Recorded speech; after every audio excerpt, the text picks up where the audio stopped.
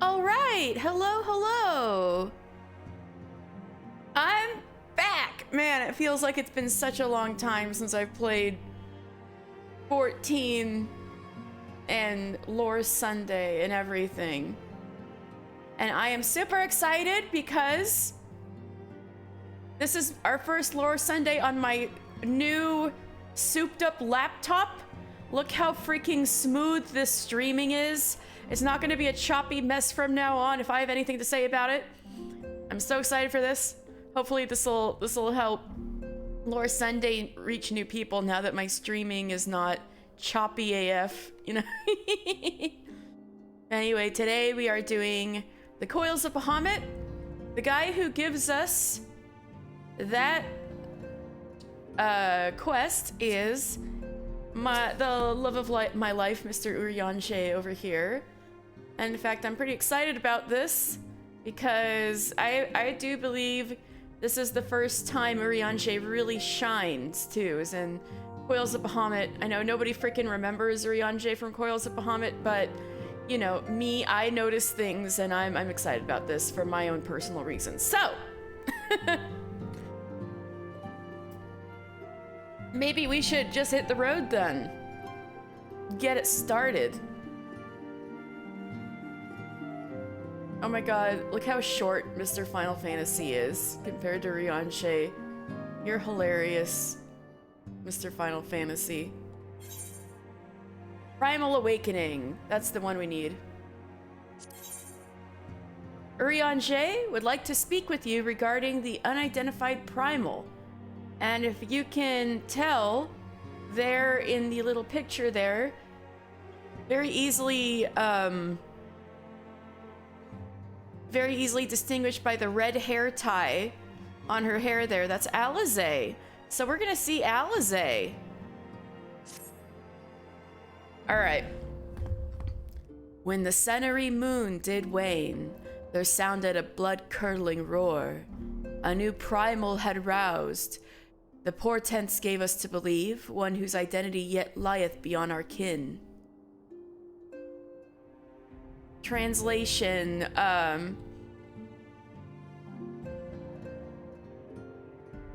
at the end of the 6th astral era, coming to the 7th Royal Calamity, there was a... when the 7th Umbral age came to an end and they called in the 7th astral era at the end of the ARR main story. So when we defeated the Ultima weapon and stuff, there was a big old roar right at the end there. And we were all like, what the heck? And yeah, people kept saying, oh my god, was it a new primal? But they couldn't tell who it was. By thy hand, 3 primals have since been vanquished. As each returned to the ether, 'twas observed that tremors, foreshadowing this fourth, grew in strength and frequency both. The being doth quicken, and in time it shall become a scourge upon the land. Yet even as we pondered a course of action, a benevolent soul did arise, one who would forestall this threat. Though she be tender in years, she is true of heart and steadfast of resolve. Aww. Yes, our little girl is like, I'm gonna take care of this right now, while y'all are like, huh? What's going on? She would solicit thine aid if thou art willing to proffer it. Lest thou wonder, this maiden is of our order. Thus did the antecedent straightways consent that thou shouldst assist her, howsoever thou mayst. As soon as thou art able, hithee to Wineport, where thy petitioner doth await thee even now. Thou shalt for a certainty find her visage strikingly familiar. Oh, you think, Urianger? Okay. She'll be strikingly familiar, huh? But she's like underage. Why is she? Well, she's probably not. She's probably old enough to drink an Eorzea, but I'm just like, hey, why is she at Wineport?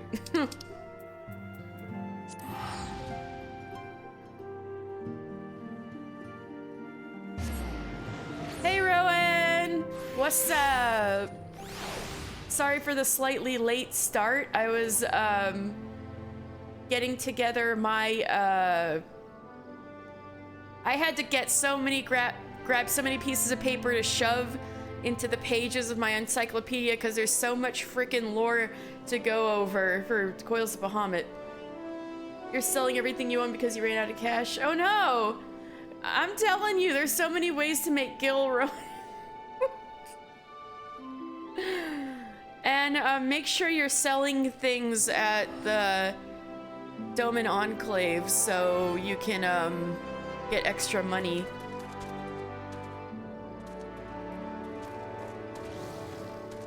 I think he had one too many sips. Alizé, you're not... I don't want you to be subjected to this PDA. Hello, girl. What's up? It's been a while. You don't have a Doman Enclave yet? Shit.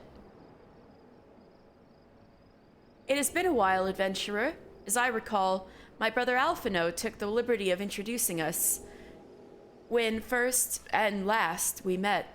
Yeah, it's been a while. What's up, girl? But for the sake of propriety, Alizé Levailleur, I thank you for coming. I have heard much and more of your exploits. By your hand, the Black Wolf is slain and his ultima weapon destroyed.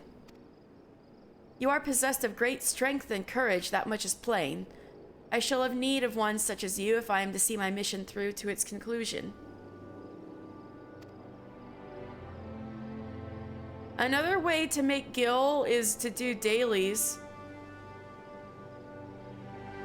Like, do the roulettes, but be the person that they want. Like, if they're asking for healers, be a healer. Stuff like that.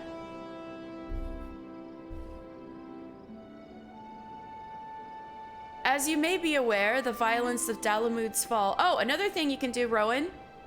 A really fast way to make Gil is to extract materia from everything you got and sell it on the market board. Materia sells really fast, and depending on the materia for a good amount of money. I mean, grade 10 like Savage Aim materia, Savage Might goes for like 20,000 a pop. Oh god, that's a mood. Spending all your gil on crafting shit is such a mood. Even though you're trying to make money with the crafting shit. It's just, I always end up spending money instead. Oh, true. Some older materia goes for surprisingly a lot of gil depending. So, you might as well extract the materia anyway and try to sell it. Something that tends to go for a lot is actually like really low level materia. Like 1, 2, and 3. So if you have like alt jobs on Tish that have 100% spirit bonds, some of that might be worth a bunch. Alright, you made the money back, good. You're only at around 5,000k? 500k? Kosen, if you're the expert crafters who can make everything are usually swimming in like hundreds of thousands, hundreds of millions of gil. 27, you guys only have only 27k? I have more than that on Mr. Final Fantasy. Oh god. No, you should only give the materia that doesn't sell for high prices to the Doman Enclave. Like, if you're selling the materia for less than you would sell it for at a shop, give that shit to the Doman Enclave.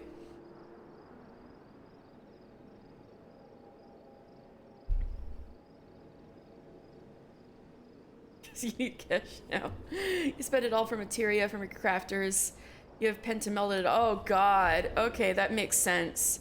That is so much money. I was kind of grinding scripts just for materia for a while there, because I'm like, I can't buy this shit. I'll be broke. Alright, anyway, As you may be aware, the violence of Dalamud's fall changed not only the face of the realm, but also the base of the realm. Specifically, it played havoc with the etheric currents, creating vast confluences of ether below the surface. Among other phenomena, this led to the formation of subterranean caverns at key points of stress. Oh boy. New caves? One such cavern lies beneath Castrum Occidens and extends to only the gods know where. So that's why you're in Wineport. So Castrum Occidens is Castrum right outside of Wineport, which is where the late Ratatan Sas Arvina was leading.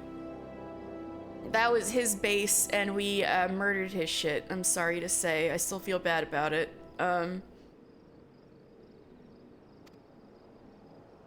Despite appearances, Castrum Occidens is as much a research facility as it is a fortress.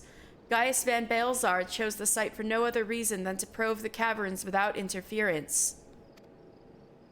As you went about vanquishing the returned primals, I observed a repeating wave pattern in the ether, corresponding exactly to the dates on which you were reported to have felled Ifrit, Titan, and Garuda. Oh, that's not good. Upon closer examination, it became clear that these unique waveforms emanated from deep beneath the aforementioned stronghold. Level 90 gear for your Dark Knight? Nice.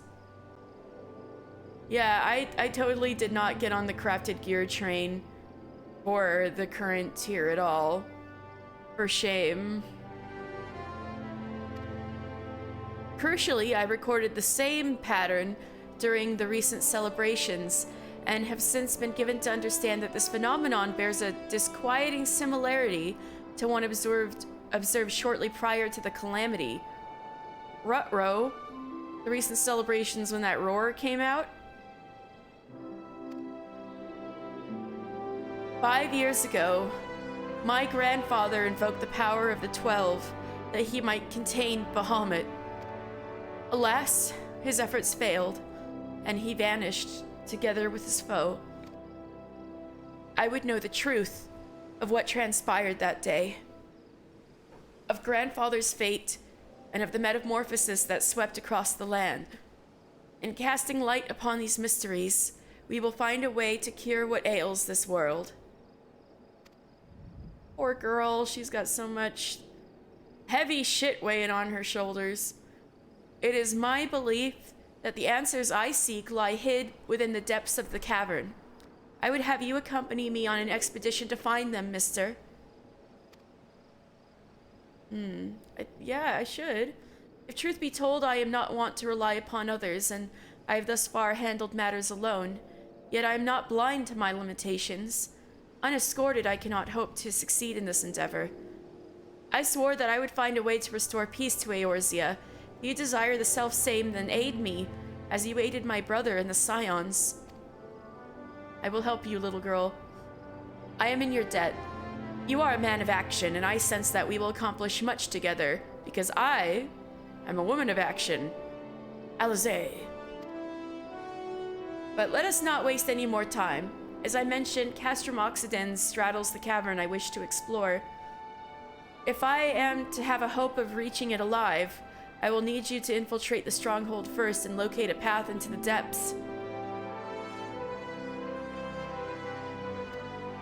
Once you have done so, pray report your success to Storm Private Jabroka. Jabroka? You may consider her my assistant here in Wineport. I have every faith that you will not fail me. 12 speed your way, mister. Right, yes, friend. Alright. Time to do an extremely anticlimactic, infiltration mission. Oh, Castrum Occidens. Wow, we're gonna have to do a whole Mission Impossible on this shit.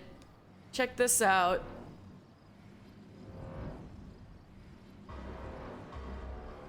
Wow, I'm being so high stakes, so sneaky. Truly, I am the master of stealth. And look, these vanguards, I can dance around them and nothing will happen because they're scared shitless of my level 62 ass. All right, exploratory site gate, let's go.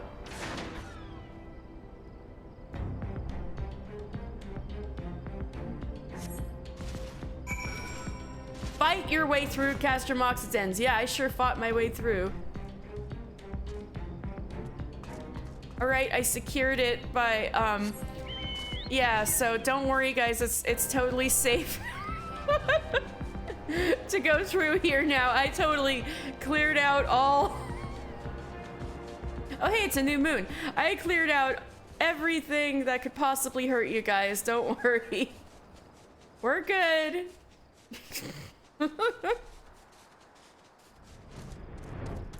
Hey, Jabroka. Hydrate. Thank you, Owlin, and Stretch. Oh, thank you, Owlin. How you doing? All right, Stretchy.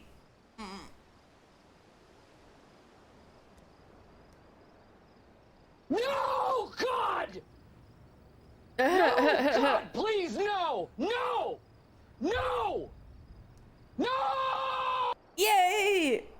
I'm glad. Yeah, I'm doing well. I'm sleepy for some reason, even though I had a whole coffee, but I am excited for today.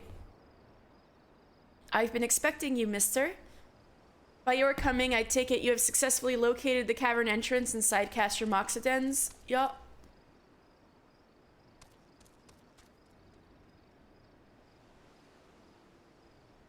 Oh, yeah, don't worry about me, Rowan. I have things I can do. You can fight Titan, don't worry.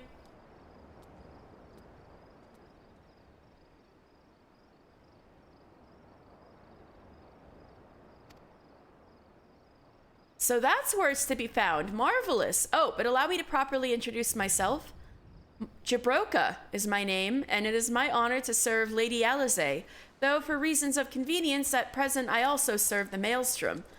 Oh, so you're like a Charlian, but you're joining the Maelstrom so it can be like, yeah, I'm doing this for Alize. That's funny. I guess that explains why you're a private. This uniform accords me certain privileges, you see. In particular, ready access to the Maelstrom's regional scouting reports. They provide a wealth of local knowledge, including information on secret passages. Incognito. Yeah. But enough about me. I shall notify Lady Alize of your discovery, and that she may prepare for the expedition. Though I don't doubt your abilities, none can say what dangers lurk beneath Castromoxidens. For my lady's sake, as well as your own, please spare neither preparation nor caution. Pray choose your companions well. I am gonna choose my companions well. It's gonna be you guys. You guys are gonna be my companions. If anybody would like to join my party, I will wait for Rowan too, so don't worry, Rowan. If anybody alongside Rowan would like to join my party, I am in Adamantois, and I'll go add you. And I would advise you to bring your strongest people. Oh, yes, yes.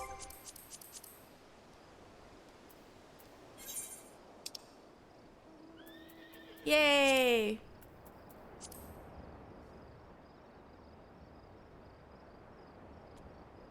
Please bring your strongest level 90 gazillion people, because we are doing this shit unsynced.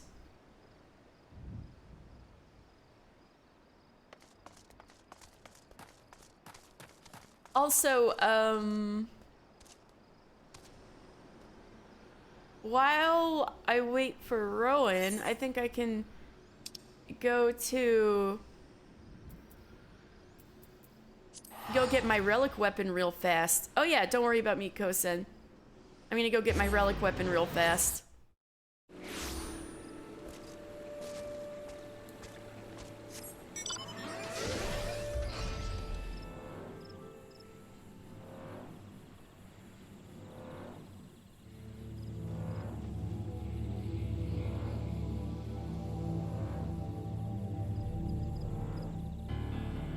Just having a little fly over to our man Geralt.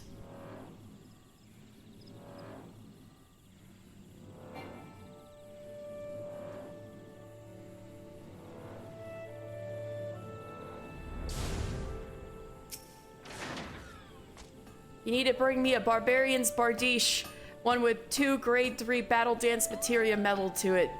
This will serve as the vessel for the restored relic.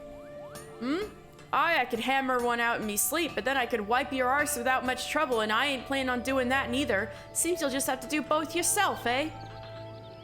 Oh, I'll send it again, yeah. After I put in this Bardiche. After this cutscene, I'll send you another invite. Thank you, Kosin. Ah, 'tis a fine base you brought me. Aye, just the thing to host your relic.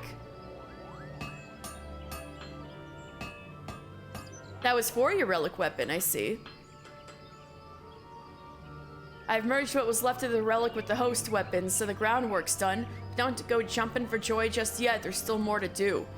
I need to work on the finishing touches, but due to the reinforcement work I've had to do, the weapon's proven rather stubborn to shape. To get around this, we'll be needing some alumina salts, a substance made by grinding a rock called alumina into fine grains. Unlucky for you, though, it ain't easy to get a hold of. Mayhap you already know this, but there's beasties out there what devour their prey whole, and some of them swallow rocks as to aid with digestion. The Dorm Chimera, which terrorizes the central highlands of Kurthus, happens to swallow alumina salts for this purpose. Slay the bugger and bring me the alumina salts, and we'll see the finishing touches on your weapon. Okay, well, I'll kill the Chimera later. At least I got that out of the way. Hey, Tishy! Oh my god, Santa Claus! That's what you're dropping all the money on.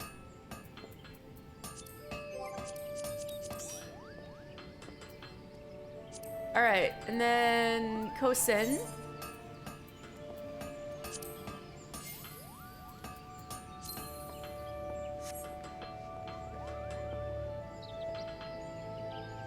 Alright.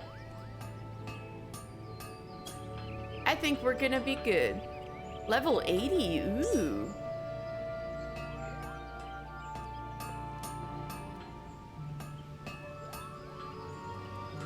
Sweet.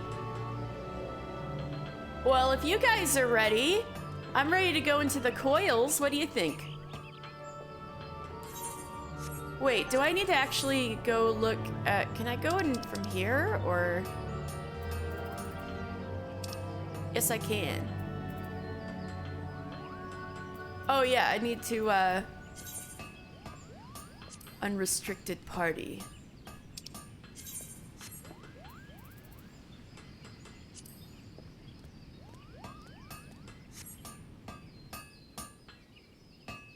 Oh, yeah, I'll give you a sec, Kosen. No problemo.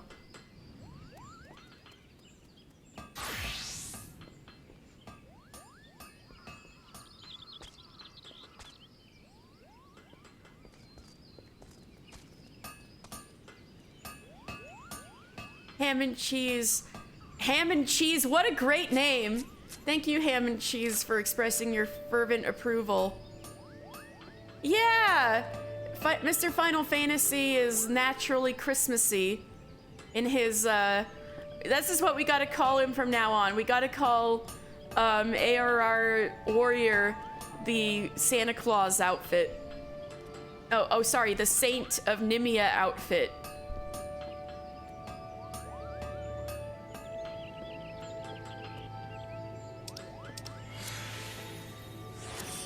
Alright, Kosen, let me know whenever you're ready.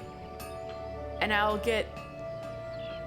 start the thingamaboo.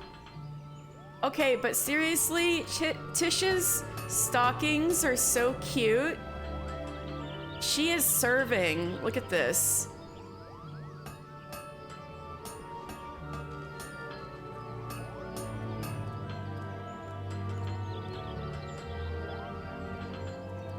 The bridesmaid's underoos. Oh.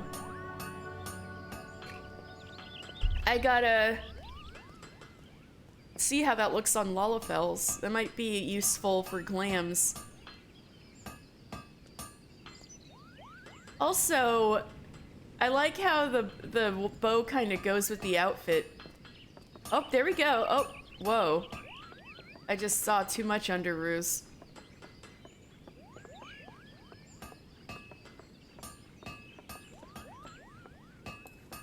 Oh, oops. Wrong button.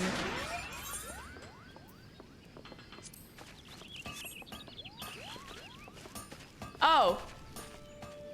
I'm at, we're at Gerald. We were just doing, quests, so we're at Hurst Mill. But I can start whenever. Ooh. Hey, we're gonna be getting an EXP bonus. All right. We're Mary step dancing right next to poor Gerald. He's just trying to do his work, make some kettles. Yes, Tish is a pleasant possum.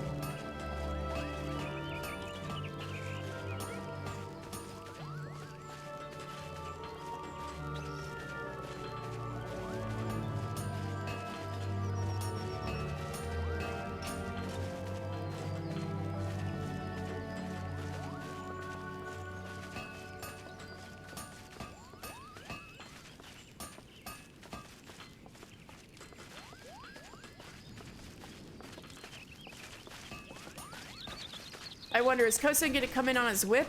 Ah, there he is. Hey, look at us!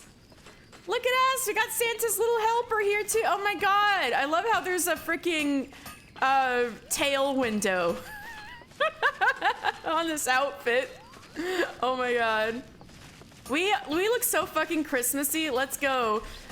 Christmas in the terrifying coils of Bahamut. Oh, the money? Oh, how oh my goodness. Generous. All right, everybody ready? Ready to go in?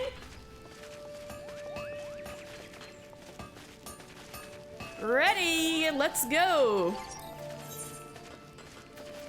The Coils of Bahamut, turn 1. Situated upon Vilbrin, Castrum Occidens is more akin to a research facility than a fortress.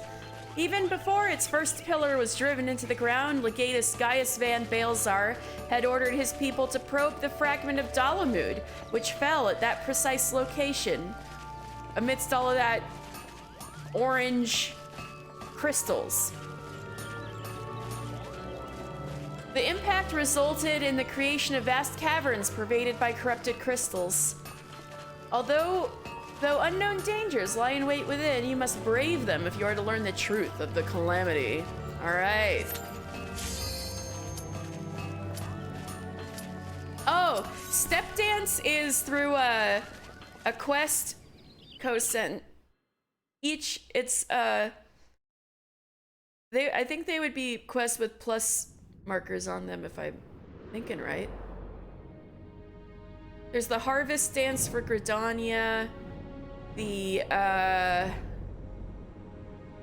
step dance for Limsa. So it would be a quest in Limsa where you can get the step dance from. Imperial Exploratory Site, 237 yalms. So we are 237 yards down. That's gotta be, what, a yard's like 3 feet-ish, right? So that's like 600 feet-ish down.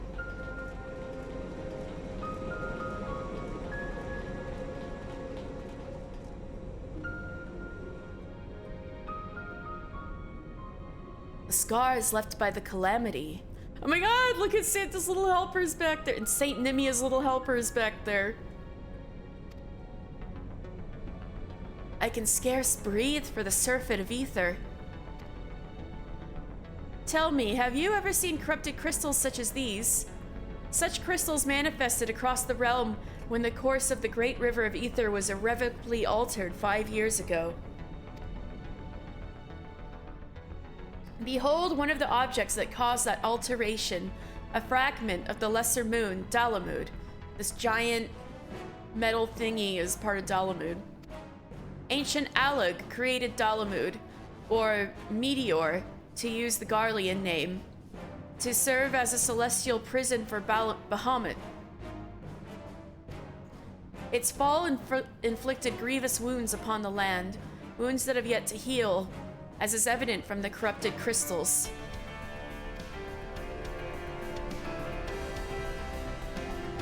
Hey, there's a node! It's a node! That's an Allagan node. Amazing! Bahamut's internal defenses still function in spite of everything, a testament to the ingenuity of the Allagans. The Garleans seek to appropriate their advanced technology, I'm certain of it. Oh yeah. Garleans love that Allagan technology, especially Nero. But thankfully Nero was more distracted by the Crystal Tower, so he's not here.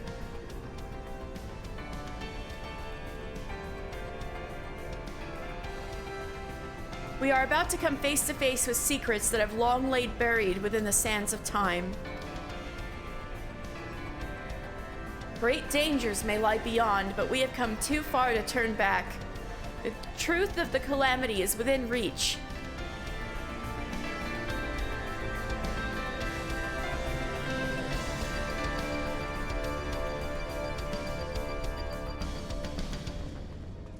Thank you for waiting patiently for me, guys. I really appreciate it.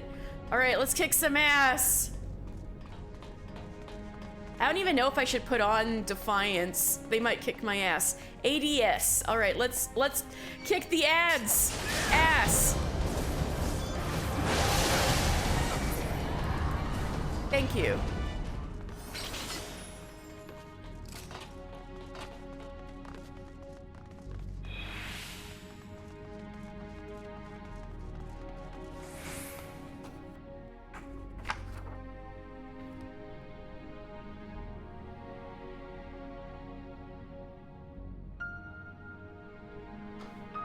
Wow, that's a wing.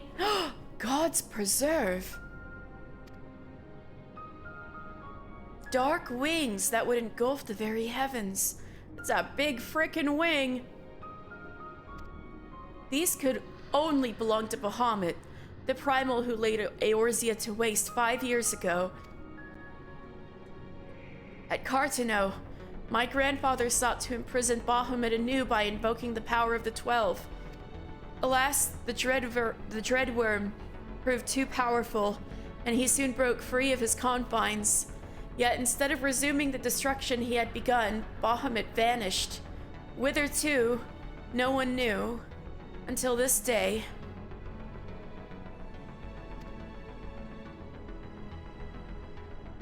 But I do not understand. If Bahamut is truly a primal, how is it that he retains his physical form? Did Grandfather defeat him? Or is there some other explanation?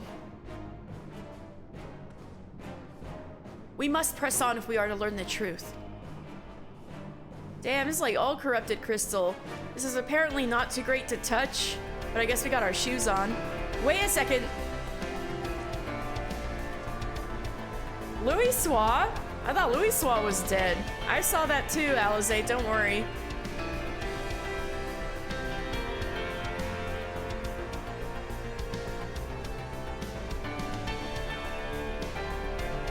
Alright, thank you for your patience, everyone. Let's go.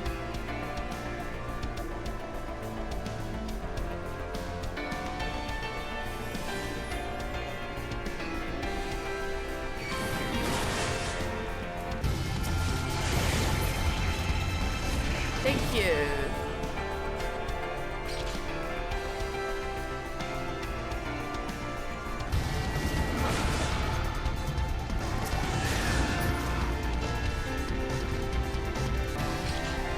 So you can see all of these Allagan kind of structures here. Probably all these creatures got corrupted by all of the weird ether going on here.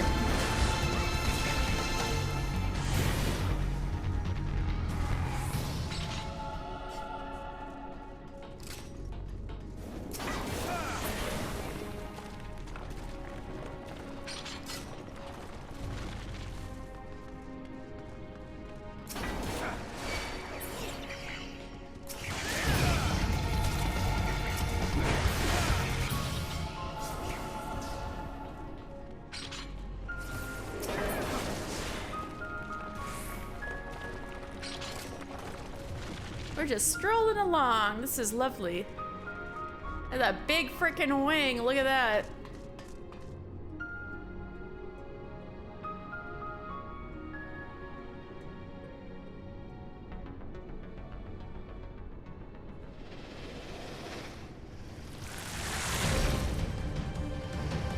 Ooh, elegant snaky.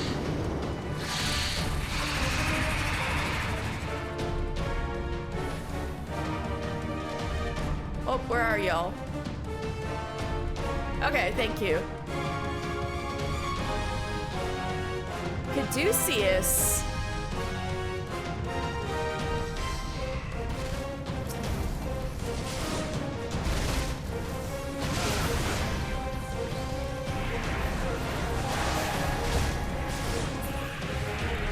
Two of them. All right, good job, everybody. Thank you, thank you. Ow, Stella, you're bothering me this early. She's clawing, my cat is clawing my leg. Yay! All right, everybody. Thank you, thank you.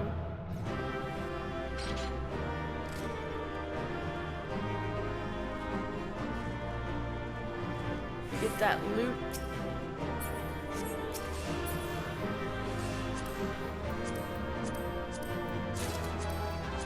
Oh, if you want, some of these things like Allegan leather, maybe Allegan silk too, sell for a good amount on the market board. So if you want, I can pass on those, Tish. All right, sweet. I forgot if we can, is 2 the one we can skip? Well, we could, I guess we might as well do some sightseeing, huh? If you guys don't mind. At a depth of 912 yalms, oh, that's like getting to be over 1,000 feet into the ground, like over 2,000 feet into the ground. You find your path blocked by Dalamud's internal defenses. Born of advanced Allegan science, these spherical constructs are still fully functional even after eras in existence, like more like 5,000 years. And will seek to annihilate all intruders or be destroyed in the attempt. Oh, you have cash now? All right, good. I think this one might be unnecessary, but it looks cool, right? That's reason enough.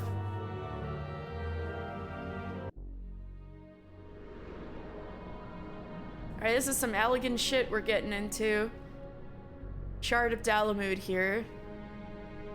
Imperial Exploratory Site, 912 yams. Damn, they were exploring really far down here. Oh, this is the one that the blue mages were getting through for the Moogle tombstones that one time. Monitoring node. All right, let's go.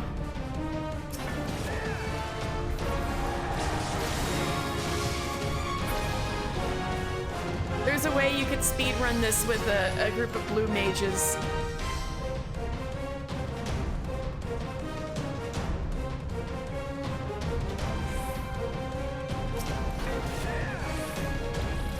It's actually a bunch of blue mages, like, blowing themselves up with Final Sting, but, like, it works because, because it counts for everybody if you clear.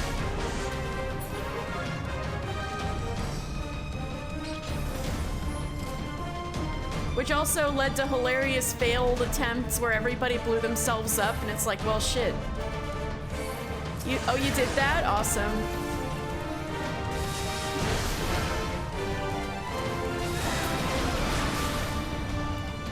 If the audio is too loud compared to my voice, let me know.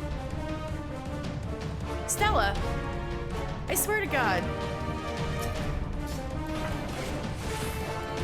I just started.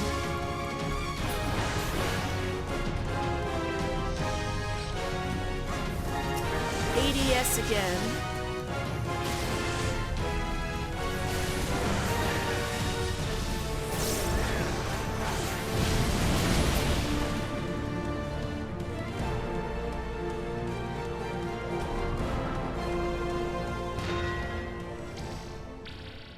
Kitty, get off. Over here. Duty complete. All right.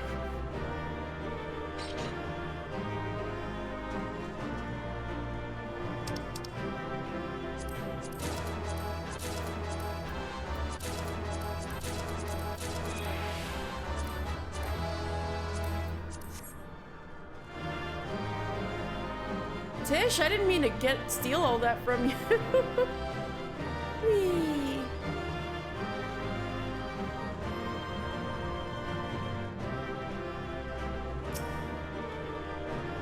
Tish and I leave together. All right, ready for number 3?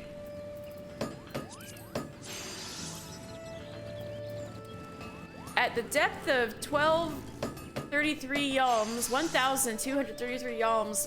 Damn, we're not quite a mile underground, but we're getting there. Your party comes upon the fragment of Dalamud the Garleans had sought. Its true identity is the Ragnarok, a colossal starship which fell away from the lesser moon moments before Bahamut burst free from his prison over the Cartano Flats. To reach your destination, you must venture through this relic of Alec. Stella, I cannot read the screen. Oh, thank you for lurking, Ellen. Stella, get off of there. I cannot read. Kitty.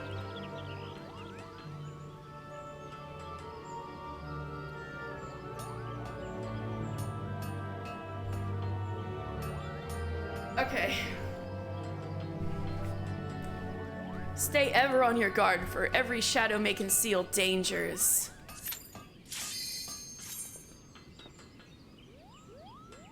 Oh, your move layouts? See what you think?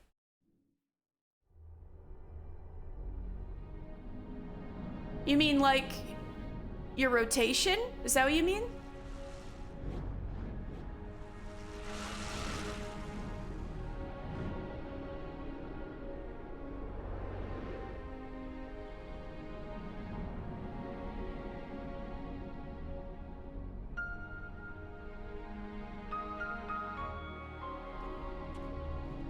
Or your...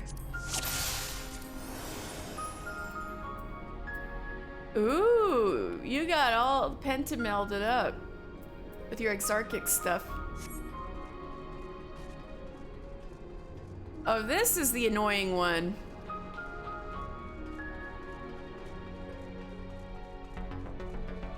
Don't we gotta activate this thing?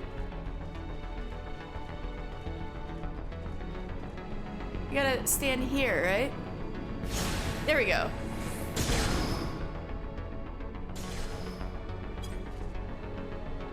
Oh, you can't see it there? Oh. So, these Dread Guards are based off of Mirror Knights, and these are an example of Allegan Chimeras. We're gonna see a few of those.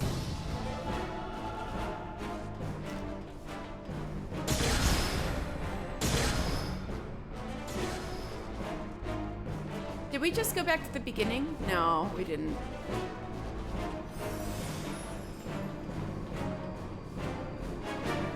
I think this one, right?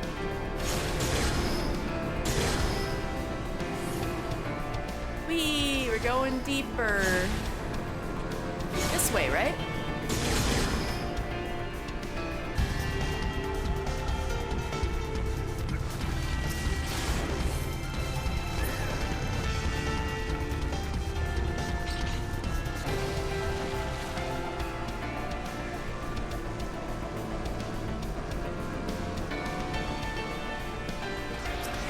Oh, thank you. Ning, this way, ne? Where's Tish? Wait, where's Tish? Oh, you're getting loot. I think we gotta go the other way.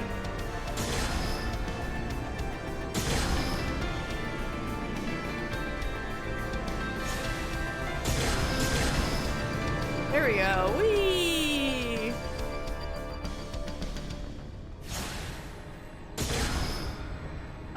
Did that put you back up? Yeah, I think we gotta go this way. I'll wait for you. Right. Tish, I hope you catch out.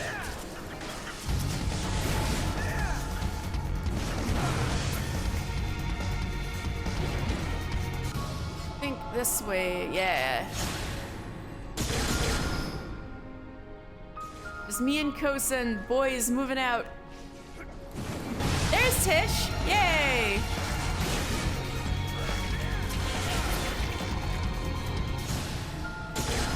Well, this feels like we're actually exploring, so this is fun at least. Yeah.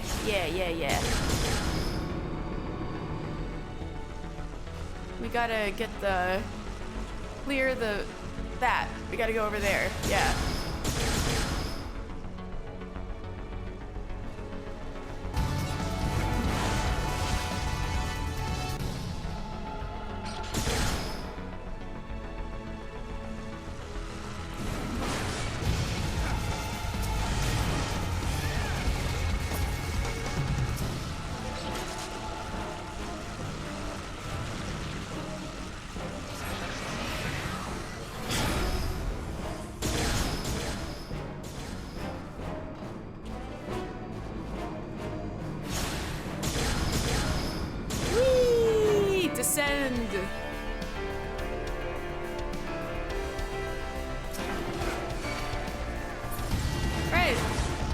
Most fun I've ever had in this annoying one.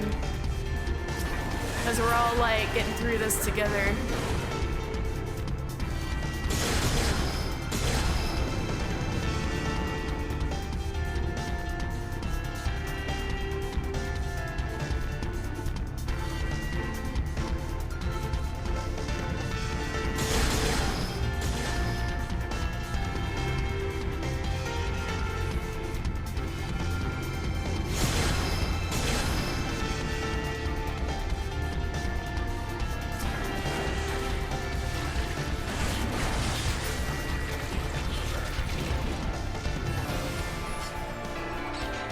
Mr. Final Fantasy and the Starlight Celebration Elves.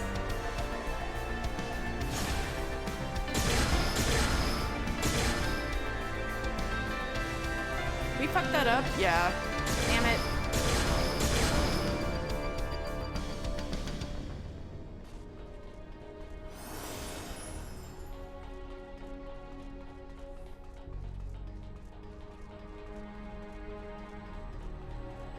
Here we go.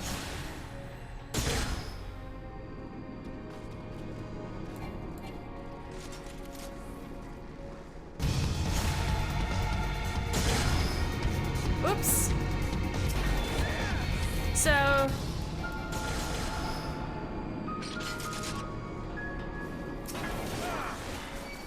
let's see if I can double task.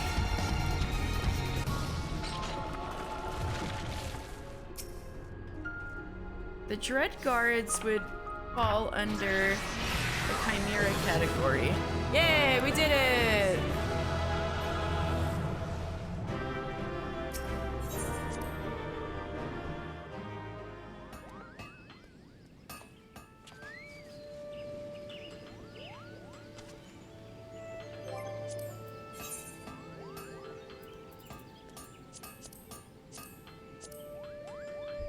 All right, number 4. At 1,524 yalms below the surface, employing the Ragnarok's drive cylinder as a makeshift lift. Oh, post on my Discord. That's the move layouts. All right, thank you. I'll take a look at it later. Thank you so much, Kosen. Or maybe I'll take a glance now, actually. So I see what you mean. Oh! So, like, your... Oh, so your hot bars. That's what you mean.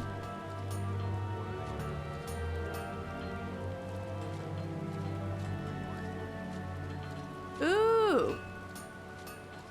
I was just redoing Dragoon the other day. I'll have to take a look at these and give a thinky think. It's interesting that you put your, the, like, I don't know what you call them, the X hot bars right above your other ones.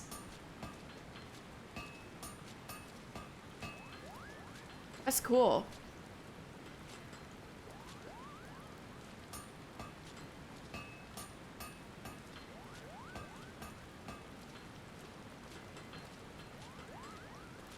Now you have alternate crossbars to go without having to change tabs. Wow.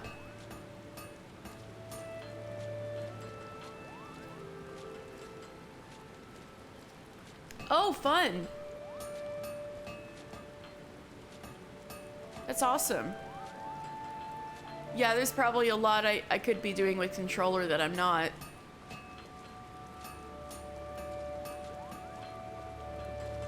All right, employing the Ragnarok's drive cylinder as a makeshift lift, your party proceeds toward the main bridge of the Ragnarok ship.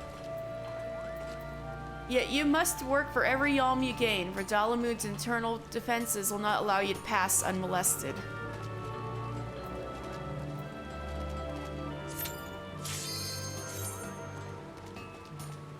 Vanderbilt dance, I saw that.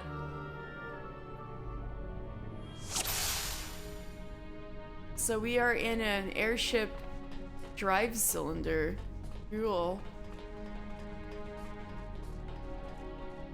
In between coils, you're gonna feed your cats. All right. Oh, that thing.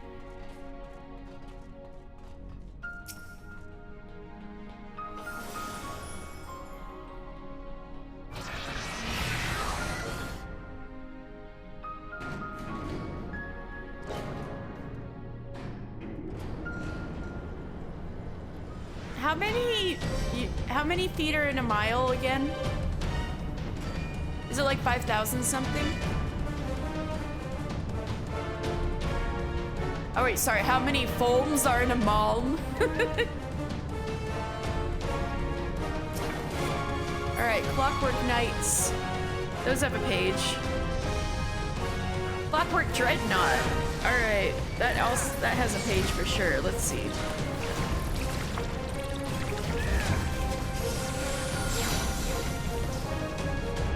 But I lost the page. No. Here it is. Alright, great. Clockwork Bug.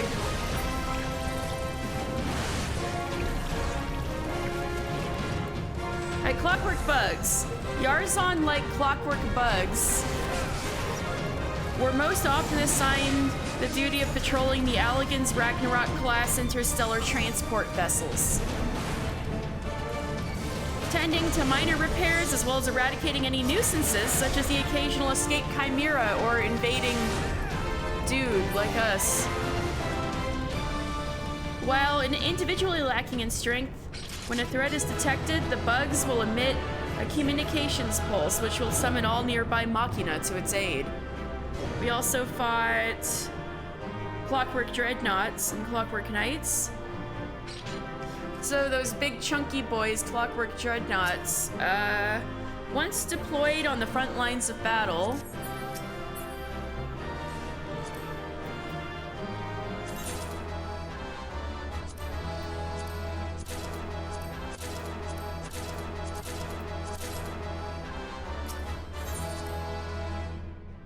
the Clockwork Dreadnoughts fell into disuse with the rapid development of more agile soldiery.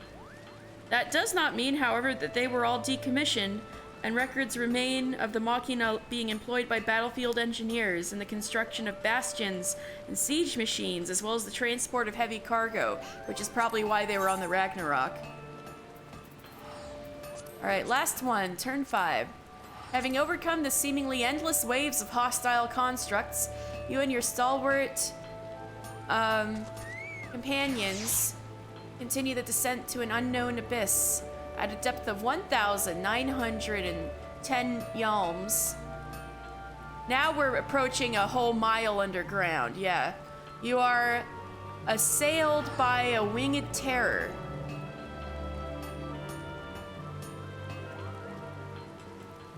Oh, you are? Oh, that's so sweet of you, Rowan. Thank you. Your siren one, you mean? You are assailed by winged terror, an ancient dragon brought to heel by the Alligans and made to do their bidding. Oh dear. The trials grow ever more arduous, but you are resolved to press on for the sake of the truth. We're gonna fight a dragon. Oh. Ordered dinner, forgot you had... Oh no, you gotta eat.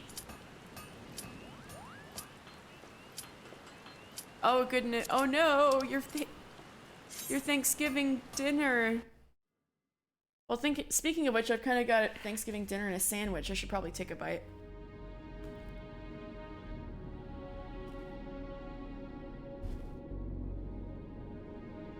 Central core. Oh, that's a hand. That's a hand of Bahamut. Look at those claws.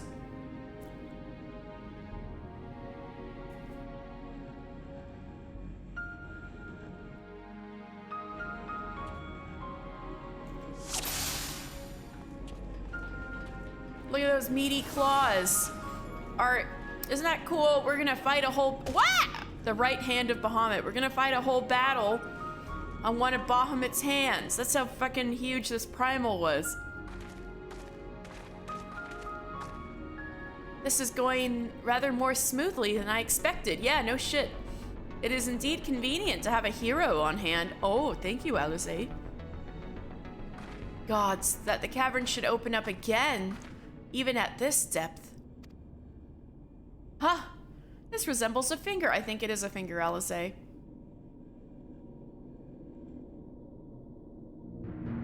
And so it should. This is Bahamut's hand. As with the wings, it seems to be frozen, and for that I count my blessings. But again, I find myself wondering, how is it able to retain physical form? I had assumed that Bahamut's reversion to ether was the cause of the widespread changes to the realm, but if he is still here, then that theory no longer holds. What was it then that brought about the realm's sudden regeneration? There's still so much we do not know about Carton, though.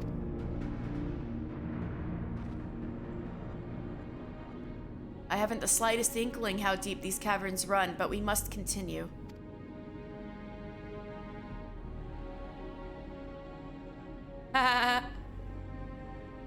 Coils where everything is the same, but he's flipping us off. I like that.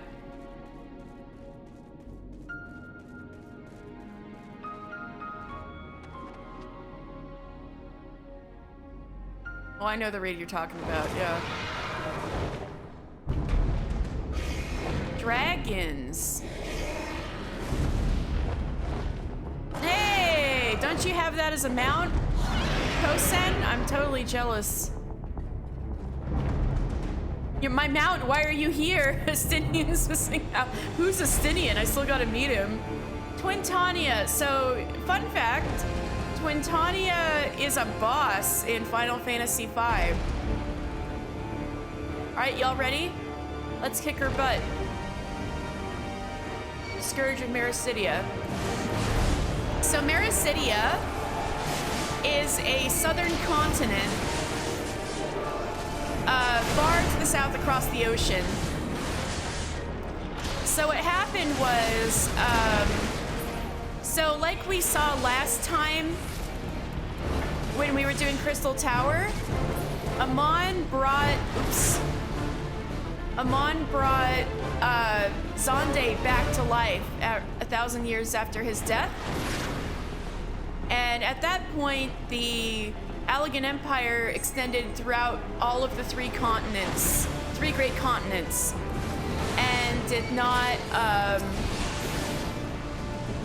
extend any further and was stagnating. So in order to expand the empire, Zonde decided to go south. Great unconquered land down there. And there were many myriad peoples in Mericidia, but their biggest protectors were worms of the first brood, Bahamut and Tiamat. And so I believe Twintania here is one of Bahamut's brood.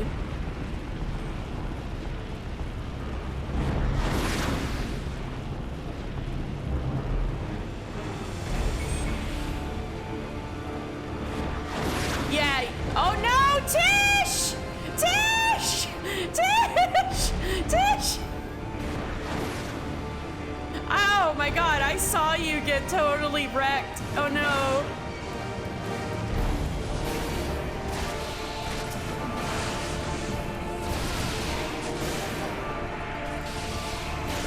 You fucked around and found out. Oh god.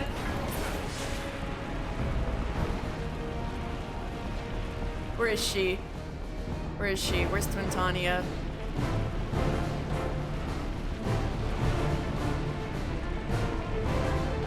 Where is she?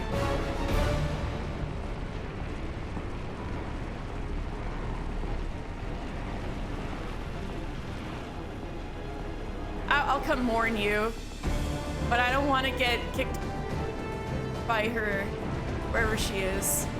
All right, pretend I'm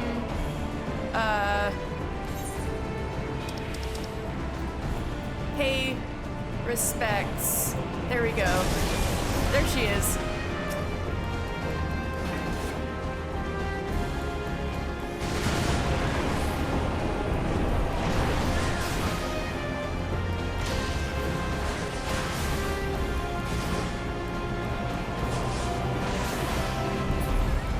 Woo! We got her.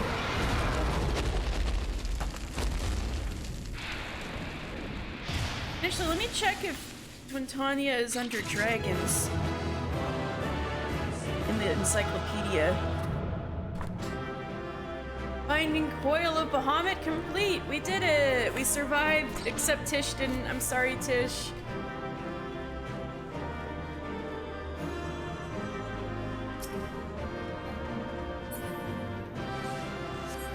Ooh, Allegan Battle Axe.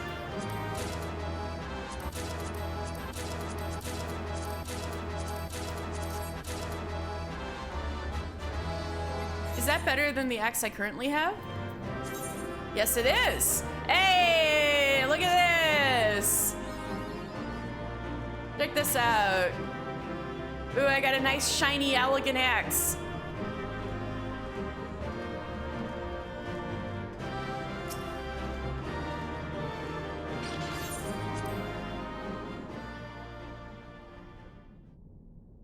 All right, dragons, dragons, dragons.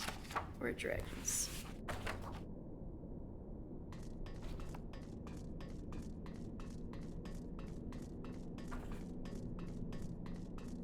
Dragons, here we are.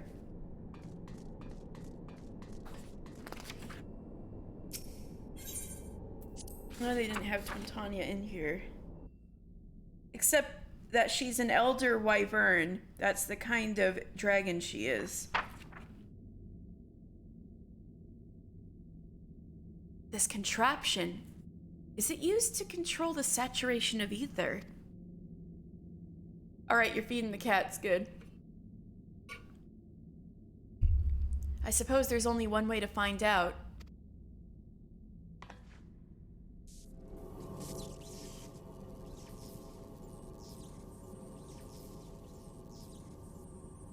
The dragon you vanquished earlier, doubtless you noticed the peculiar contraption about its neck. It was likely a receptor of some description description used to enslave the creature. So your mount is an enslaved dragon, Kosen. You should be ashamed of yourself. No, I'm just kidding. Ancient Alig possessed the means to control dragons, it would seem. The Ishgardians would kill for this knowledge, though, to be sure. It could as easily be brought to bear against them. Making some Saito Vono? Nice.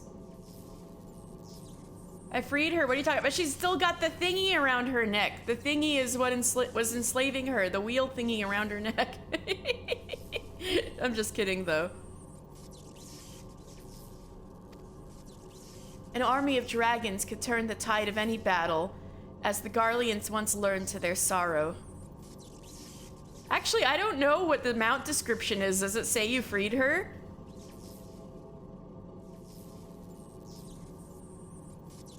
Anyway, let me read this again. All right. An army of dragons could turn the tide of any battle, as the Garleans once learned to their sorrow. Yeah, they're talking about the Battle of Silver Tears Skies when Midgardstormer wrecked their shit. And he brought an army of dragons with him because he's the daddy of all dragons, so...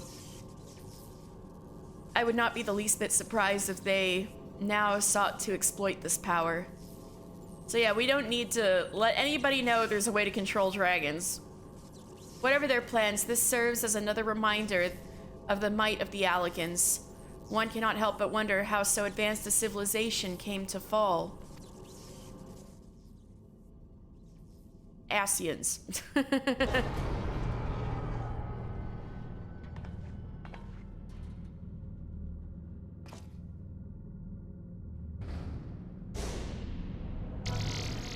Ooh, cool. Hi.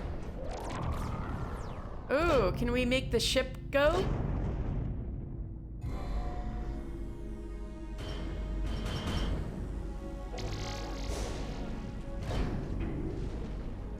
Nifty.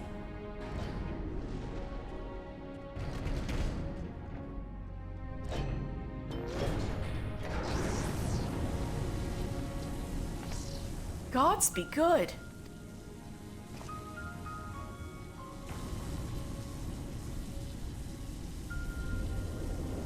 Hey, it's Bahamut's severed head. What's up, buddy? This is Bahamut's head.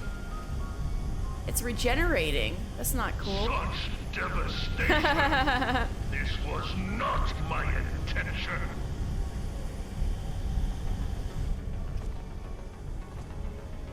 And that enormous crystal, it pulsates as if it were a heart. And the primal that had awakened was Bahamut all this time? No, no, no, no! This cannot be true. This would mean that grandfather died for naught.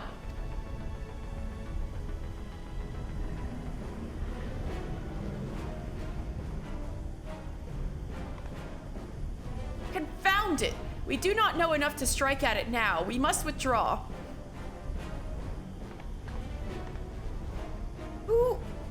Who is that? No, it can't be. Grandpa! Grandfather, is it truly you?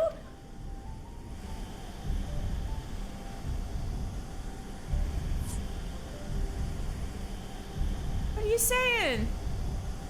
You smiling at me?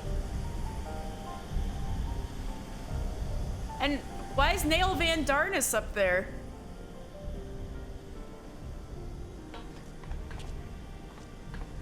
No! Don't leave me again! Please! Grandfather!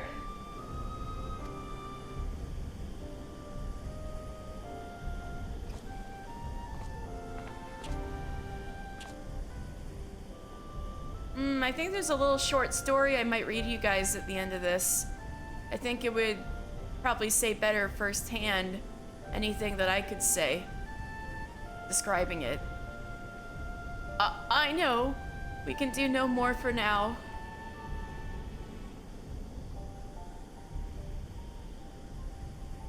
Oh, Alize, poor baby. Are you gonna go back to your own world for now? All right, thank you, Kosen. It shouldn't take me too long to unlock the second Coils, but I'll let you know. Or I'm sure you'll know when it happens. Yeah, no problemo. Wow, this is pretty sick, huh? Hey, let's take a selfie with Bahamut's severed head. No, I'm just kidding.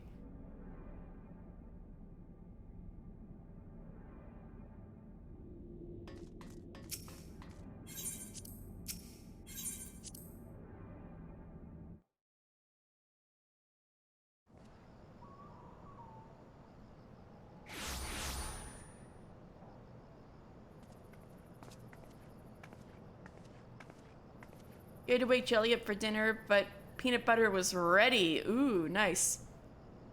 But this looks like... How did we come to be in northern Thanalan, of all places? Damn, I guess all these caverns are connected.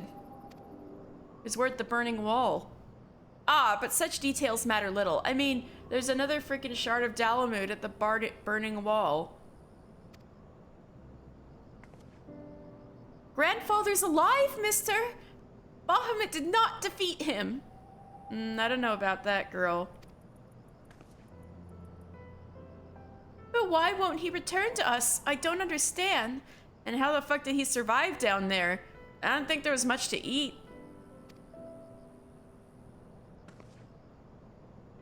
This expedition has yielded more questions than it did answers. Oh my god, I'm blocking Alizé's face. I'm so sorry, girl. I didn't mean to block your face. I'm Mike Wazowskiing her. At any rate, we would both be better for a rest. Let us return to the waking sands and reflect upon what we have seen. He was munching on crystals. Thank you, mister. Without you, none of this would have been possible. Aww.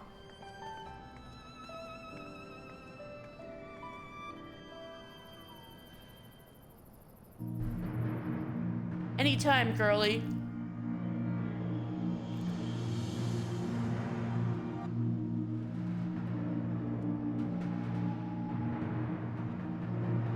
You gotta go back to the waking sands, right?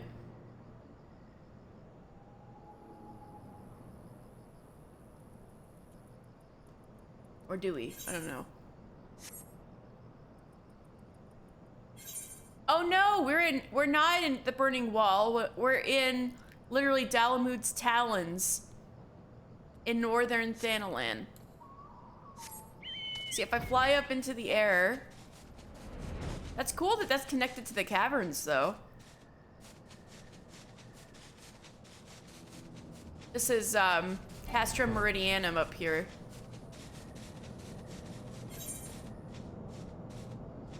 We got the Cerulean Fields over here. Alright, I'm gonna pray return to the waking sands.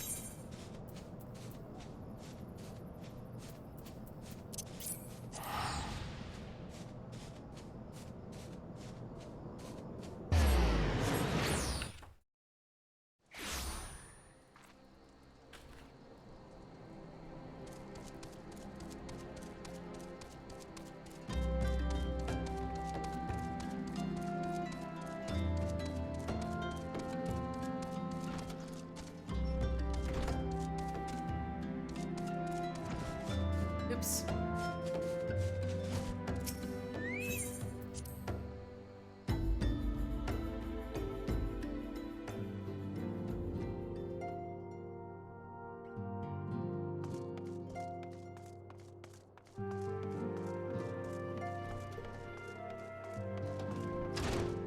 Hey, Radolf.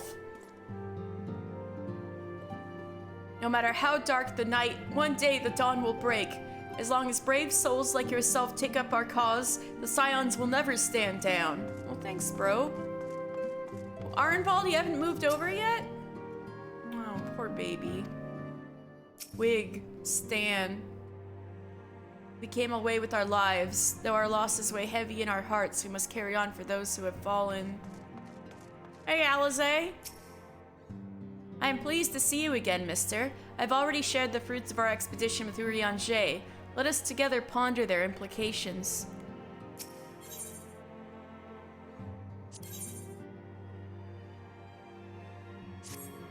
Full glad am I for thy safe return.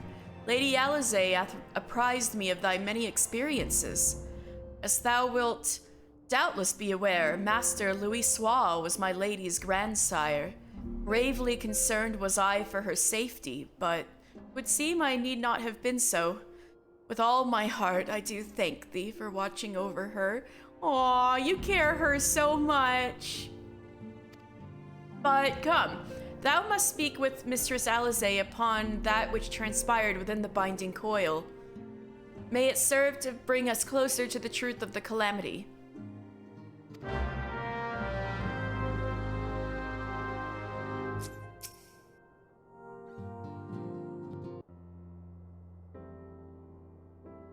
Shall we begin then? Urianger, I understand you have a report of your own to share with us? She's so short, look at her. Aye, my lady. Even as thou didst emerge from the depths, an etheric disturbance betokening primal activity was observed. Ruh-roh. In Mordona, was it marked first? By comparison of time and magnitude, we have since deduced its origin. The Cartano Flats. Strange. There have been no reports of primal activity in that region. It could have only been Bahamut. That would certainly explain how we came to be in northern Thanalan. Somehow, the cavern took us all the way from Vilbrin to the heart of Aldenard. Would seem so, my lady. That's quite far under the ocean. The cavern went underneath the whole ocean. It was that deep.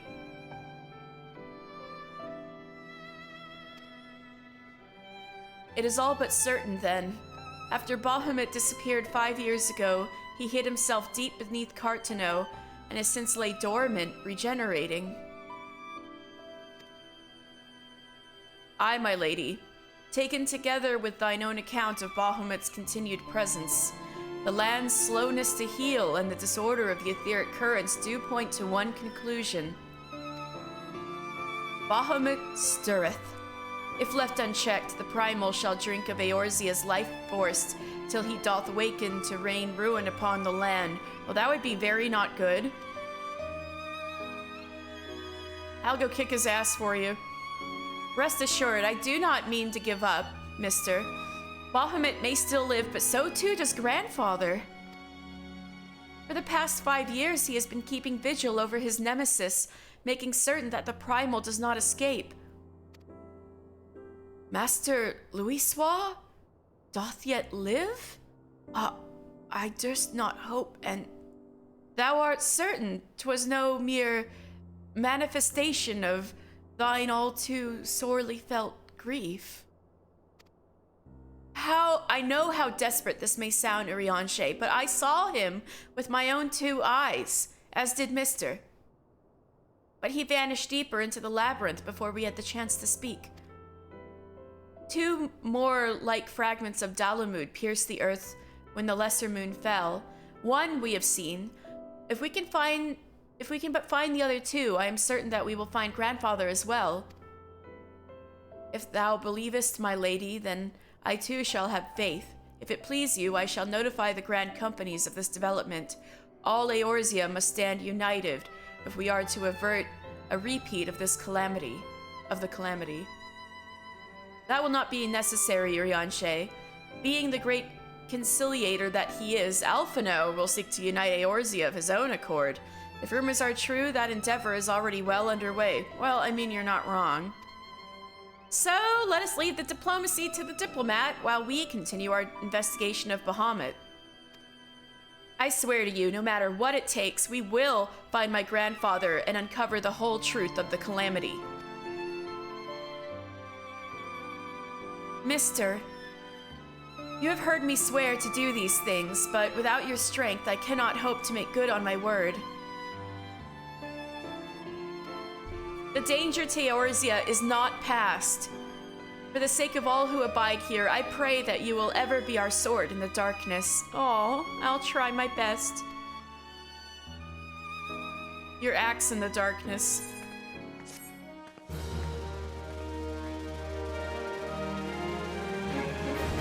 Urianger is deeply worried about all this, I can tell. The truth is down there.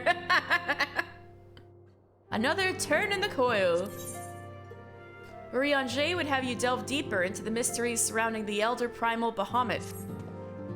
A crystal-choked abyss lieth beneath the Carteneau Flats, the unholy cradle of an elder primal, and by thy hand were truths great and terrible, wrested from those once celestial depths. Yet, as is oft the case, an answer doth breed a profusion of questions, and the unknown doth beckon with irresistible allure. Ne'er have the mysteries of the Red Moon lain so neatly within our grasp. Lady Alisaie hath sent word of her coming. 'Tis time once more to brave the precipice and leap, unflinching, into the jagged wound that doth gape beneath the land.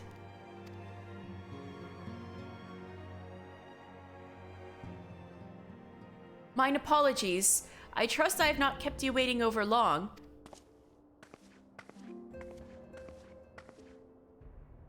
Mister, I am both delighted and reassured to have you at my side once more. I would not waste your time with trivialities. Let us proceed directly to the discussion of that which we have learned, and that which we hope to learn anon. Initially, it was evidence of a new primal that led us to delve into the cavern beneath Castrum Occidens, and to explore the subterranean scars left after the fall of Dalamud. As you will well recall, what we found was a vast, largely intact fragment of the fallen satellite, and within the depths of that structure, we discovered not the new primal we had expected, but the broken form of Bahamut himself. Yet even this great revelation would soon be overshadowed by the appearance of my own dear grandfather. I have since shared our sundry findings with Rambrews, preeminent scholar of the Sons of St. Coinoc. Hey, remember Rambrews from last time? The Crystal Tower? And he, in turn, did kindly furnish me with his theory concerning the Elder Primal's Allegan prison. 'Twould seem that Dalamud was constructed to gather unto itself the rays of the sun, and thence channel this radiant bounty unto the Crystal Tower. The ancients saw great potential in Bahamut's capacity to manipulate energies of otherwise unmanageable magnitude. 'Twas for this reason that they did bind him within the Red Moon to serve as its living core. Do you remember the sight that greeted us at the culmination of our journey? The colossal devices that surrounded and seemed to cradle the incomplete form of the Elder Primal? Yeah. From the information provided to us by the Sons of St. Coinoc, we have learned that these contraptions were termed internment hulks, and that each bore the designation Ragnarok class. The purpose of these hulks is believed to be twofold. First, they are meant to act as binding coils, rendering Bahamut incapable of escape. And second, they are meant to feed him. Perversely, the self-same energy with which prevents him from moving also serves to sustain his corporeal manifestation. Bahamut is permitted neither to die nor to truly live. He is merely allowed to be. For century upon century was the Elder Primal thus imprisoned, bound about in fetters so subtle in their working, yet so adamant, that though his cell be destroyed, Bahamut lieth yet at the mercy of his long-departed captors. It has long been held that primals require the prayers of their faithful followers to exist, yet none alive worship Bahamut. Could it be, then, that the Allegans found a way to simulate prayer itself? It seems the only logical explanation. I would postulate, therefore, that the regenerative mechanisms in question also supply something akin to the power of prayer. Consequently, If all the internment hulks were to be rendered inactive, Bahamut should dissolve into the ether. Upon the evidence of thy previous foray, we determined that the Elder Primal is sustained by 3 such binding coils. Thus did we commence to scour the realm and found in the Twelve's Wood an as yet unexplored fragment of the Lesser Moon bearing a most familiar etheric signature. You mean that giant-ass thing that fucked up the North Shroud?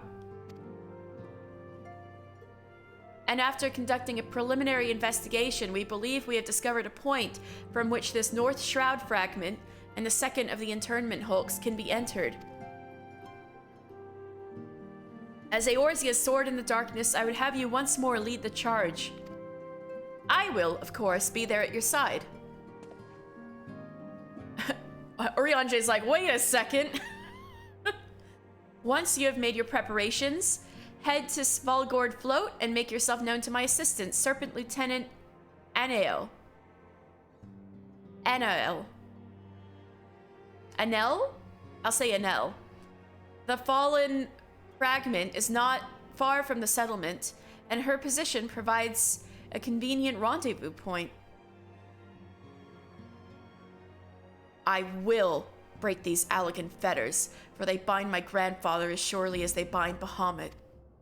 Well, that was good instincts there. I'm sure Urianger's like, God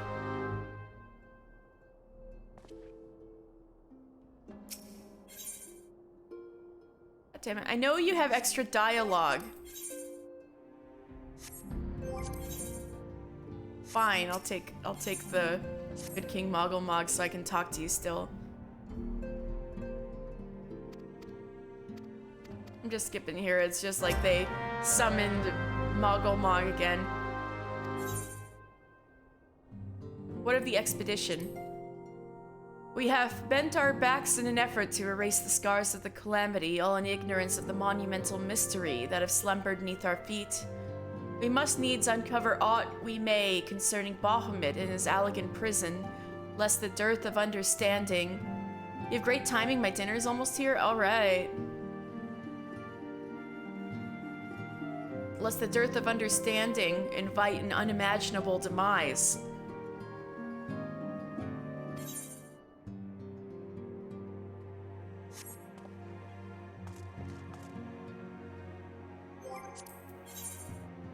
So he's not going to talk about Alizé quite yet, but we're good. He's concerned. That's all we need to know.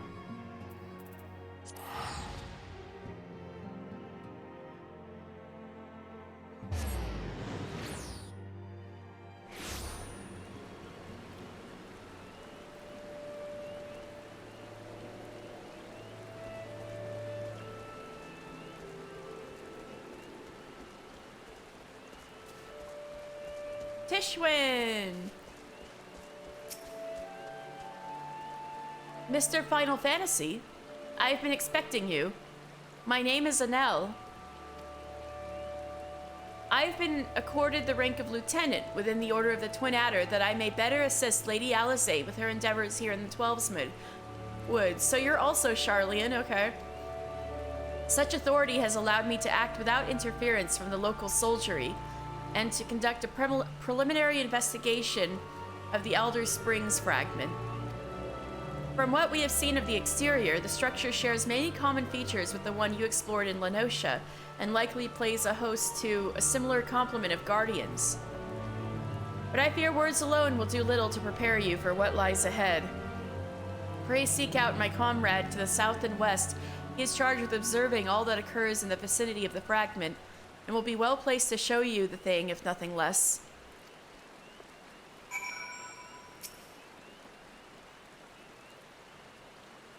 Have a care when exploring the southern reaches of Elder Springs. Though I understand the desire to examine that massive structure up close, the surrounding area is rife with lumbering golems. Yeah, no problem, I can just fly over him. Yeah! If I can fly out of Falgord Float. Actually, I can see it from here.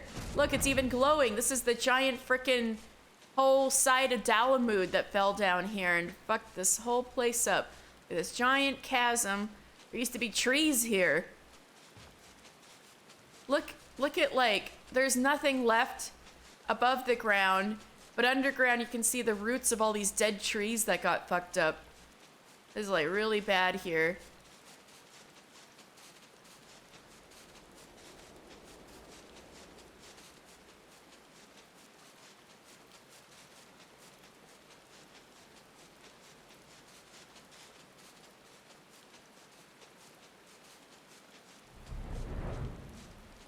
There you are.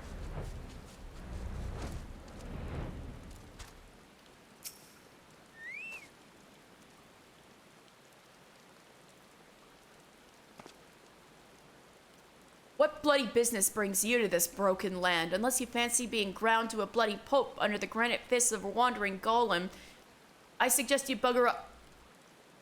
I'm supposed to be here, don't worry. Oh, my apologies, sir. Lady Alize did send word of your impending arrival, but 'twould seem I've grown rather too accustomed to shooing away curious sellswords and reckless explorers. Behold, if you will, one of the fallen shards of the Red Moon, Bahamut. Our initial survey uncovered no evidence of the Empire's presence, which, while fortunate in itself, meant that approach to the fragment had yet to be cleared. After much effort, however, we succeeded in carving out a semblance of a path which should grant you access to the entrance. And that, I'm afraid, is where our progress ended. The interior? Well, assuming that the architecture of this hulk resembles the first, the master controls you seek will be located in a bottommost layer, past all the ingenious and deadly defenses of which the ancient Alligans seem so indecently fond.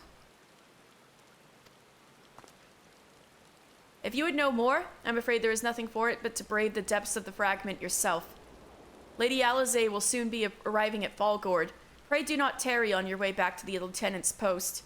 I imagine our young mistress will be most eager to commence the expedition. Polar disaster! Oh no! Don't worry, you still got time.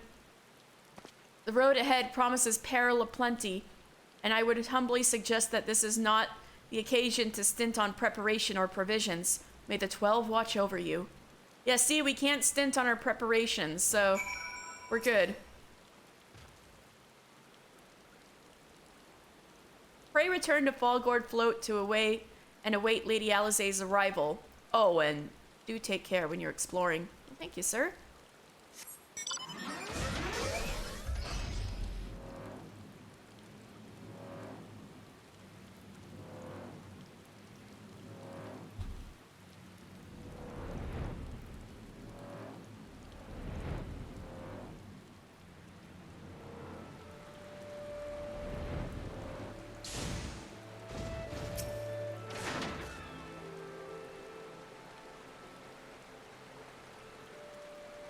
Master Final Fantasy.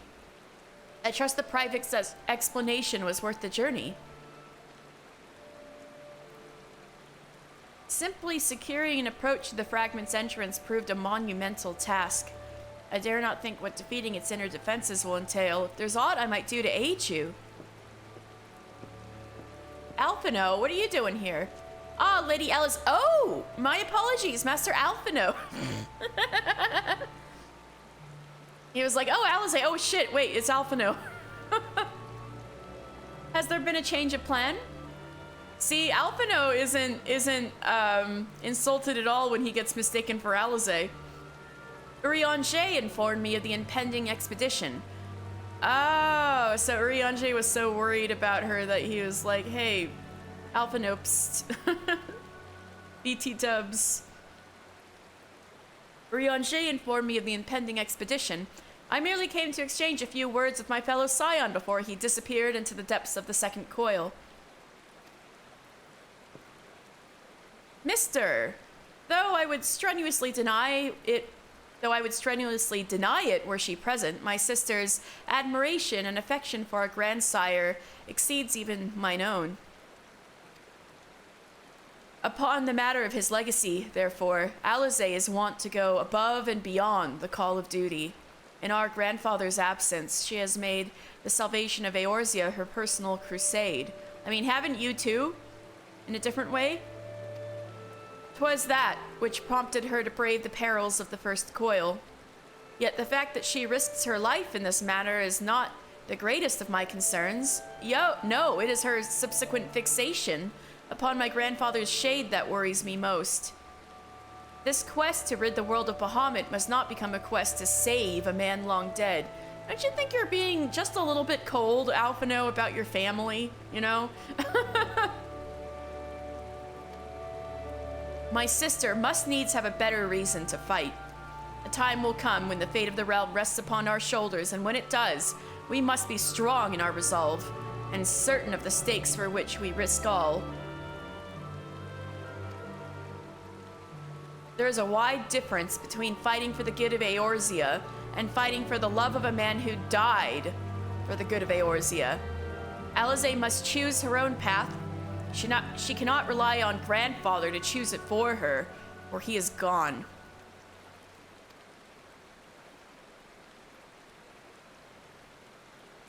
I am glad that it is you with whom she makes this journey. If Alisaie is to discover a deeper purpose, then where better to find one than at the side of Eorzea's greatest champion? 'Twas there that I found mine, after all. Aw, well, thanks, I guess.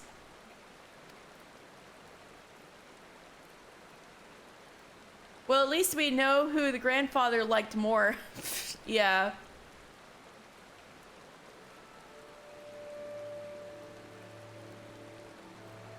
I think Alisaie kind of was low-key his favorite. Even though he's like, oh, I love my dear grandchildren so much. But 'tis past time I was gone. Fair fortune in your endeavors, mister.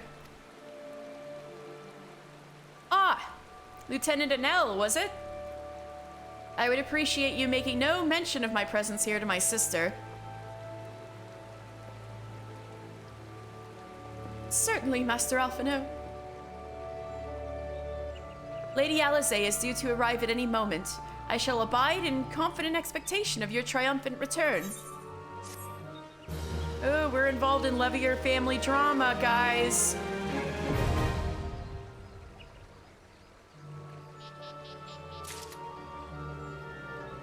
All right. Poston, would you like me to invite you again?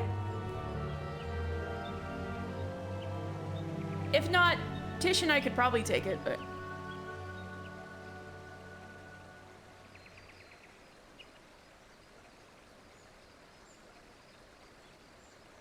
Making some gill. All right, sounds good.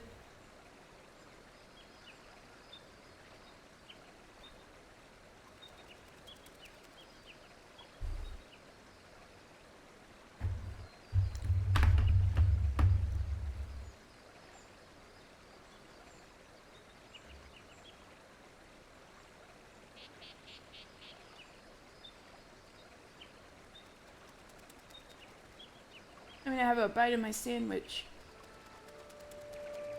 Hopefully 1 mil. I believe in you. Oh, back. Perfect timing. Is everything okay? You had a cola disaster?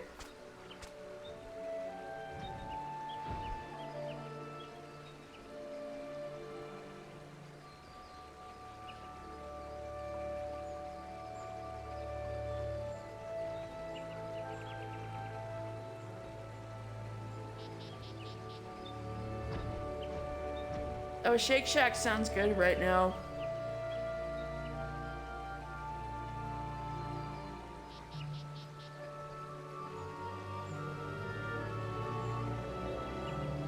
No! No, that's awful! Ah!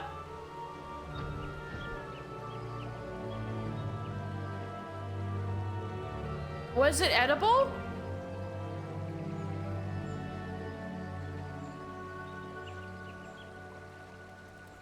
It's all good now, okay.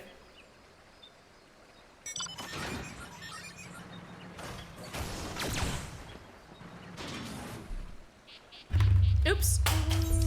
Shit. Oh. Oh no. Drop my controller, sorry.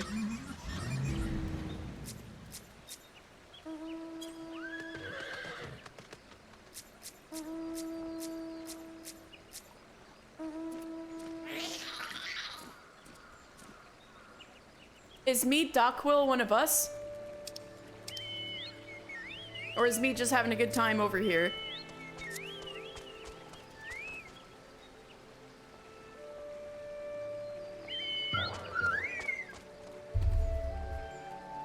I know, right?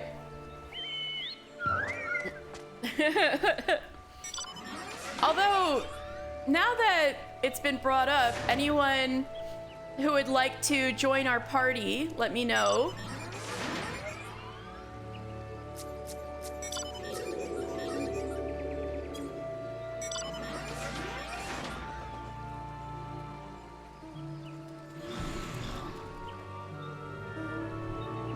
Maybe I should go in Slippy chat and be like, hey, anyone want to join for a second coil?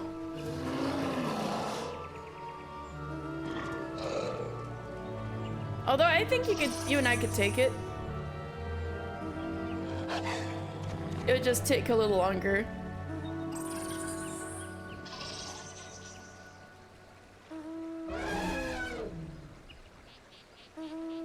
Nah, I won't put out the message. Never mind. I think we could take it. Are you ready?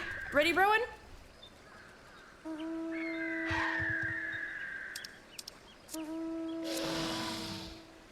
Wow. Need has a lot of cool,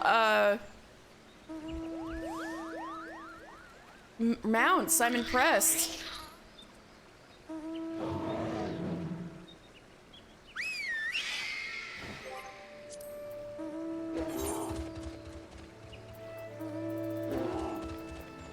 All right.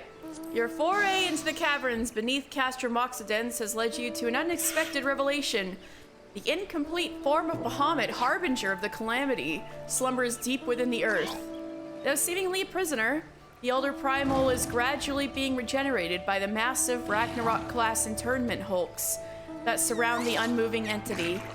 Alize reasons that if Bahamut's full restoration is to be prevented, then all three coils sustaining and repairing the dreadful being must be deactivated. Filled with new determination, you assemble a group of courageous comrades, me and Tishwin, and set your sights on the fragment of Bahamut found in the North Shroud.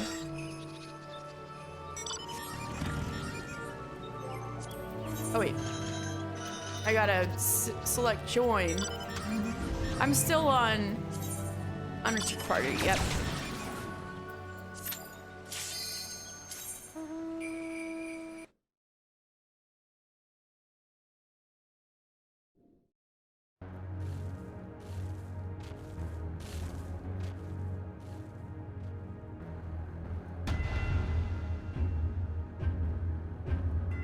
Bahamut's shadow.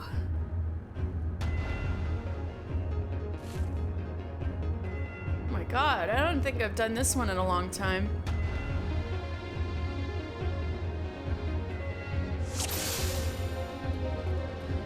Now let's go kick some ass. These golems. The golem trail.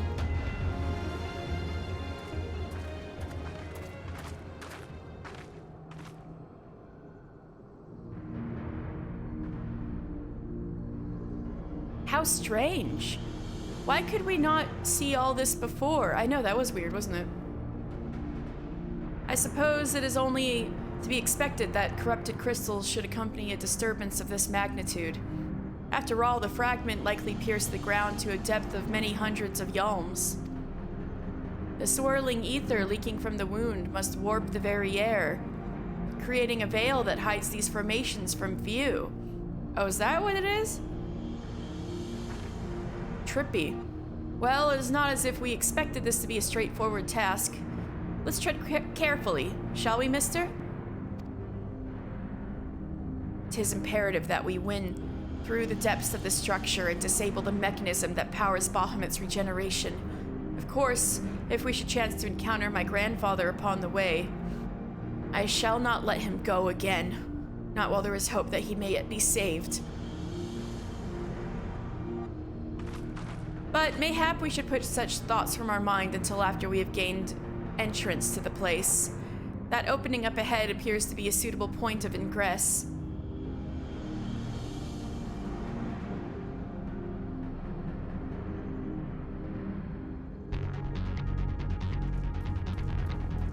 Alright, boopity boopity Allegan music, let's go.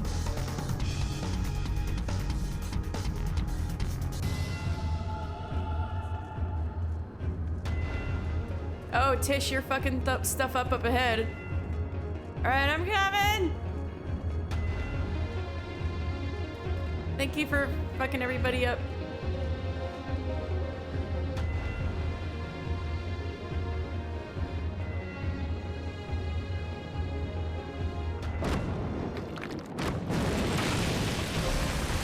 Oh! A corrupted Ochu, great.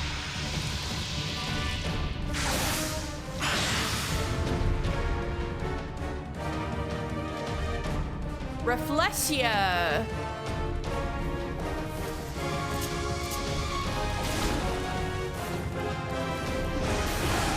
You could probably tank it better than me since you're level 80. If you're having trouble, I'll get its attention.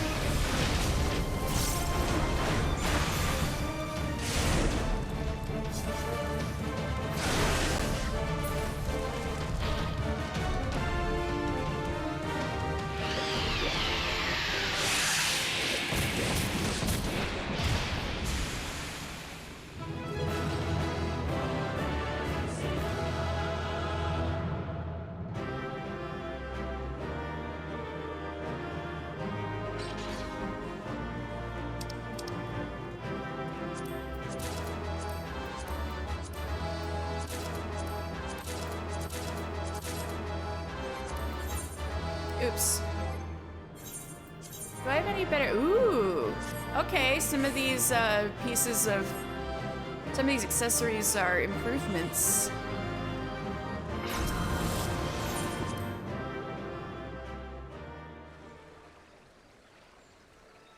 All right. After battling your way through to the base of the colossal fragment that impales the ground in Alder Springs, your party enters the structure through an opening in its outer shell. The sight that greets you is of an endless procession of azure-lit passageways, within which can be glimpsed the grotesque silhouettes of chimerical monstrosities. Ooh, chimeras! Let me open up my chimera page.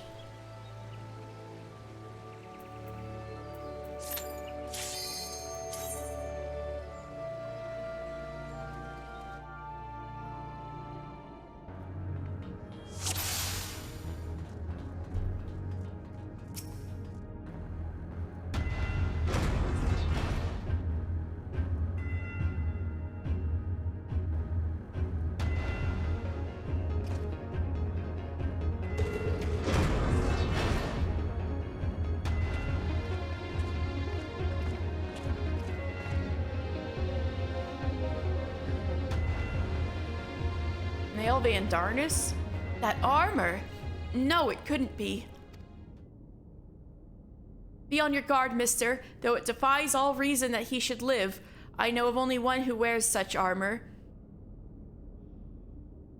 I mean, it also defies all reason that your grandfather's alive. He whom the Empire raised as high as the Black Wolf himself, the legatus of the 7th Legion.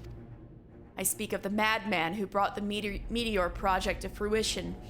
We face the White Raven, Nail Van Darnus, harbinger of the 7th Umbral Era. Nail Van Darnus? Ah, that was the name of the fool who perished upon the eve of the promised Age of Glory. It should not be uttered within these hallowed halls.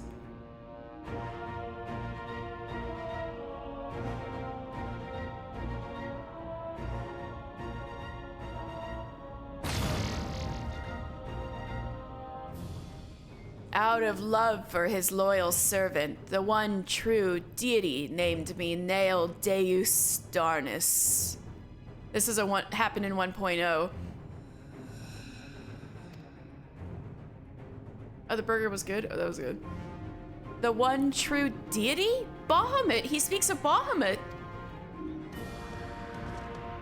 Oh, Lord Bahamut, thy name is as sweet water to parched lips. How my heart swells at thy sacred touch.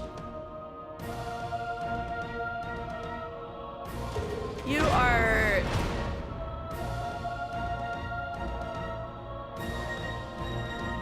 You are tempered as all fuck. This blessed sanctum is the domain of my God and his beloved children. Seek to defile its glory, and you will answer to me.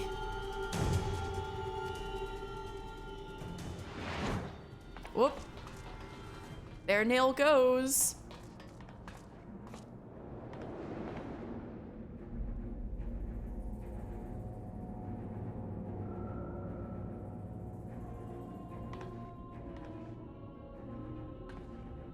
How is this possible? From what Alphino has told me, Nail was slain on the eve of the calamity. That also happened in 1.0. Whatever the truth of the matter, we must be on our guard. There can be no reasoning with the worshippers of a primal.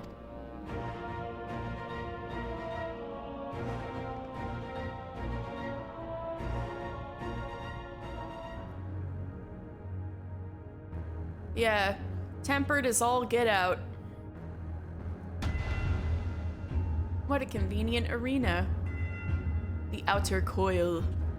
Jump! Yeah! That's so cool looking.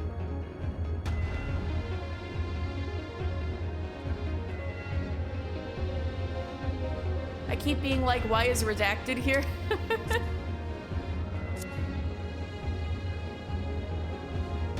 Alright, y'all ready? Oh yeah, Lamia dancers, so Dreadguard.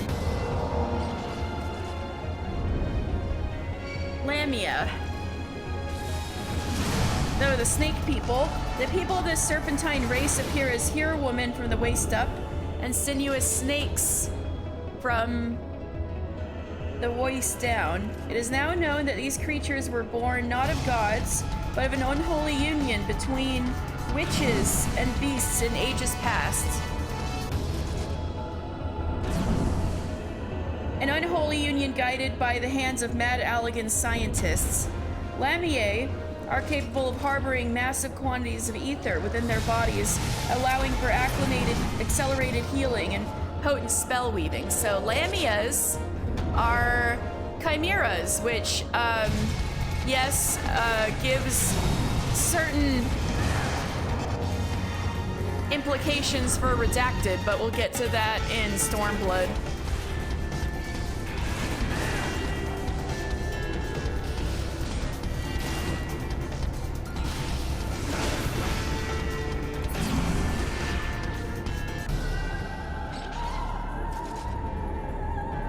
Also, the Blackguards are, riffs off of Mirror Knights, the kind of crow-looking things.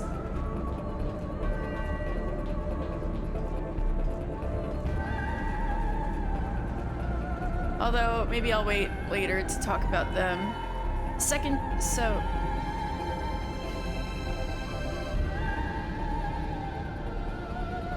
We'll look at this first. That's a big Lamia.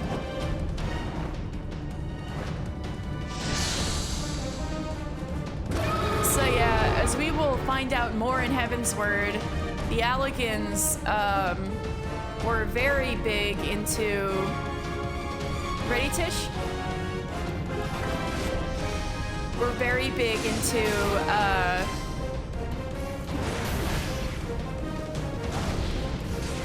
making chimeras to make powerful soldiers and war beasts and stuff like that.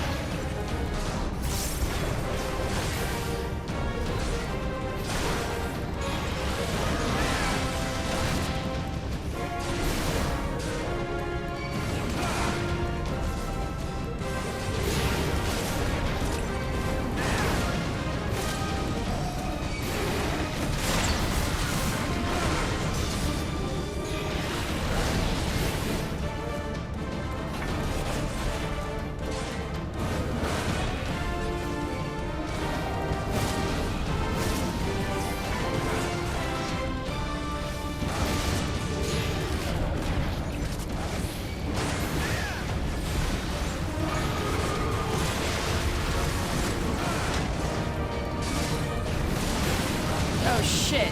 Fuck. Damn it. Right.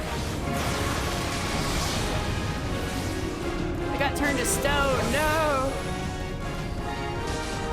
Ah! Ah! No, I'm gonna die. Tish, it's all up to you.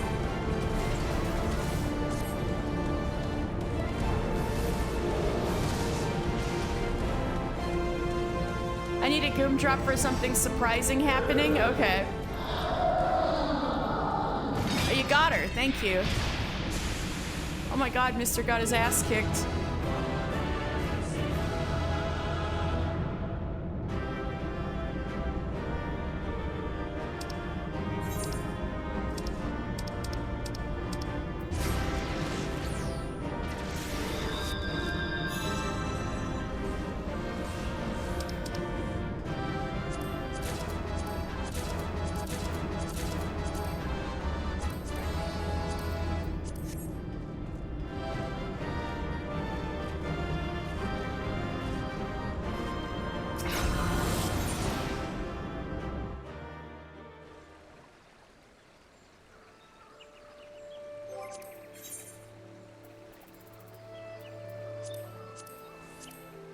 Your party activates the Coils lift-like mechanism.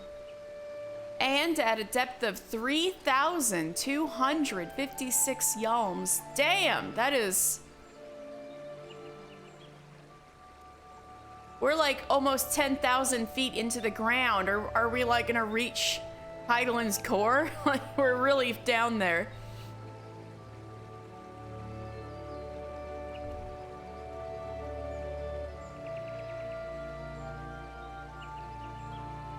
Arrives within the interior of the internment hulk proper. The great cavern where the elder primal Bahamut dreams is yet many thousands of yalms distant. Holy F, that's almost 2 miles down, yeah.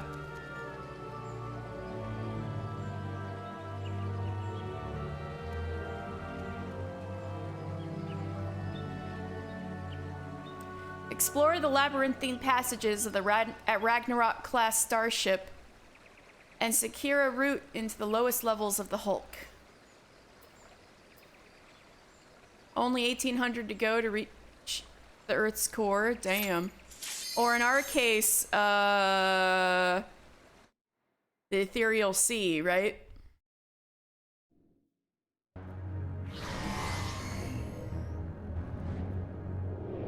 The central decks. 3,256 yalms. Sure, something like that.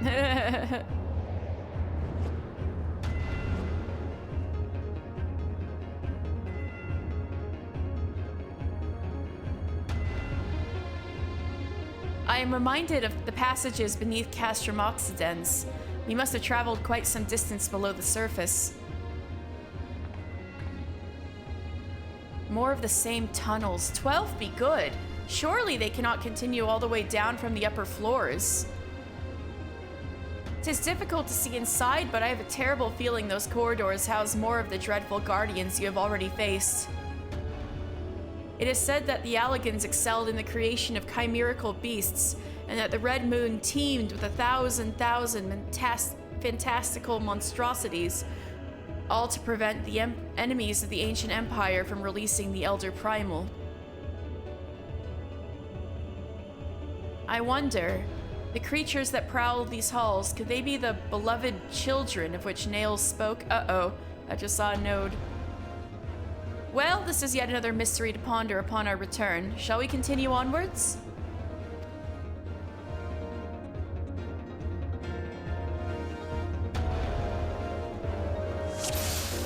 Oh, you were playing your flute? I saw that.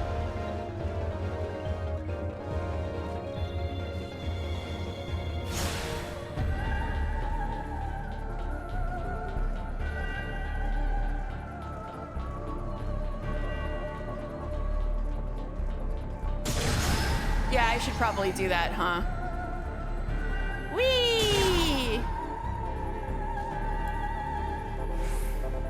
Oh. Oh, thanks. Right. Clockwork Footman. Let me go back to... Oh, shit. There we go.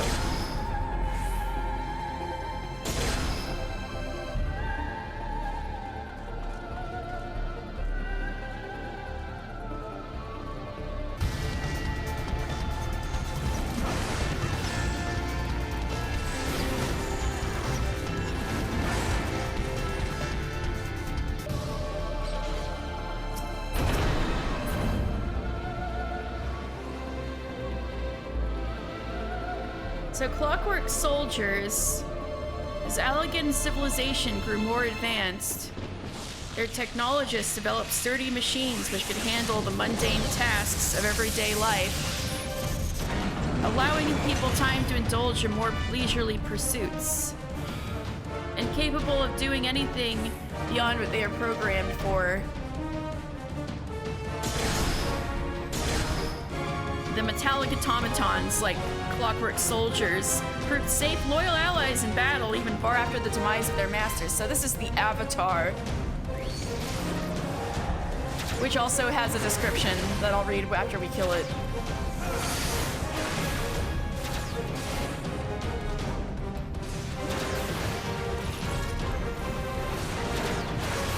Actually, this is pretty clever. This has got to be the same skeleton as Treants.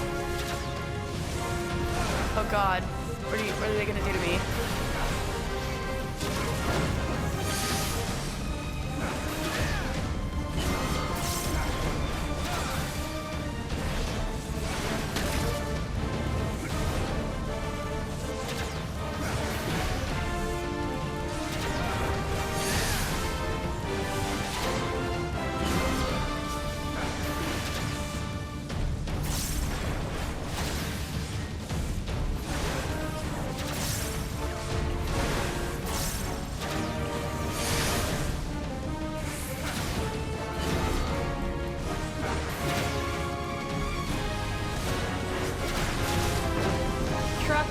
Dreadnoughts again.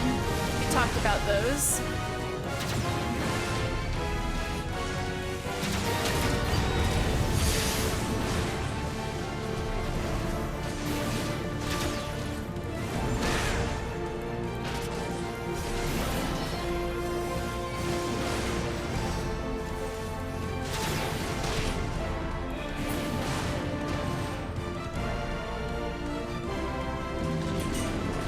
So that was the Avatar. After losing one too many talented etherochemists to the maws of nigh untamable chimeras, technologists were called upon to develop an automaton that could soothe the savage beasts without further loss of precious imperial life. The Avatar came fully equipped with retractable tentacles, a grappling hook, and other tortuous devices designed to encourage submission through varying levels of organically induced pain. Holy shit. So the Avatar was designed to torture chimeras into submission. Great.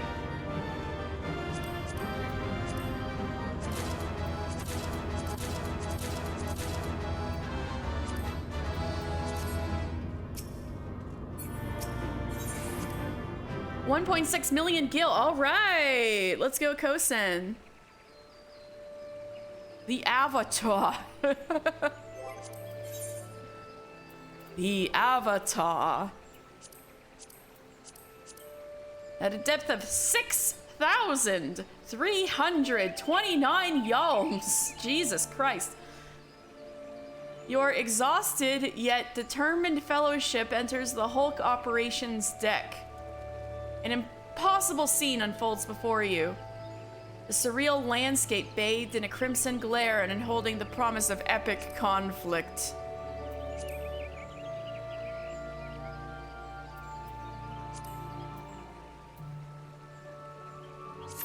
We are really freaking deep in the Earth now. We're really freaking deep in the star now. I mean, damn.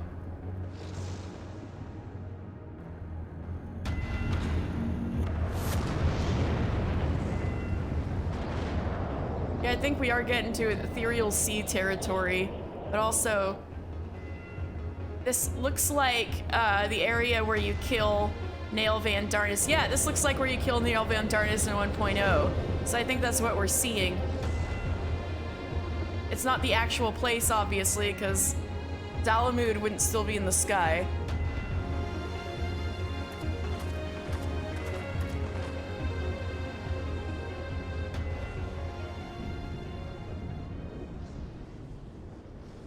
That surely cannot be Dalamud. Where are we? The final resting place of Nail Van Darnus.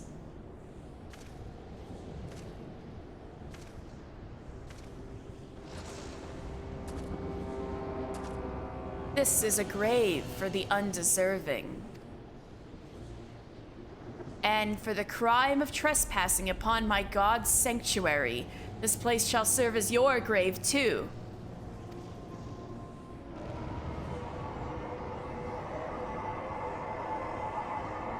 No!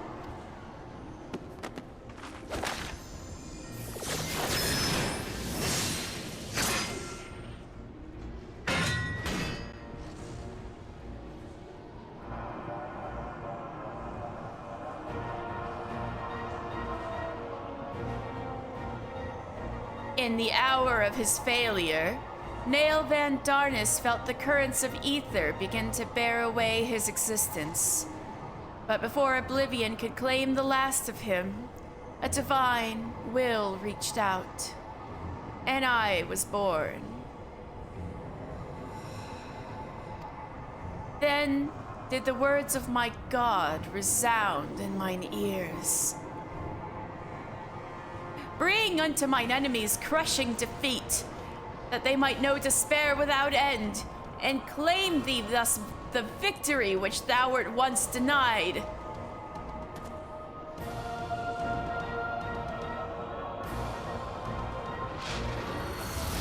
So, Nail died years ago, actually, and his sister took up his mantle and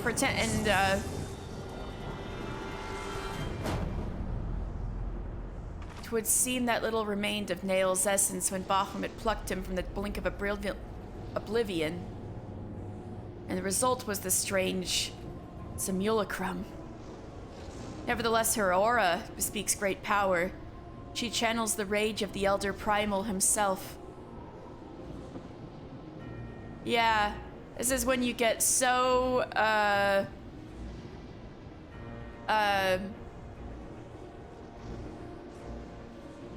whatchamacallit, tempered that you literally start to physically transform. Lord Bahamut, thy wish is my command. None shall escape thine unquenchable fury. Come, ye dull, unthinking beasts, bare your teeth. She sure is, intimidating, huh? They will avail you not in the calamity to come.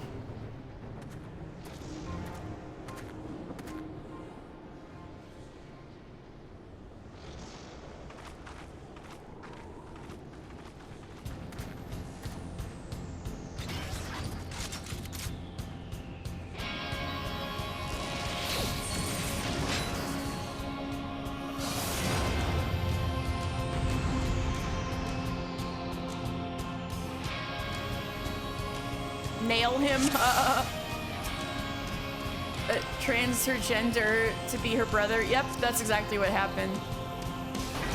I'll talk about the whole Van Darnus thing after.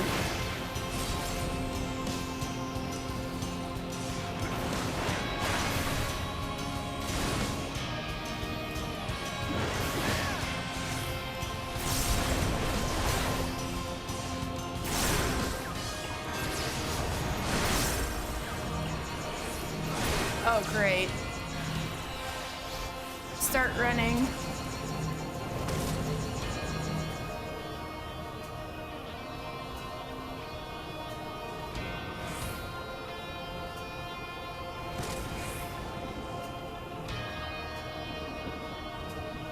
Don't let the spawns get together. I'm tanking this one. Get the other guy. Ah! Get the other guy! Get the other guy! Thank you.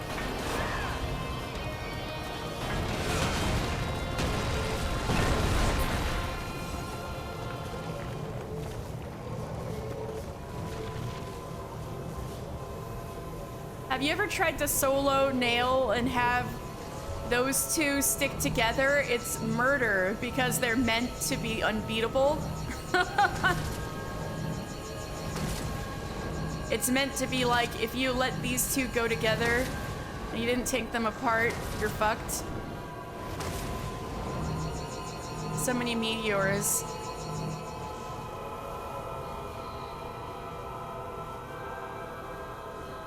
You've never soloed this? It's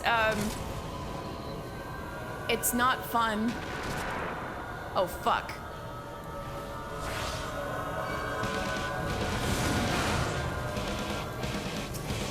No, don't let them get together.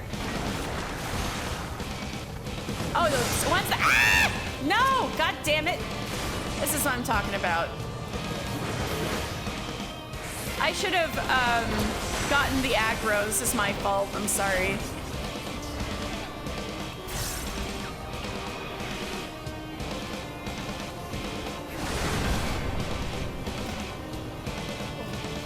I need to put on tank stance. I'm sorry.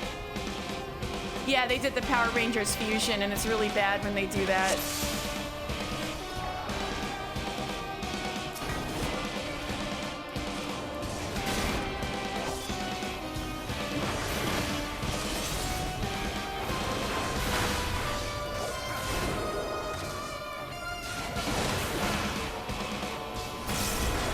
Maybe I should take off tank stance and just provoke the Bahamut spawn, because Nail's gonna kick my ass.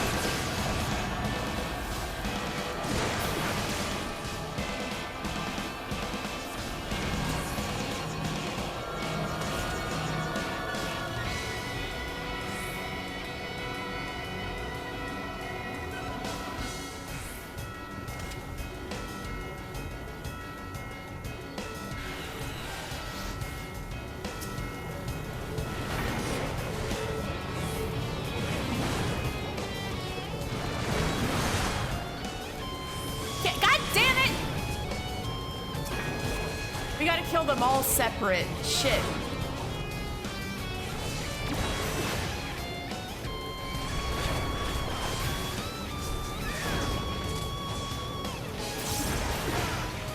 Well, we did it that first time.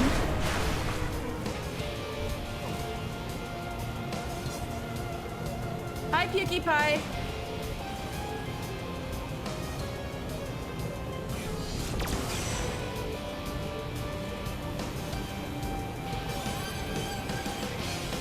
This is why soloing this fight is murder.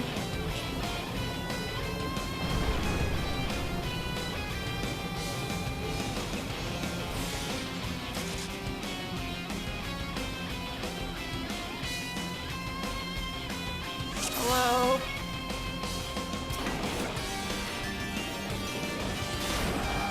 Alright, where's my provoke? There's my provoke, okay. Where's my shirt? There's my shirt.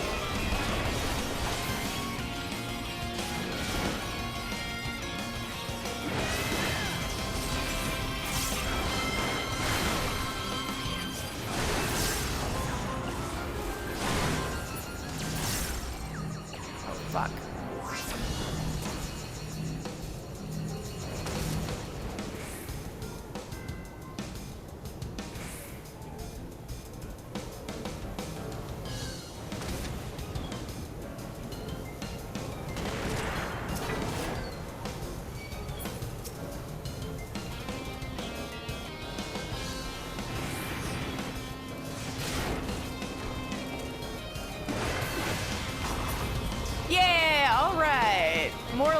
We gotta do that.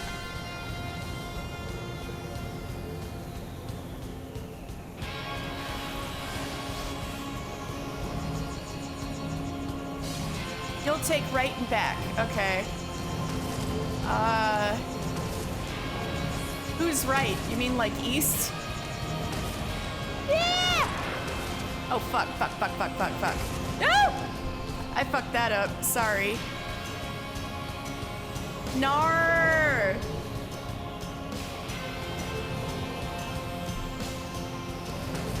If we die a couple more times, maybe we should get PewDiePie. PewDiePie, would you unsync and help us, possibly?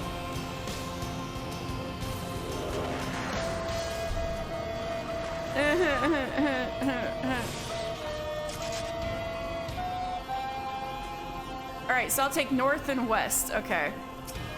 Alright, let's try again. We can possibly get PewDiePie for backup. We're having too much trouble. We're going to be unsyncing, so whatever's your max level.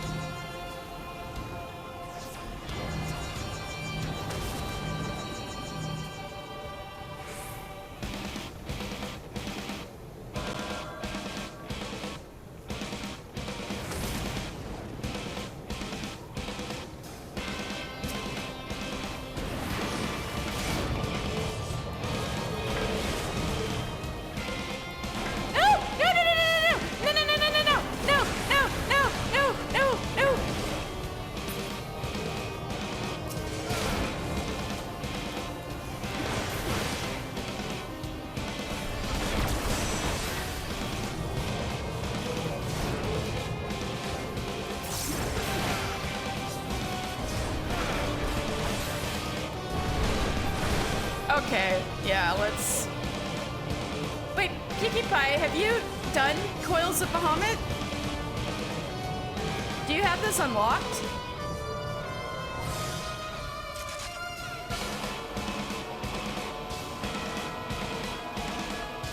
Yeah? Do you have this in your duty finder? Second Coil of Bahamut turn 4?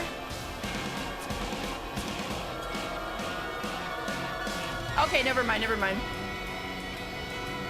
Alright, let's try this again.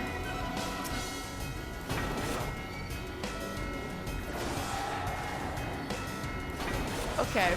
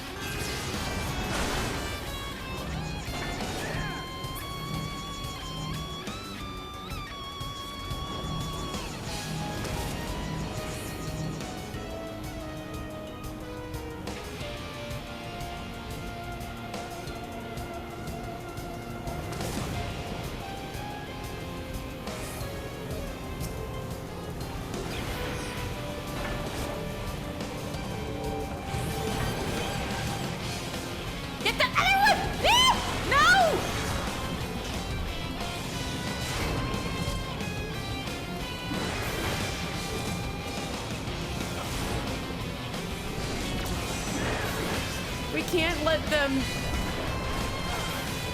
touch.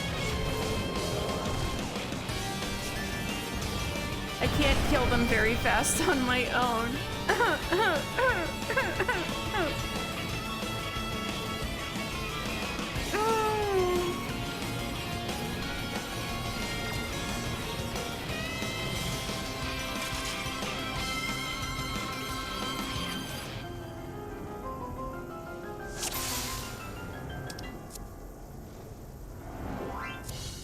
Yeah. It's time to ping Slippy.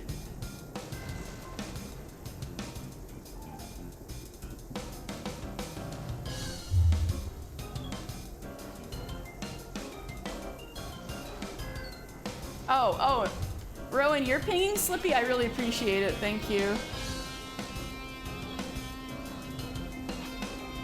I'll take a bite of my sandwich, sadly.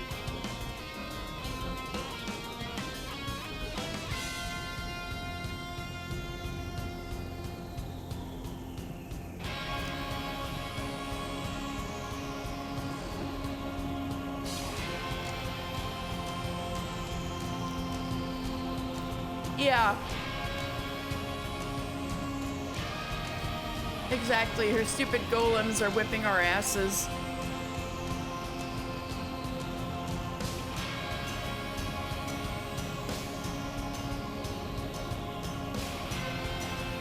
Talk around the clock. Oh, okay.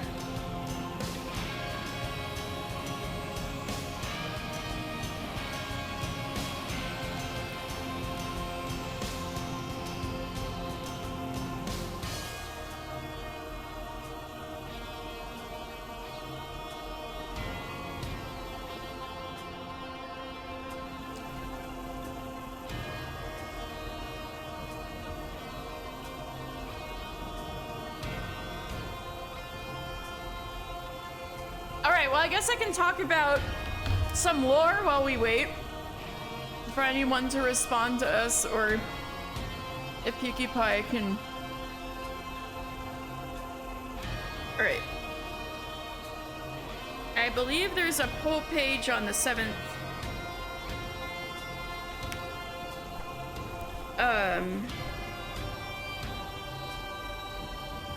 Legion, so let me see.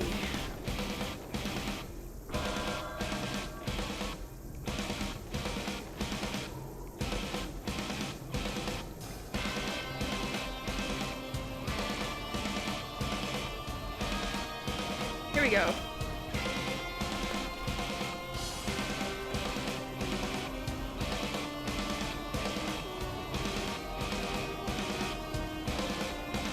Alright, so Eula Darkness is the sister of Nail. I think it's funny that this is the last fight of the series. It's so totally doable solo. See, I can do this solo on 90 if I can kill the golems fast enough. I've soloed this on Dancer before. It's just very painful. Yeah, lore, exactly. Oh no, you jinxed your PC. No!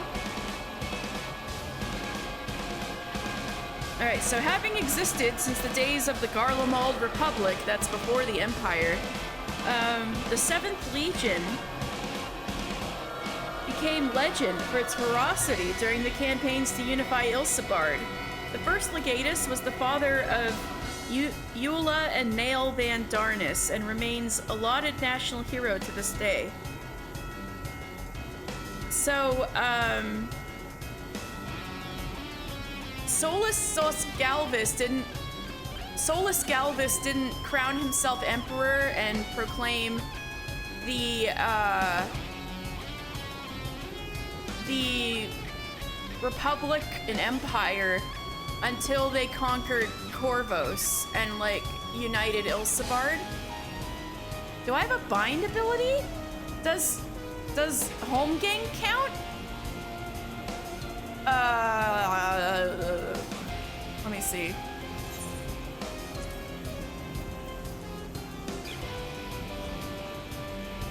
Halts. When a target is selected, halts movement with chains. Maybe I can use home gang.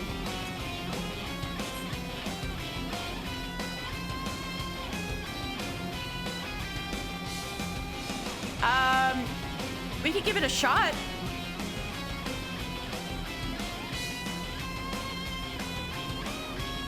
Does that sound good, Rowan? You want to give it a shot with binding stuff, home gang, and... Okay, let's try it. I don't know if it'll work because this is like a raid, but well, let's cross our fingers. Cross our fingers.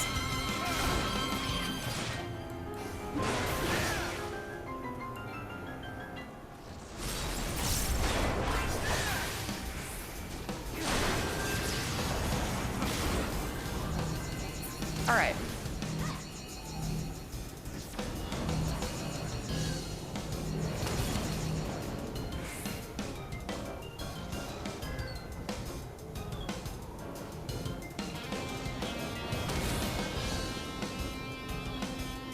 Me home gang this bad boy. Hey, you, you, you, you. Okay. No, it didn't work on him! Kill it, kill it, kill it, kill it. Good job. Thank you, Tishwin. Ah, my home king didn't work on it. But we did it for the first one.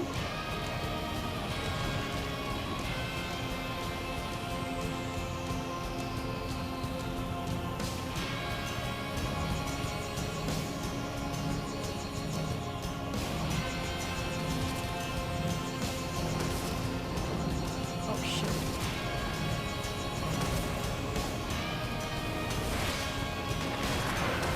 Ow.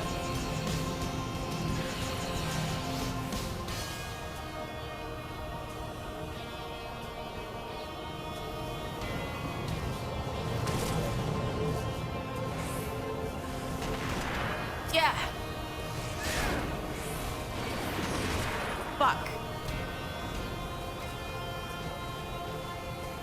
I died, or else I would have gotten it. I'm sorry, Tish.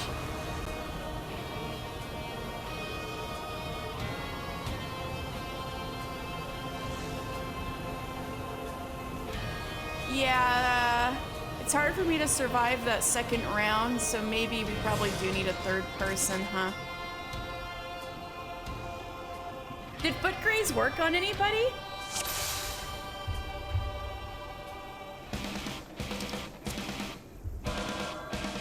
Oh, it did. Well, that's good at least.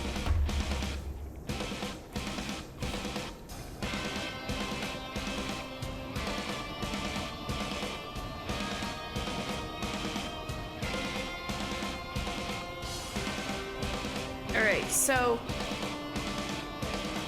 at the beginning of when Solus Galvus was taking over Ilsabard, the 7th Imperial Legion was there, and the original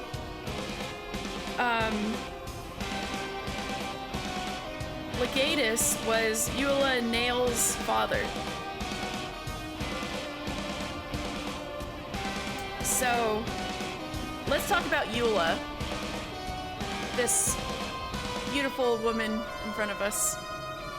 The eldest daughter of House Darnus, Eula was heir to the secrets of her family, secrets of the fallen Allegan Empire.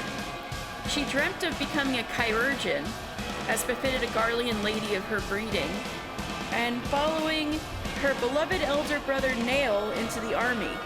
This dream died when he returned home, mortally wounded, on what Nail claimed to be an ill-conceived mission ordered by their father. Her mighty efforts were not enough to save him.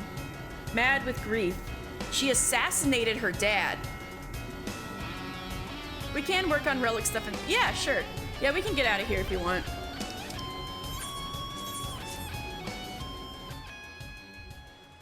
Yeah, but until then, I'll say some Nail Van Darnus lore.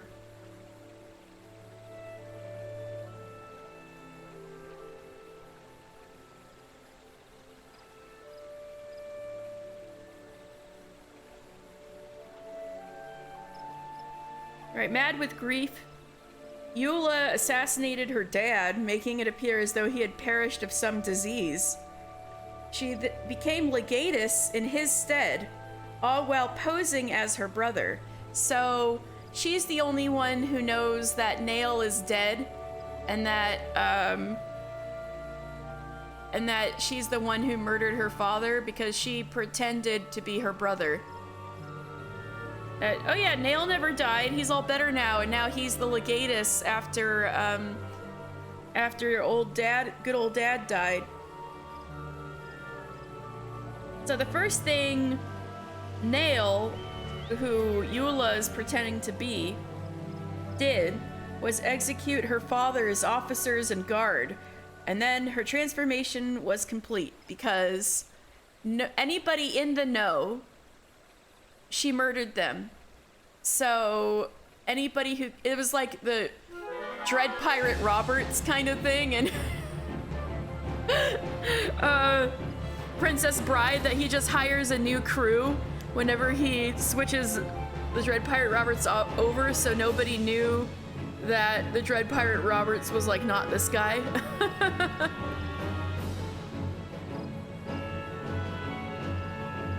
So,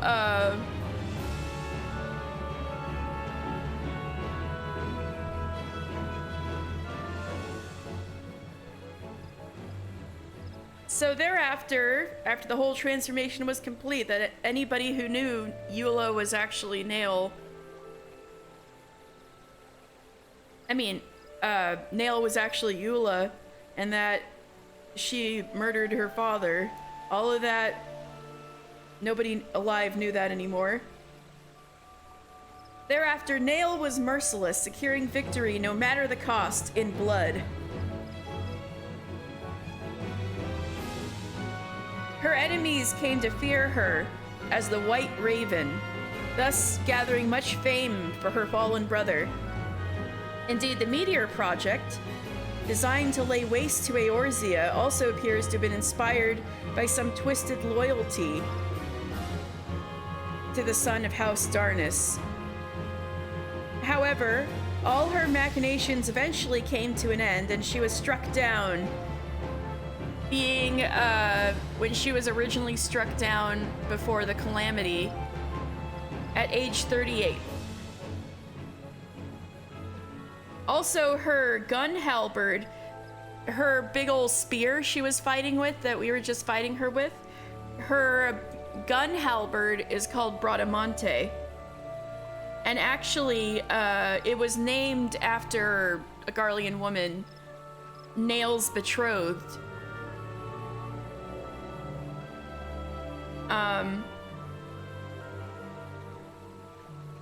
The gun halberd originally belonged to Nail, Eula's brother, but she was also, Eula did not take Nail's sudden death very well. And Nail's fiance, Bradamante, literally killed herself on the spear. She impaled herself on the gun halberd. And Eula was so moved by her devotion to her brother, Jesus, that she renamed the weapon to Bradamante in order to keep the deceased lovers together.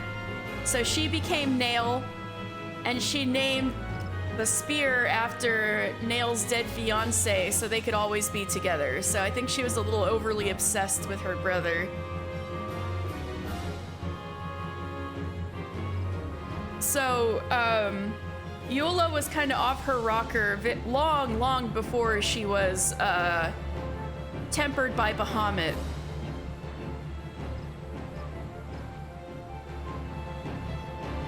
And a lot of what happened at the end with the Calamity happened because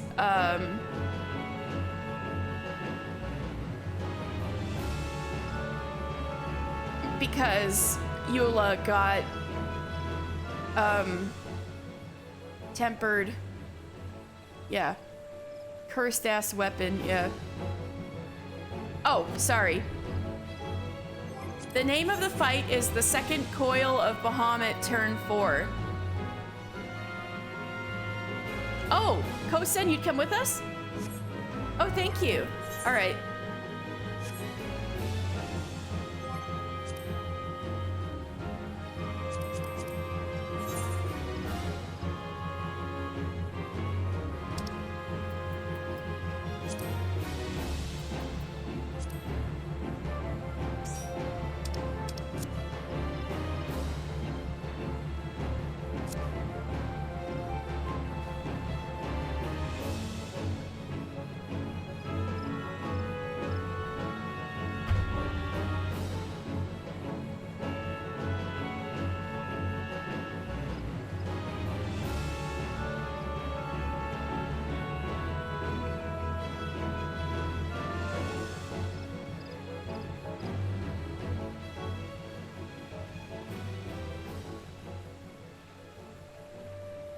I'm typing in a thing for Slippy. Hold on.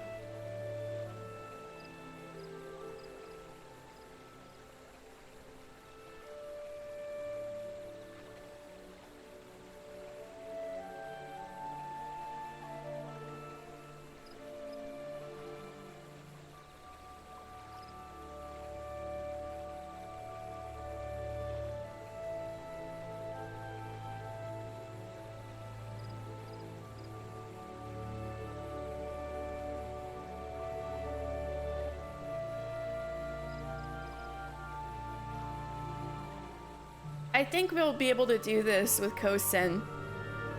Tish, if you're good.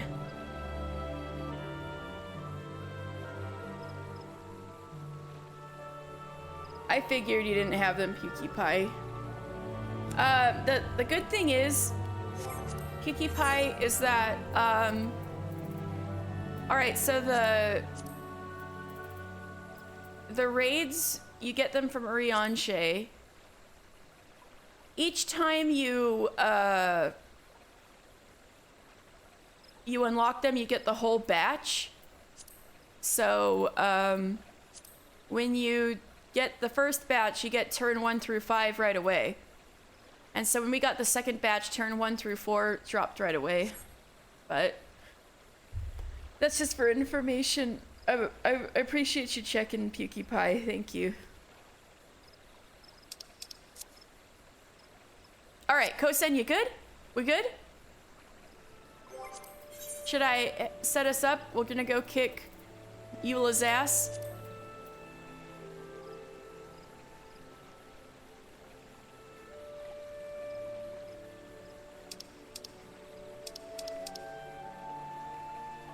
Well, I guess you guys can always reject it if you guys are doing something. All right, we're good.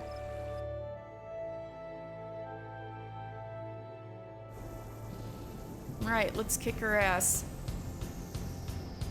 Wait, where's Kosen? There you are.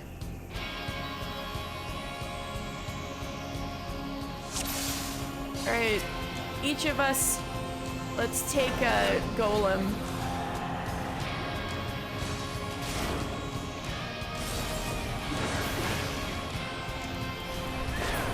If we separately take a golem, I think we'll be good. Oh, fuck! God damn it! I'm sorry, I stepped too far outside. No! I stepped too far outside the arena and it killed me. I'm so sorry.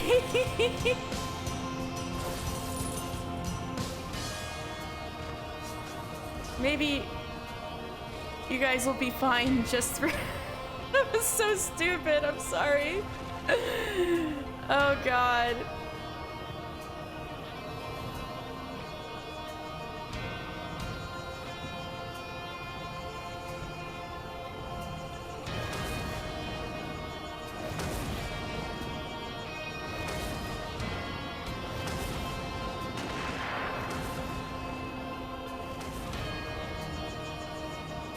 Maybe you guys are so OP that you'll be fine.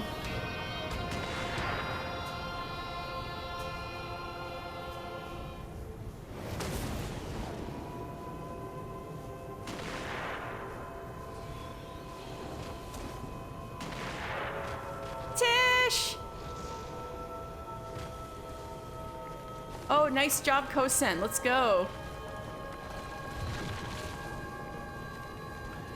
I know the meteors, the fucking meteors.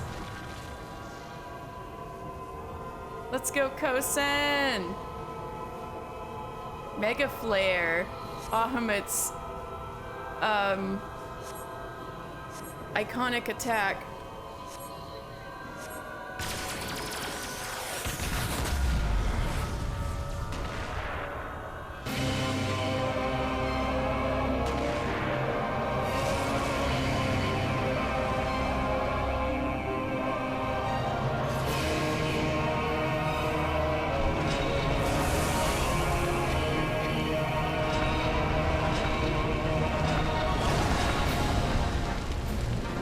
Watch out for the dragons!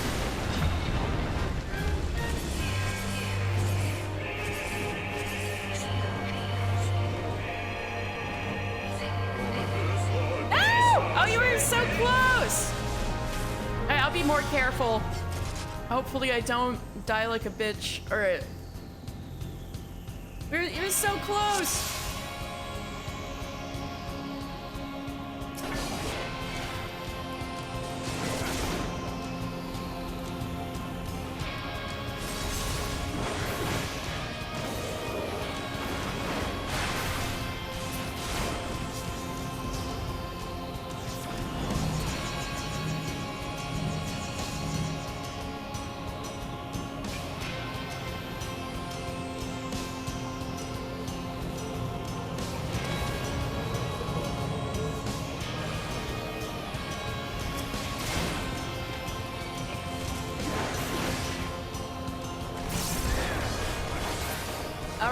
right, let's go.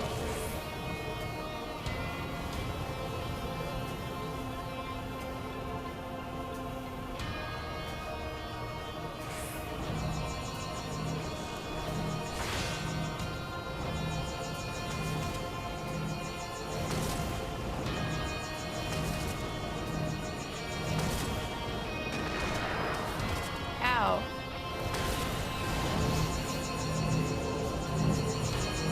Which are the ones that do the debris burst?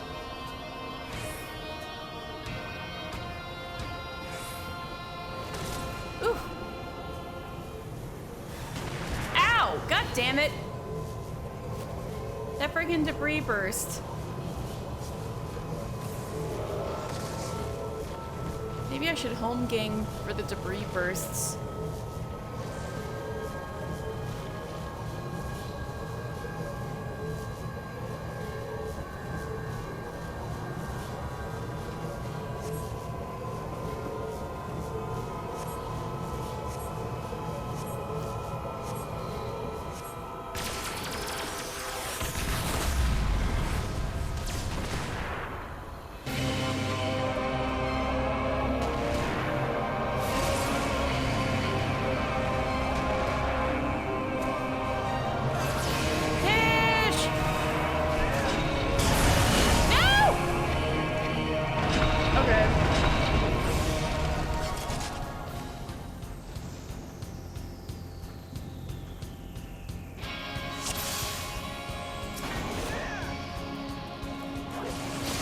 Home gang for the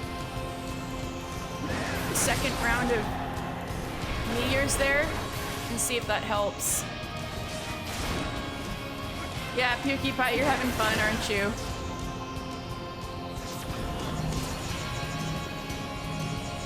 I mean, these were supposed to be like savage difficulty raids and ARRs, so...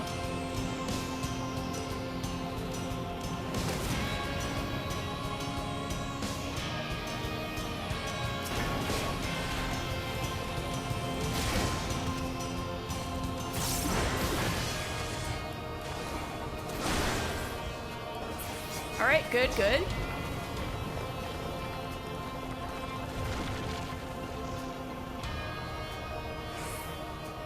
I like how we're freaking progging this fight. It's so ridiculous.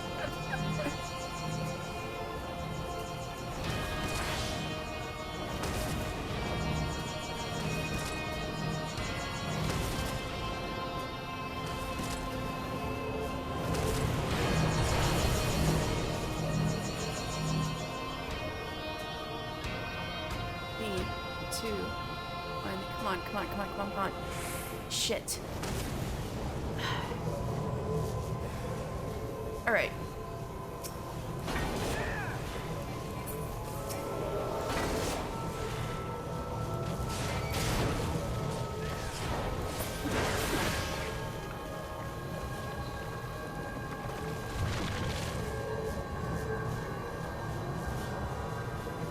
I'm standing with you. I'm hiding.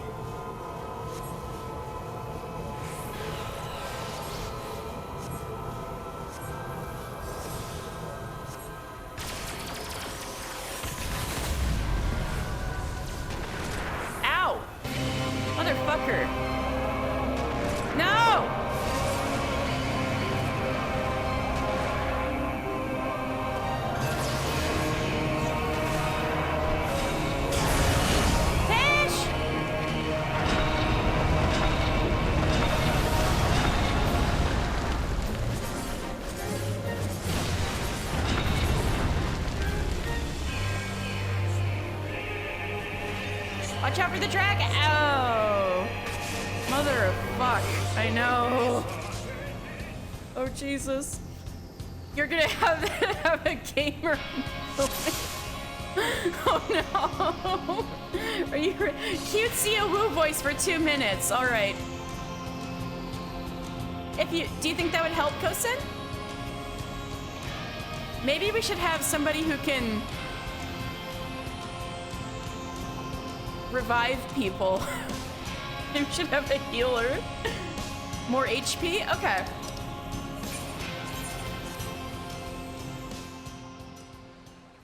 Sure.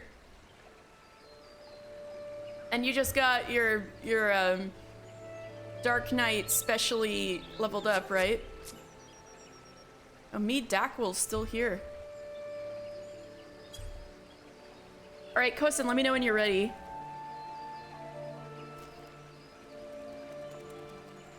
Okay.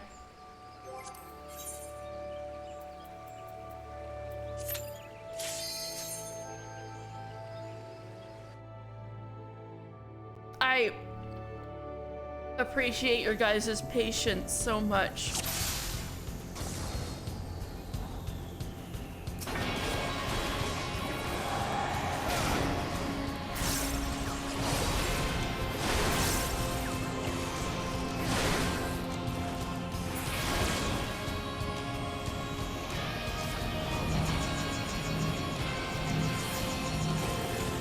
Thank you for Blackest Knighting me. I appreciate it.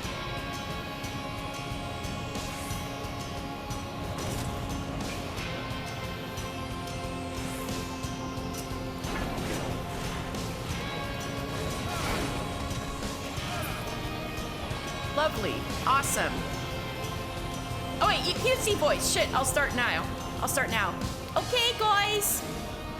Now we gotta watch out for these meteors.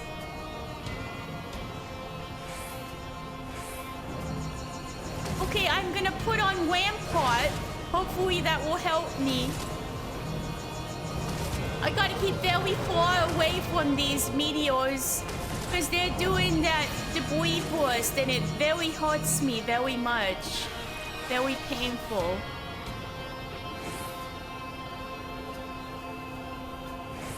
Owie. Okay, I'm gonna put on home game. Hopeful. Oh, good thing I home gamed.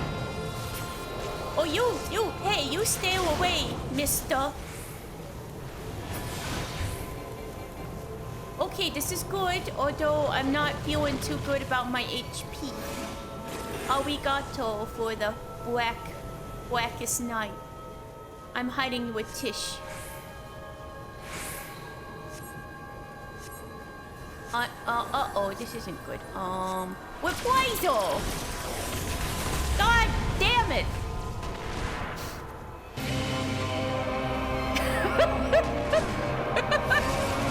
Good work, guys! I believe in you! Oh no, Tishy! Let's go, Kosen! Let's go, Kosen! Yeah!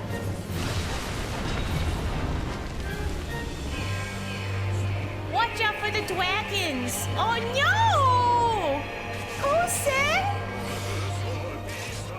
Oh no! Oh no, don't have a gamer moment, Tishi. Okay, that was probably 2 minutes. Thank you for the woo voice. Another one in there to help with those ice balls. God, I can solo this at 90 somehow. Now I'm like, how did I do that? I think it has to do with speed.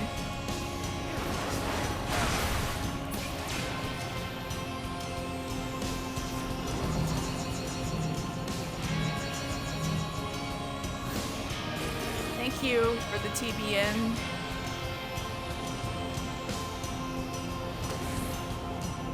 Oh, sweet. The TBN actually absorbed all the meteor impacts. Thank you. Oh, shit. You.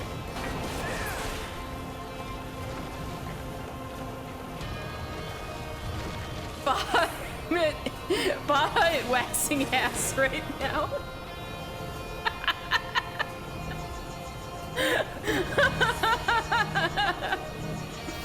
No, for real though. Yeah!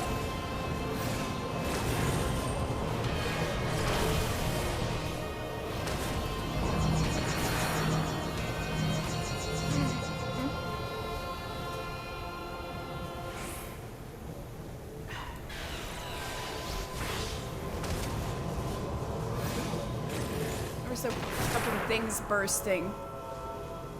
Oh, hey you!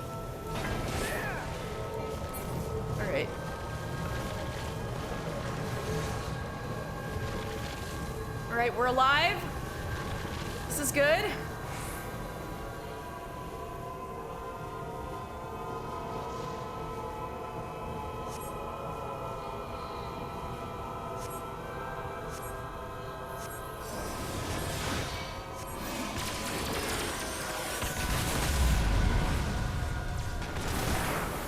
Hey, we're alive! Oh no, the fucking bursts. No! No! Oh, I'm alive! I'm alive! Oh! Damn it!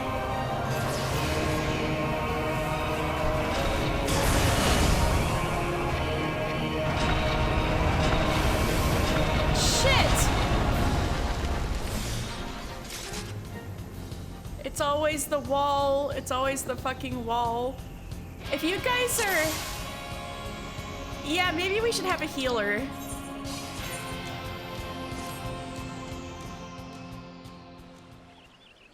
All right, let me know when you're ready, Kosen.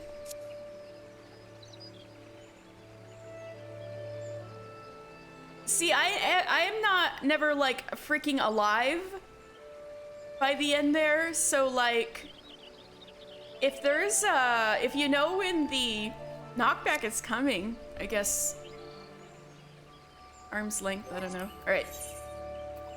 I wish if there was Yukoko, we wouldn't have a problem, but unfortunately I am a level 63 warrior and this is why I need help. So I really appreciate your guys' patience.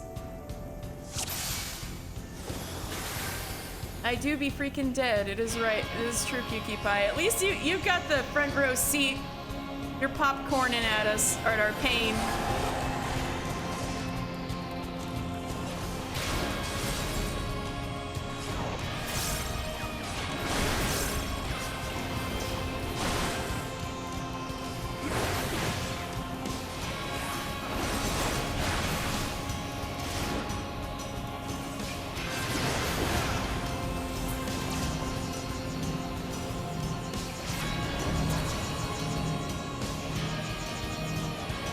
Your access to raids is prehensile. No, I really appreciate the energy, PewDiePie. I do see you and appreciate you.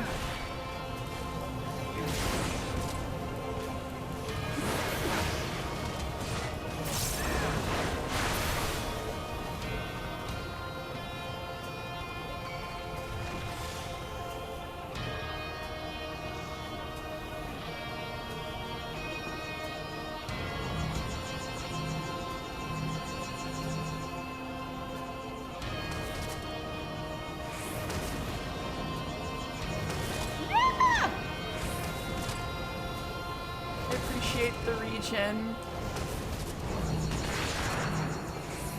Uh-oh. There you go. Me home gangy.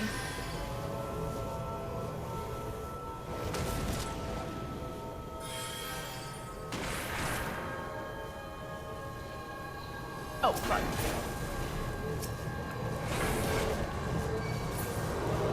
Alright. This is looking better.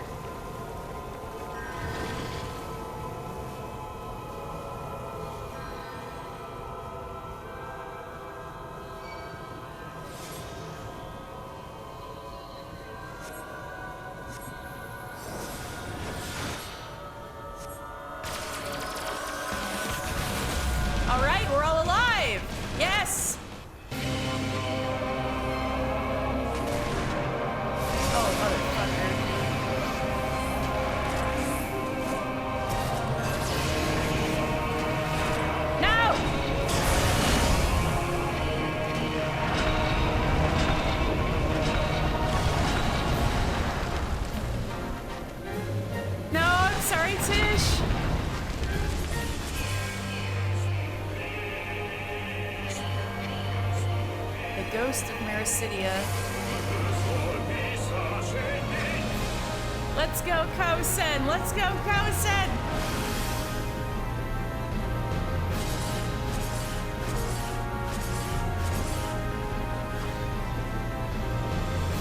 I believe you.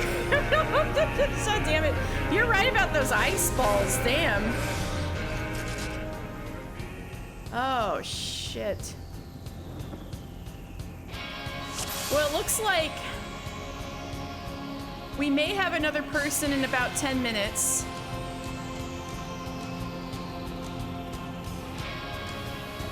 Oh.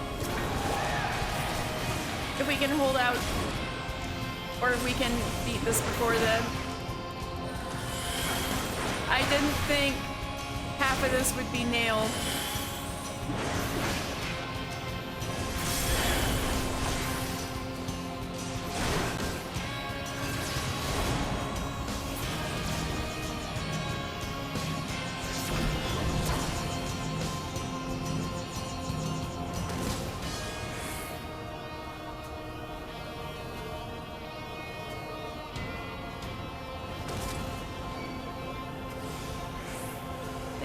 Alright.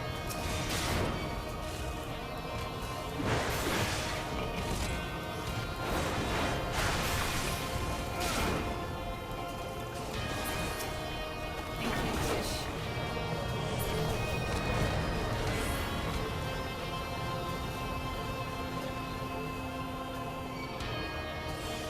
Thank you for the regen.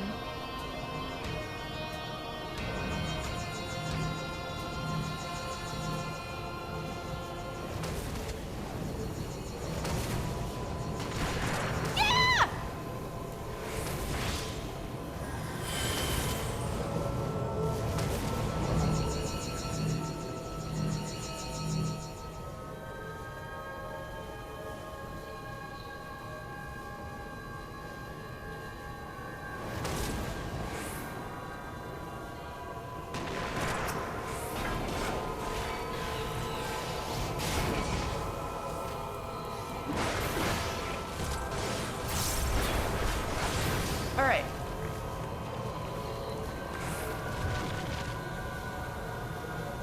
And we hide for Mega Flare.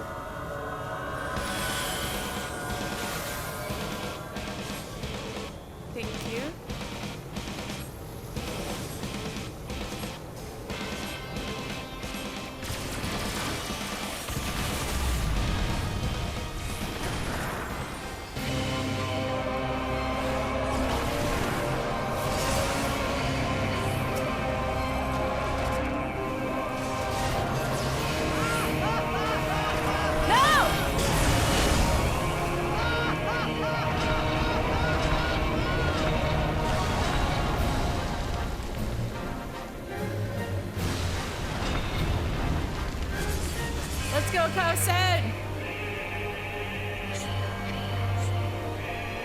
You're hard casting!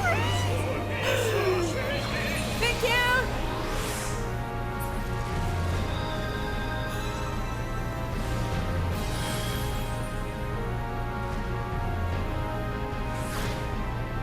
I'll help you.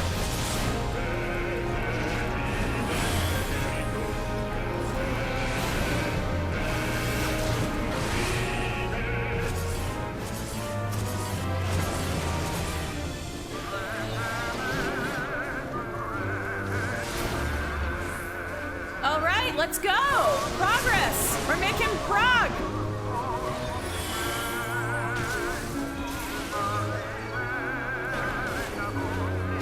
No! Tish, it's all up to you! You molded so bad you went back to calm. Oh, we made prog though! You didn't mean to time it like that. Are you sure?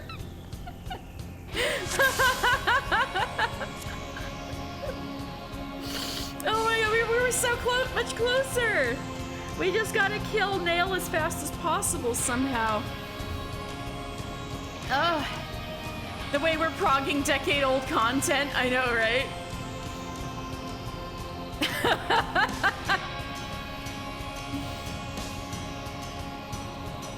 Alright, ready to give it another shot? I think, maybe Purin will be available to help carry us, after one more. Hang on, you gotta pee? Okay.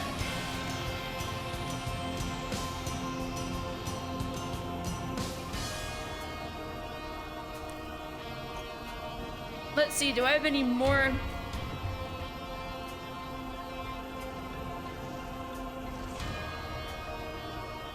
Yeah, more lore.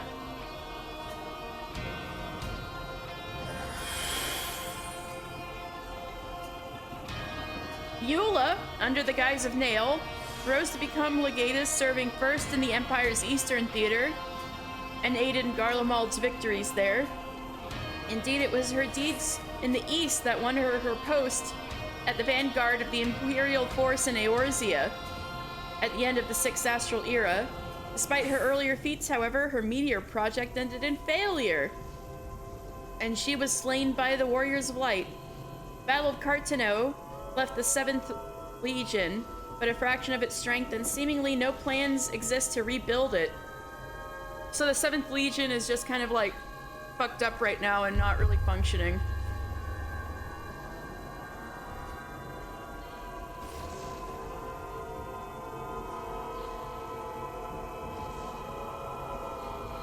The way you've done this game for 6 years and had not done the decade-old content, more like it, yeah!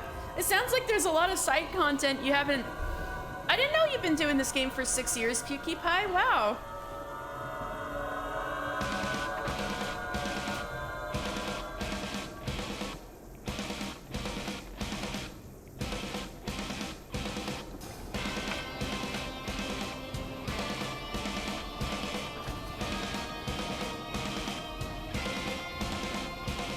Why is it getting dark in here so early? It's almost like it's winter or something. I need to put on some more lights. Hold on.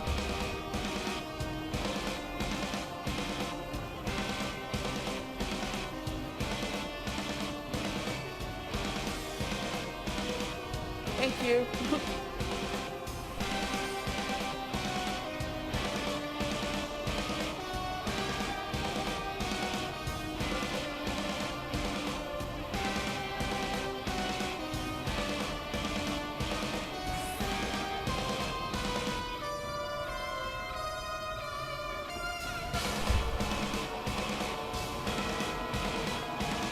You're back.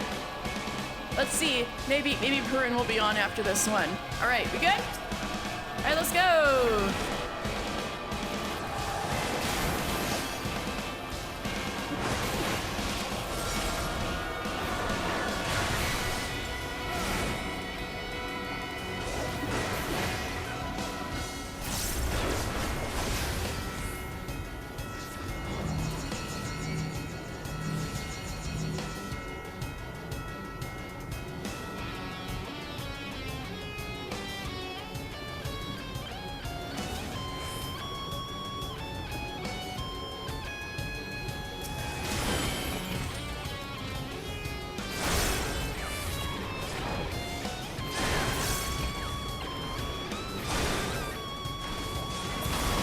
All right.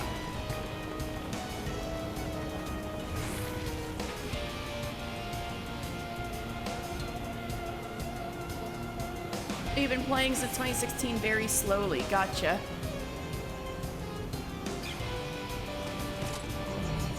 You have more fortitude than me. I blasted through most of this in 2021. Oh, fuck.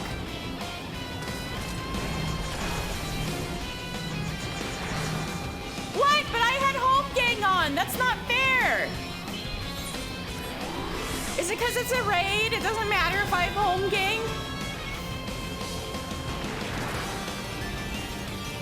No! I didn't even move that time. How did it get through my transcendence?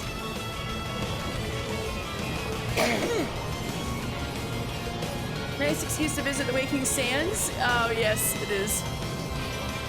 Good old Urianche.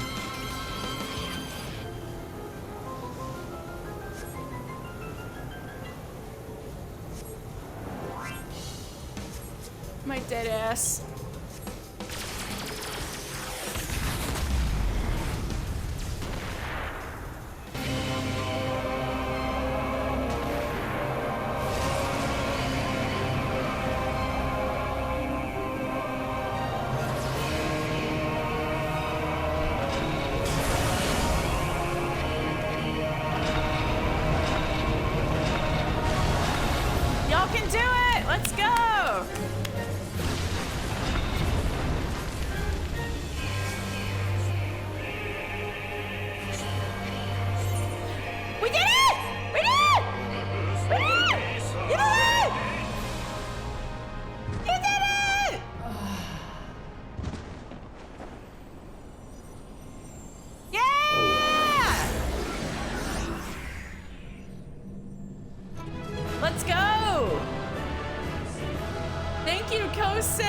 And Rowan, let's go! Hydrate!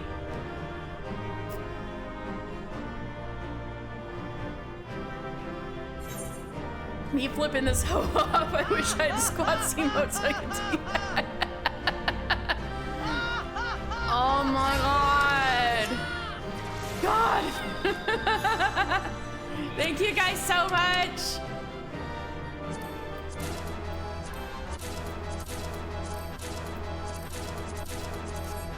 Thank you guys so much for carrying my ass. I think it should be smoother from here. I would hope. I don't want to jinx myself, but I think that should be the worst one.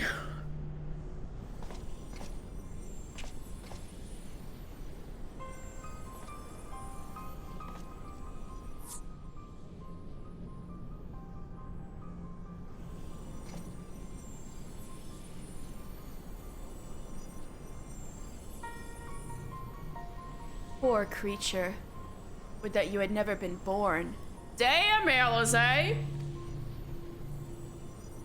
You had surrendered your physical form and collapsed into ether.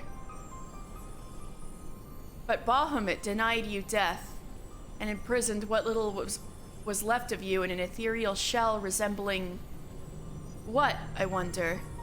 Just from your memory, perhaps. Yeah, Alize, you don't know about Eula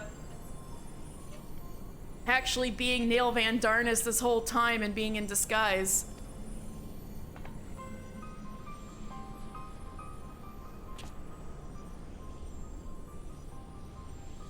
But that shell is now broken, and your primal deity seems disinclined to sustain your existence. I'm saying many inappropriate for stream things, but I can't say for sure I didn't have a gamer moment. So you properly raged?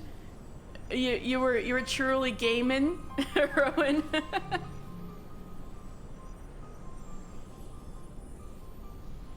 You're bald now. You molded all the way to bald.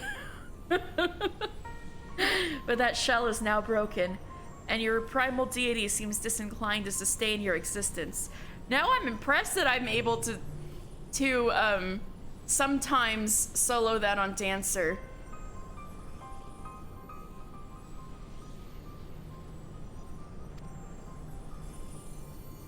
If I'm lucky. My primal deity, I kneel to no icon. What need have I to beg the favor of such filth? I am Nail Van Darnus, legatus of the 7th Legion. Oh my god, we kicked your ass so hard that you became untempered? No. A moment. My thoughts are clouded, and this body is not mine own. Could it be that you spoke the truth? Was I ensorcelled by the Lesser Moon's ancient prisoner? That will not happen again. Oh my god, we untempered her. We kicked her ass so hard. You speak as if Bahamut no longer controlled you, but that's impossible. Once this primal ensnares a mind, it cannot be freed, I say while looking directly into the camera like I'm on The Office. Unless Bahamut simply relinquished his claim. Damn, he was that disappointed in you that he's like, you know what, bye. What need has he of a broken spirit bound for the ethereal realm?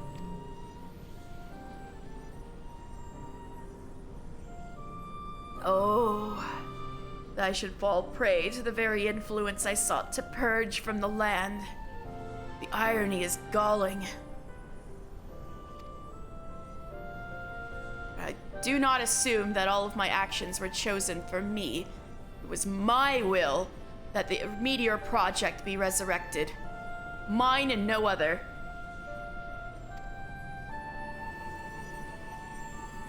Yet it seems that my grand designs were destined to fail.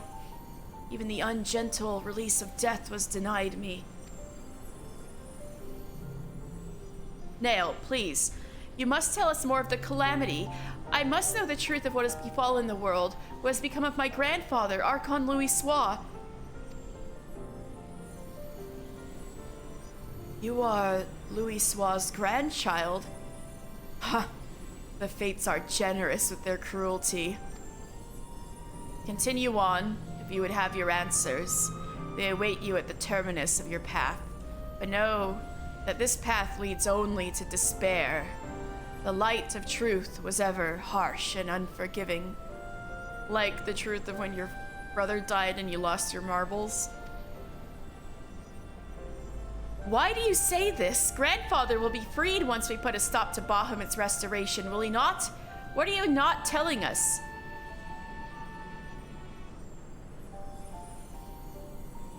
Steel yourself, child. Only unbending resolve and merciless strength can conquer what lies ahead. The weak can do naught but weep under the pall of their own misery. As did the frail child I once was.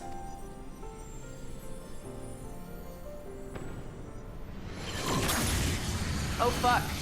Bye, Eula. Silence, chattering raven. Your wretched wings are broken, and you shall soar no more.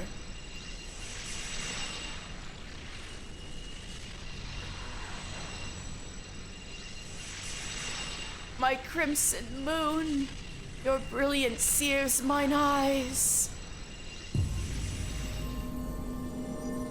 You got retempered there at the end?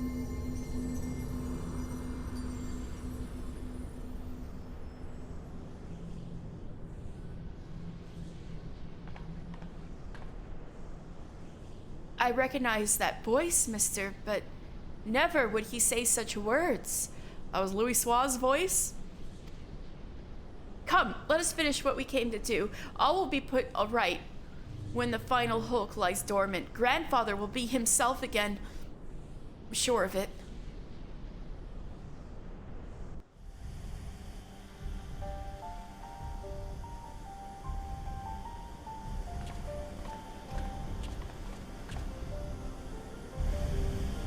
Oh no, there's more of him now. That's not good. Bahamut regenerates more swiftly than I had anticipated. Let us hope that disabling this coil will serve to slow the process.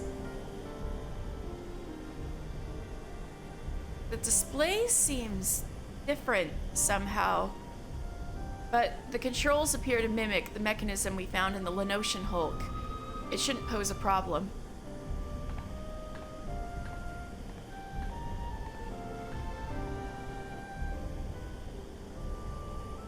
Mister, forgive me. The moment I beheld Nail's transformation, hope wilted in my heart. I did not believe you could stand against the manifestation of Bahamut's power. I almost didn't. Don't worry, Alize.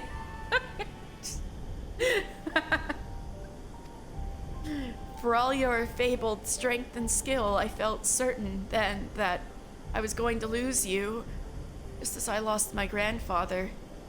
Even he, the man for whom naught seemed impossible, was humbled before Bahamut's might.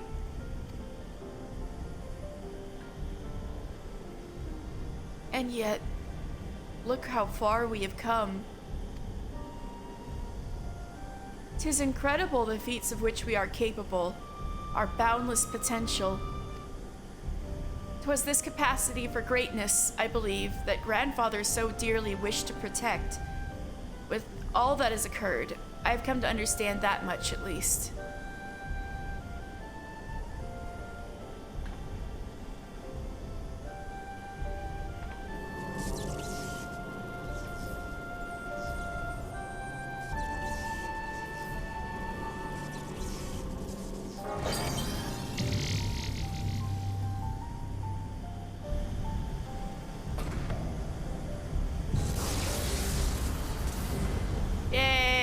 Decoiled.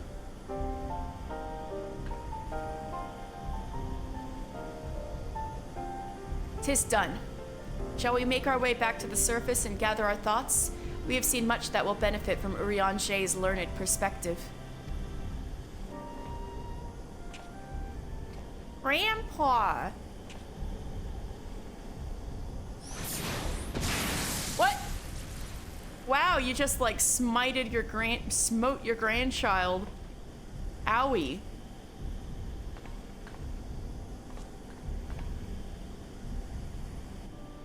Grandfather, it is you. Then why? Oh my god, it's anime joke Biden. Shut up. Abandon this quest, Alizé. I will not countenance further sabotage of the Coils. Sabotage? But we must disable the Coils if we are to prevent Bahamut's revival. Your defiance seals your fate.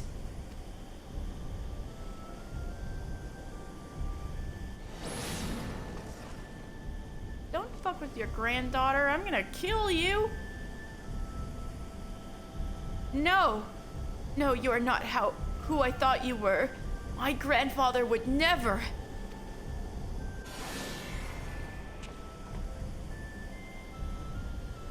Foolish girl. How could the White Raven allow herself to be bested by such sniveling opponents?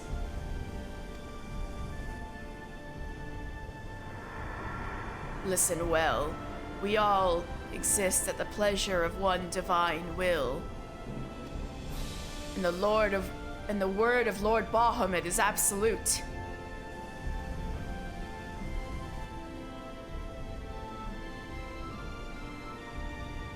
Scurry back to your holes, vermin. You have been granted this one reprieve, but should you be so foolish as to crawl into my lord's domain again, I will crush the life from you myself.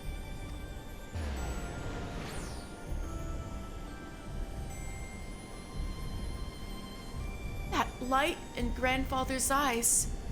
He has suffered the same fate as Nail.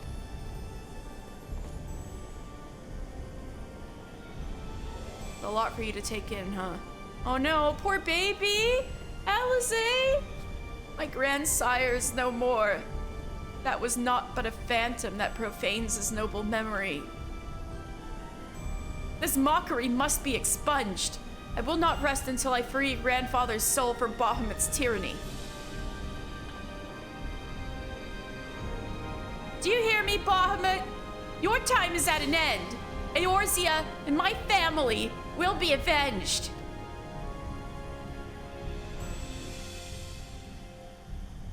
And then what? Alright. Damn. Alright. Let's get going.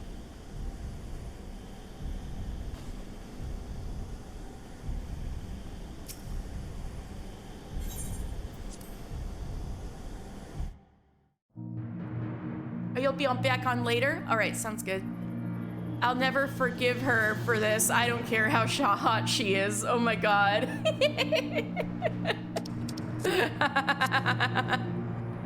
Man, you were so mad, Rowan. Alizé's resolve. Truly, it is wonderful to escape that stifling air and return to northern Thanalan again, it would appear. Yeah, we're at Dalamud's claws again. I must thank you, mister. Were it not for your bravery, I strongly doubt that I would be standing here now. Ah, but you need not tarry on my account. The danger has passed. Pray go on ahead and apprise Rianche of all that has occurred. I will join you anon. My thoughts are yet unruly, and I would rest here a while. Pray return to the Waking Sands and report our success to Urianger. Okay. Oh my god, I'm running out of Aetheryte tickets.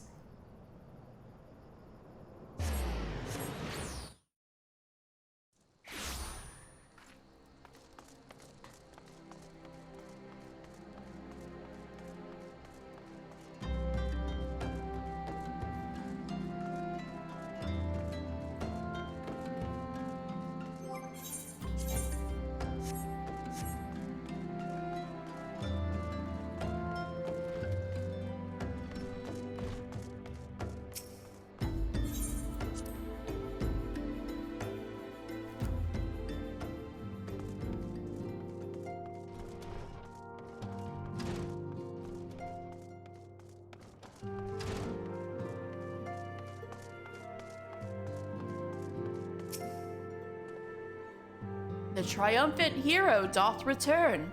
Thine eyes speak of the dread task's completion. The second coil now lieth dormant. Yet I sense the tidings thou bearest are not altogether glad. Pray tell me, what ill hath cast the shadow which falleth now across thy brow? Aww. I gotta remember that line next time I see a friend who's sad. What ill hath cast the shadow which now falleth now across thy brow?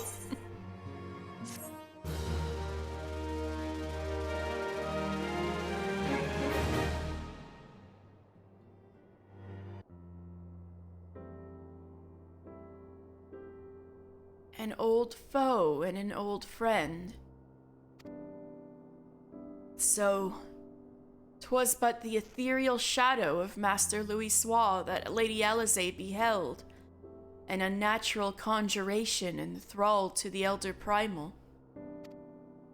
That the fiend should deign to choose him of all men, even in full knowledge of the shade's true nature, I would be hard-pressed to weather such a confrontation. I would feel so bad for him if he had to weather a confrontation of, like, Louisoix beating him up. He would be so sad. And then he's not even, like, blood-related. Yet what agonies must the young mistress have endured? Yeah, that's what he's saying. Such torment did she ne'er deserve. Mayhap 'twere better if the Lady Alizé did absent herself from the future forays unto the coils. Yes, he's a sopping wet poor little meow meow. This is completely true. He's like, if I would have felt bad if Louisoix beat me up. So how bad does Alizé feel having gone through that? She never deserved this. Maybe it'd be better if she didn't go for the third coil. That's the Riange translation. I have come too far to surrender to grief, Riange.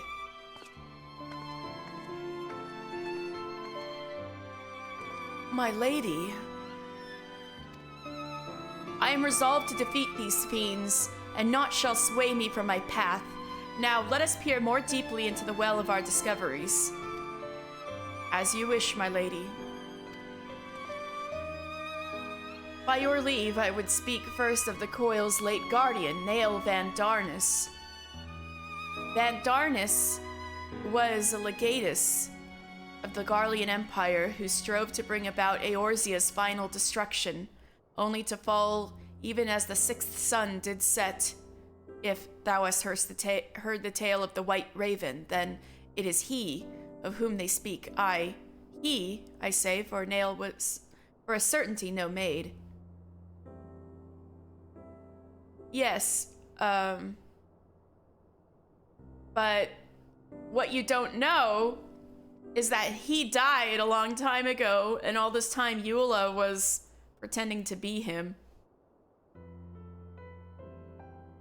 The noble house of Van Darnus, as we discovered all too late, had long safeguarded the wisdom of ancient Alig.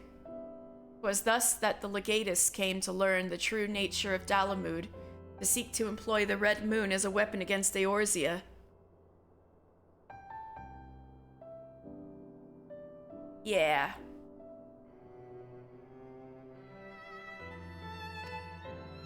But the Crystal Tower and the mechanisms required to command the satellite yet lay hidden beneath the ground, compelling Nael to construct a far less subtle mechanism. In his first faltering attempts to communicate with Dalamud, he did likely rouse the satellite's slumbering prisoner. And all of this is when the Bozia incident happened too, but we'll get into that another time. Thenceforth did the White Raven's soul belong to Bahamut. He was fortunate indeed to acquire so powerful a thrall by chance. 'Tis little wonder he was so loath to part with him. Why let a simple thing like death deprive one of so useful a pawn? Though we may accuse him of bungling Van Darnus's resurrection, I dare say Bahamut was as content to have a handmaiden as a manservant.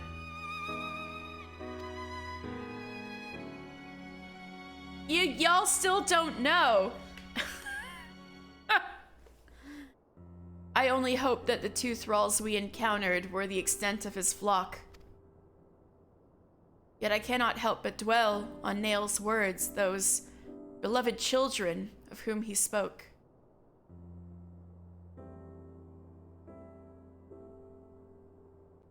Me too, staring very hard at the camera. I'm like, y'all just don't know what you're talking about. I wonder how this was in Japanese. Maybe the translators were like, what the fuck were they doing? Because like because the encyclopedia wasn't out yet.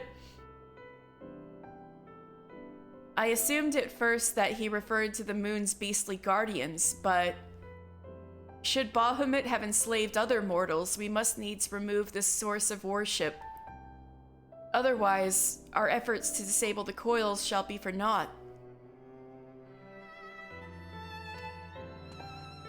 Forgive me mine indelicacy, my lady.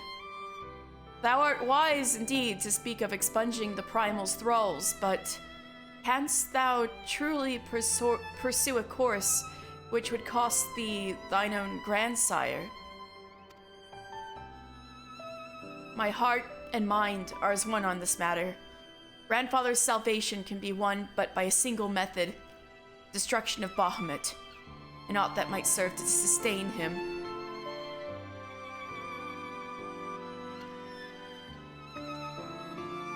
Mister, while Urianger and I endeavor to ascertain the existence of any further thralls, I suggest you grant yourself a moment's reprieve.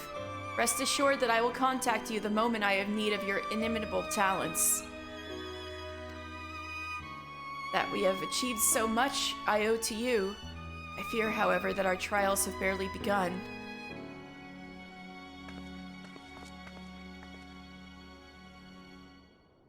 Though time had dulled the pain of thy passing, I find that I am wounded afresh. Oh, baby Urianger! Master Louisoix, what good shall come of this unending search for knowledge and truth? Long have I believed the pursuit of such treasures to be the duty of every true Charlian.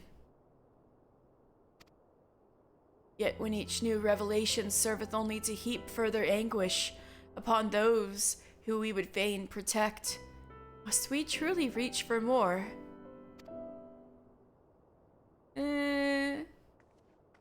So, you have found your resolve, dear sister. Will you now find a use for the secret, for the key that only you and I hold? Given our familial propensity for curiosity, you would do well to remember that keys may serve to seal doors as well as to unlock them. And Bahamut is a most unwelcome guest to whom the door should never have been opened. Wow, you're speaking cryptically to something that's gonna happen in the third coil. It took us exactly an hour to kill Nail? Holy shit. I didn't think an entire hour of this stream would be trying to kill Nail. I'm so sorry, everyone.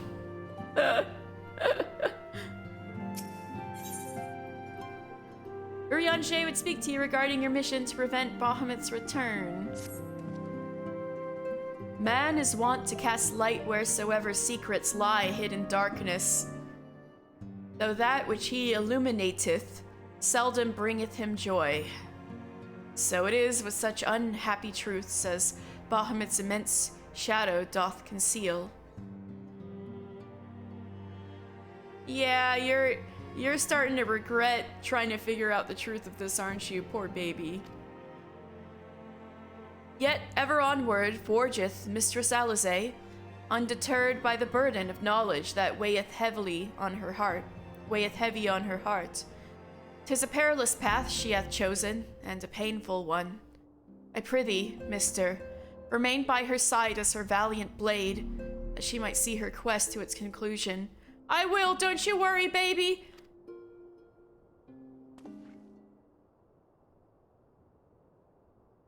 Mister, it is well that you are here.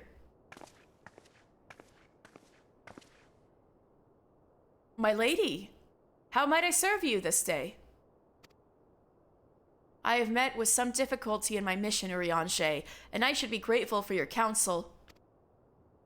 As you know, Bahamut's physical form is regenerating beneath the Cartano Flats even as we speak. If we are to prevent his return, we must needs disable the 2 remaining internment hulks that sustain him. Every moment our mission is delayed, the realm is pushed closer to the brink of destruction. Alas, though I have determined the locations of the fragments of Dalamud leading to the hulks, I have been unable to find a way to enter them. And gaining admittance is but the first step in your perilous undertaking. When last thou descended into Bahamut's subterranean fastness, thou didst discover, didst thou not, the dread Primal had bound the shade of Nail Van Darnest unto his will. And though thou didst consign the fallen legatus to blessed oblivion, thou mayest recall that the piteous wretch was not alone. Doubt not but that Bahamut's other thralls shall seek to hinder thy passage. You can say his name, Urianshe. I've not forgotten that my grandfather is waiting for us. My lady, I would remind you, as I must oft remind myself, that the man whom we both loved and revered is no more. What remaineth is but a shade which defileth his memory. Oh, poor babies. The vile verbiage that spilleth from his lips must not be heeded, for it cometh not from your grandsire, but from Bahamut himself. Yet don't listen to him, those are not his words. You need not worry, Urianshe. Come what may, I will not stray from the course. I will not let grandfather's sacrifice be in vain. But mere words will not take us whither we must go. As I said, I've been unable to find a way to enter the fragments of Dalamud. My lady, might I suggest that you visit the fragments again in Mister's company? Full oft hath the Warrior of Light set events in motion by virtue of his presence alone. Holy fuck, I mean true. 'Tis possible that he may do so again. I, the while, shall search for answers of mine own. By our efforts combined, we shall become Captain Planet. No, I'm just kidding. Full sure am I that the path shall be revealed to us ere long. Were it anyone else, I should question the wisdom of such advice. Yet I cannot deny that what you say about Mister is true. Very well, I shall do as you suggest. Assuming you have no objections, of course. Good. Now we seek entry to 2 fragments of Bahamut. One lies at the Burning Wall in eastern Thanalan, and the other at the Singing Shards in Mordona. I left an assistant at each location with instructions to continue searching for a means of ingress. It is not impossible that they should have since found something useful to us. Let us begin by visiting my man at the Burning Wall. Dex, I think it was.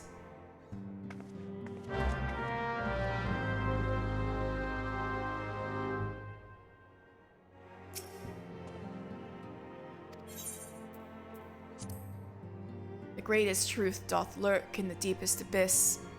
Though unbending resolve placeth thy feet on that precipitous pass, only strength of steel will see thee to its end. I know of none but thee and thy companions who might cleave through the chains binding Bahamut unto this realm. May thy dauntless courage and strength serve thee well on the arduous road ahead.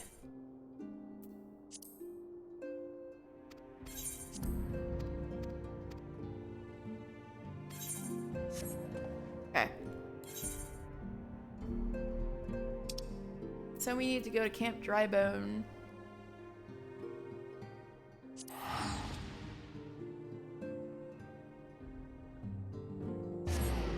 We're actually in the area to start the,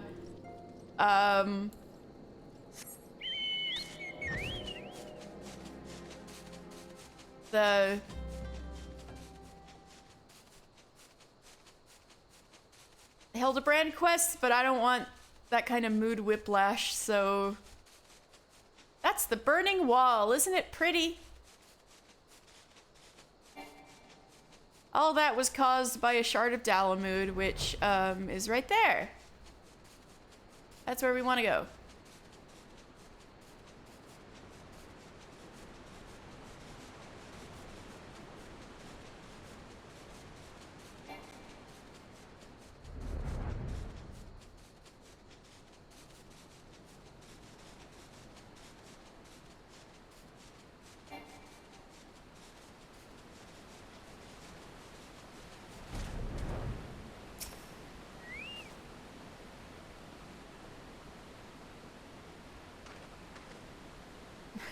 Not suspicious at all, Mr. Charlian.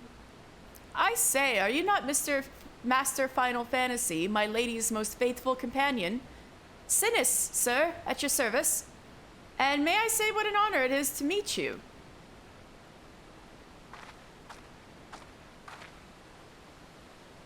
Oh, you're doing the first ring right now? It's freaking cool. Ooh, yay. It is a cool area, isn't it, Cutie Pie? Hope you enjoy. Are you doing it unsynced? How goes the survey, Dex? Ahem. My lady, it shames me to say that I found no viable path. Okay, good. I didn't want you to get your ass kicked, because at level 50, it's intended for a party of 8. Ahem. My lady, it shames me to say that I have found no viable path to the fragment. Though it stands there before our very eyes, the way thither has thus far proven impassable. When the fragment fell and pierced the land, it caused a prodigious amount of ether to spew forth. Yeah, no shit. 'Twas this that gave rise to this land's twisted lay, which seems destined to thwart our efforts. Even were an opening to exist, I fear that we would struggle to reach it. We cannot give up. Keep trying. So near, and yet so far. Well, it avails us not to stand here and stare at the thing. Let's await Mordona and try the other fragment. Perhaps Sinis has fared better. Upon that note, my lady, there is something I must tell you. I'm sorry to report that I lost contact with my brother just over a bell ago. As you know, the singing shards are home to many fell creatures. Ogres among them. While I do not wish to cause you undue harm, I fear something unspeakable may have happened to Dex. What? Why didn't you... Give me strength. You must hurry to my assistant's aid, mister. Yeah, you thought this was Dex, but this is actually Sinis, and so we need to actually go save Dex. I guess they also... Wait, you're one to talk for not being able to tell twins apart, Lalize. We must hurry to my assistant's aid, mister.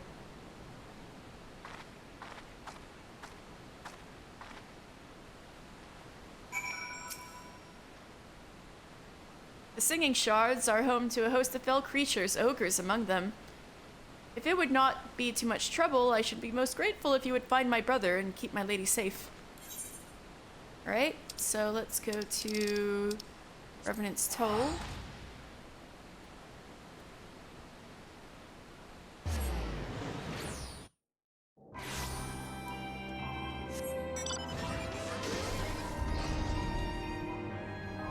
Oh, Mordona should be pretty this time of night.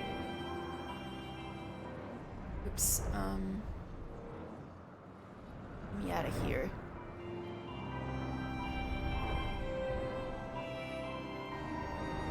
Here we go.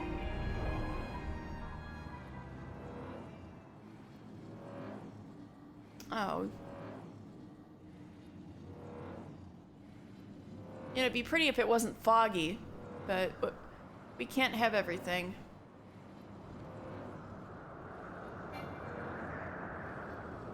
Yeah, this got pretty fucked up by the calamity, didn't it? That's a big old piece of Dalamud right there.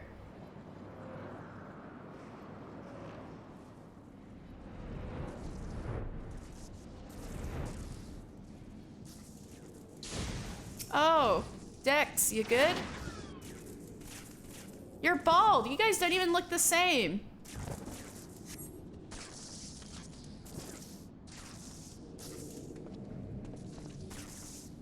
Thank you, adventurer. For a moment there, I feared my bones were to be ground up and used to bake bread. I am relieved to see that you are unharmed. It was wrong of me to press such a dangerous task upon you. My lady, your worries are wasted on me. 'Twas nothing at all, I assure you. Ahem. If it please you, I shall report on my findings. As you can see, though the tip of the fragment is exposed, the rest is encased in rock and crystal, rendering it impossible to enter the structure.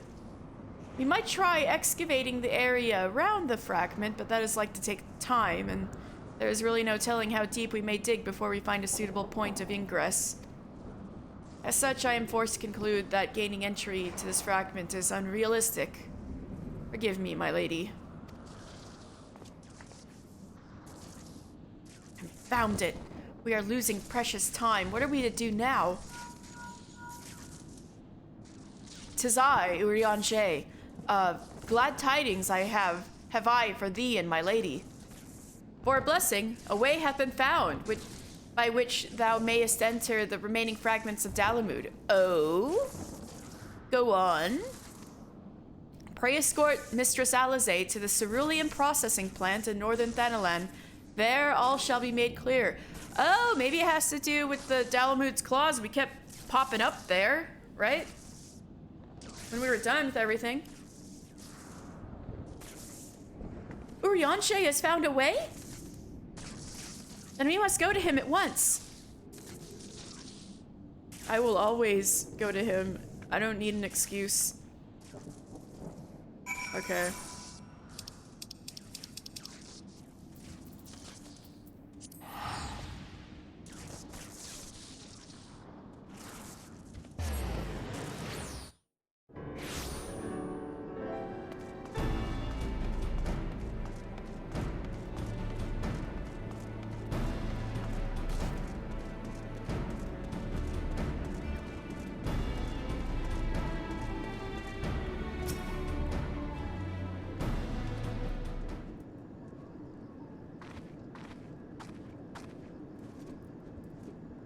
Mine apologies for summoning you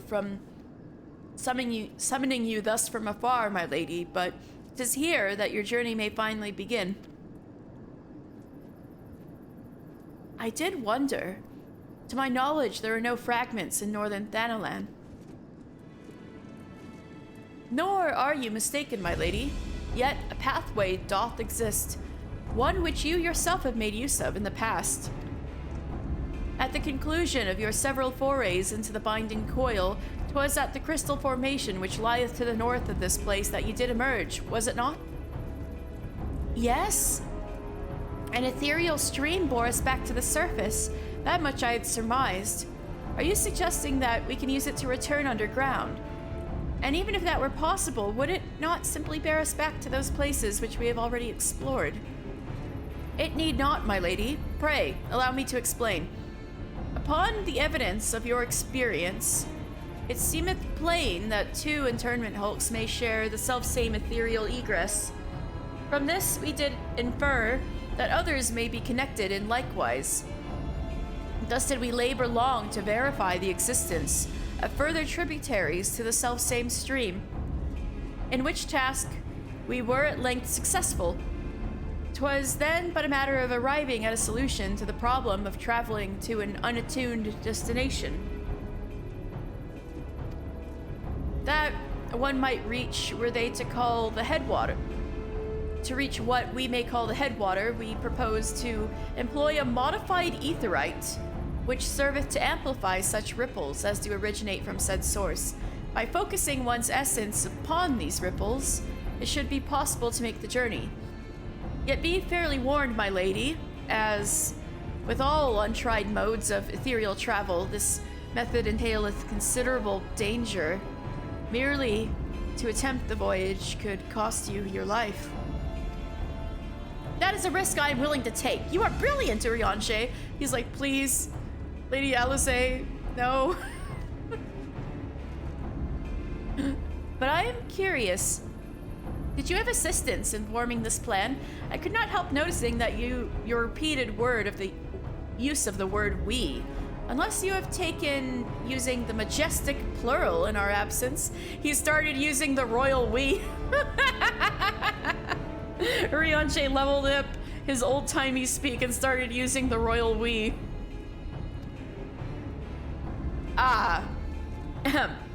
Nay, my lady.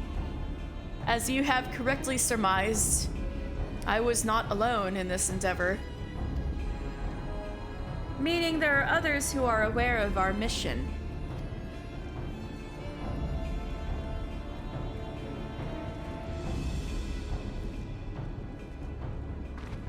Well, it cannot be helped now. Preventing Bahamut's return is what matters. If some secrecy must be sacrificed to achieve our goal, then so be it.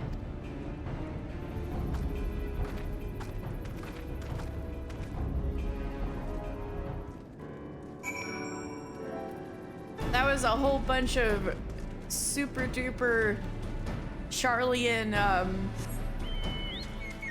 ether research shit to make that possible. Oh, there's the little etherite shard. Cute.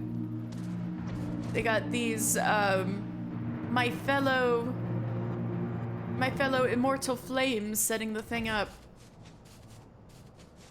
Bahamut's talons, yeah. Verily, it was not my wish to withhold knowledge of the aid I received. I pray that Mistress Alize will forgive me when she learneth of its source. Don't tell me, Alphino?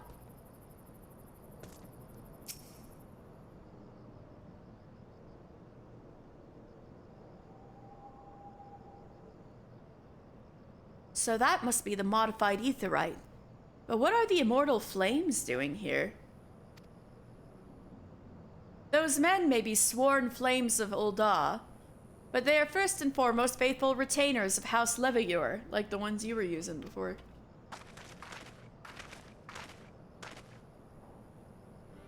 Alphino? So it was you who was helping Urianger. Who else could it have been, dear sister? Lest you worry, I have no intention of making the details of your venture public. Like you, I would prefer to avoid causing a panic. But given that which is at stake, namely the survival of the realm, one must be willing to accept help when it is offered. Would you not agree? At the very least, do not be cross with Urianger. 'Twas at my behest that he kept silent.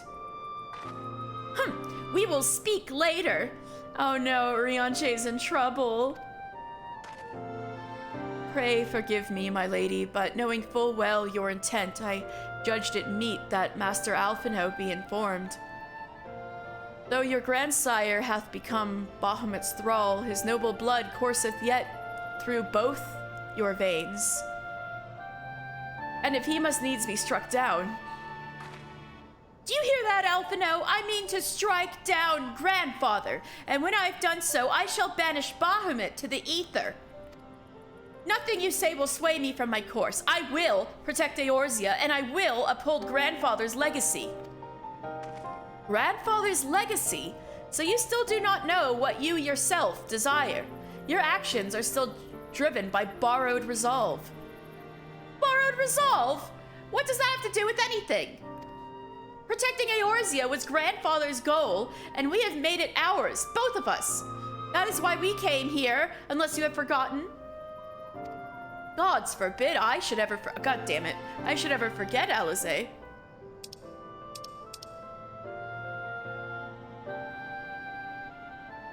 But you misunderstand. I do not question your resolve, only whence it came. If it were not your own, you would be able to tell me precisely why you so desire to protect Eorzea. I know, the sibling fight, getting the popcorn out. Oops, no, I do not wish to skip the cutscene. Yet you cannot, for it is not your resolve, but grandfather's. You may struggle to see the difference, but borrowed resolve shall never be as strong as that which springs from within.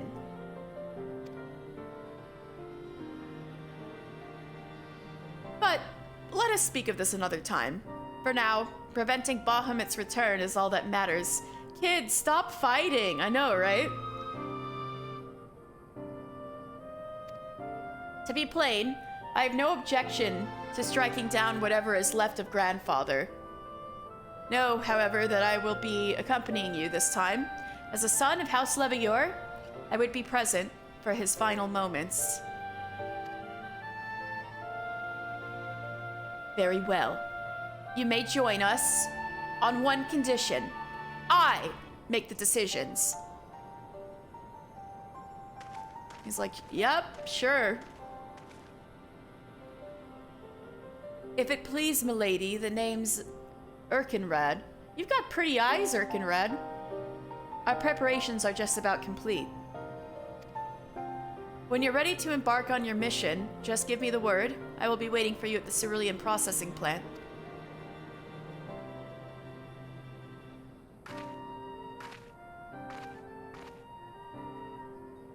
Pay no heed to my brother. You can rely on me.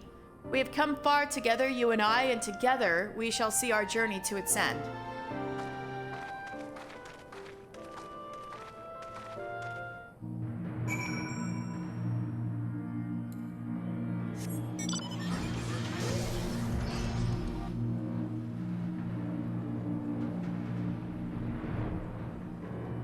It's Tishy! You're partying. Oh, wait, is that Eerie? That's totally Eerie. I've been waiting for you, Master Final Fantasy. I'm pleased to say that the Aetheryte's primed and ready. As you know, the remaining internment hulks are connected to the fragments in Eastern Thanaland and Mordona. It's to the former that we'll be sending you first. Now, you'll be starting inside the Hulk, meaning you won't have to cover so much ground. The drawback being that you'll be fighting for your life from the moment you get there. Best be prepared for anything, for Milady's sake, if not your own. It's Eerie! Oh my god! And we're all still Saint of Nimia's little helpers. Oh, and you both got flag? Y'all are freaking adorable. When your preparations are in order, just give me the word. I'll send you on your way. I may even throw in a prayer for your speedy return just to be on the safe side. Yay! Oh my god! Eerie, I love your staff.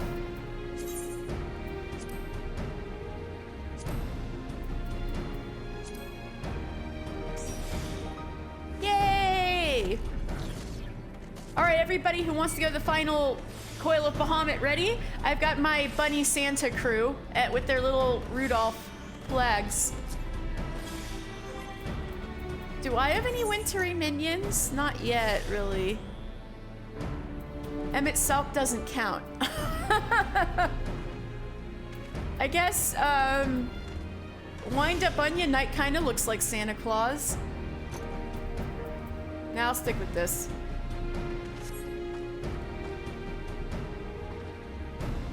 All right, let's go! Alizé is resolved to go through with her quest to vanquish Bahamut, though it means confronting her beloved grandfather, whom the Elder Primal has made his thrall. With Alphino's cooperation, an ethereal pathway has been established which will take your party to one of the two internment hulks that remain to be disabled. Your foray begins in northern Thanaland, at the set of Dalamud's talons situated in Raubon's Push. Spare no preparation and expect fierce resistance.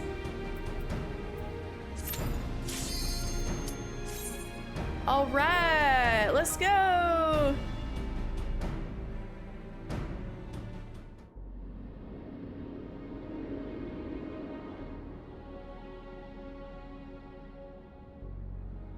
$4,560 yoms. That's really far down.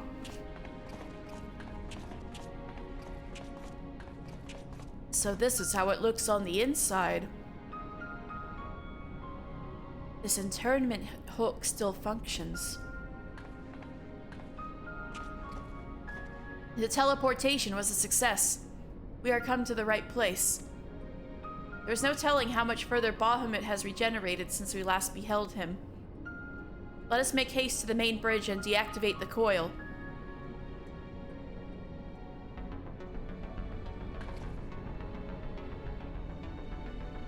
There were receptacles similar to these in the previous hulks.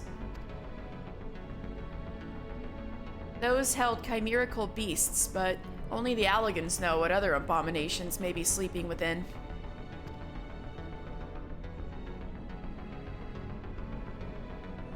They may well be part of Dalamud's internal defenses. We must stay on our guard at all times. Shruggy. Glare. Like, okay, Alpha, no. For now, I won't... For now, I won't strangle you in your sleep. Alright, let's go. Alright, Clockwork Spider. That has a page. I need to go back to the frickin' robot page. Dark Matter Slime. Ooh, look at that like, elegant slime.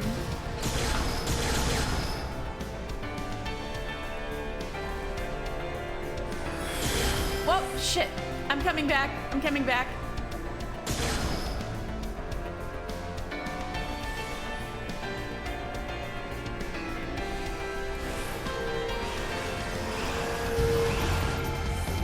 Clockwork Spiders. An elegant Naga. So more chimeras.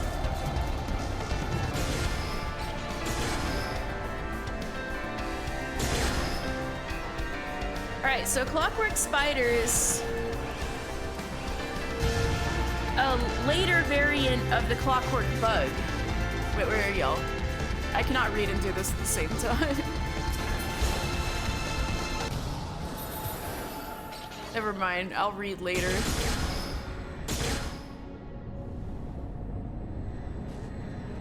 Shit.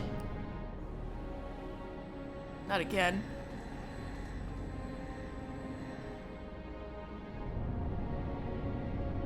Those are dragons. Oh, this is fucked up.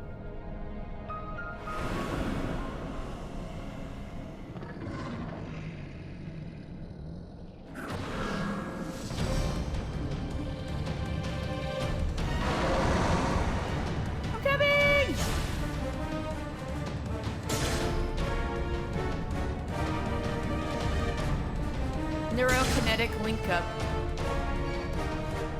Right. I'm do good? You do good? You a good boy?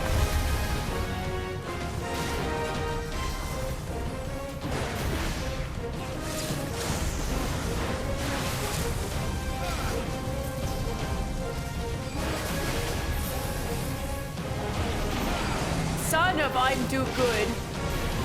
Daughter of I'm do good. Stella, your claws, please.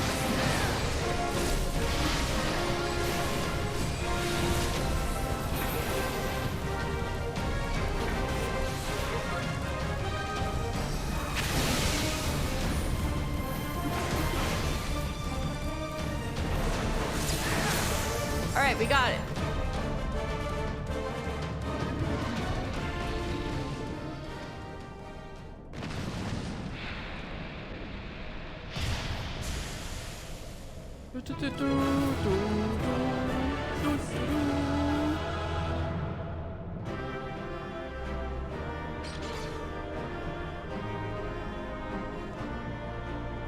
All right.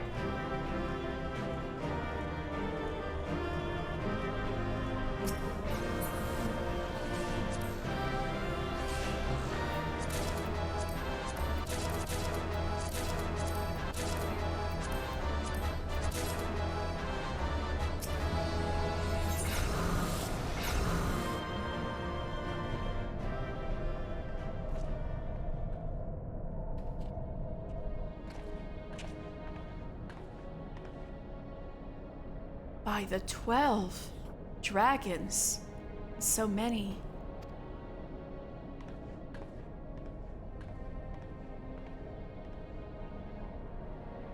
We were aware that the Alligans possessed the means to control the creatures, but to imprison them thus is barbaric.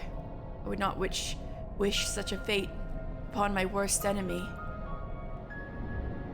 'Tis plain that no love was lost between the Alligans and the dragons. But was it truly necessary to keep so great a number here? Bahamut did not want for defenses, this we have experienced firsthand. Such guardians as the Alligans created, both living and unliving, were surely no less capable of repelling intruders than these poor creatures. Tell me something, Alize. Have you not managed to determine by whose will Bahamut exists?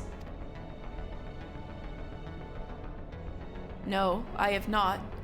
At first I assumed that Bahamut had no people of his own, that the Alligans had perhaps discovered a way to simulate prayer itself. However, Nail's words gave me cause to reconsider, specifically the Shade's mention of Bahamut's beloved children. From that, I inferred, Stella, stop it, that the primal is given form by will of worshippers whom we have yet to... Oh. God strike me down for a blind fool. Bahamut's beloved children right there before my very eyes. How could I be so stupid? Who else but the dragons of Eld would summon Bahamut? Who else but they could sustain him? And to think I wondered why the Alligans kept them imprisoned here. Even should the flame of Bahamut's life go out, his faithful children would summon him back. For this reason, the Alligan Empire kept an army of dragons here in perpetual state of duress, that they might sustain the primal's existence. Truly, the Alligans' ingenuity knew no bounds. Neither did their cruelty. Yeah, especially not under the second coming of Zonde. Small wonder that Bahamut was so enraged. Let no one deny that it was man who sowed the seeds of the calamity. And the Asians, but... Will you now turn your hatred towards our own kind, dear sister? Do not patronize me, Alphino. I merely acknowledge our guilt. Lest you be in any doubt, I have no intention of allowing Bahamut to lay the world to waste, regardless of the atrocities the Alligans committed against his kind. We have no choice but to eliminate all who worship him, be they his children or his thralls. Seems reasonable to assume that the system responsible for the primal's regeneration is also responsible for sustaining the captive dragons. If we disable it, all should perish. Let us press on. This is so sad.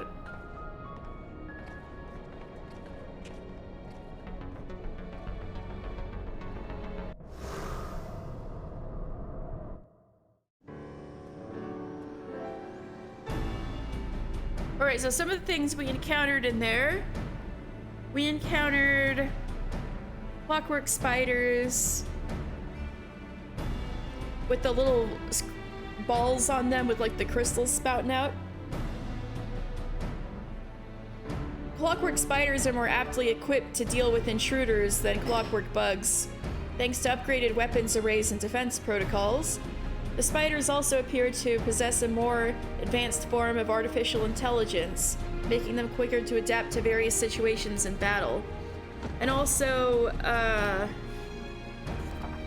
we saw another kind of chimera. Nagas. There were some Alligan Nagas in there with little wings. The Naga is a sizable scalekin-like creature, large enough to swallow whole an entire furball. Not the furbals! Originally thought to be native to the eastern continent of Othard, naturalists now know that the aberrations are actually chimeras, pieced together in the third astral era laboratorium from limbs of void scent, summoned to this realm by godless Alligan etherochemists. Records claim that they created the Naga for no other reason than to discern whether such grafting and splicing of void sent flesh was in fact possible. Oh, great. Oh, polar bear! Yay! Stella, please get down. I won't be able to read. Stella, get down!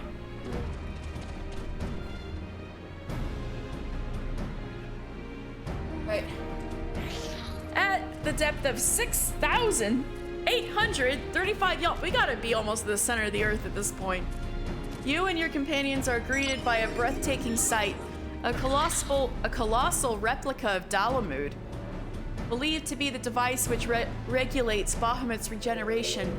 The structure swarms with legions of the lesser moon's internal defenses, but through it you must go if you are to reach the main bridge. All right, let's go to the regeneration grid. They really have been traumatizing Alizé since ARR. They've been traumatizing Alizé since 1.0. Because she was also traumatized by her grandfather having to leave and then dying. Regeneration grid, 6,835 yalms. We all look like Santa Claus, Saint of Nimia. Oh, this cool elegant shit. Yeah, we're going into a mini Bahamut. Wait, did I go the right way? Is this where y'all are? Yeah. Okay. Ooh, isn't this cool looking?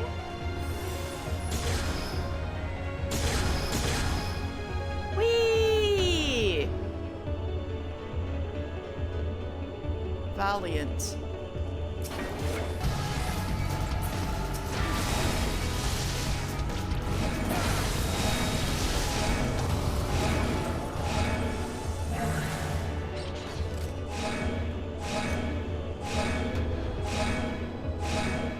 Oh, do we have to stand at both? Okay, we're good.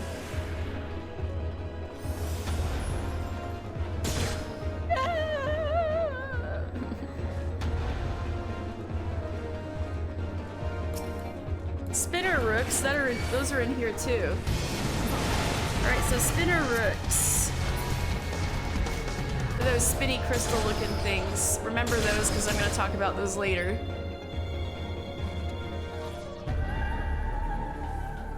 Spanner rook.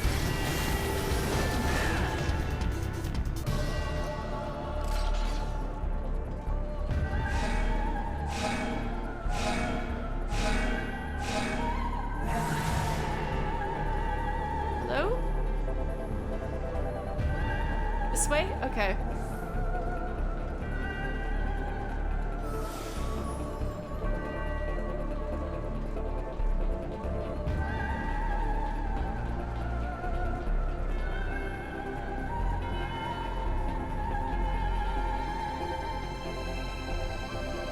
There's nothing over here.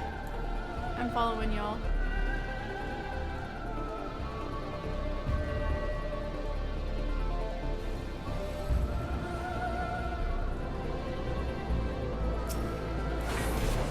Eerie!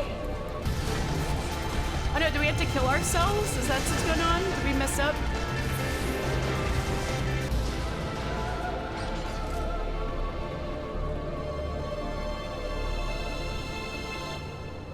Do we need more people or something?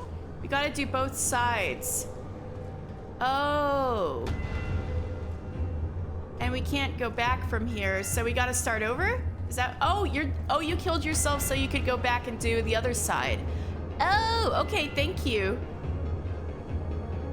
So Erie's committed to go do it. All right, I appreciate you, Erie. Thank you so much.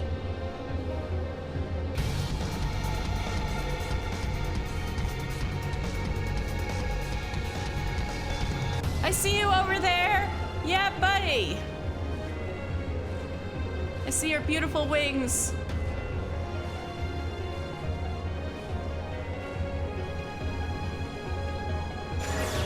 Woo! Let's go. So you can't solo this? Is that what's going on? I'm glad I have people to help.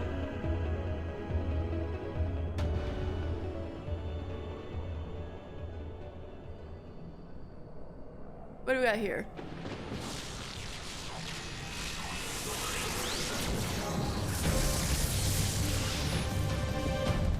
Is this the Kalia? Ooh, I have things to talk about that. That has lore in the book. You were right. Last time I did this, I just walked into that like an idiot. Oh. Alright, so the Kalia has some lore. I'll talk about that after. Basically, this was an anti-dragon unit. You can see it's all made out of all this metal. It could stand up to dragon flames and oh fuck.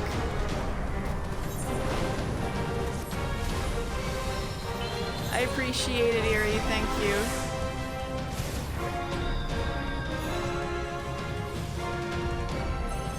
I appreciate it.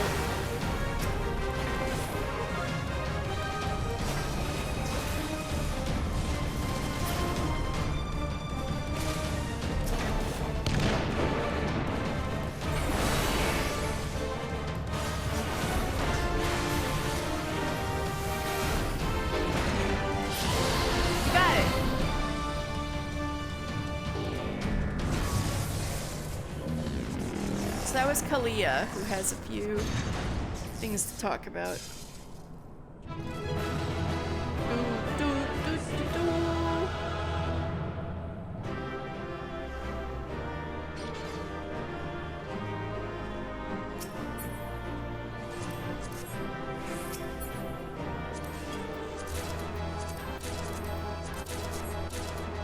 I rolled a 1.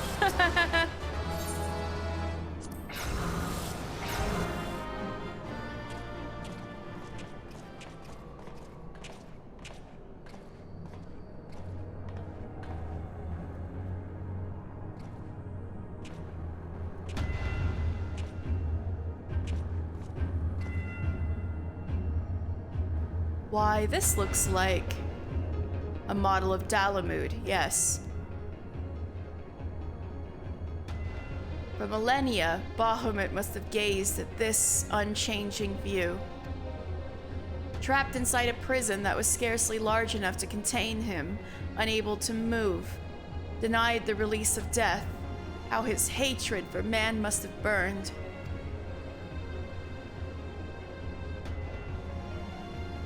That hatred found an ideal vessel in Nail Van Darnus.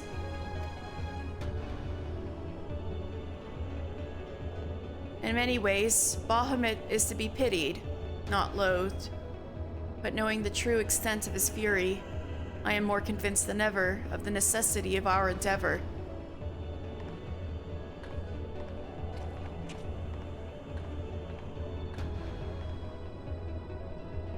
Besides, his is not the only soul that cries out for vengeance.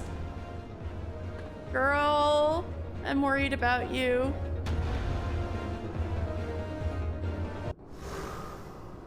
Just the twins are having such a crisis, and just like there's 3 Santa Clauses following them.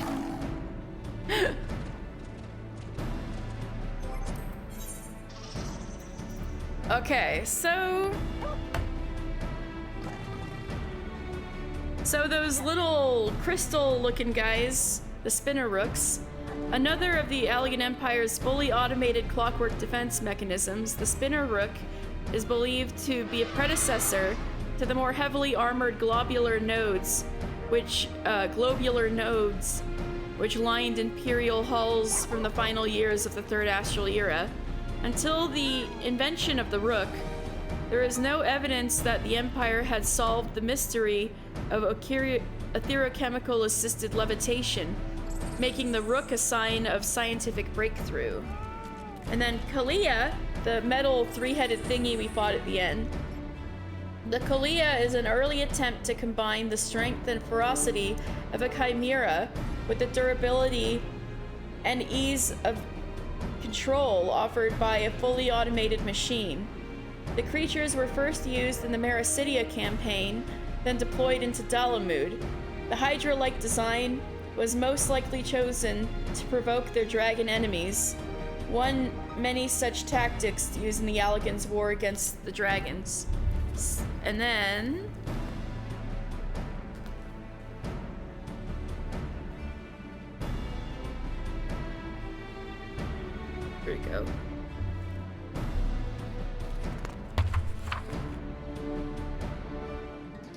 I know it's in here. There it is. So Kalia, this solid steel aberration, was developed in the Etherochemical Research Facility to combat the dragon legions of Mericidia. This mechanized hydra could withstand not only attacks from razor-sharp fangs and talons, but also the white-hot flames of dragon breath, and proved invaluable in the campaigns waged in Mericidia. So effective was the creation, the Alligans would eventually place one within Bahamut's metal jail to guard the Great Worm. So, yeah. So that's why it was in, like, the mini Dalamud where Bahamut was originally being kept, because it was literally like Bahamut's bodyguard. Oh, boss fate.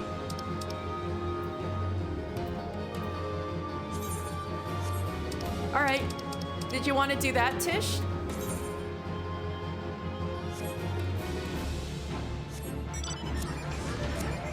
Let me go take a look-see. Did you guys already engage it?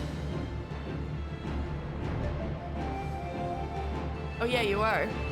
Alright, I'm heading over there.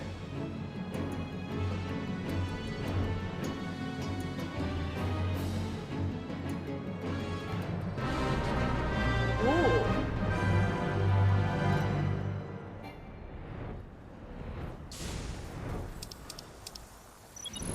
Milber the Malicious sacrifices her carnal form to the void where succubus claims it for her own. Strike down the cultist and drive the void scent from her corpse. Right. So she's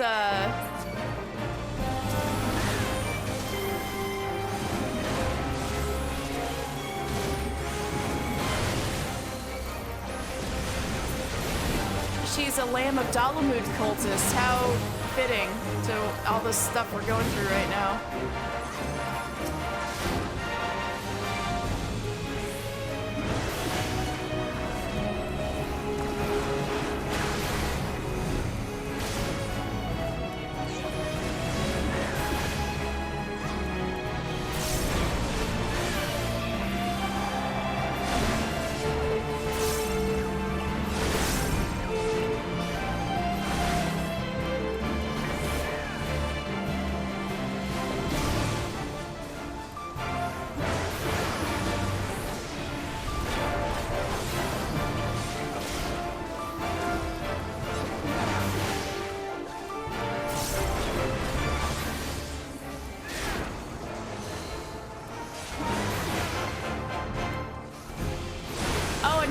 Thing I haven't said yet is the reason why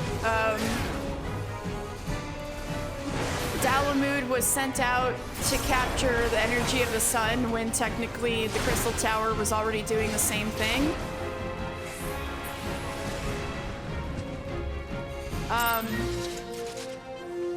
Yeah, we did it. Alright, thanks guys. Well, I'll say that in a bit. Alright, turn 3. At 8,872 yalms below the surface, your party arrives within Bahamut's cavernous regeneration chamber. As Alizé moves to disable the internment hulk, she finds her way barred by her grandsire, the Archon Louisoix. The man once gave his life to that realm, that the realm might be spared. If you would honor his legacy, you must now strike him down. Oh, Grandpa, no! No, I don't want to beat up Grandpa. Sorry. I mean to bump the mic. Gods, he is almost whole again.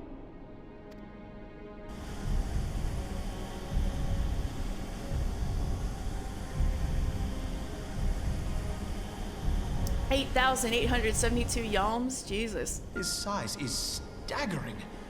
I can scarce imagine how Grandfather stood against such a monstrosity. This cannot be allowed to proceed any further. Let us disable the coil and move on.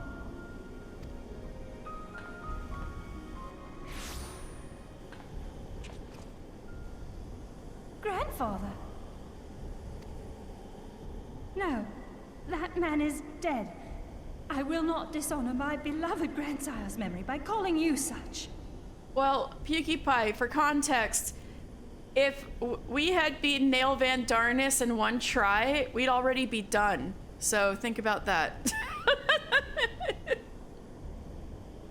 Like to slap his bald head, reblog to slap his bald head. No! You are but his twisted shape, the thrall of a mad primal. You were foolish to disregard my warning, child. Are you so convinced of your own righteousness?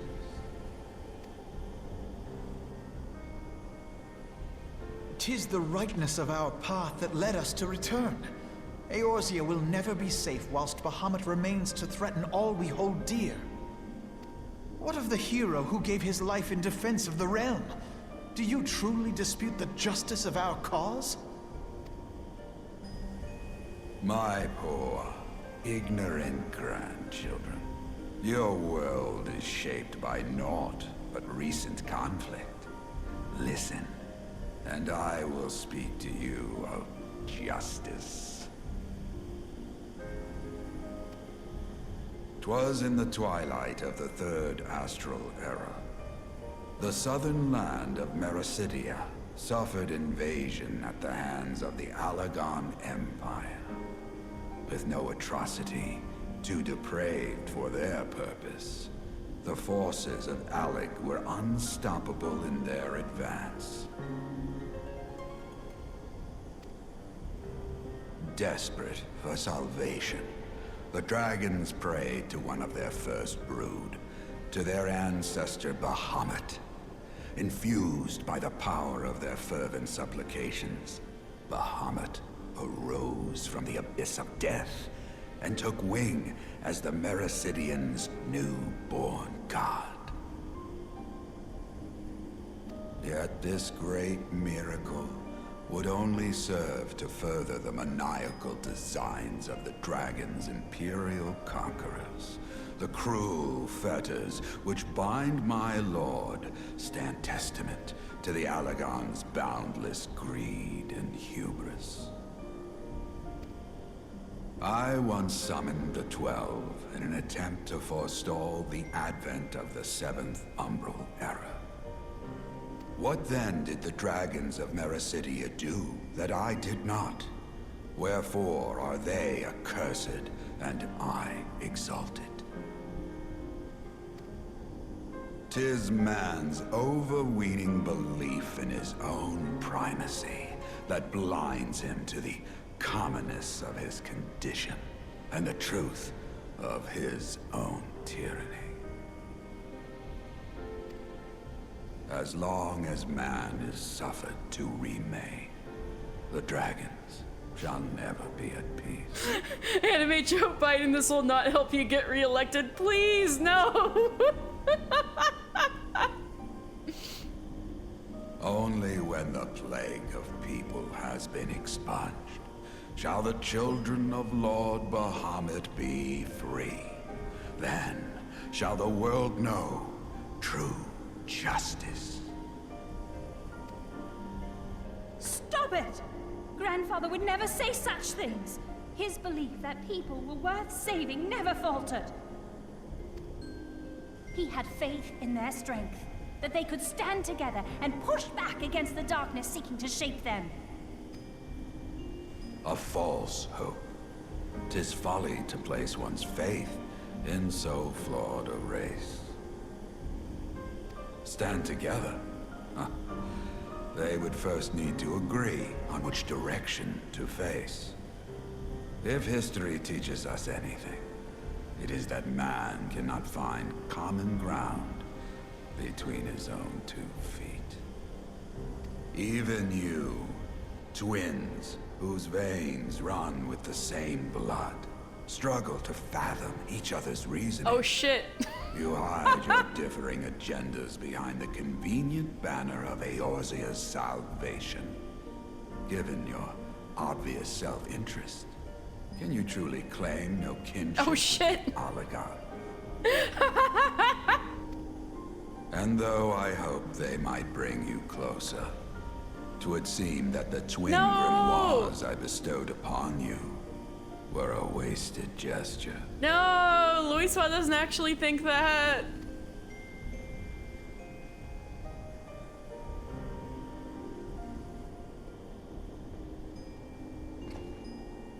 There may well be truth in your judgment of Alize and me, but such a one-sided tirade bemoaning the evils of man rings false, coming from the lips of Archon Louisoix. Tell me, do you champion the cause of dragons because Bahamut compels you as his thrall? Or is it because you yourself have transcended the limits of man's existence? Ah, so the possibility did not escape your notice. What I prayed for, and what I have become. These are the keys that unlock the truth behind Eorzea's rebirth. Plot twist time. If you would have them, then you must needs take them by force. Come, rend this divine form asunder and claim your answers. Answers! Oh, they dropped the title of the song. Yeah, plot twist. Louisoix is a primal. Phoenix. This is Phoenix.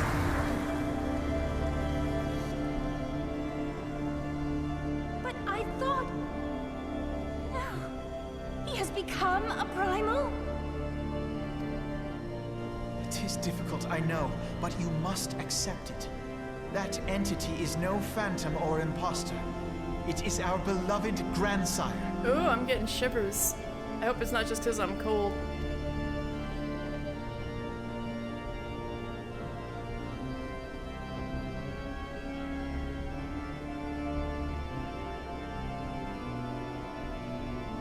Please, for his sake and for ours, you must defeat our grandfather. Yeah.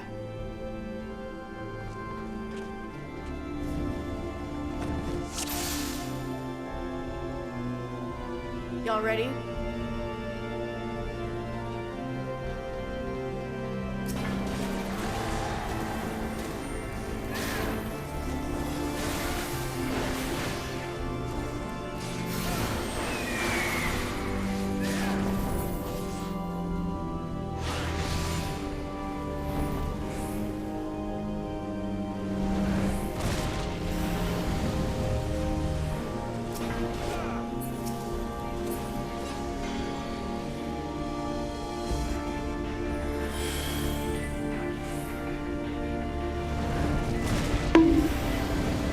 Why you bonking? Bye, Gramps.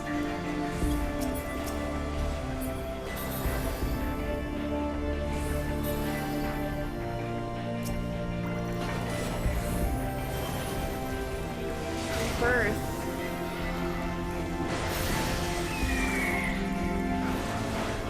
Fountain of fire, not fountain of fire. Bonk him on his bald spot. No! But his bald spot is all the spots.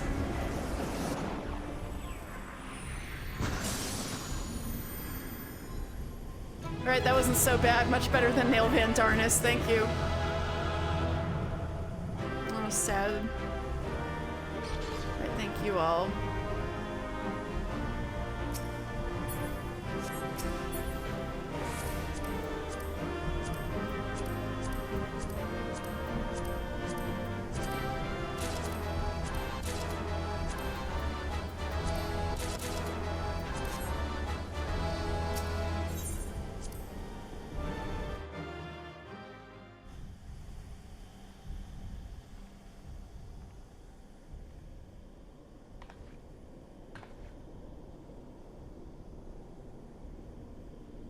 Grandfather is truly gone this time.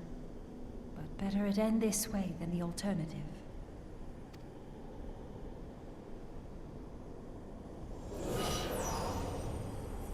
I am yet here, Alize, my dear, sweet granddaughter. Here he is. For real this time. Grandfather?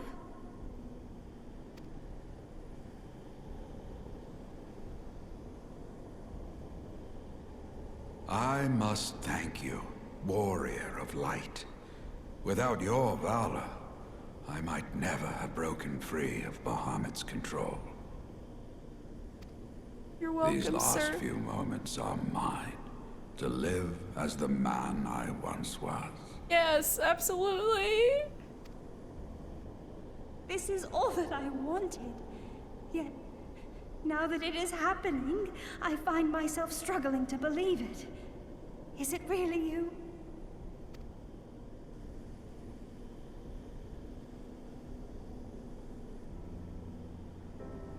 Grandpa!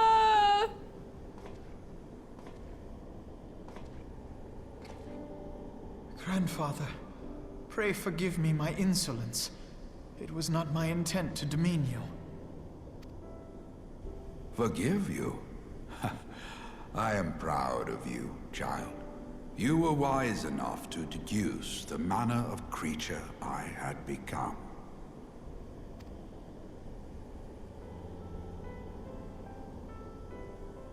Alfino, Alize, if any here should beg forgiveness, it is I.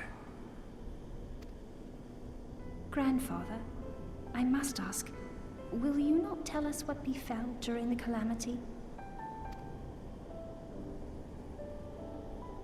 Yes, yes, of course. You have come far to hear the truth.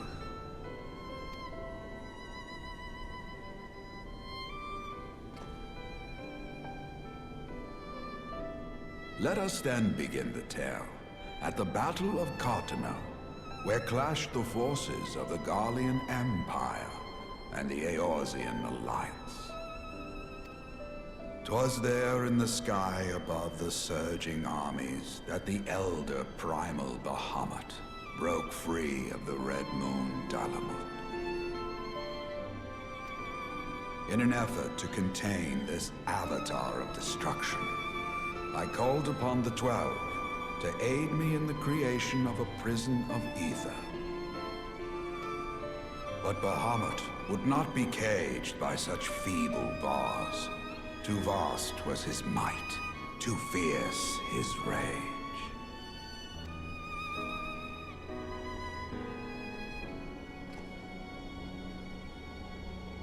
Little choice remained to me.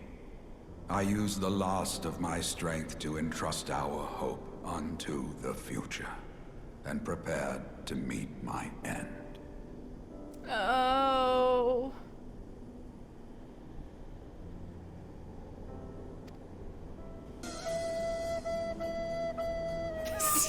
Rowan.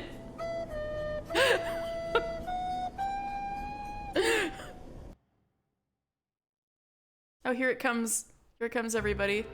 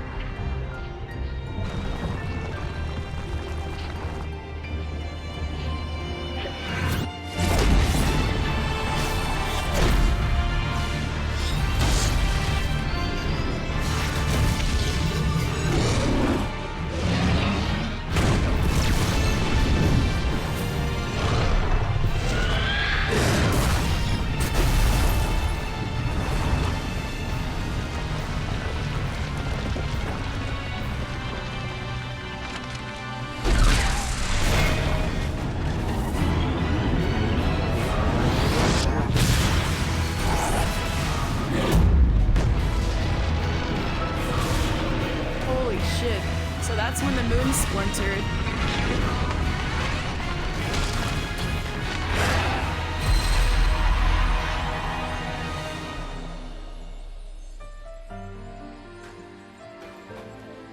that was how he was able to kill Bahamut. That's the moment he died.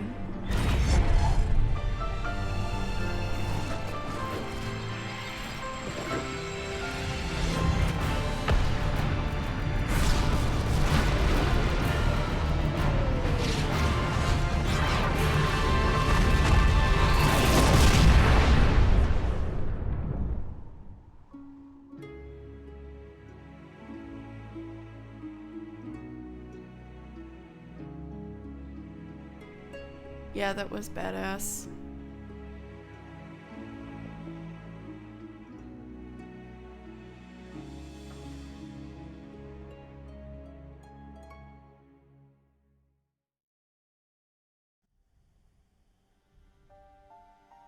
As you have no doubt surmised, I did not perish. When the cage built from the essences of the 12 was destroyed, the sky was filled with a colossal cloud of ether. Yeah, sorry, that wasn't the moon. That was the prison that Louis Soix was trying to summon in the first place.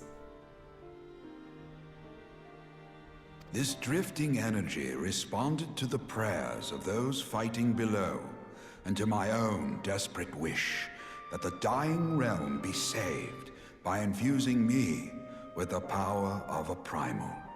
Accidental primal summoning.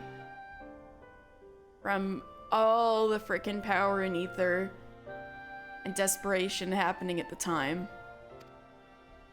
I became the immortal phoenix, ancient symbol of rebirth. Very ancient. Looks into the camera like I'm on The Office. Rising into the sky, I struck Bahamut with all my newfound strength. The blow shattered his earthly form, and a shower of ether rained down upon the land.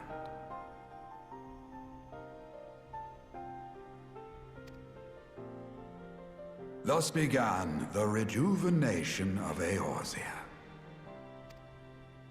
Believing the deed done, I relinquished my hold on that staggering energy, desirous that it should be returned to the realm without delay. But I had not reckoned on Bahamut's tenacious will. Even as he teetered upon the cusp of oblivion, the dragon reached out to claim me. Alas, within my fast fading form, enough remained of the Phoenix's energy to offer Bahamut a hold, and he dragged me along in his wake. And thus began your existence as the Elder Primal's thrall. I cannot help but wonder at his will to survive. Though he was all but obliterated, Bahamut found a way to seize the power you surrendered. That would explain why part of his physical form survived to be entombed underground. It would also explain why Eorzea was so terribly warped. Even as the land sought to restore itself, the returning flow of ether was cut off. Very good.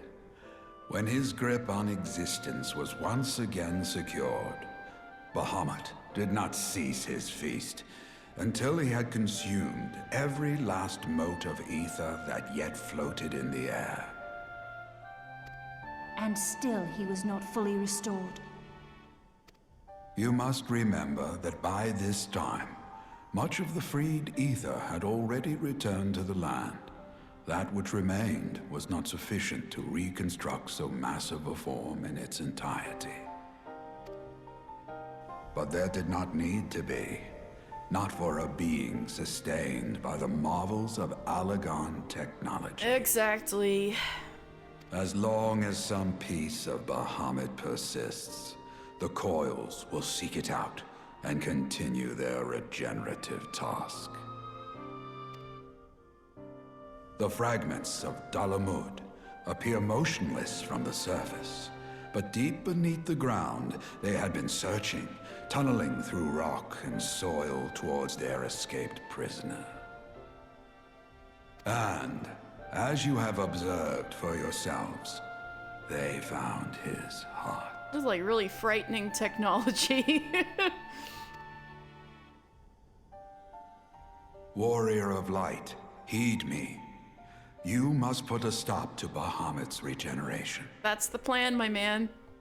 Whether it be for man or for dragonkind. The question of justice is irrelevant.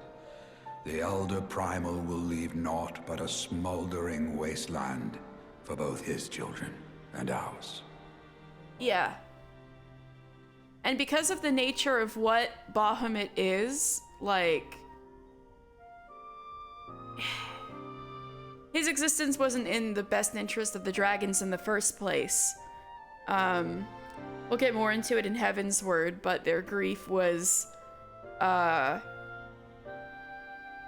taken advantage of by the Ascians to summon Bahamut in the first place. I beg you to defend Eorzea and guide its people to the future they yet struggle to find.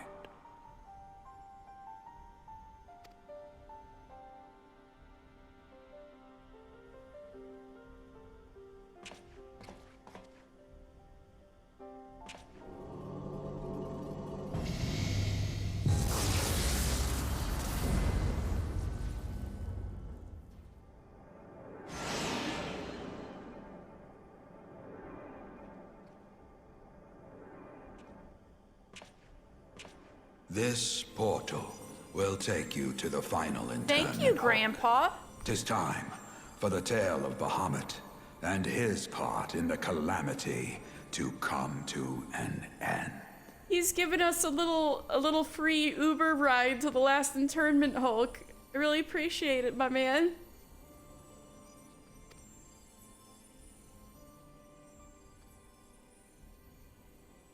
Alvino, Alize, pray, come closer.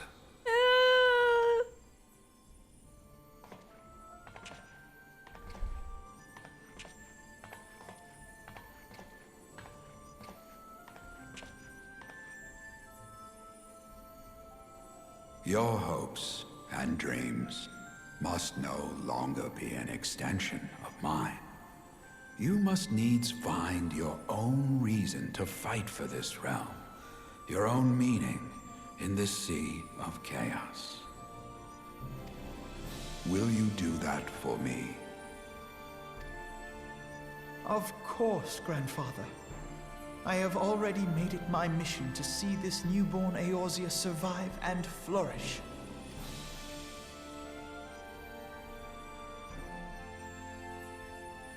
Alize, while I was yet enthralled to Bahamut, you spoke of my faith in man's strength. Know that your words reached me, imprisoned though my soul still was. So forceful was your conviction, I wonder if that belief has not become your own. Perhaps, after all your anger and sorrow was spent, you found something greater within you. Grandpa, you're the best.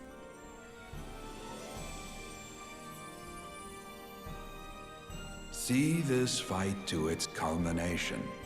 'Tis also your strength, in which I have faith. Yes, sir.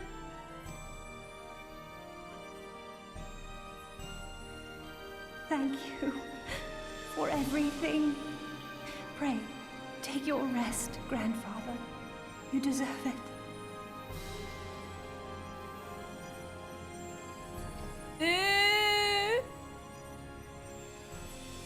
There are records of an art that allowed one to summon the power of a primal from the essence of its demise. And though I am no true primal, all that I have left, I give to you. Oh. Wait, he's talking about summoner job. Alvino. Alize. My darling grandchildren. May Light's blessings ever keep and protect you. I'm about to cry and you're saying that you and Eerie have Peepaw funeral glam on now? I can't.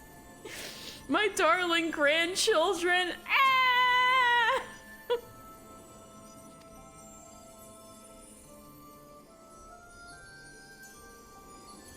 Peepaw!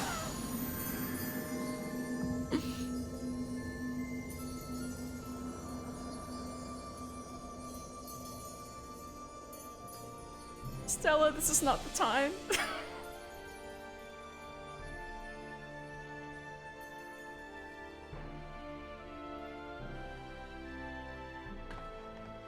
Come, warrior of light. Our task remains undone.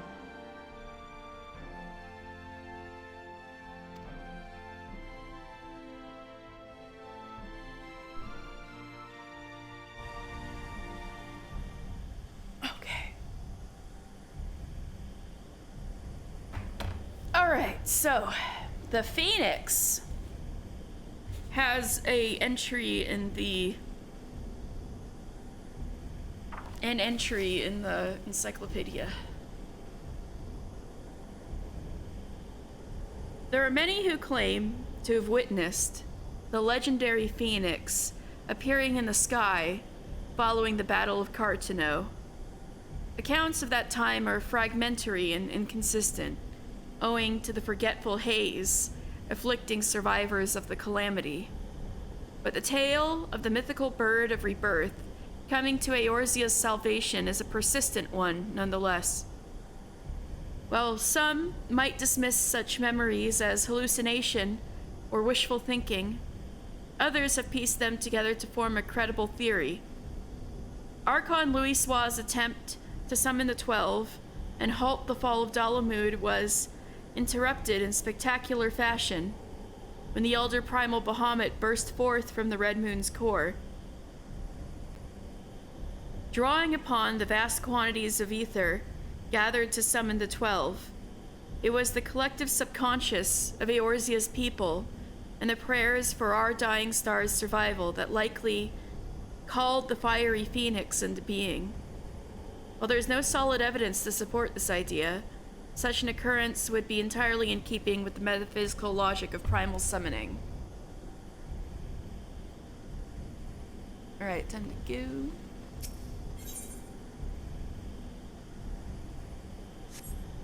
Oh, the entry point? No, I want to find the exit.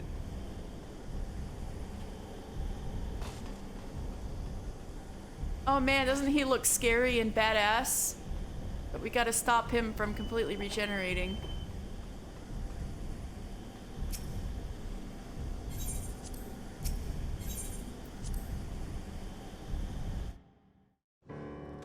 Alright, where's a funeral? Slut funeral?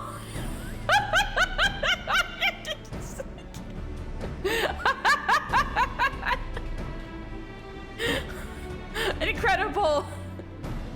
Coming out for Peepaw's funeral like this.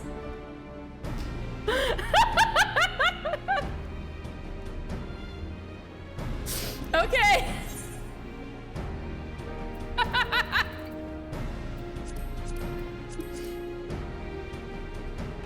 What was that one TikTok that was like, my sister is the rebel, she wore a crop top to grandma's funeral? It's like the energy right now. Okay. The final coil of Bahamut, turn 4. Restored to his senses in defeat, Louisoix uses his final moments to send your party to the main bridge of the final internment hulk, there to banish Bahamut once and for all. Yet though the end of your arduous journey is in sight, doubt not that the cornered primal will lash out in his unbridled rage. If you are to overcome this terrible foe, you and yours must be of one purpose. Join now your hearts and minds and sally forth to bring the 7th Umbral era to its true conclusion for the future of Eorzea. You heard it! Sally forth, sluts!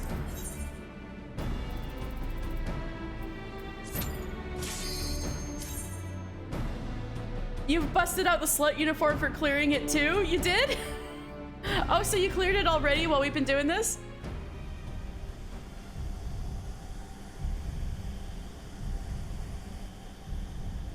Yes, like the burning heart. You're going through it. Oh, you are going through it. And going through it. Gotcha.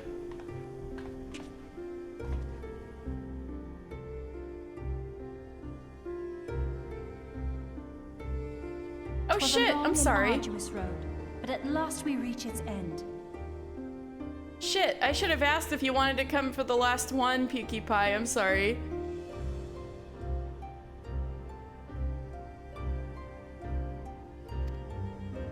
Farewell, Bahamut. I banish you back to the ether.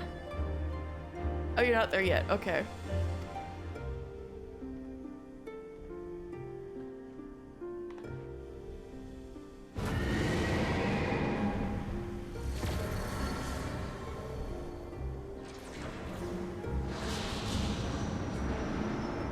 He is not yet whole. I did not think him capable.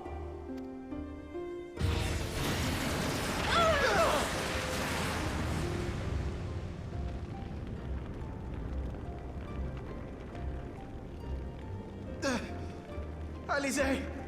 Alize! No, my girl!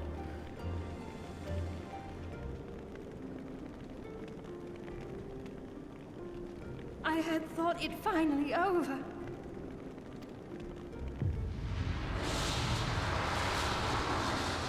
Will not survive another blast. Don't worry, I got you. Me and the sluts, we got you. Is this how I honor my promise to Grandfather? You must needs find your own reason to fight for this realm. Your own meaning in this sea of chaos. Will you do that for me? I will, Grandfather. In fact, I believe I already have.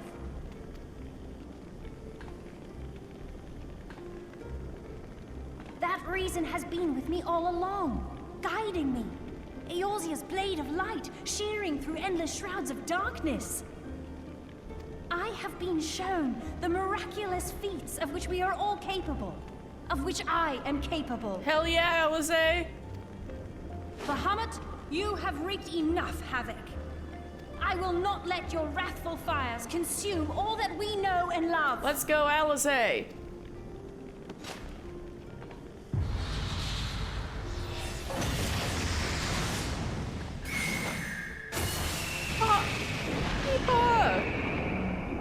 Ooh, yeah! Summon Phoenix. Alize being temporary summoner How long job. I have waited to hear you say that. You have found your resolve at last. Aww!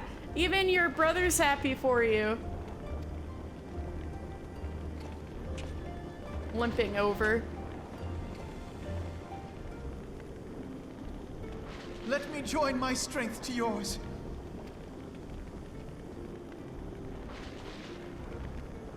In this place, in this moment, our purpose has become one.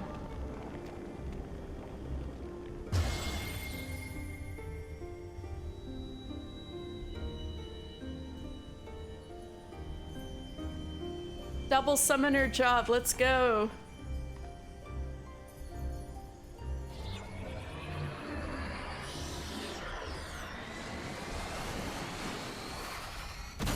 So, the books do indeed connect together to become one, which is going to play into the story I read you guys after this. For the future of Eorzea!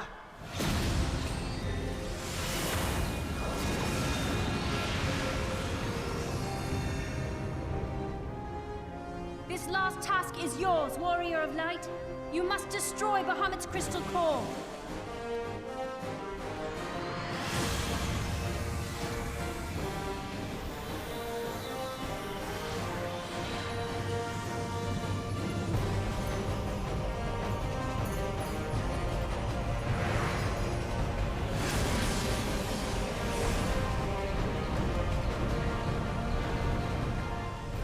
I like how there's like 8 lights, but there's just 3 of us.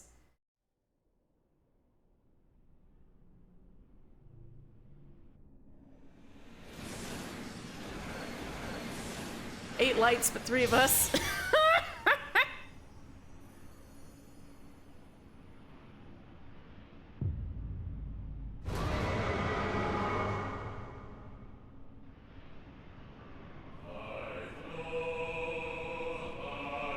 Answers.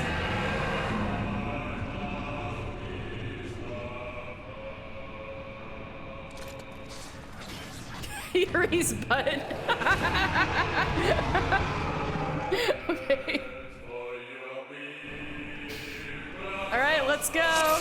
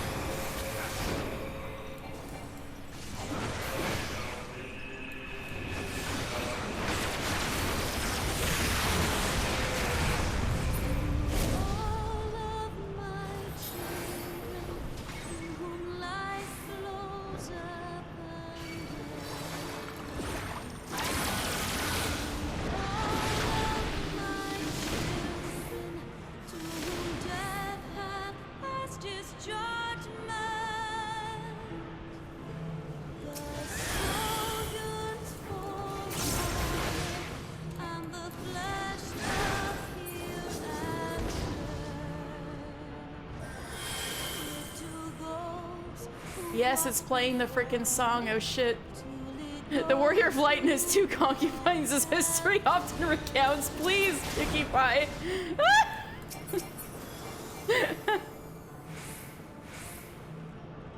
Shining is the land's light of justice.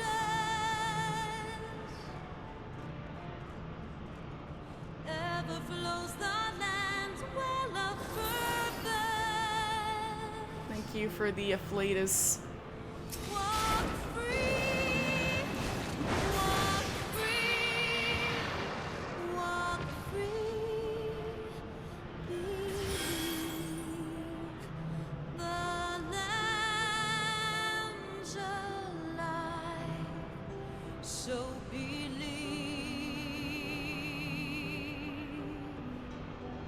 To all of my children. No, the dragons can't catch a friggin' break ever for the last 10,000 plus years.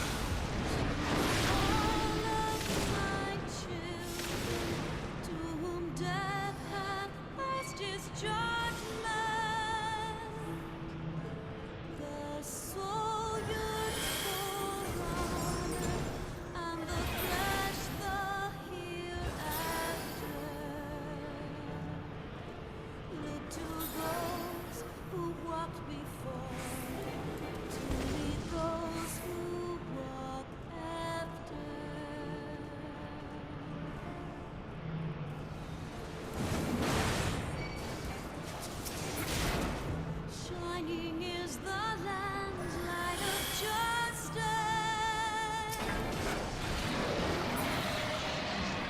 Ever flows the land's well of purpose. Walk free, walk free, walk free.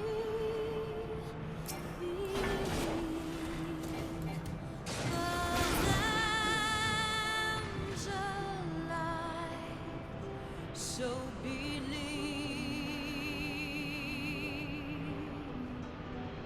To all of my children, to whom life flows abundant. All of my children, to whom Oh shit.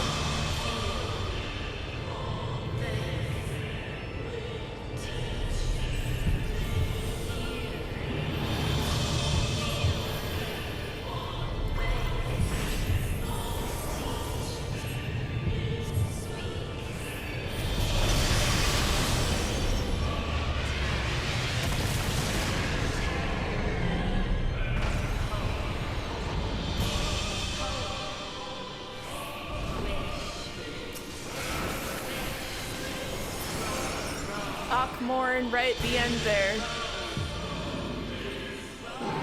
That was like our first bit of dragon language in the whole stream series so far.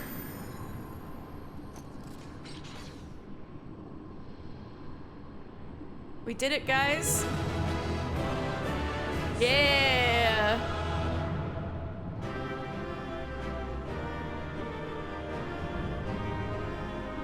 Final coil of Bahamut complete.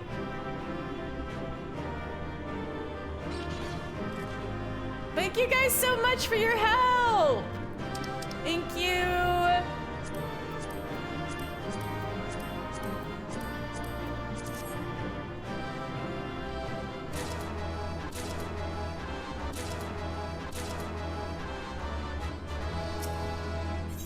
Thank you so much.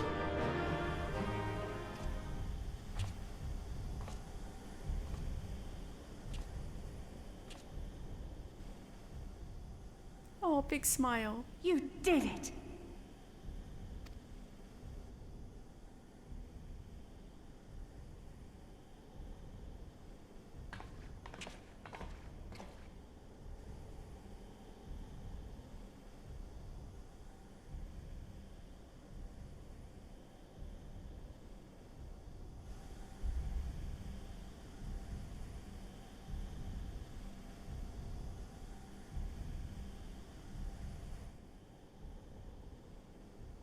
But one task remains.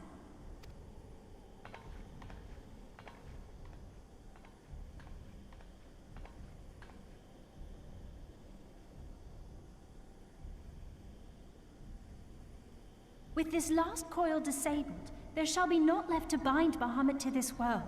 His beloved children will finally know peace.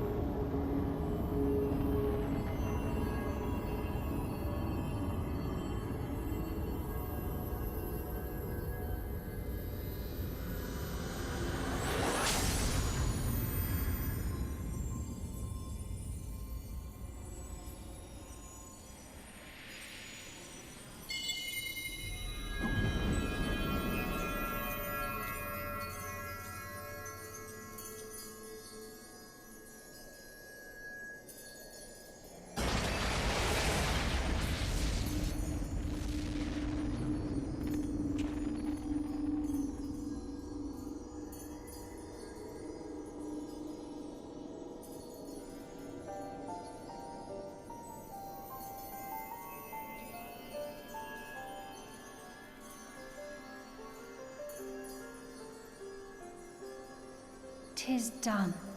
He is truly gone." You did it, Alice.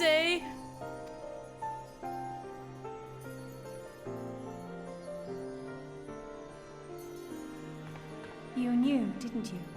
You knew what Grandfather had become.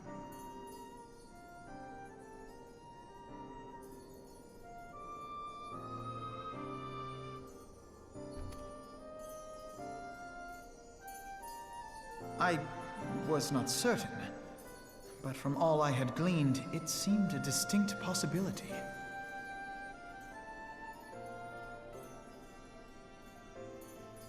The scene people describe of the Battle of Cartano was one of unimaginable devastation, and 'tis through the combined prayers of the desperate and an abundant source of ether that primals are born. I merely put two and two together. And you consider that a sufficient explanation? Well, however you stumbled across your theory, 'twas this revelation that made you wary of my attachment to Grandfather. You feared that in my obsession I would fall under his primal sway. Is that why you decided to join us? To pull me back should I show signs of wavering? Pray forgive me, sister. I wished only to protect you. Yet I see now that I needn't have doubted the strength of your conviction.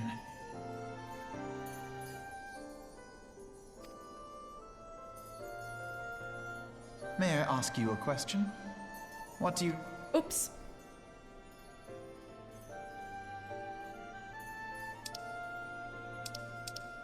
Which particular truth was that, brother? The fact that desperate prayer gave rise to the primal phoenix? That this new god was responsible for setting Eorzea on the path to rebirth? What do you intend to do with the truth you have uncovered? That was it. No. Should such a tale become common knowledge, people would soon offer up their prayers in earnest. They would beseech Phoenix to complete the healing that was begun.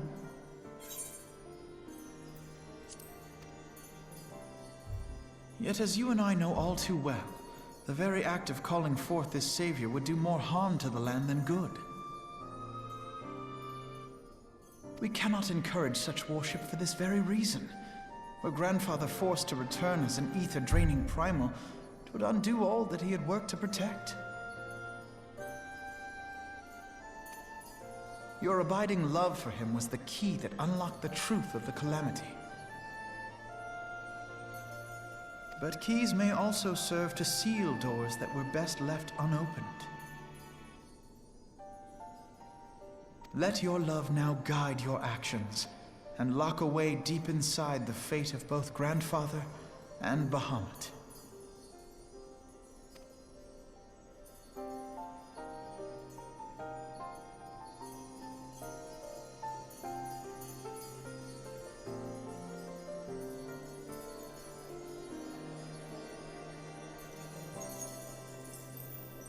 Fear not, Alphino. I understand what must be done. The realm need not know the truth for it to be saved. Yep. We can hold this. That the Elder Primal is banished, to return no more. That is enough. Yeah.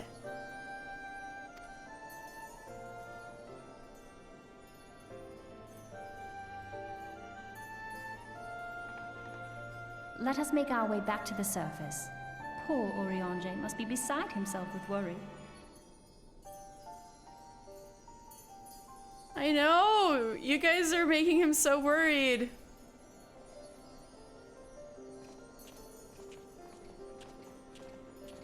Like, oh, poor Oriange must be beside himself with worry, and meanwhile he's like 5 seconds from a heart attack.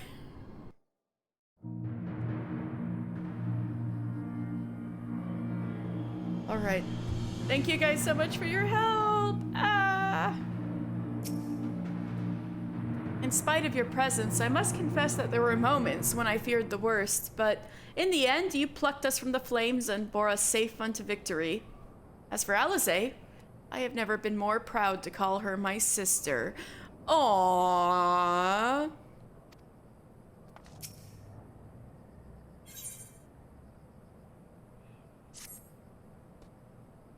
And here we are again. After that descent into darkness, the desolation of northern Thanalan seems paradisal. As promised, I shan't reveal the truth of the calamity to a single soul. However, the nations of Eorzea will require certain assurances that the threat of the new primal is gone. Kept in the dark overlong, 'tis only a matter of time before they seek answers of their own accord. Let us recommend that the fragments of Dalamud are sealed off, that the truth may rest undisturbed. But first, we must go and report to Oriange. It would not do to keep him in suspense. I dare say we shall find him pacing up and down at the cerulean processing plant. Yeah, let's put that poor man out of his misery.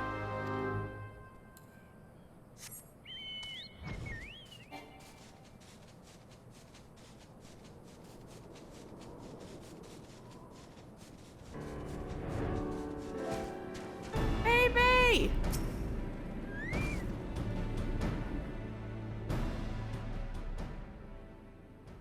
Ah, the warrior of light returneth undimmed from the depths of darkness.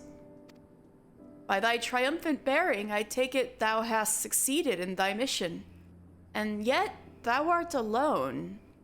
Mistake me not, dear friend, full glad am I of thy safe return, but where, pray, are Master Alphino and Mistress Alize?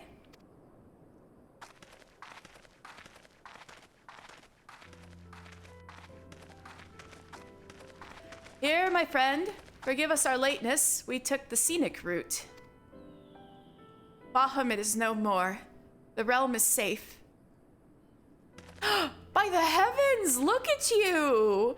Oh, he's worried. He's like, what horrors your young eyes must have seen! What suffering your young bodies must have borne! Pray, tell me, where are you hurt? Your wounds must needs be cleansed and dressed at once. I shall make for you a poultice, but which draweth out... Be at ease, my friend. We are hale and whole, I assure you.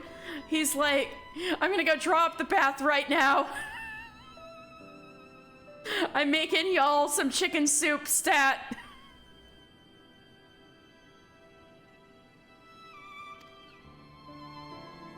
We took a few tumbles, but the worst of our hurts are healed. I believe we have grandfather to thank for that. Master Louis Soir? Then you met with him once more. But wherefore should Bahamut's thrall seek to ease your suffering? I promise to reveal all to you in due course, dear friend, but first, there is a matter which requires our immediate attention. Now that Bahamut is defeated, we deem it best to bar entry to all of the fragments of Bahamut. To this end, we will convince the nation's leaders that the danger is past and invite their cooperation in ensuring that the fragments are never again disturbed. Well, for a few expansions at least.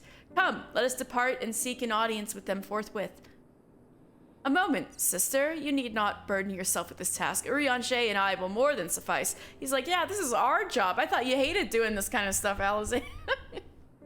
Might you not take this opportunity to rest? The gods know you have earned it. Oh, that's sweet of you, Alphino. But I am fine, brother. Besides, you have been through as much as I have. Oh, I see now. You would play your game of diplomacy and wish me out of the way. No, I... Naught could be further from the truth, Alize. Smile. I like her accusing crossing of arms. My lady. And back to arguing. Yeah, of course. 'Tis mine earnest belief that your brother hath your best interests at heart. You have more than done your part, and he desireth but to relieve you of a burden he might easily bear alone. Yeah. I have some experience treating with dignitaries, you must allow, and as you never fail to remind me of my fondness for diplomacy, I feel it only right that I remind you of your aversion to it. Oh, you gotta go? Wah! All right, well, thank you so much for your support, PewDiePie. Going through this journey with us. Thank you so much.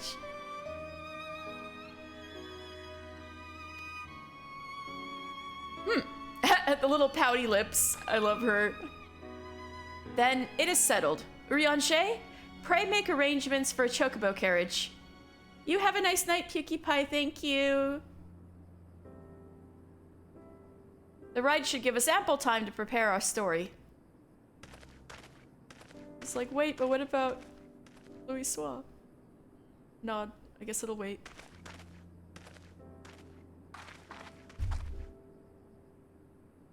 Alphino!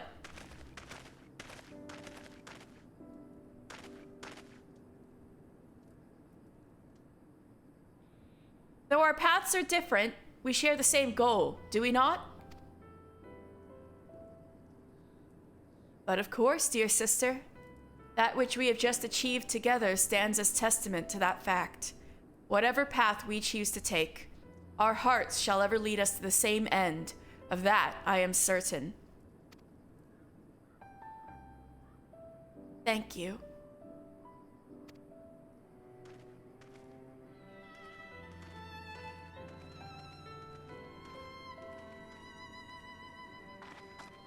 There is a place I would visit. Might I ask you to accompany me?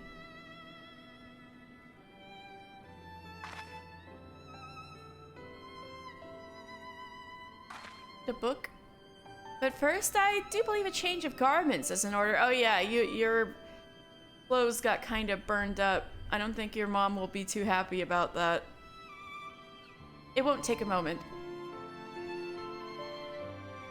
Did she give you guys like multiple pairs of the same outfit?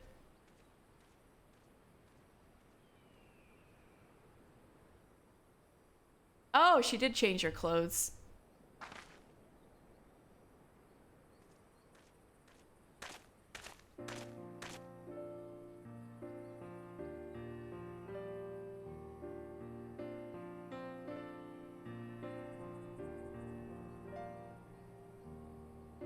The landscape is the same.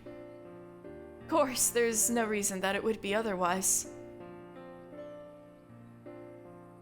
Though it would be poetic for the fragments to magically disappear, I am well aware that they shall remain long after you and I are gone.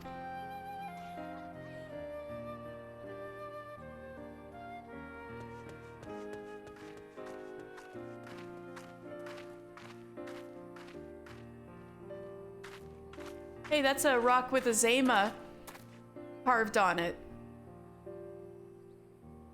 That's the sign of a Zama carved into that rock. The world may change irrevocably, but life shall ever go on. Let us take a closer look, shall we?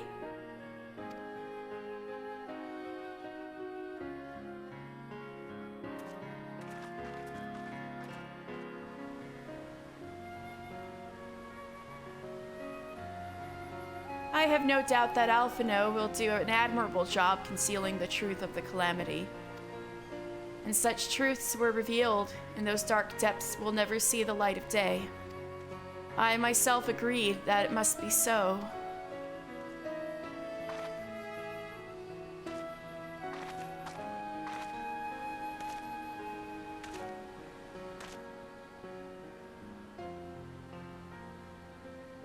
But the thought that the people of Eorzea shall forever remain ignorant of their savior, of your deeds, injustice of it is almost too much for me to bear. Don't worry, I have plenty of shit I'm gonna do that's gonna make up for that.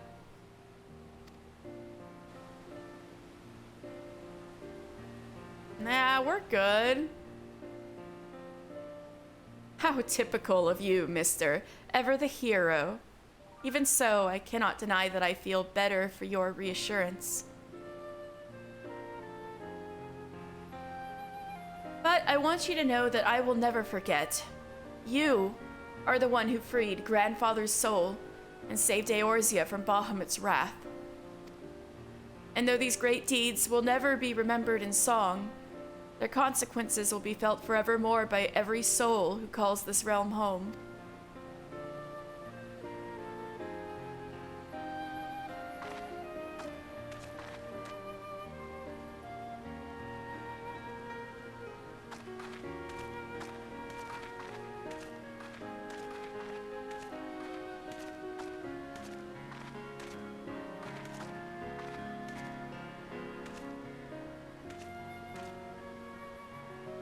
Yes, this spot will do.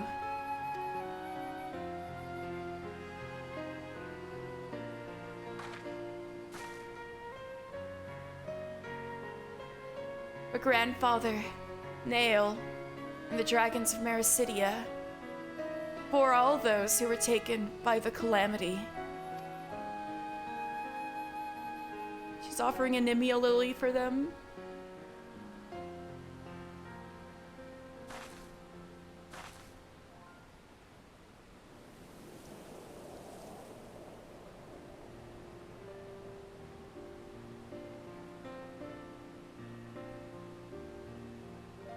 At long last, our struggle with Bahamut is over.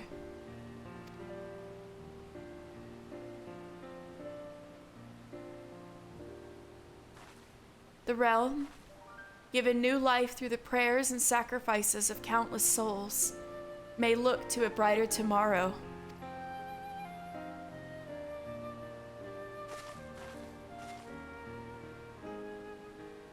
When the dust of our adventure has settled, I shall embark on a journey. I mean to find my own reason to fight for Eorzea. And when I do, I will fight with all my being.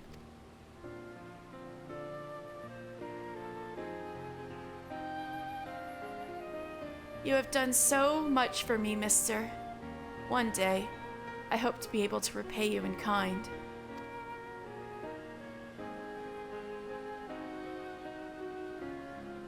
I have no doubt that you will continue to help those in need and grow ever stronger in so doing. I shall endeavor to do the same, and if the 12 are kind, I hope one day to become Eorzea's sword in the darkness, as you are.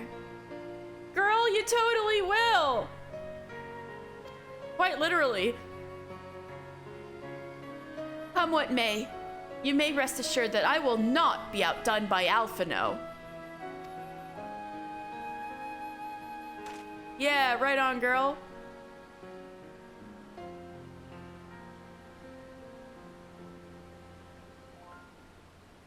When next we meet, I promise that I will not disappoint you.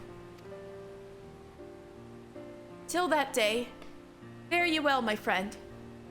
And thank you from the bottom of my heart.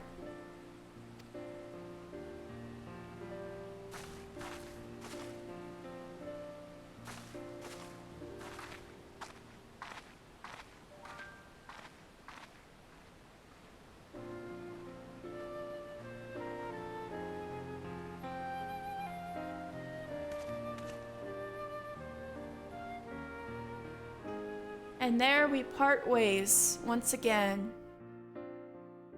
It's gonna be a while till we see Atlaze.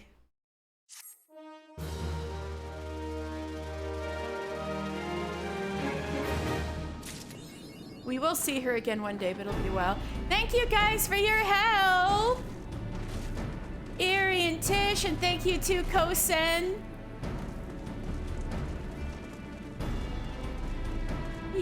Thank you. Thank you, thank you.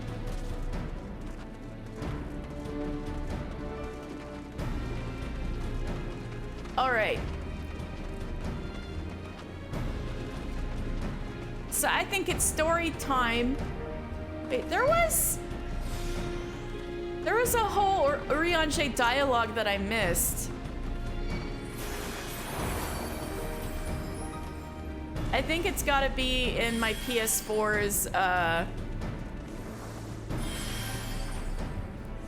screenshots.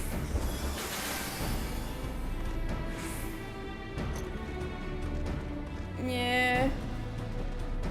I was trying to find it, but there was a whole Urianger thing I missed. No. I remember it. Anyway, it was, a lot of it was Urianger being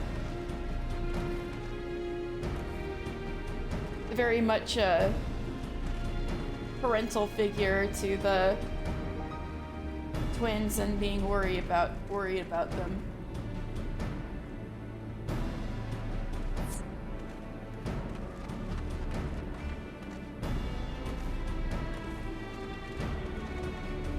Oh, I found it! I found it! Wait, no I didn't. Damn it.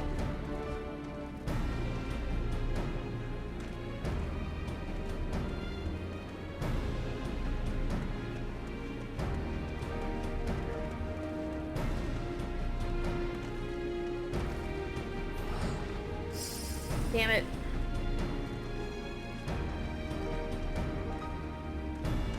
I'll find them, but I won't waste your guys' time finding it. Basically, Urianger cares about the twins a lot and was a nervous wreck. You don't need any more, you're going back to Siren? Alright, sounds good. Thank you guys so much for your help.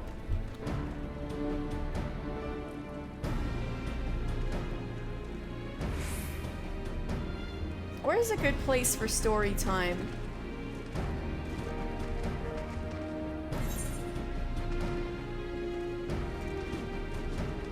Maybe I'll go back to where we just were.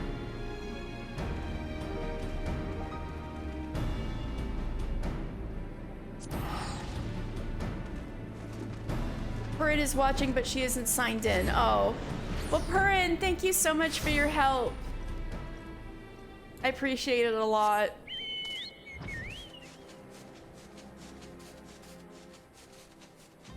Oh god, we'll get to that in a second, but I need to find a good place for story time.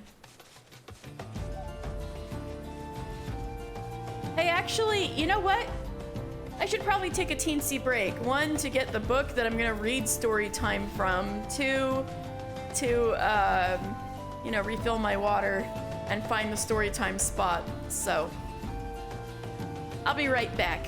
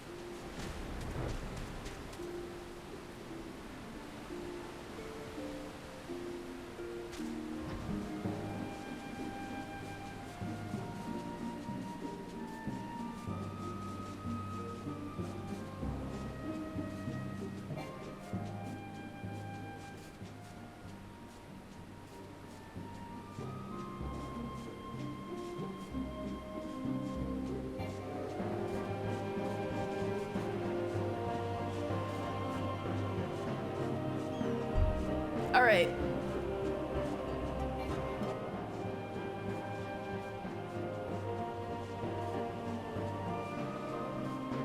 Hello. It's story time. So, thought this was pretty apt. If you remember at the end there's the two grimoires, the two books, like Arcanist books that Alizé and Alphino had there at the end that fit into each other. So this is the story of how they got them. This takes place over 5 years ago. So Alizé and Alphino were 11.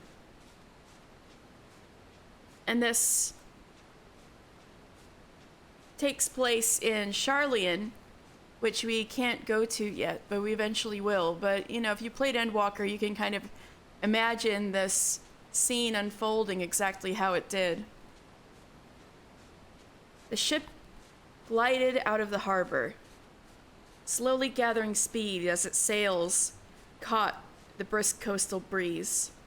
Standing atop the quay wall with their father, Alphino and Alizé bore witness to the vessel's departure, watched as Louisoix Leveilleur, their beloved grandsire, was carried away across the sea. And then he was gone. Alphino's voice was barely a whisper, his gaze fixed on the dwindling form of the ship. Alizé glanced at her brother with red-rimmed eyes, but said nothing. The twins had greeted the news of their grandfather's forthcoming journey very differently. While one accepted his decision with a calm practicality, the other had railed and wept. Still, to see the two of them there upon the quay, their slight arms hugging hefty grimoires as if their young lives depended on it, one would struggle to tell them apart. They were not so different as they cared to believe. Even had you not gained admission to the studium and made me exceedingly proud in doing so, these gifts would have been yours regardless. Here, one for each of you. When read together, these two grimoires form a single tome. Provided you support one another's studies, I have no doubt that you will soon come to understand the lessons inscribed therein. The volumes Louisoix gave to his grandchildren scant hours before his departure were curious indeed. Crafted such that the contents of one could not be deciphered without the other, they hinted at the impish humor that danced behind the oft-times solemn visage of the Charlian's preeminent sage and scholar. Thank you, grandfather. Alphino accepted his grimoire with a practiced grace and dignity. Alizé, meanwhile, received her gift distractedly and swiftly resumed her attempts to dissuade Louisoix from his course. Must you leave, grandfather? Is there naught I can say to make you stay? Please, my dear, we have spoken about this. It had been almost a month since the twins first learned that Archon Louisoix would be leaving Charlian for the shores of Eorzea. His purpose, he had patiently explained, was to aid the distant realm in forestalling the ruinous arrival of the Seventh Umbral Era. Sensing the fixity of his grandsire's resolve, Alphino had chosen to swallow his melancholy and voice no word of complaint. Not so his sister, nor less his father, Fortunato. Alizé protested the journey purely out of her abiding love for Louisoix and the unbearable thought of his absence. Fortunato's strident objections were of a more political nature. Louisoix's eldest son was an influential member of the Forum, the body responsible for shaping Charlian policy, and he, like so many of his colleagues, was a staunch opponent of military intervention. It was, he believed, the duty of his countrymen to chronicle world affairs, not to interfere in them. When the steel-clad wolves of the Garlean Empire descended upon Alamigo, it was Fortunato and his fellows who had attempted to parley a peace. In the bitter wake of their failed negotiations, however, they saw no recourse but to forsake the colony they had built within the borders of the war-threatened realm. Following 5 years of elaborate and painstaking preparation, the plan to evacuate the settlement's entire population to the northern archipelago of their homeland was put into motion. In the year 1562 of the Sixth Astral Era, the city of Sharlayan, a renowned center of learning situated in the Dravanian lowlands, became an uninhabited shell in the space of a single night. The twins knew that they themselves had taken part in this exodus, but could claim no recollection of the momentous event, being less than 1 summer old at the time. "War is the favored retort of the uncivilized and the ignorant, father," began Fortunato, seeking to launch his own sortie upon the heels of his daughter's plea. "The wise abjure it. As Sharlayans, it is our task to observe, to chart the course of history, not to change it. Civilization shall not be advanced through petty conflict, but by the passing of recorded knowledge from generation to generation." "My mind will not be changed, Fortunato," Louisoix responded wearily. They had had this conversation, almost word for word, perhaps a dozen times in as many days. To ignore the plight of those one might conceivably save is not wisdom, it is indolence. And such a passive stance will not, I fear, take us far upon the path to progress. That you would spare these younglings the horrors of war is a decision with which I am in full agreement.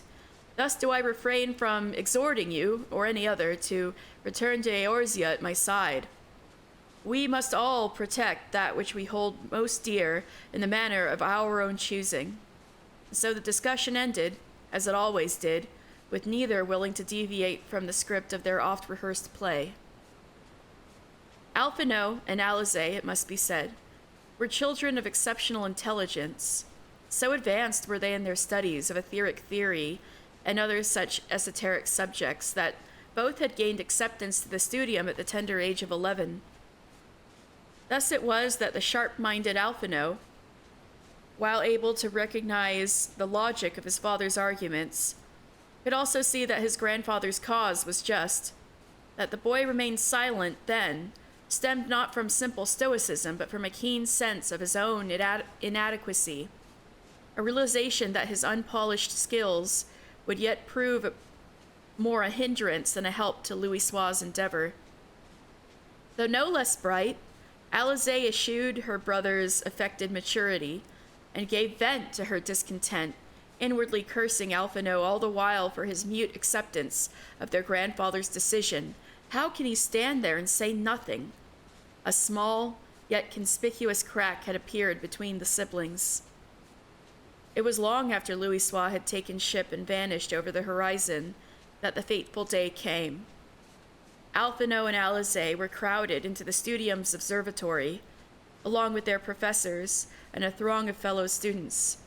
The assembled sages and would-be scholars huddled around the base of the giant telescope, each taking their turn to gaze upon the looming spectacle of the red moon, Bahamut. "Bahamut has shattered!" Alizé cried out, pressing her face closer to the telescope's eyepiece so that it dug into her cheek. The view provided by the device's array of magnifying lenses was distorted and indistinct, but the fate of the satellite was unmistakable.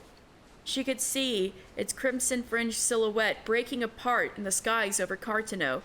Shattered? What? Before it struck the ground? How is that possible? Excited murmurs and hastily formed theories erupted from teacher and pupil alike. "He's done it! Grandfather has saved Eorzea!" Alizé turned to find her brother's face, her eyes glistening with tears of joy and relief. For some time now, Archon Urianger had been kind enough to relay to them brief reports of Louisoix's efforts in those chaos-stricken faraway lands. It was he who had informed them of their grandfather's presence at the Carteneau Flats, and of the battle that still raged, like as not, beneath that blood-red sky. Shouldering aside his madly grinning sibling, Alphinaud squinted through the ocular lens. Though the air was thick with billowing clouds of smoke and ash, he was forced to agree with Alizé's assessment. Bahamut was no more. But something is awry. Alphino continued to scrutinize the distant scene. The red moon's bloody glow had been replaced by an equally unsettling incandescent rain, as if the heavens themselves were weeping tears of light. Terribly, terribly awry. Dalamud's spectacular demise gave rise to a tidal wave of etheric energy that rendered link shells all but useless for a period of many days. During this time, the Levieur siblings were left to stew upon the wonders they had viewed from afar. Then, after weeks without word, a letter from Urianger arrived. The Archon's elegant script described horrors the twins could scarce bear to picture. From the cracked husk of the red moon had emerged a dragon primal, immense beyond imagining. An incarnation of wrath and raging flame that had laid waste to the land for malms in every direction. Undeterred, Louisoix had persisted with his plan to call forth the power of the 12, and thus, it seemed, was the abomination banished. Eorzea had been saved. When the siblings reached the conclusion of Urianger's staggering account, however, the pale flame of hope that both had been nursing was finally extinguished. On the broken fields of Carteneau did my dearest mentor, thy beloved grandsire, become as light and embark upon his final journey. About the gentlest way you could say your grandpa died ever. Alphino's shoulders trembled with quiet sorrow, while Alize wailed aloud, caring not who heard her grief. 5 years later, a ship once more glided slowly out of the harbor. Alphino and Alize stood on the gently rolling dock, watching the gradually shrinking figure of their father alone upon the quay. Recent graduates of the studium, the twins were now 16 summers old enough to be considered of age in Charlian society. And so, although he opposed his children's planned journey, Fortuneau had not sought to bar their way. And now it is our turn, murmured Alphino, thinking back to the day of their grandsire's departure. We follow in grandfather's wake, replied Alize, her head bowed. Looking over at her, Alphino was struck by how widely their convictions differed. As they gripped the rail, however, identical grimoires now hanging from their belts. One could hardly tell them apart. No, they were not so different as they cared to believe. So that was the story time. Their 2 books were gifts from their grandfather, and turned out to be key in all of this in the end.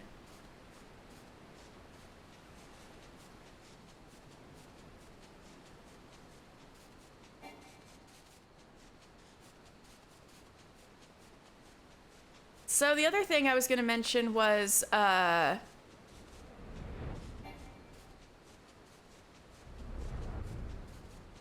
in a lot of ways, the lore of Crystal Tower and Coils of Bahamut are linked a lot, because both of them are the fallout of what came about with Zonde's second coming in the Allegan Empire. Like, none of either thing would have happened without him.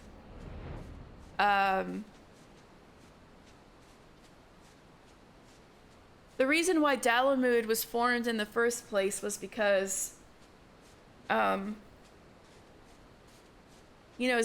had already died once before, and he had this, obsession with death, and was, the only thing that was getting him to feel alive was, being on the edge of death. So, abject slaughter and wonderful things like that. So, what got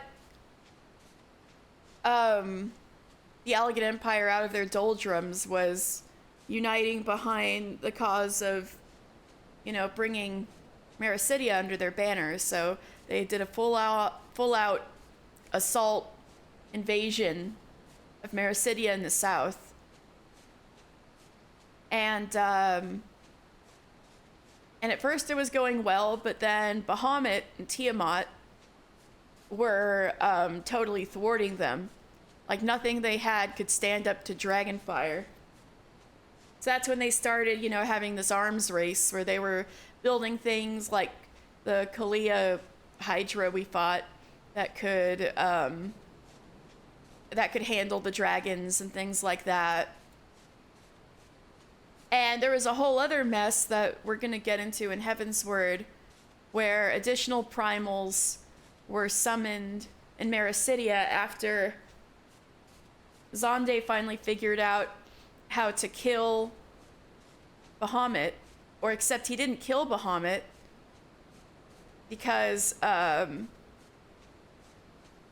what was pissing them off was even if you kill a primal, they can just be summoned again.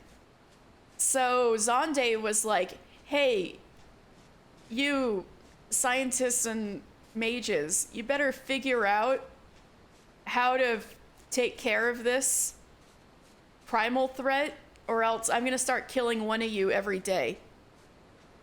And so their solution was to imprison and brainwash the primals, which is what they did to Bahamut.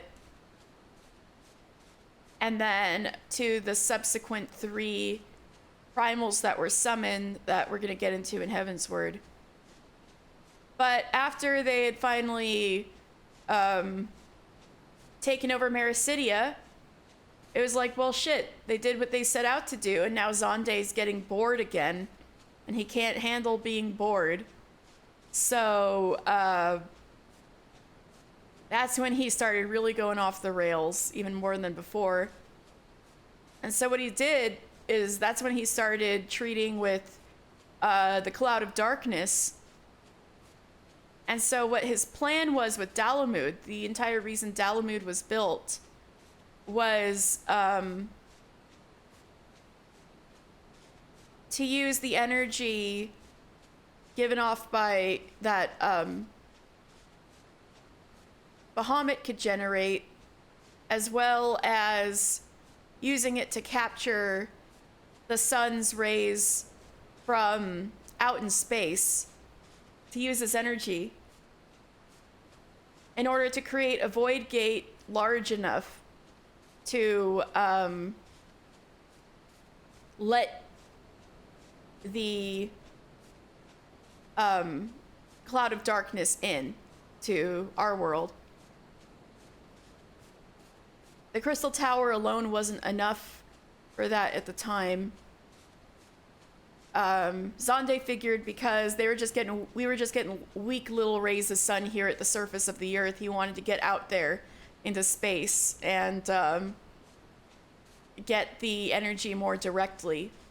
And so when all of that energy was absorbed and then sent down to the Crystal Tower in order to be used as power to open the Void Gate, that's when the calamity happened, because nobody had calculated whether the land surrounding the Crystal Tower could take this like sheer amount of energy all at once, which it couldn't.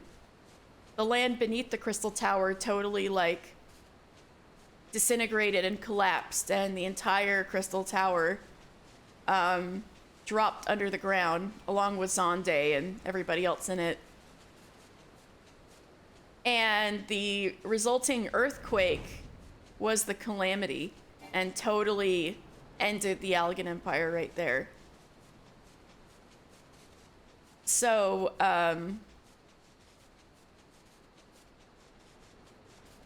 both raids in ARR are very connected because Zonde kind of orchestrated both of them. Or really it's the consequences of like the shit he did. So anyway, what should I do next?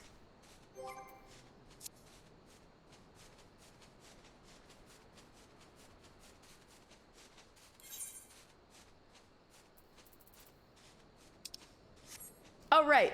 There is one more thing I can do. If you guys don't mind, we can completely change gears.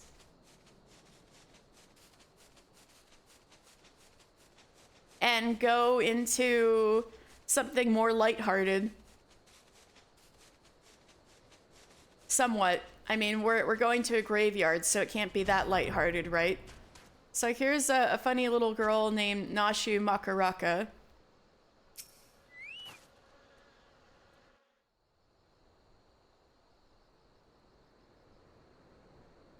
Oh, if only you were still alive, Inspector. You'd know how to stop these zombies. Ah, you there. Could it be? You've come to offer your services to me? Yeah, something like that. Oh, but where are my manners? Allow me to introduce myself. Ahem. My name is Nashu, Agent of Inquiries, Extraordinary Inspector. At least that's what I'm trying to be. It's not quite as easy as he made it look. Inspector Hildebrand was a great man, a real Eorzean hero. We traveled the world, me and him, solving cases and thwarting evil. No matter the mystery, you could always count on the inspector to solve it with grace and style.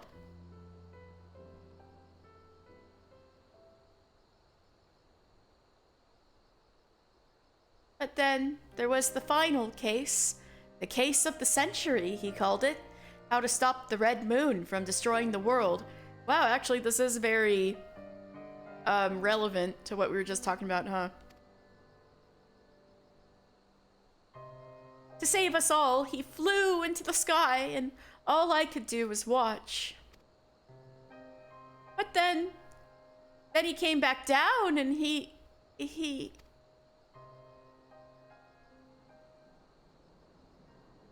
I mean, what am I talking about? This isn't lighthearted at all.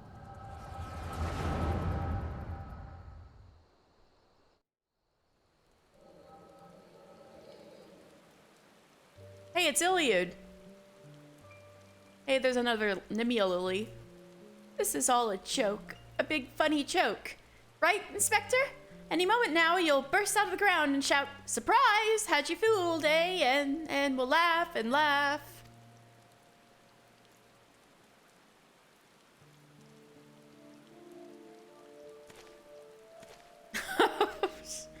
Hildebrand Manderville, beloved son. Oh, they say no one remembers the warriors of light. Their names, their faces, all gone forever. But I remember you, Inspector, no, Gentleman Hero Hildebrand.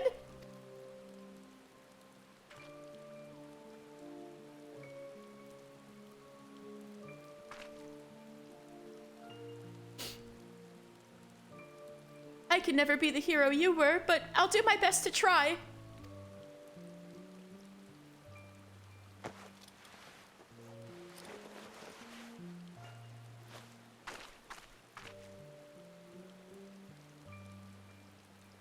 I, Nashu, Inspector Extraordinaire, will carry on your legacy.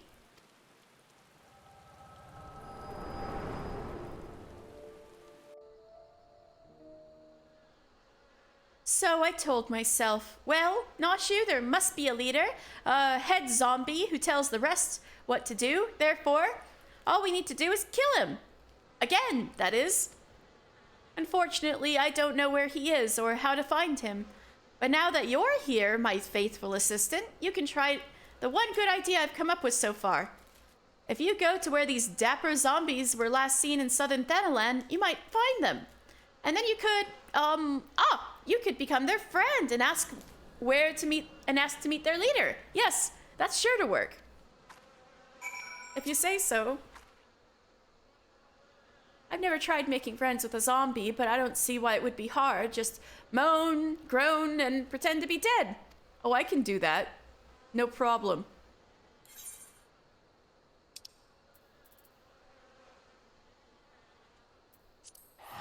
Actually, maybe Forgotten Springs would be better.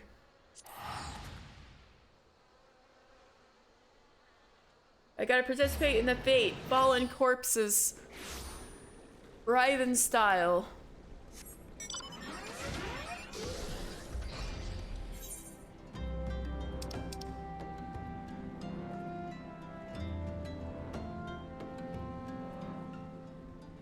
Oh wait, shit, it's going on right now. Hell yeah.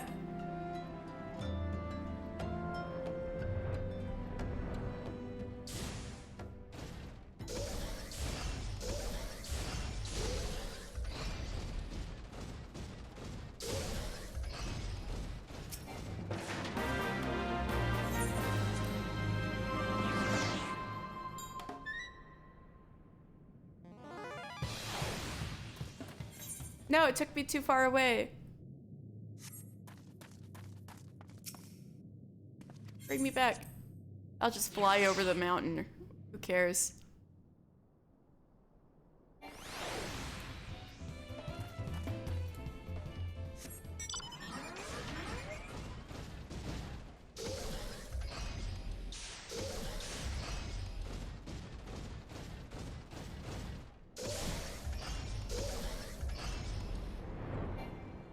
They let me. Yeah, there we go. A band of zombies has been exhibiting uncharacteristically civilized behavior of late, which has greatly unnerved the people of Danalan. Dispatch the dapper undead for the benefit of the living.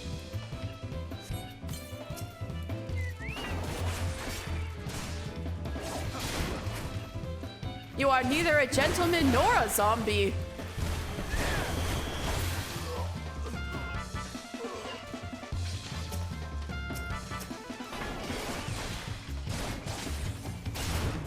Do not disturb our practice.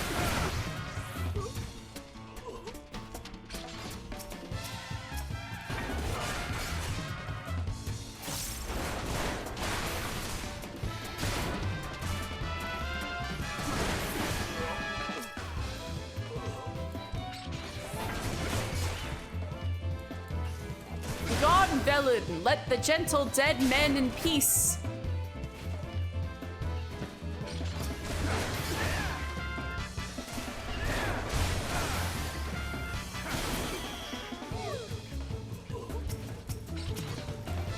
They sure like to pose.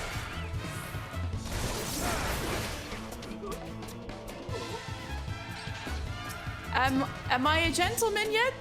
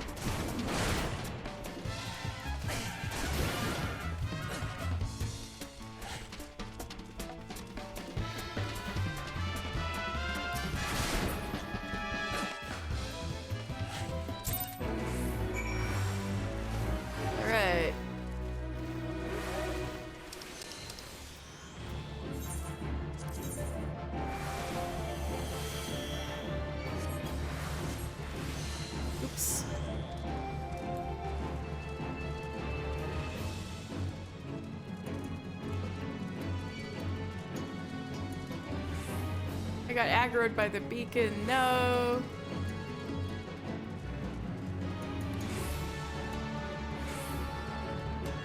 Okay.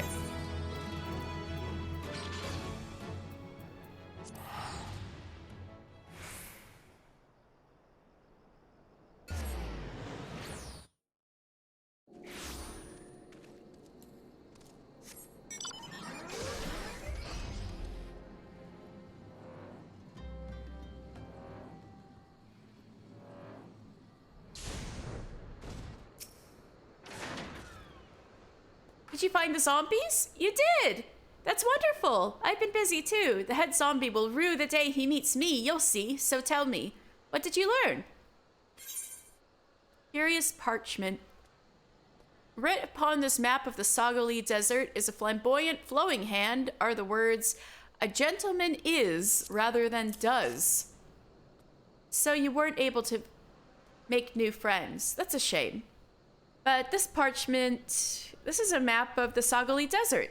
There's a spot marked here in the south, and look, there's something written here. A gentleman is, rather than does. That sort of reminds me of, well, no matter. Let's see where this map takes us, assistant. Onward to the Sogoli. I was just there. I wish you could meet me down there or something.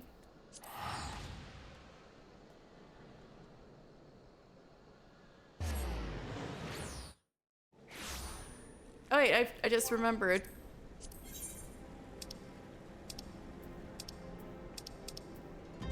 I gotta change to the final witness since we did, we finished the Coils of Bahamut. I was the final witness to the calamity.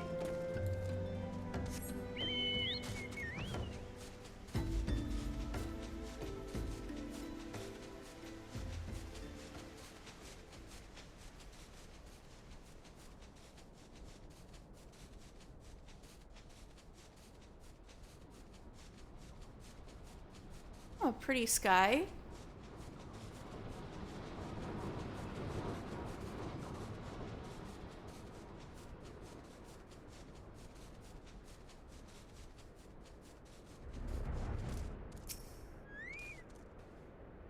I don't think I misread the map. Maybe they're just shy, though. I say we call out to them and let them know that we come in peace.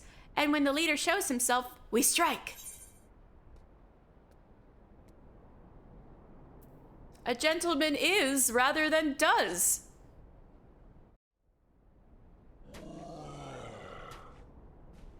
Who summons the gentle dead men? They live, and we...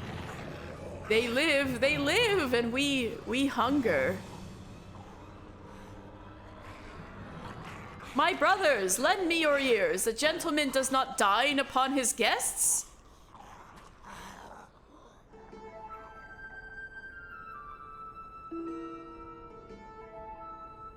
Your toes look like they hurt. Spare this fine gentleman and fair lady your mastications. Withdraw, I say, and harass them no more.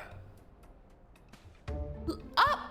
In the sky! Look, it's a bird! No, it's an airship! No, it's the inspector! We hear and we obey!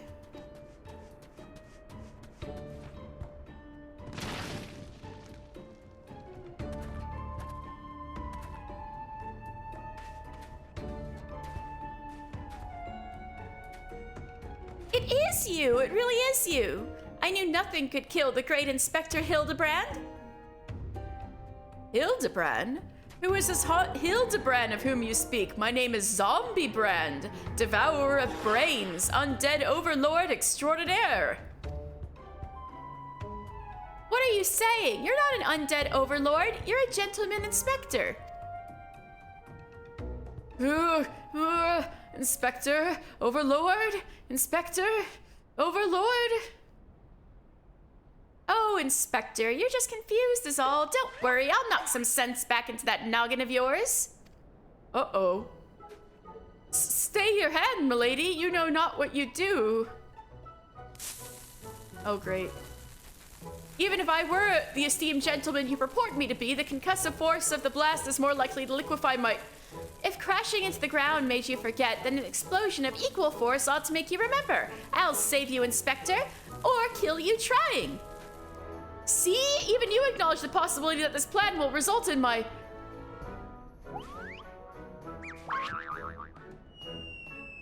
death!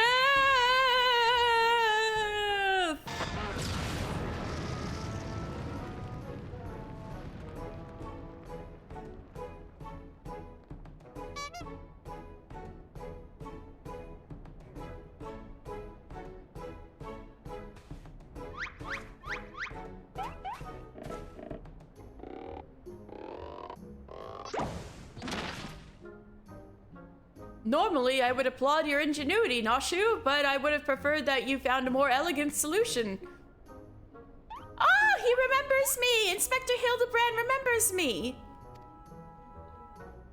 Yes, I remember you, my faithful assistant. What I do not quite remember is how I came to be here. Echo time.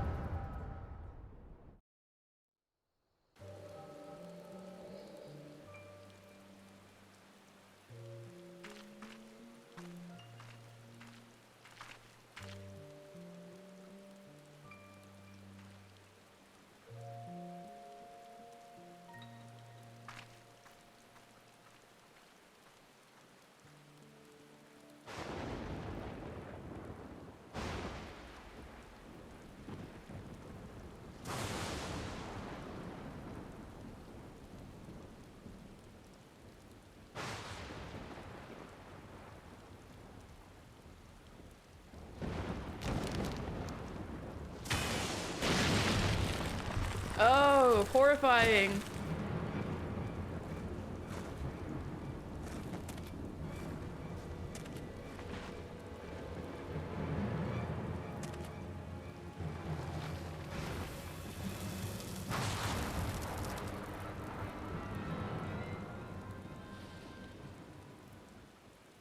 Ah, such a wonderful dream.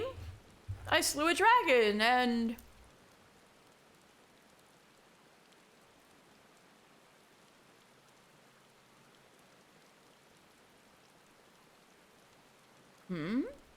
What is this place? And for that matter, who am I?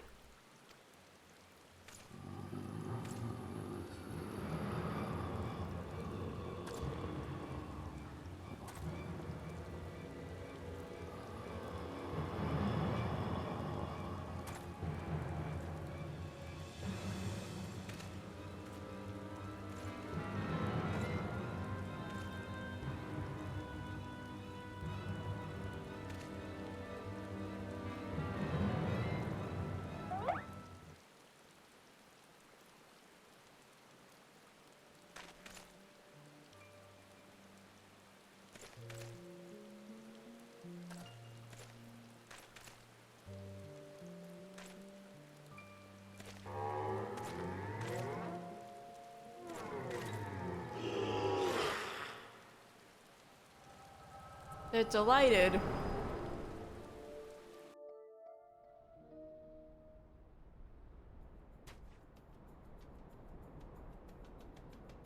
I, Hildebrand, Agent of Enquiry, Inspector Extraordinaire, have awoken at last. I always knew you'd come back to us. Be it Red Moon or Black Dragon, no fiend is a match for my legendary might. And who might this fine gentleman be? Could he perhaps be one of my many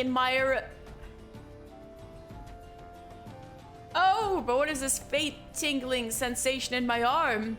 This ringing in my ears, this dizziness, could it be a case? Is it? Oh, it's a Phoenix Down. It's like somebody Phoenix Downed you. Hey. Amazing, isn't it? He wasn't dead. He was just badly injured and needed to hibernate. I didn't even know people could do that. Oh my god.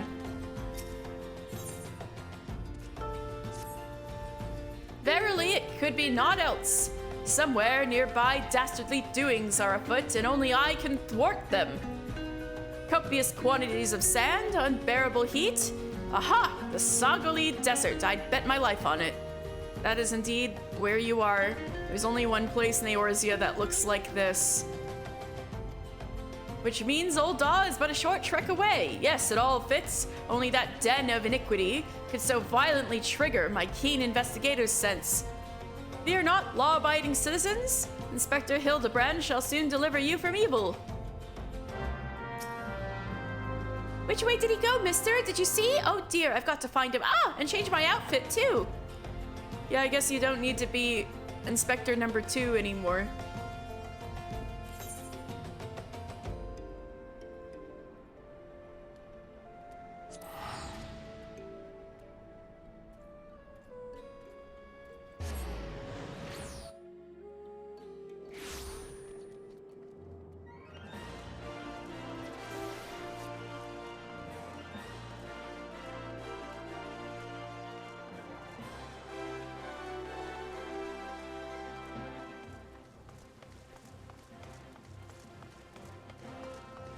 Agnes.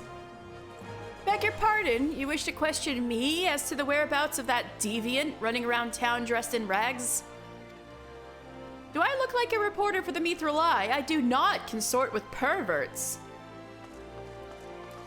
The Mithril Eye is the old publication, news publication.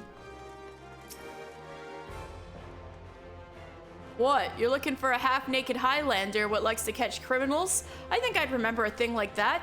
If you do manage to find this inspector friend of yours, tell him to do something about that god's damn duelist. You mate Pa's cousin's kid's best friend lost his blade the other day to that bastard.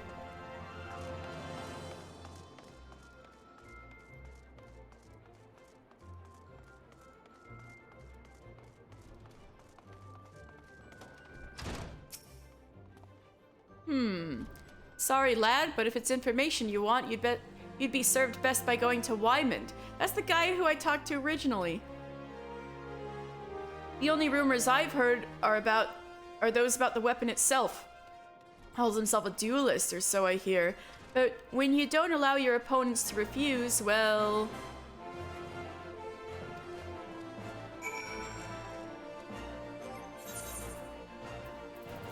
Wait, can I take Gunbreaker? No, not high enough level.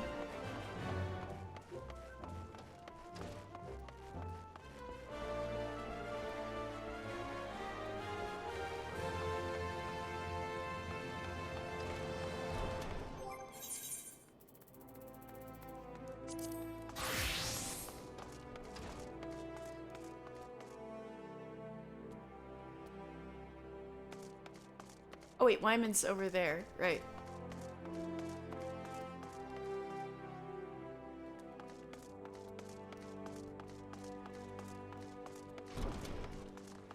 What's this over here? Oh!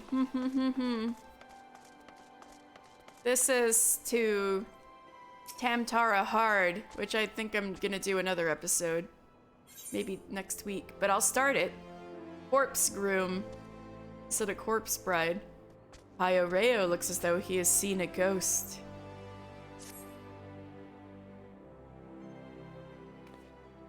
Wah! Huh? Why, you're Mr. Final Fantasy, the famous adventurer. Thank the gods for bringing you here. Allow me to introduce myself. My name is Ioreo, one of the many faceless adventurers struggling to make their way in Eorzea. Forgive me if I sound bitter. I don't begrudge you your renown. Your superiority as an adventurer was obvious to me long before you became a household name. Our paths crossed near Sasasha, you see? Hard to believe we moved in similar circles back then. I remember you. Even if nobody else does. Speaking of which, do you perchance remember having met a conjurer named Edda around that time? We used to adventure together, she and I and two others. Yes, I remember them. Her fiancé lost her head. Also, all of you were so mean to her. Our little group didn't last very long, though. Things fell to pieces when Avir, our leader and Edda's fiancé, met his end in the Tamtara Deepcroft. Harsh words were exchanged, and we all went our separate ways. Since then, I've been getting by on my own. Truth be told, I hadn't planned on seeing any of my former comrades again, but then this letter arrived from Edda containing an invitation to her wedding. That's creepy. Now, I know what you're thinking. I should be happy to her, and I was, until I noticed the name of her groom-to-be. It was none other than Avir. What's more, the venue for the ceremony is to be the Tamtara Deepcroft, the very place where the poor fellow died. Something isn't right, I tell you. Yeah, that's extremely creepy. Now, in the letter, Edda wrote that Leovin, that's the fourth member of our group, had already agreed to attend. They chanced to meet each other recently, from what I could gather. She's dead, too. Not knowing what to make of it all, I thought it wise to consult Leovin on the whole strange affair before replying, but last I heard, she'd joined the Scions of the Seventh Dawn, and I didn't have the first idea how to go tracking her down. Not until the greatest Scion of them all appeared, that is. Could you tell me where I might find her? She died.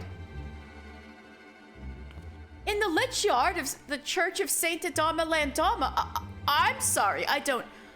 Slain in an Imperial raid, you say?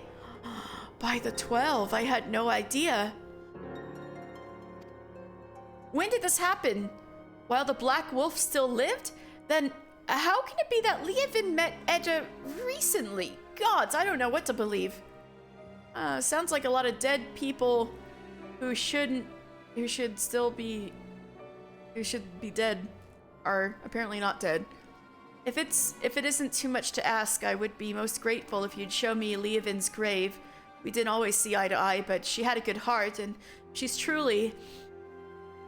Well, I need to pay my respects. Please, meet me at the Lich Yard.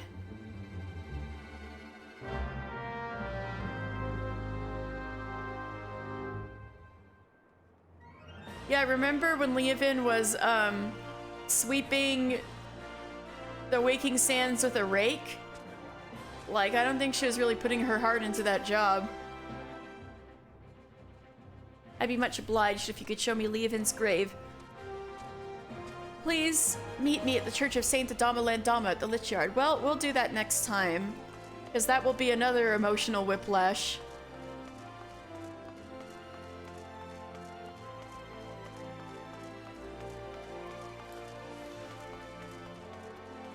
Hey Wyman, remember when you sent me on this wild goose chase?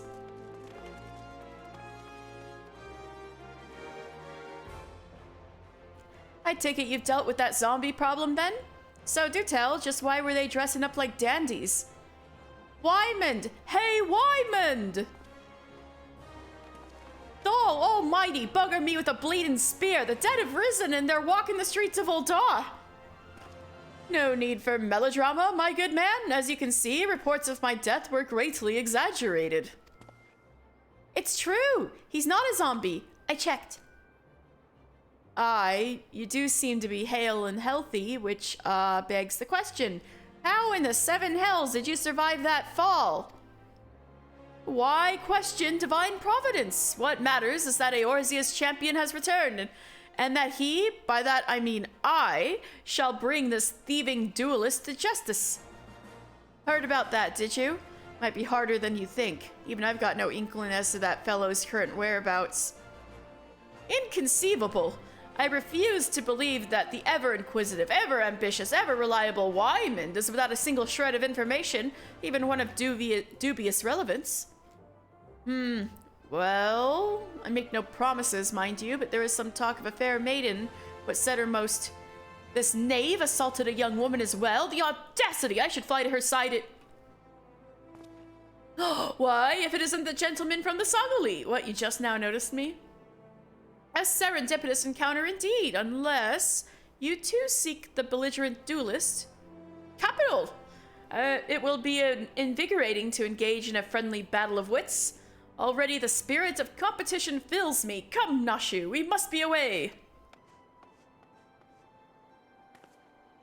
Between Hildebrand and Herlock Sholmes in Great Ace Attorney, I feel like I'm having deja vu. Damn it, Hildy, I ain't even told you the lass's name yet.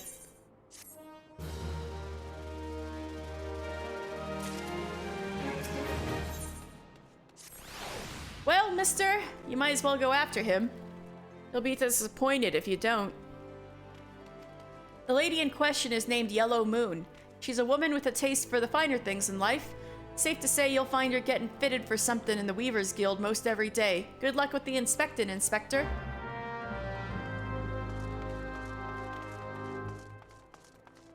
Actually,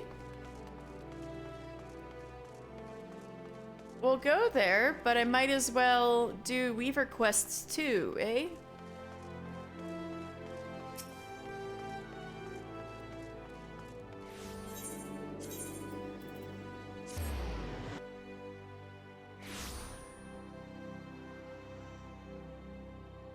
All right.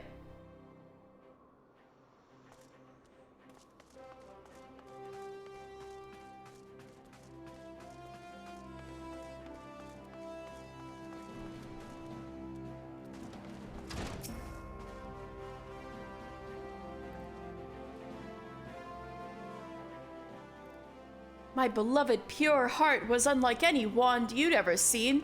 Elegant, refined, the perfect accessory for any cultured woman. You will bring it back to me, won't you? A priceless possession, callously ripped from the hands of its owner? The lady weeps, and the wind bears her sorrow to his ears. What gentleman could hear this clarion call and not beg the honor of championing her cause? What in the world? I swear to you, here and now, I, Hildebrand, agent of inquiry, inspector extraordinaire, shall scour all creation, from the deepest pit of the seven hells to the very pinnacle of the heavens. Unleash Ultima, no, for your pure heart. What he said. And you, my fellow servant of justice, I see your instincts are not to be underestimated, having guided you to this fair maiden's side. Now then, Miss Moon, what can you tell us of the theft? Thefts, sir, to be precise. My pure heart was only the most recent item to be taken from me. I'm certain I had it when I left home the other day, after I browsed the latest fashions at Sunsilk and took in a match at the Colosseum. I realized it was gone. So the time and location of the theft are unknown. Essential details without which we cannot solve the case. There is but one logical course of action, Miss Moon, to coax the hidden clues from your memories. We must reenact that fateful day's excursion to Sunsilk Tapestries.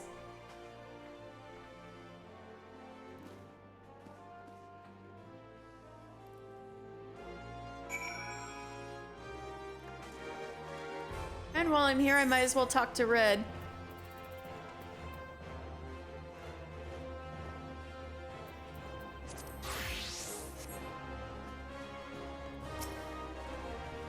Turning in Redolent Rose's quest stuff. Oh, have you woven velveteen already? I sure did. It's been far too long since I last worked with quality velveteen.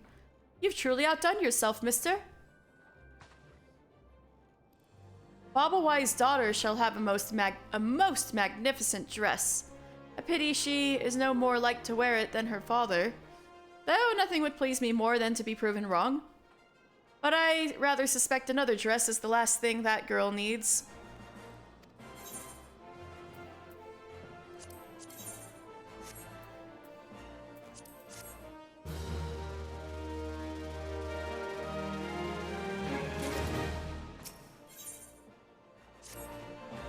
Ah, there you are, mister. I have a job that's absolutely perfect for you.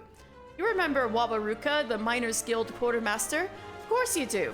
Well, you'll be delighted to hear that he has finally come to appreciate the benefits of finer garments. And because he was impressed by the scarf and slops you wove for him, he has personally requested your services. I told him I would send you at the earliest opportunity. Well, what are you waiting for? This is the earliest opportunity. All right, fine.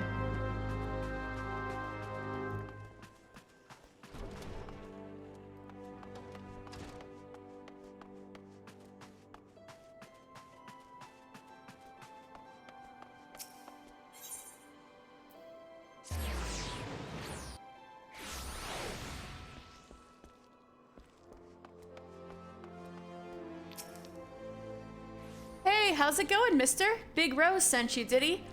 I asked for you by name, you know? Any road, I won't beat about the bush. I want the best damn pair of velveteen gaiters you can make.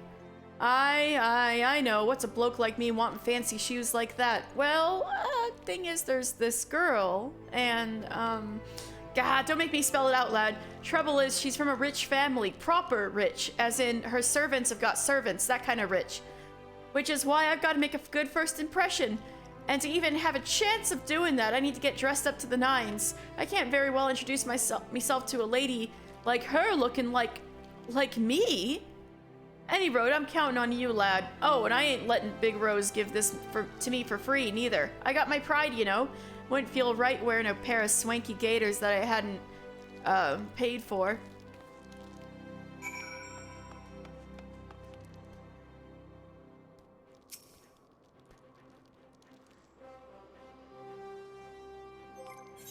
Alright, we also got Goldsmith out here. Don't we?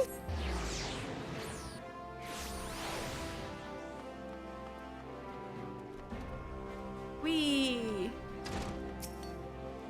Are the earrings ready yet?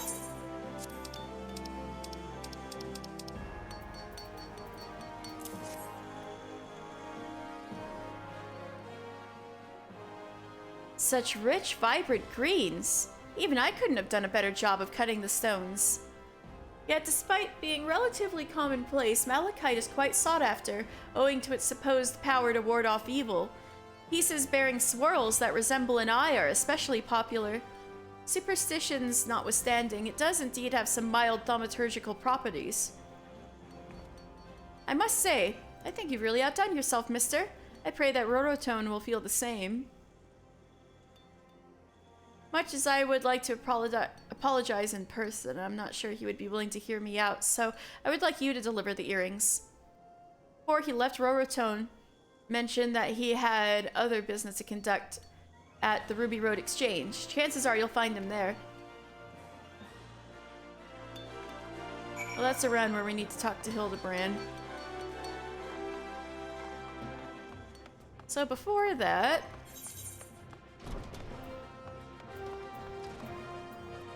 let's do... oh yeah, I totally forgot about Minor.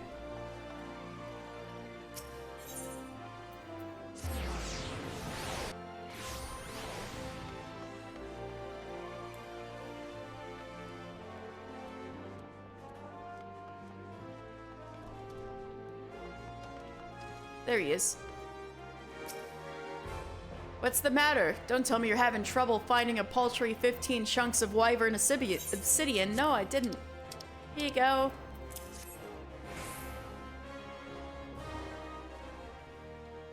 Oh? Managed to scrape together the required amount, did you? Well then, let's see your sorry specimens just for the sake of formality. Oh, bugger me. They're black as night. This is some of the purest stuff I've ever seen. How in the seven hells did you find these? You, a mere adventurer. Ugh. I'm loath to admit it, but your obsidian's superior to mine. Well, it might be as you've bested me on quality, but there's more to being a miner than that. You need to be able to get the client what he wants, when he wants it. In other words, you need speed. Without it, quality counts for naught. I was by far the faster man. Well, hey, I had to go on vacation for Thanksgiving, okay, dude? So we'll call it a draw. But mark my words, I'll best you next time on both on speed and quality. I'll see to it the obsidian gets to Roger. In the meantime, why don't you go and tell the guildmaster all about it? I care not what you say.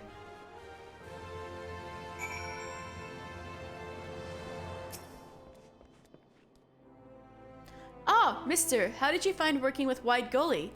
What? He challenged you to a contest? As if the task weren't difficult enough. I'm terribly sorry, mister. That was hardly fair of him. He's a born miner. What's that? You beat him? Truly? But he's one of the guild's very best. Well done, my lad. Eh? He claimed he was faster, did he? Well, speed is important, but Wide Gully set the rules, and by those rules, you won, fair and square. You've come a long way, mister. A long way. You make me proud to be your mentor. I love you, Adelberta. At the same time, though, I must admit that the miner in me can't help but feeling some envy. But it's that which keeps a veteran like me on my toes, lights a fire in my belly. And I wouldn't have it any other way. Keep doing what you're doing, mister, and I'll do my damnedest to keep up.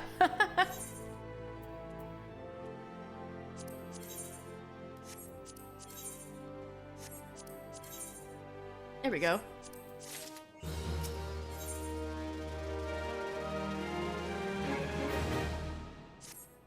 Good to see you again, mister. You'll be pleased to know that Roger was deeply impressed with the obsidian you got for him. More so than that, he was impressed that you bested Wide Gully in the contest. 'Tis no ordinary miner who can outdo the vice foreman's own son. One of the very best, like no one ever was. Dun dun dun dun. Lest you wonder, I knew full well who Wide Gully's father was when I tried to pair you both up. I also know for a fact that he has his sights on my position. There are some who whisper in my ear that I should expel him from the guild, but I can't help but think that's short-sighted. After all, it's hardly a crime to want to be guildmaster. What's more, Wide Gully is a tremendously gifted miner, and I'm not in the business of punishing excellence. To be sure, I'm still better overall, but I'm not above admitting there are certain areas in which he's more knowledgeable. I tell you this because you'll need to speak with him again for your next task. We received an order for 20 raw amethysts, you see, and none among us would know more about the stones than he does. Among us. Now, I realize you didn't exactly get off on the right foot with Wide Gully, but the two of you are guildmates, and guildmates help one another no matter their differences. Hey dude, are you gonna be less rude this time?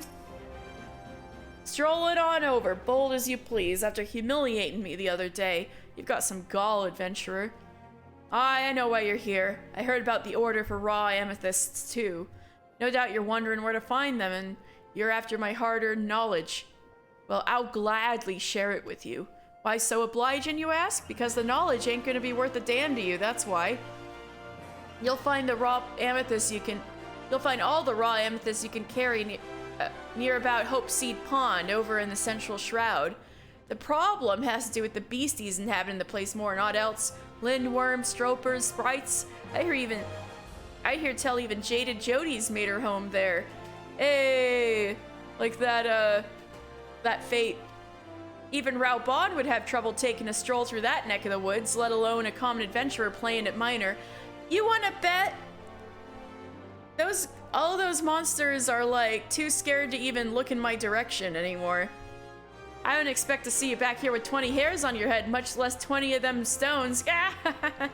Oh, he doesn't know who I am. That's hilarious.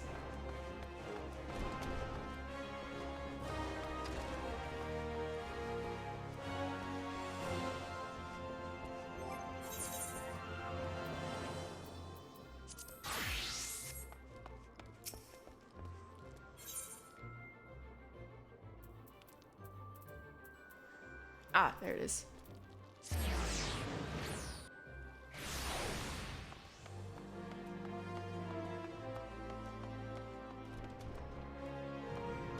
All right, you weirdo, take this. Take care that the blinding potions you concoct are especially efficacious. Oh, the creation of such exquisitely dangerous substances is a reward in itself. All right, take this, you freak.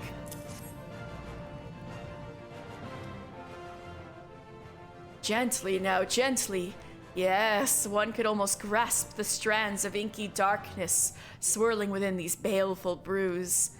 Though it may appear lethal, this concoction is not designed to steal life, only slight. An unpleasant mix of bat remnants and quicksilver. My eyes begin to water at just the thought of the ingredients. Such potions as you have created hold the potential for all manner of dastardly deeds.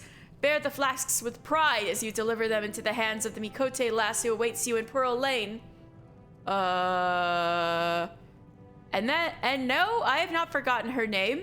She apparently did not give one when she left the order. I only know that the lass is affiliated with one of Uldal's resident bandit gangs. Swiftly now, and let us not test their patience. Why the hell did you take an order for poison from a bandit gang and have me make the poison?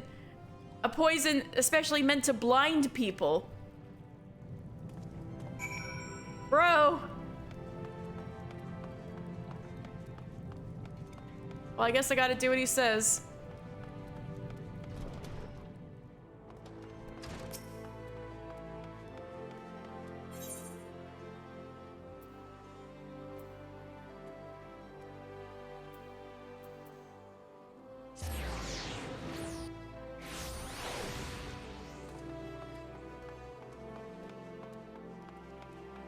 Wabulia.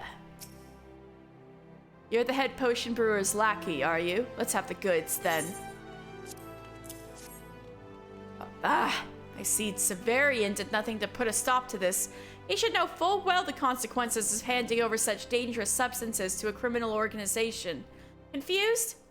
I am Wabulia of the Sultan Sworn. Oh, no wonder you got such pretty white clothing. I infiltrated the notorious robber gang, the Velvet Hands, after learning of their plans to attempt a bloodless heist at the palace. An attempt I can only assume is meant to emulate Mistbeard and his legendary act of larceny.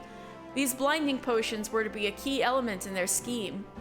Wondering how your guildmaster would handle a request from such unsavory elements, I insinuated myself into a position to receive their delivery. His lack of restraint is disappointing, but not entirely unexpected. He is not the man he once was. Oh, certainly, Severian has always had a passion for his work, but ever since the tragic events of the Calamity, it has become an all-consuming obsession. Your superior may as well have upended one of these flasks over his own head for the little he sees of the world that flows unnoticed around him. Would you take a message back to the guild for me? I want you to tell Severian to cease this insane quest of his. At first, I thought the distraction of his research might prove beneficial, but he has lost all sense of self-control. No, my sister would have never countenanced this destructive behavior. I will have Winaja returned to me. Excuse me? I shall dispose of this blinding agent. You won't need only concern yourself with conveying my message to the guildmaster.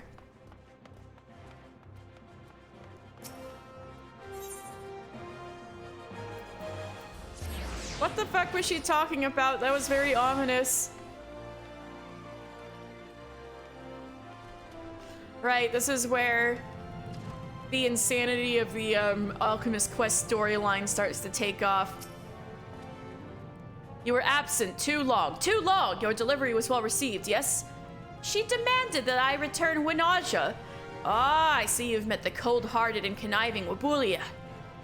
I have not the slightest intention of giving up on Winaja now.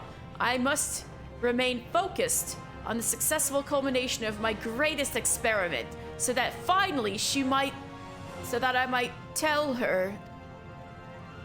But these matters have no place in our discussion. Once again, you have spared me a bothersome interruption and proven your alchemical expertise in so doing. From this day forth, I shall think of you no longer as my lackey, but as an assistant in truth. Soon shall we achieve the ultimate expression of alchemy. I bid you return to your studies and prepare for that glorious moment. Bro, you're too down bad.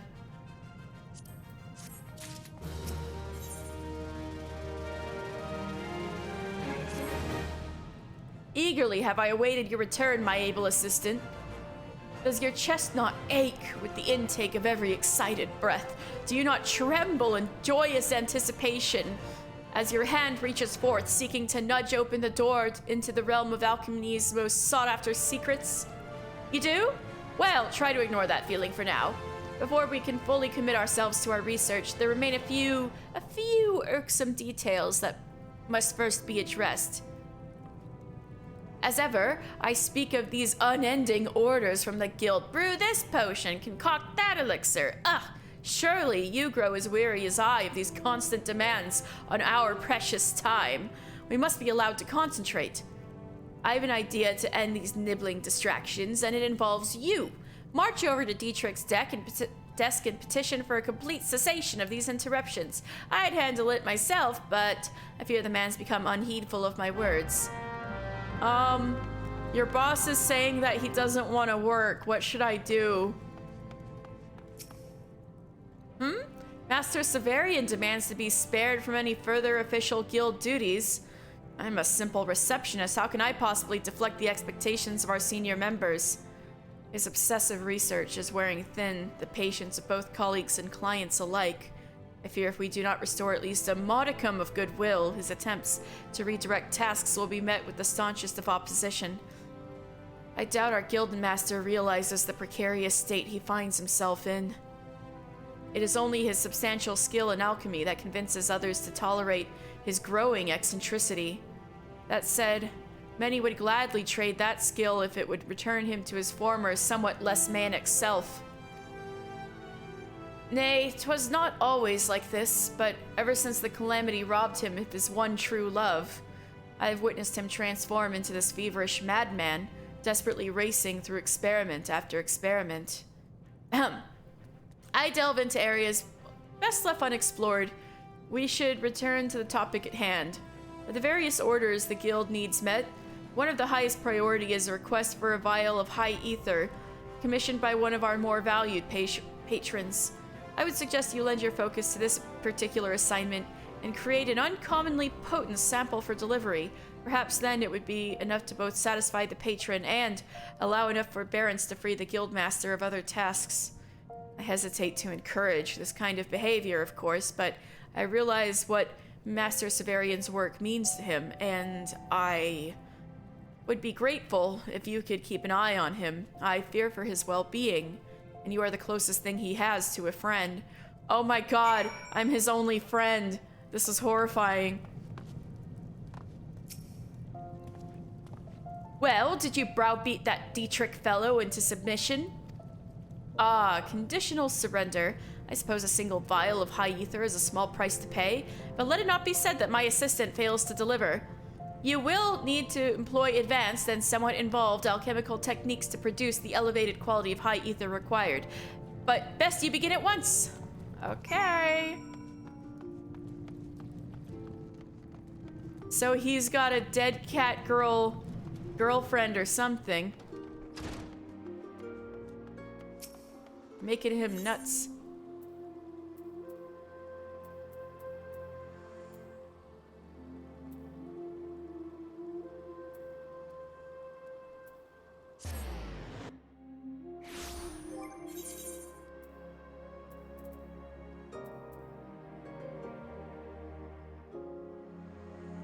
That was Goldsmith, right?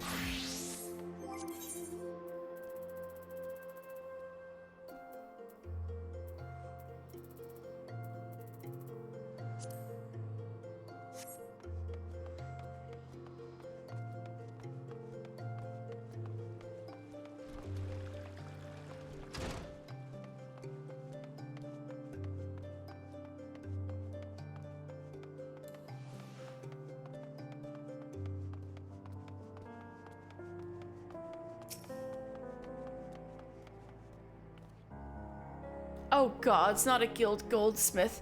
Let me make myself clear. I just wanted to discuss a potential partnership. I do not know what I have done to offend your guildmaster and her assistant, but I understand I am no longer welcome. Now, please, leave me in peace. No, it was just the mammoth. He's rude. Really now, I don't want to hear it. Just leave me. By the 12, I've never seen such fine craftsmanship. From Mistress Serendipity, I'm speechless. I never imagined that Guildmaster would go so far as to personally craft— Wait, you are the one who crafted these, not the fair Guildmaster? The gods do indeed work in mysterious ways. I don't believe I have properly introduced myself. I am Roratone, a traveling entrepreneur. I go wherever opportunity beckons, buying for a gill and selling for two. Long have I wandered the realm in search of fine accessories, as well as the talented goldsmiths who craft them. And you are precisely the sort of artisan I endeavor to meet. I would be honored if you permit me to purchase more of your fine merchandise. Permit me to sell your wares, and we will both be wealthy in no time. Oh, but forgive my impetuousness. You are a guild goldsmith, and I must go through the proper channels. Very well. I will meet with Mistress Serendipity once more. Please give my card to your guildmaster and inform her that I shall contact her again to resume contract negotiations. Okay, dude. Glad we saved that. It was a pleasure meeting you. I believe we will have a most profitable relationship in the days to come. You hear that, guys? We're getting rich. Now, I lost track of Hildebrand.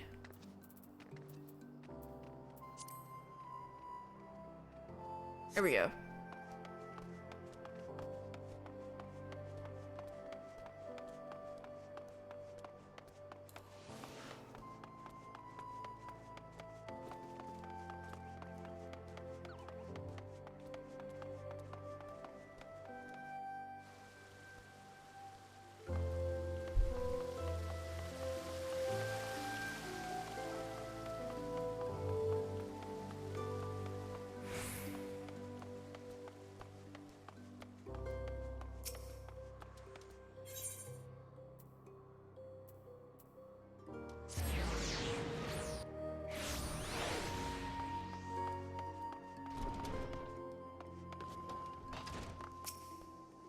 Welcome back, mister.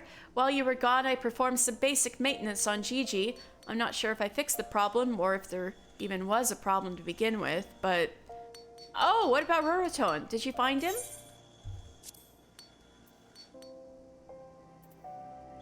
Both sides of this tiny square of hard parchment are jam-packed with the life and times of traveling Lullafellan entrepreneur Roroton. His calling card, which is apparently a business card. This is wonderful news, mister. Not only has he forgiven us, he desires a business partnership even more than before. I knew I was right to count on you, mister. There's something about your work that moves people, something that touches the soul. Aw, thank you. It's a gift, and it can't be taught, much as I wish it could. No, you've always had it in you. Aw. And as you grow more skilled, you'll only become better at expressing it. I'm certain that was part of Roroton's decision.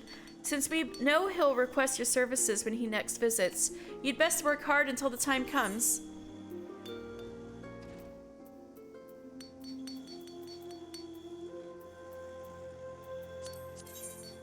Yeah, I don't need any of these.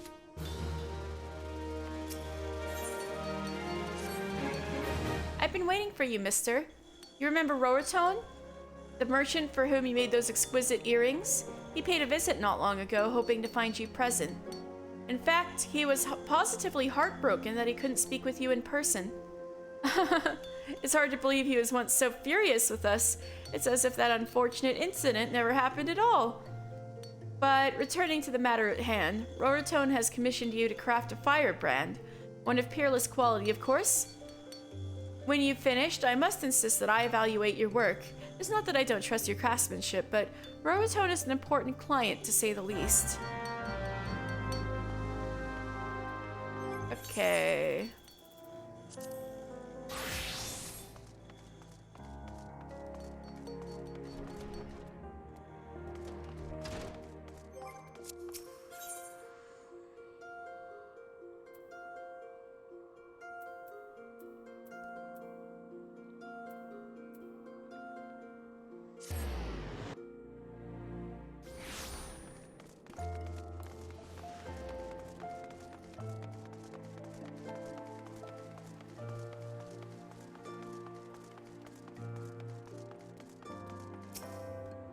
Oh, I don't know. Are you sure this is going to help?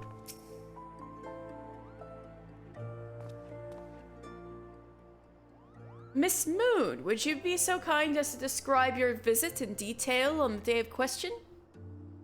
Nothing unusual happened, but if you insist, I was pondering whether or not to purchase a new dress when a man approached me and confessed his undying love.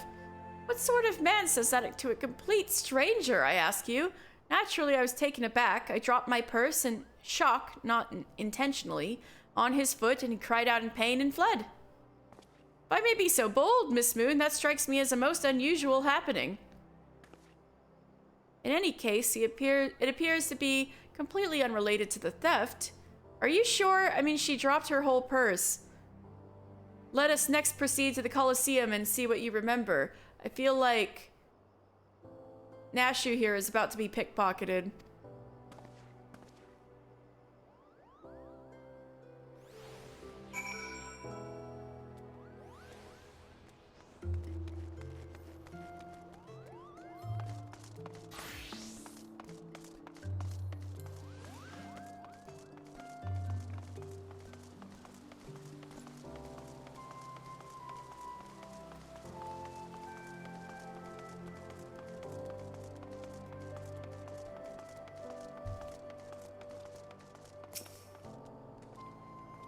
That crate's looking at me funny.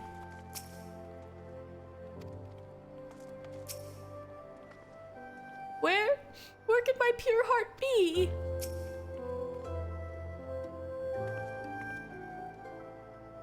Once again, Miss Moon, if you would be so kind as to tell us what you remember. Well, like before, nothing unusual happened. I felt like gambling that day and was debating which match to observe when a gladiator approached me from behind and confessed his undying love. Naturally, I was taken aback. I whirled about and struck the man in the face with my purse, in shock, not intentionally. Unfortunately, since I was carrying a tremendous sum of money, my purse weighed about 60 What? 120 pounds? And how are you carrying that thing around? It's like 120 pounds. And the blow was enough to render him unconscious. 120 ponzes? Miss Moon, you are a remarkably strong woman. Which is precisely why you were targeted. Oh, it's so obvious in hindsight. The thief bore you a grudge. No, it's more than that. He hated you with a passion. There sure are a lot of giant crates in Old Daw, at the Weavers Guild, at Sunsilk Tapestries, and here too. Wow. I think Nashu might be on more of something than anybody else. Stand back. I'm on the verge of unraveling this mystery. I must be allowed to focus.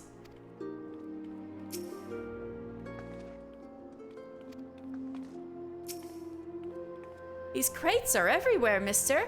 I wonder what's inside, but I don't see how we can open... Oh, of course, I still have plenty of explosives. Here, why don't you try? It'll be fun.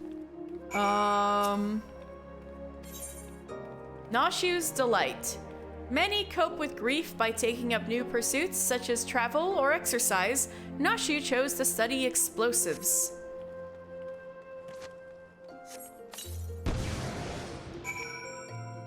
Hello?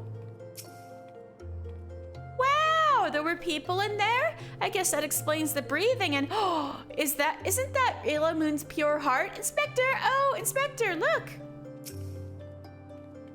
Oh, gods have mercy.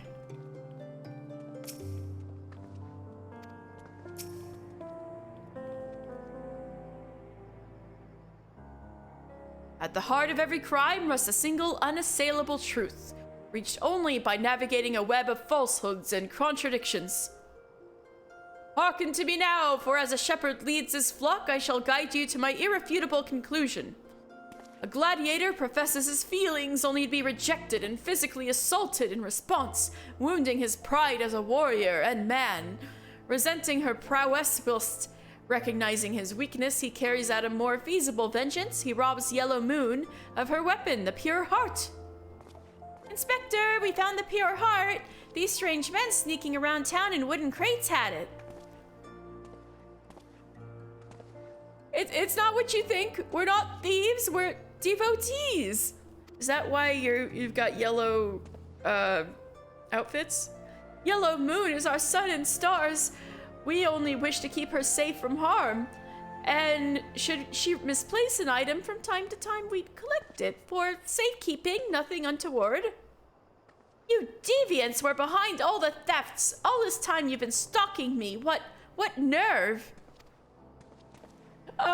Such unbridled fury, such righteous indignation. We should be glad to accept the goddess's punishment. Goddess? Devotees? Ah, but of course, that I had you inspect those crates was a stroke of genius indeed. As I was elucidating but a moment ago, those fiends are obviously the ones responsible for the recent rash of weapons thefts, as those thefts were carried out by a single individual, you imbecile. Lest you've forgotten, the culprit is a duelist. He only claims his victims' weapons after defeating them in single combat. If your powers of observation are as great as you claim, you should have deduced that those buffoons in boxes were incapable of such. I went to unlock Moogle quest, but then I found there's 19 quests I have to do just to do the oh, shit. No wonder I haven't unlocked them yet. There's 19 quests you have to do. No wonder I haven't even unlocked them on Yukoko.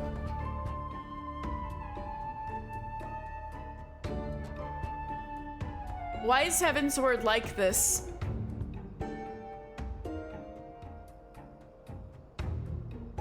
You'll be going to bed? Okay. Have a good night. Thank you so much for your help. For all the coils. Rowan, thank you so much. You have a good night.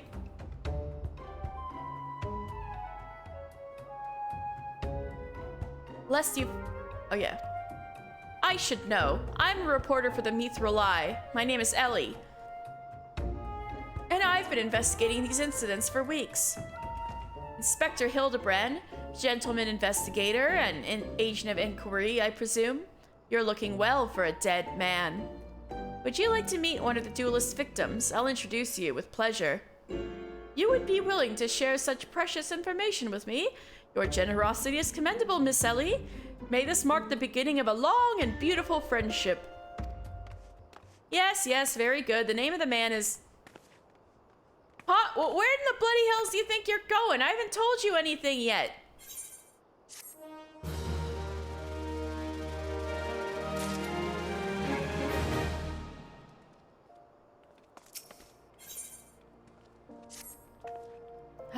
I suppose... Since you're the imbecile's friend, you intend to help him. The man you want to find is an adventurer named Humphrey. At present, he can be found at the Golden Bazaar. With any luck, the good inspector may find his way there by the time you arrive. If not, then so be it. I wonder what will happen when he discovers that the victim is a perpetrator as well. Oh? I look forward to seeing how the good inspector chooses to handle this case. Okay.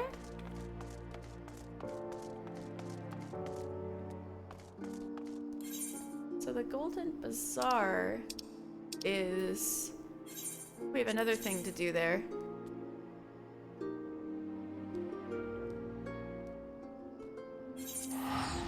Wait, no, that was the Silver Bazaar. We have another quest at.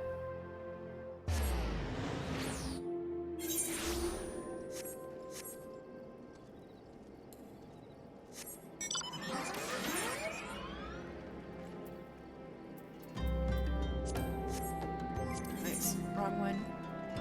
Oh, we can only take one more quest at a time. But I could take this one out. For now. Alright.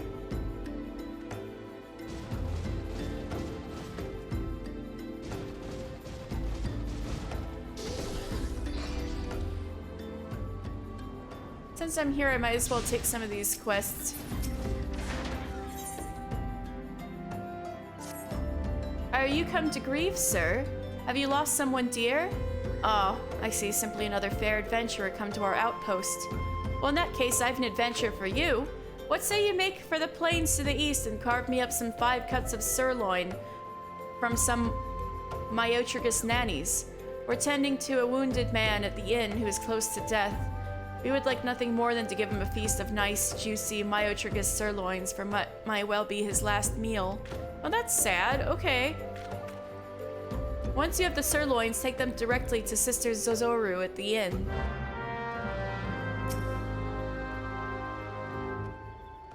Have you everything you need for a proper burial? If you find yourself wanting for aught, you'll find it at Camp Tribone. Oh, great. Caitlin.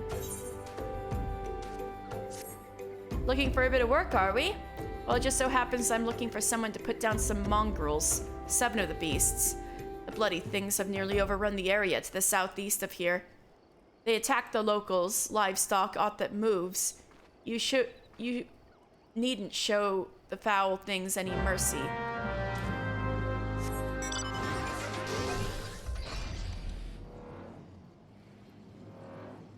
Well, since we're here, we might as well go see Payo Reo, wherever he is. Leovin's grave. Uh-oh. It looks a little busted open. The tombstone has been knocked over and the earth before it disturbed.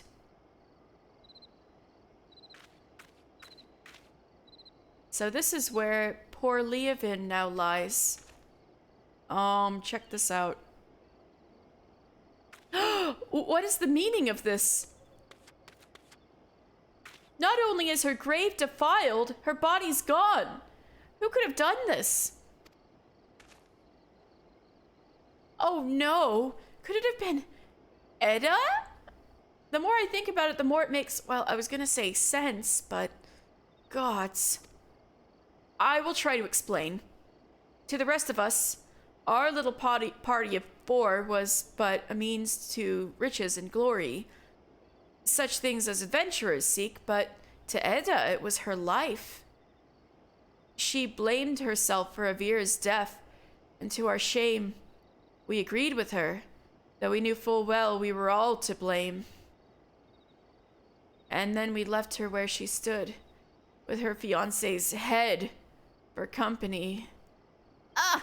How could we have been so heartless? Small wonder if the girl has been driven from her wits. Yeah, I'm glad you're feeling a little bad about how you treated her. But what's done is done. All we can do is admit to our mistakes and make amends as best we can. Avir is gone, and so is Leovin, but Edda refuses to accept it. She won't let go of the past. I know not what she means to do in Tamtara, but it can lead to no good end. I will attend this wedding and try to restore her to her senses. I would be much reassured if you could accompany me, mister. As Avir once did, so too does Edda look up to you. Yeah, she actually walked up to me personally at one point and said, like, how much she admires me, but I was, like, all sad for her. She may not listen to me, but she may yet heed the words of someone she admires. And failing that... No, it doesn't bear thinking about. If we hurry, it need not come to that. Please meet me at the Tamtara Deepcroft. Together, we'll put an end to whatever madness Edda is planning.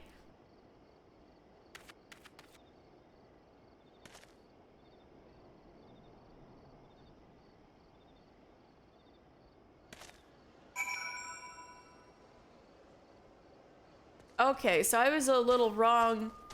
I kept thinking that Edda had been the one who claimed Leovin's body, because Leovin's not one of the ones that we take to, one of the corpses that we take to, the Lich Yard personally, if you remember that, because all of those were unclaimed. So that means someone related to Leovin did claim her body, but it wasn't Edda. And it was buried here with her name on it. So Edda merely freaking robbed her grave. Wonderful.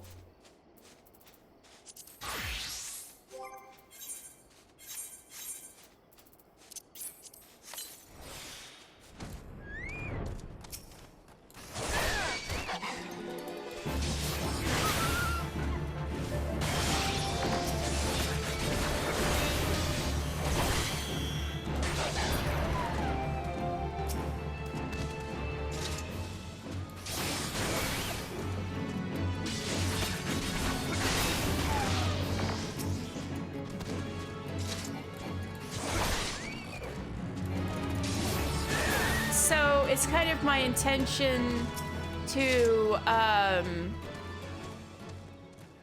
hopefully finish all ARR quests within ARR before we move on to Heavensward. It's gonna be a lot. It's a hefty deal, but I thought, you know, it's worth a shot.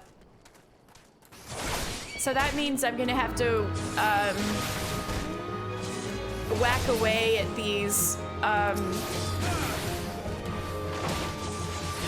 quests every single stream.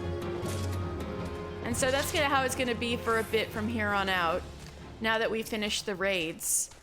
So last time we finished Crystal Tower, and this time we finished Coils of Bahamut. So from here on out, we need to like progress with the MSQ, but alongside that, I want to try to finish as many quests as I can. And as it turns out, we also need to do we need to do class quests so I can get to the job quests. We also need to do the post-Moogle storyline and the Hildebrand storyline, and I want to get a branch of that finished each day.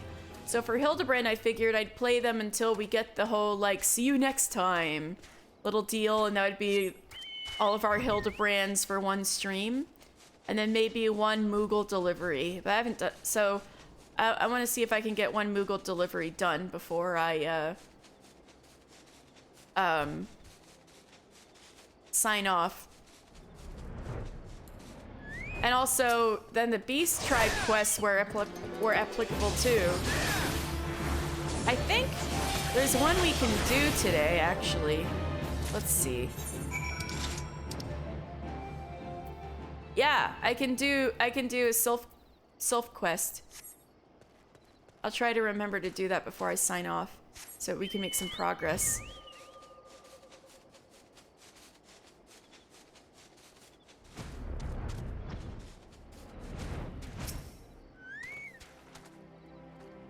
So Thanalan is plagued by 7 fewer mongrels, is it? Excellent. I lost my love to a pack of mongrels 3 years past. We were to be wed. They tore him apart. When we finally chased them off, my love was in 7 pieces. Since then, I've asked every adventurer I see pass through here to slay 7 of the beasts. My vengeance is unceasing. But if I can spare just one other bride to be the suffering I have known, then it will all have been worth it. You are intense, girl!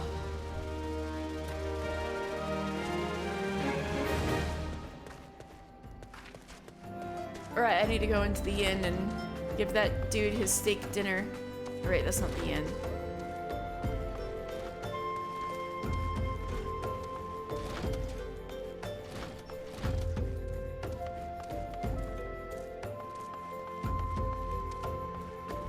That's the guy? Oh no. Please, lower your voice. What business brings you?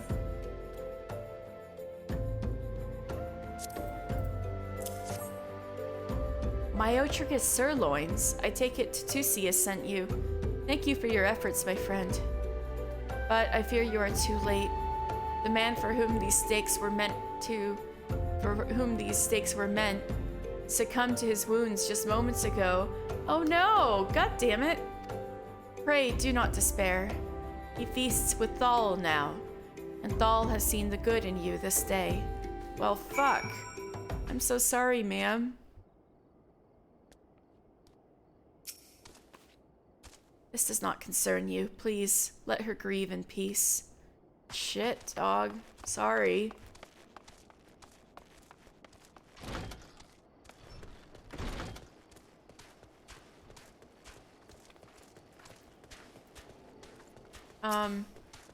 So... Dead, is he? You did a good thing, friend. No use fretting over the order in which things pass. What matters is that they do pass, and nothing that passes goes unseen by the gods. There's a graveyard just near Drybone. A lot of folk bring their dead and dying this far. Many just dump them here and spare themselves the trouble and cost of a burial.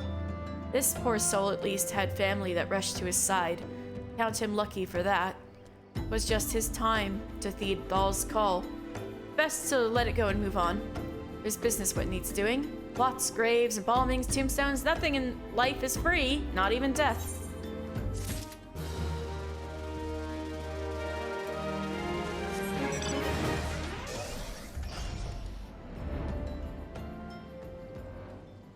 Now let's head to the Golden Bazaar.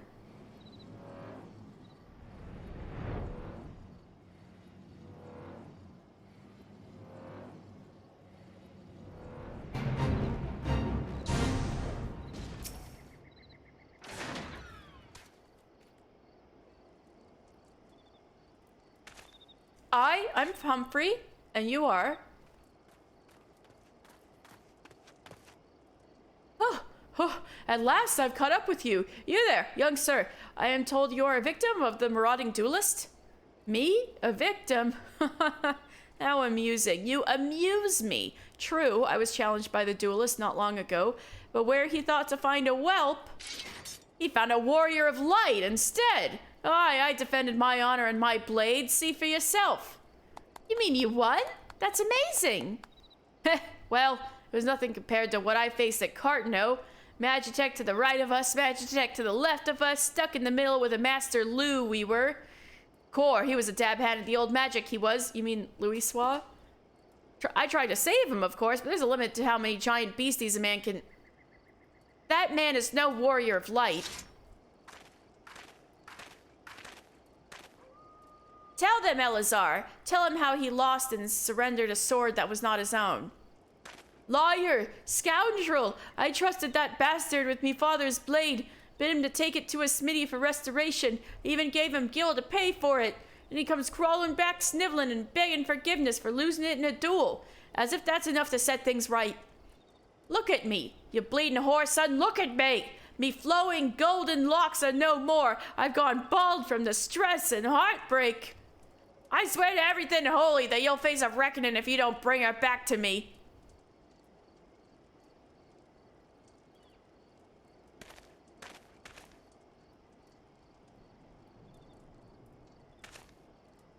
All right. He beat the shite out of me and took the old man's sword.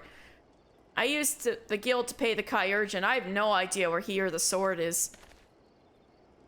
Oh my god.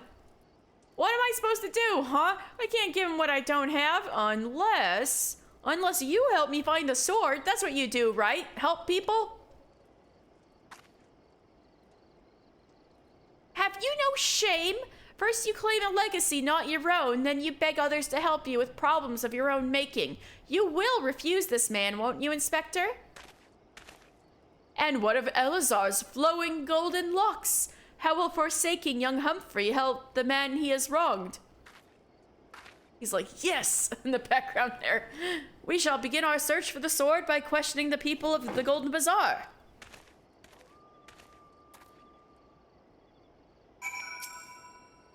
Do all inspectors dress like that? Well, I've never met one before, so I don't know what to expect. Oh god, we have the same shield. I need to change clothes. That blade was a rare and ancient relic. He can't possibly think he'll recover it so easily. We haven't been to Golden Bazaar in a hot minute.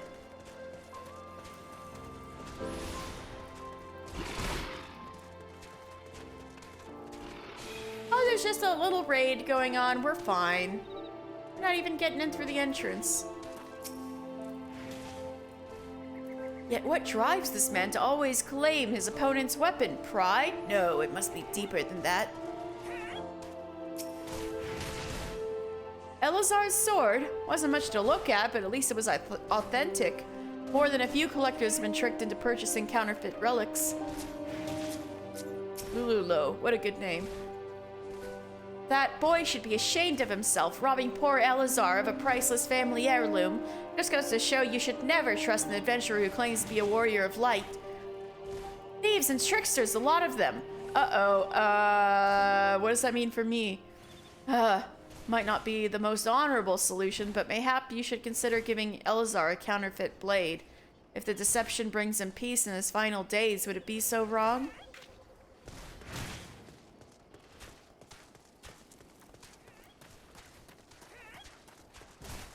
Ebby? Antique swords. Oh, I haven't the foggiest idea about that. The traveling merchant Jojompa is the one you ought to speak with, assuming he hasn't left.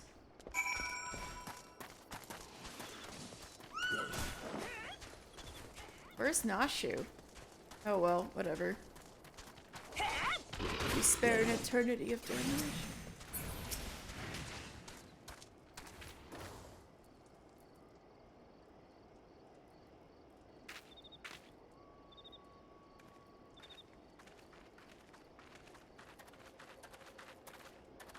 I'm afraid I have no knowledge of an ancient sword, at least not of one I can guarantee to be authentic.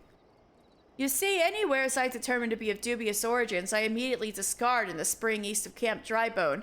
Although I have no swords for sale at present, if I may have disposed of a facsimile similar in design to the one you describe. This presents a quandary, though I am loath to deceive an honorable man like Elazar. A well-intentioned ruse may put his heart at ease, thus spurring rejuvenation of his flowing golden locks, whilst we continue to search for the genuine article. Well, if there is a sword in that spring, it won't remain there for long. It's one of the more convenient sources of fresh water for the common folk in Camp Drybone. Tisk tisk. You should endeavor to be more optimistic, Miss Ellie. Like me. I say we search the spring first before declaring all to be lost.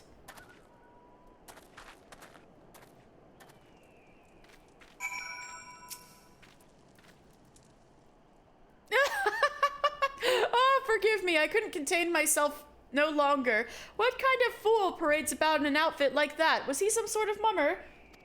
Oh, great. This is what people think of you, Hildebrand.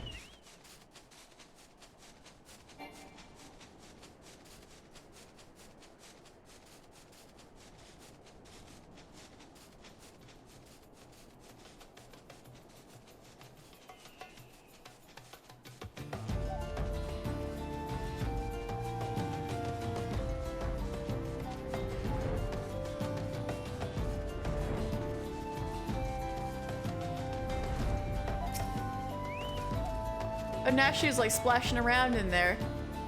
And Ellie's looking too. It occurs to me that I am not yet fully recovered from my accumulated injuries. It would not be prudent to immerse my body in water.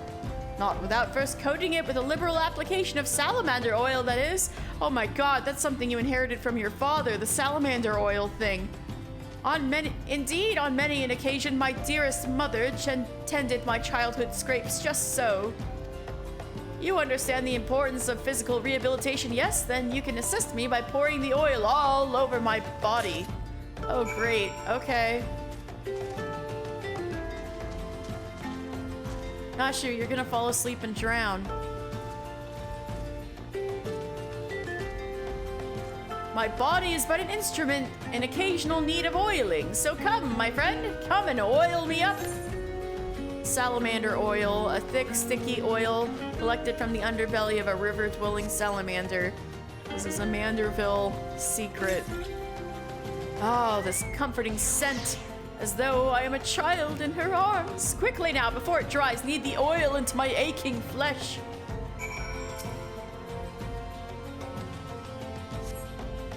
Oh, the pain multiplies manifold. Gently now, gently. The pain. Oh gods, oh gods, oh gods, yes! At last my muscles slacken and soften, the warmth spreads, and the pain becomes pleasure.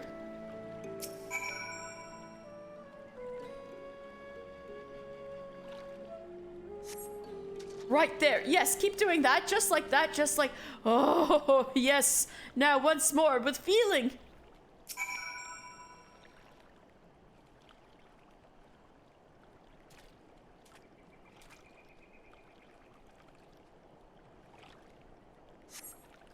Ah, never before have I received such splendid ministrations. Now then, into the spring. You as well, my good man. I don't know if you're immersed so much as halfway up to your knees. Holy pot.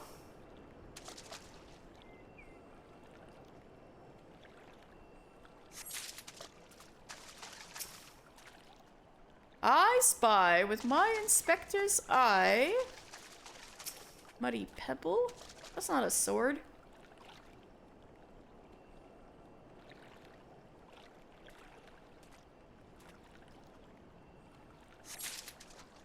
Are you kidding me? That wasn't a pebble. That was a giant rock.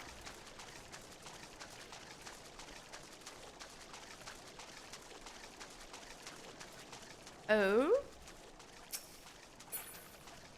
Muddy bottle? None of these are swords.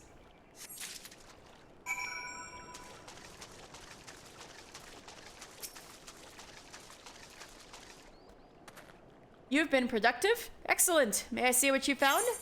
Worthless bottle. This is not the sword you're looking for. Useless rock. A completely useless and unremarkable rock. Come now, what were you expecting? A rock that keeps curls away? Irrelevant potsherd. Well, at least you didn't pick up a rock at random like some people.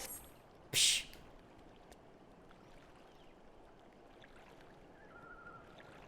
No sign of the sword Jajompa mentioned, I see. Ah! Now I'm all wet. What was that, anyway?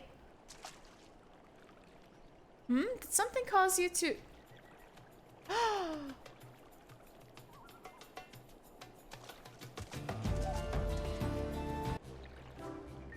Once again, my instincts have guided us to our quarry. That That I had you search that section of the spring was a stroke of Achoo!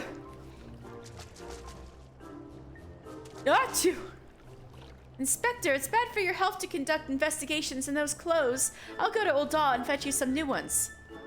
How thoughtful of you, Nashu. While you're there, purchase a few bottles of hair tonic for Elazar as well. The newest, most potent blend you can find.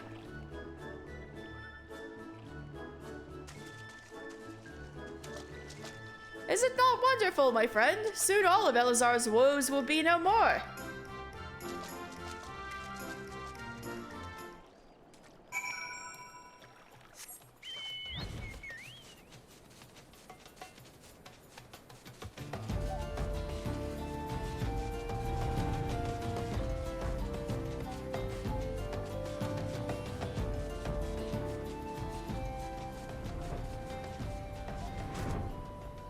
Wait, wrong.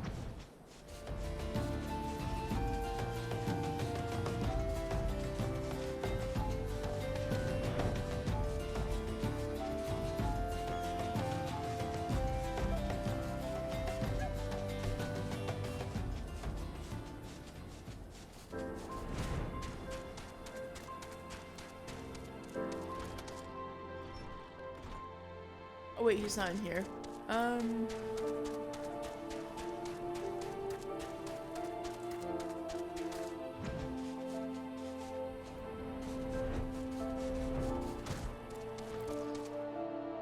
Ah.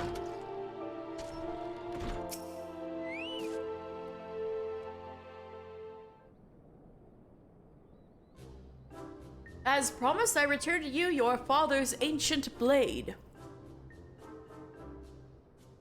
Aye, it is her. Every chip and scratch is just as I remember. God's bless you, sir. I never expected you would go to such lengths for two strangers without thought of reward. Altruism is a rare trait these days. 'Tis common enough if you know where to look. A gentleman recognizes the good in every soul and understands that none deserve to be forsaken. He's being inspired. Spoken like a true gentleman, though your garments beg to differ. Inspector, I've brought you a change of clothing. I also brought a supply of tonic from the peddler I met in Pearl Lane. That is sure a lot of hair tonic. Excellent work, Nashu. If you would just bring me that case.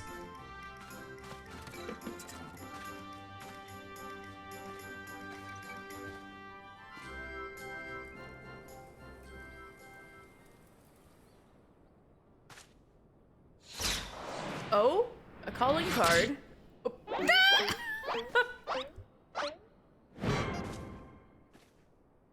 Inspector Hildebrand.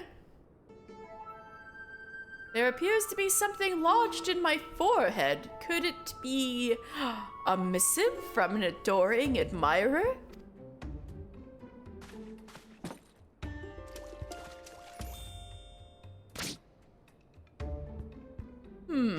The author neglected to pen her name. I shall come to claim the collector's blade. Is that supposed to be flattering?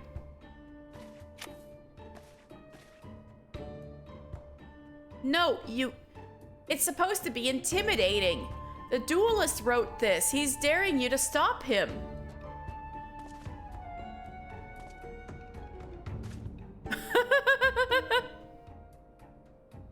A challenge for me! Oh, at last the curtain rises. Very well, if I am to duel the duelist, I must dress for the occasion.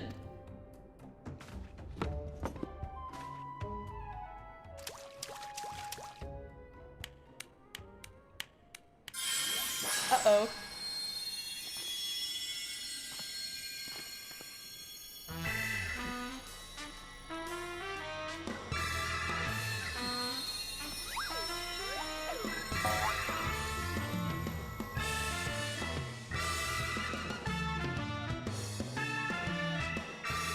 I, Hildebrand, agent of Enquiry, Inspector Extraordinaire, accept your challenge.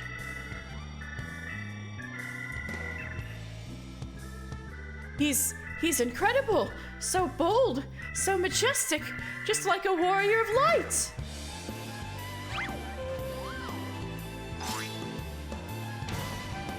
Oh, a gentleman of light.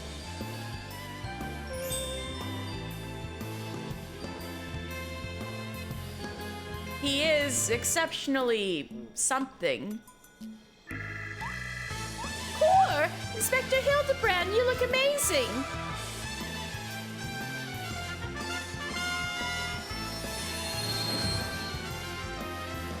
Oh my god, his hair came back. I don't know about long golden tresses, but...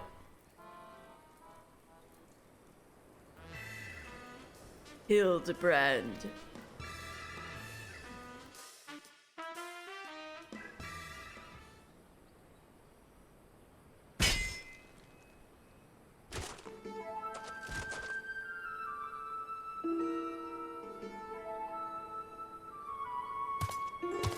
This is far from the strongest of swords.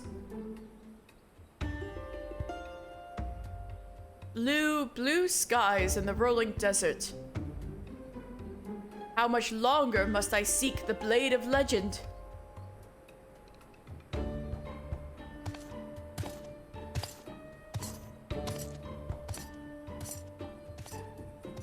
Oh my gosh, it's Gilgamesh Final Fantasy V.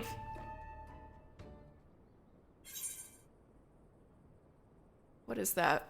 Filtered water, okay.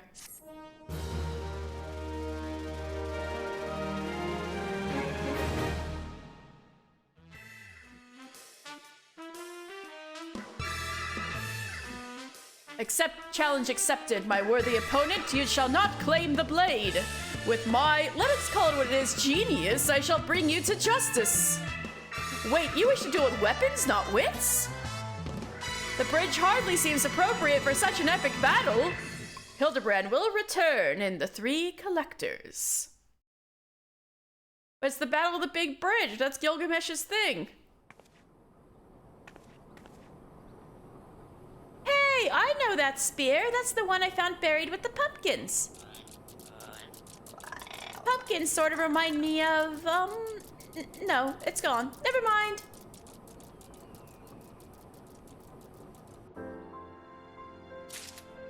Alright, that was Hildebrand.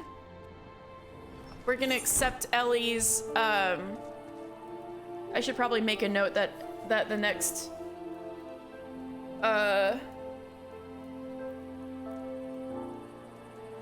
the next quest is in Eastern Thanaland, or I'm gonna frickin' forget. Where's a pen? Or maybe I should just type it down somewhere.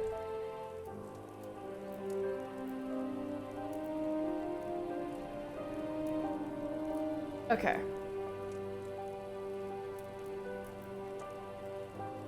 Okay.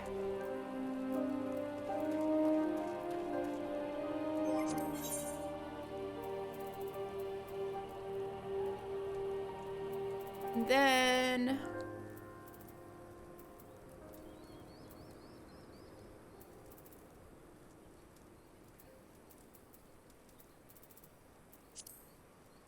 that's it. This is the Moogle one. So Middle Lenosha.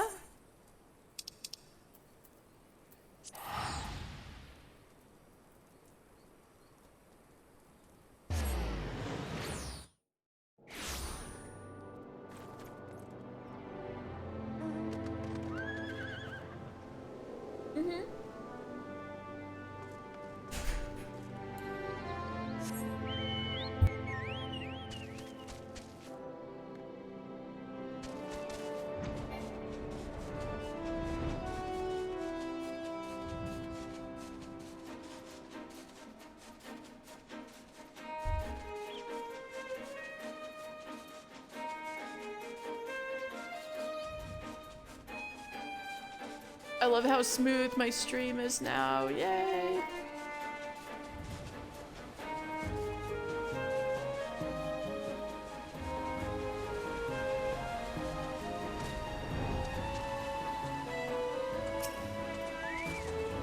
Have mercy. My wine is my livelihood. What, you're cowering? I ain't looking to steal nothing. Just be wanting a ship is all. A big ship. An adventurer? Thank the gods, this brute means to rob me of my livelihood. You must stop him. Alright. Oh yeah, I gotta dump water on him. Right, that's what Bateron asked me to do. Oh right, you're acting for... It didn't even have to come to violence. You're a godsend, friend. I tell you, that brute is a menace to honest merchants everywhere. You will find him and bring him to justice, yes? I suppose.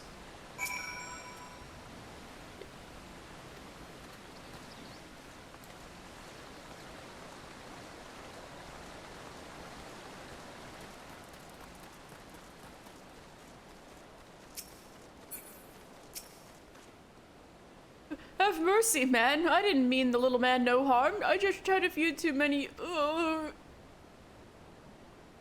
An old foe of Bateron's? Ain't that rich? I'm the best bloody mate the old bastard's ever known. Whether or not he's willing to admit it. So you are an old friend of Bateron's. Name's Tilsvin. Oh right. We gotta... open up the old Rugadin dictionary and see what that name means.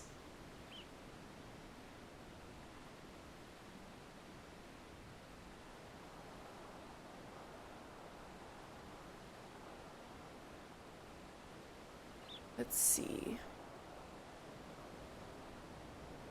Right, it's under my bookmarks.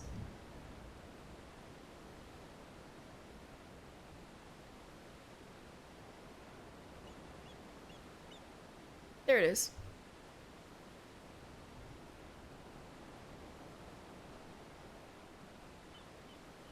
So Tils means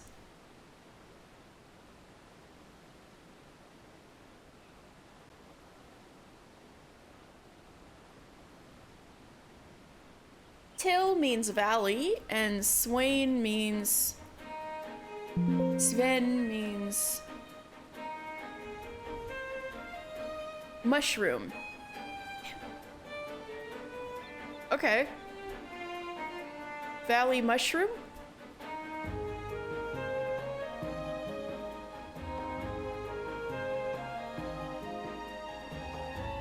Name's Tilsvin. A sellsword of some recruit meself, though more for me prowess with a flagon of ale than the spirit me back. No, you'll not see me blaming Bateron, nor you, of course. For the soggy welcome. I dare say I earned it on me last trip to the wench. As a matter of fact, I even brought Bateron a small token of apology. Just me own way of saying sorry for all the trouble I've stirred up at... Well, bugger me to 7th Hell and back again. I left the bloody bag back at Mummersford Arms, was it? Forgive me, lad, me memory's still a bit hazy. I'd go back and search myself, but in addition to not knowing where I came from, I'm still feeling a touch queasy. Be a good lad and retrace my steps for me, will ya? With any luck, the fellow there, damned if I can remember his name, is keeping me belongings safe in town. Okay.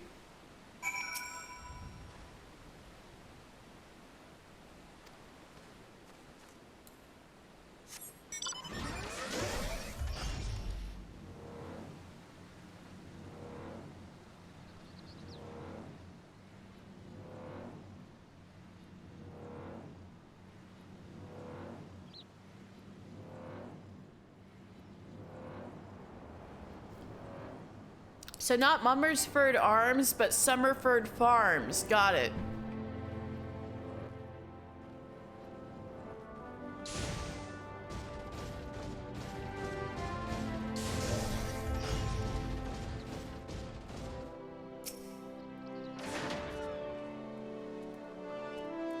Lo, Final Fantasy. Quite a busy lad these days, if the tales I hear are true. Yes, it's true. A meal, a respite from the road, name it and it's yours. That bloody drunkard. Of course I remember him. How could I not? Left his mark all over the bedding and floor, and this after I went out of my way to furnish his room with a pauper's proper spitting box. Oh god, that's awful. His belongings! I had my hands plenty full cleaning up his foul spew. If he left anything else behind, like it's not still there, you're more than welcome to explore, though I'd suggest you watch your step and hold your nose, particularly if you've just eaten. Ew.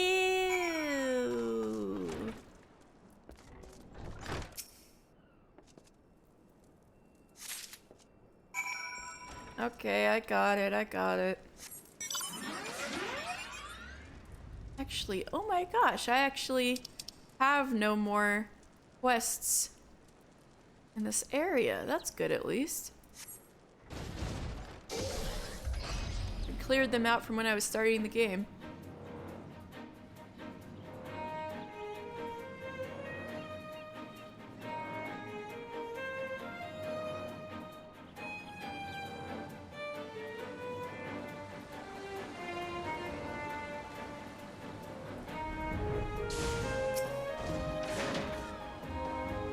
Back, are ya? Did you happen upon me belongings, mayhap? Just a small satchel, nothing too fancy. A worn leather pouch filled with a pair of old 100 gil coins. Bloody brilliant! Aye, from the moment you doused me with that wet stuff, I knew I'd made myself a friend. Don't know about you, but after all my troubles today, I've worked up quite a thirst. What say you join me at the wench? I think you need to not go back there. Or anywhere with alcohol. First pints on Bateron. Well, I guess I gotta report to Bateron. Good thing Limsa's right here.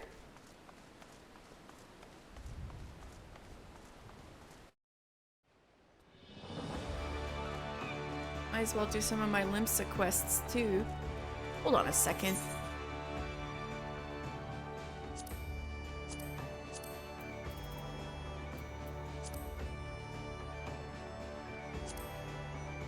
That was just out there. Shh.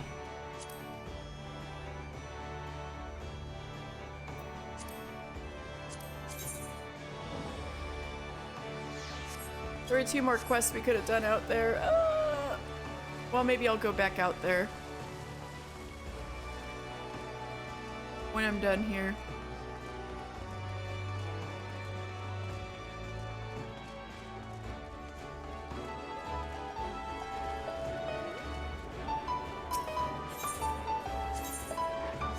Oh wait, what's this? Oh, Blue Mage. Yeah, maybe I should start that next time.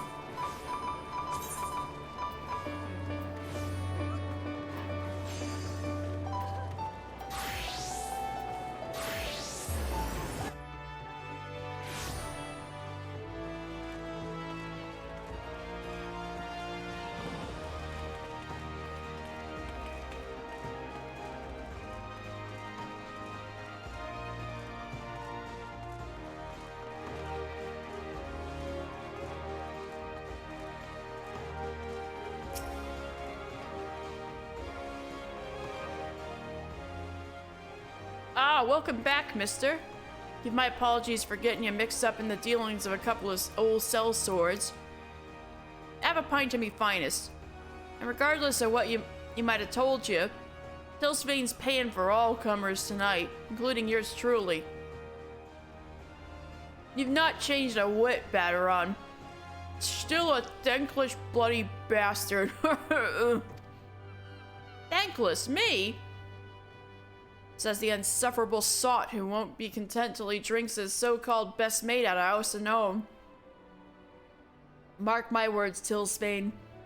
If you conveniently forget to pay your tab this time, I'll lunch you to 7th L.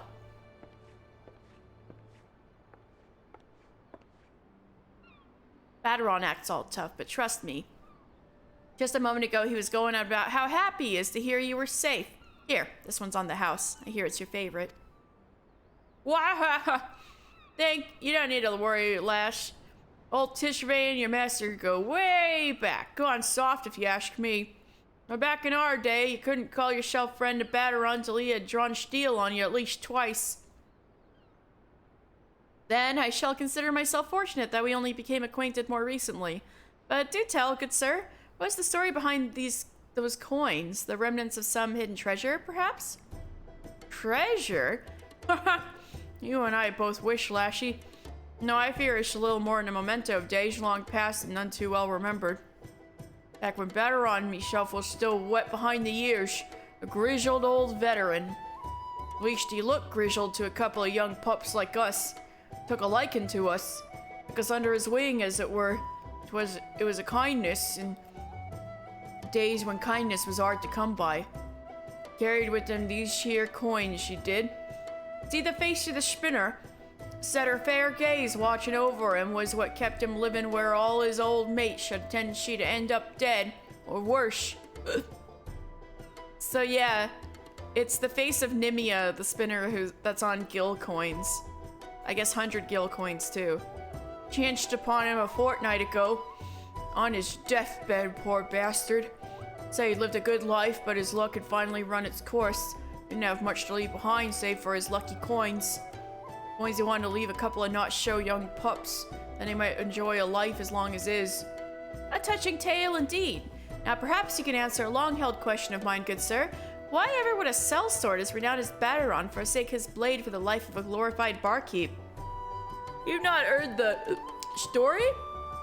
Mind ya, a detail or two might have slipped from your memory, but I'll give her a try. 'Twas 20 years ago, or thereabouts, with the realm finally at peace, or something resembling it, a great mercenary captain had a plan. This man, aye, a living legend if there ever was one, brought all the shell swords who were itching for a new fight under one roof. So it was that the Adventurers Guild was born, and there were no shortage of eager applicants. Aye, everyone and their uncle were looking to be an adventurer, save for one young boy, the son of that very man what founded it. This boy wanted only one thing, to follow in his father's footsteps and make his name as the greatest sellsword who ever walked the realm. Did the boy give up his dream? Do you reckon he'd already achieved it?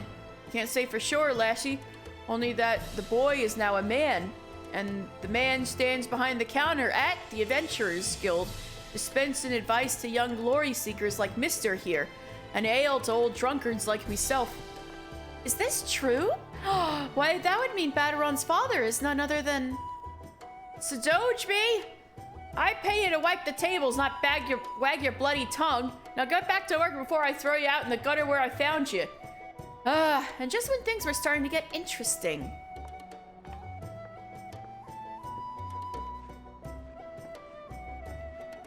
And with that, Bateron, I'd best be on my way. Spend any more time around that lovely lass, and this lonely old sellsword is like to get jealous. Besides, if I empty your cask today, what will I drink on my next visit? I walk away while your legs still hold you, you blundering oaf. You come back any time for a pint of my finest. I'll see it dumped right over your fat head.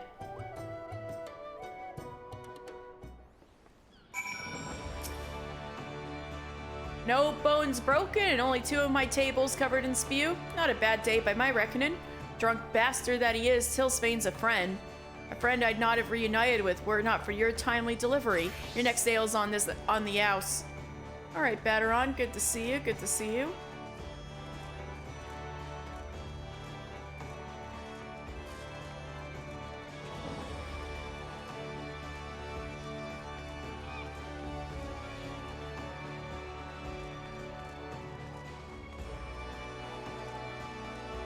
I went the wrong way for the etherite.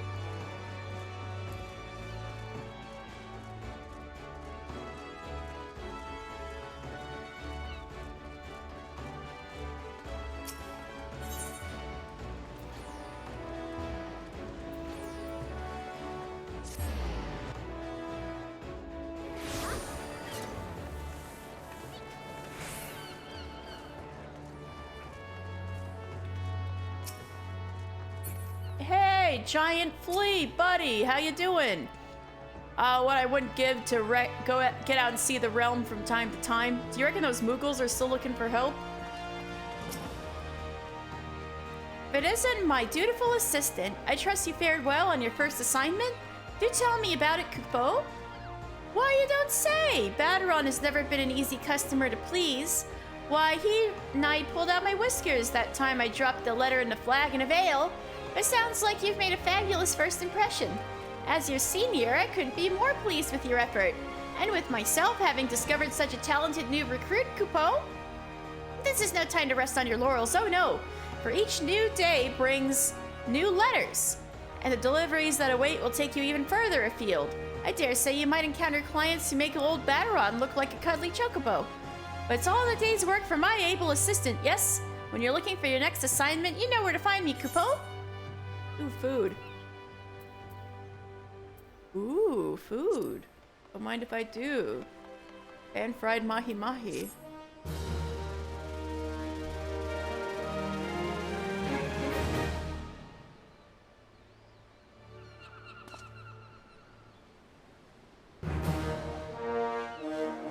Yeah, we leveled up!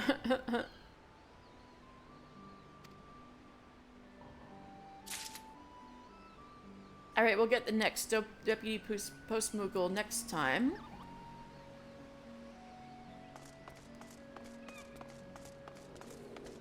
Let's catch up with some class quests.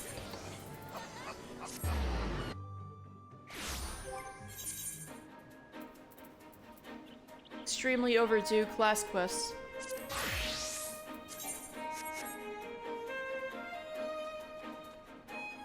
Where's my little Carby? There you are.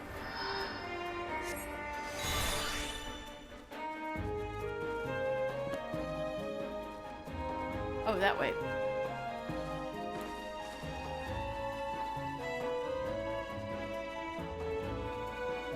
Oh, down there. Oh!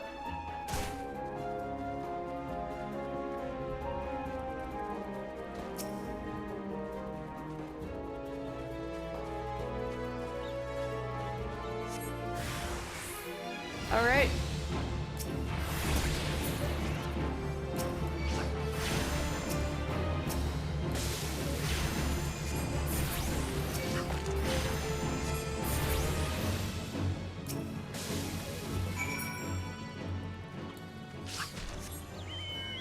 She's got it, right? I'll help her with that wharf rat. All right.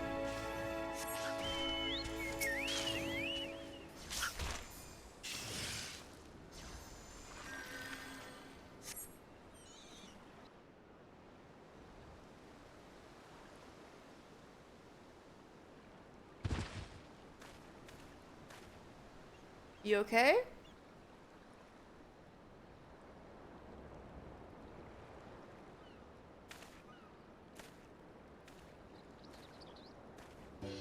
I am not a threat. Pray ignore my presence for the present and allow me a moment to cogitate.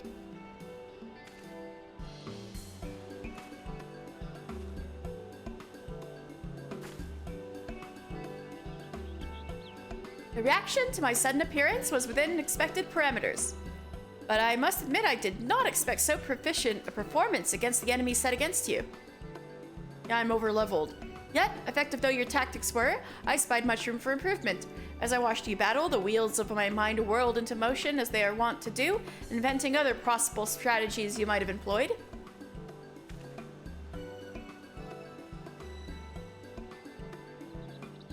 Let's see, taking into account your current level of ability, factoring in the etheric constant, multiplying by the number of opponents, and then applying your tactics to other potential combat scenarios. Oh dear, my calculations indicate failure upon encountering a threat level 9,785. I mean, isn't that good? It sounds like a high threat level.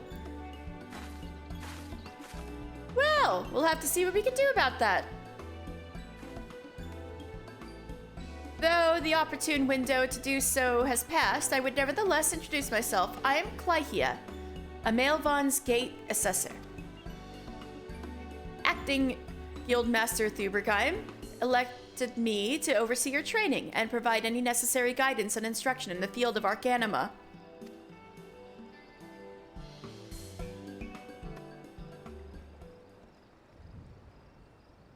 From what I have observed thus far, You have an admirable grasp of the fundamentals. I do, however, wish to confirm one small detail. Regarding your choice of arcane geometries, what factor most influences your actions during battle? Potential for amusement. I simply do what feels right. Simply, I desire to outwit the enemy. I think a very Warrior of Light answer would be, I simply do what feels right.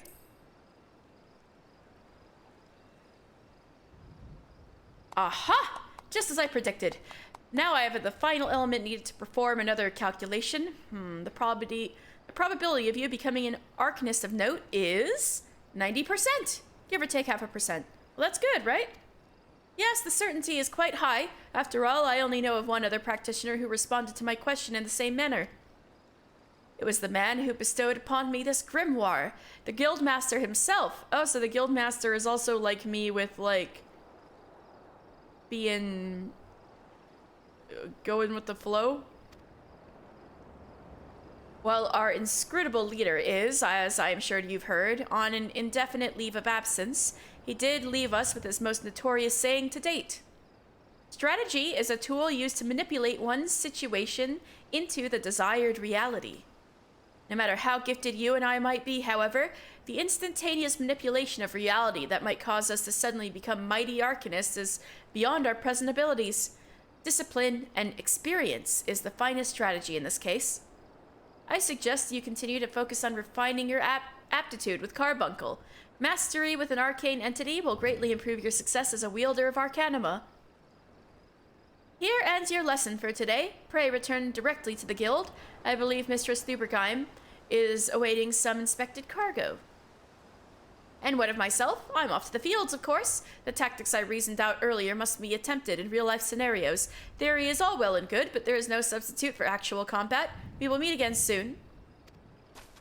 Eclahia is interesting, huh? Bye!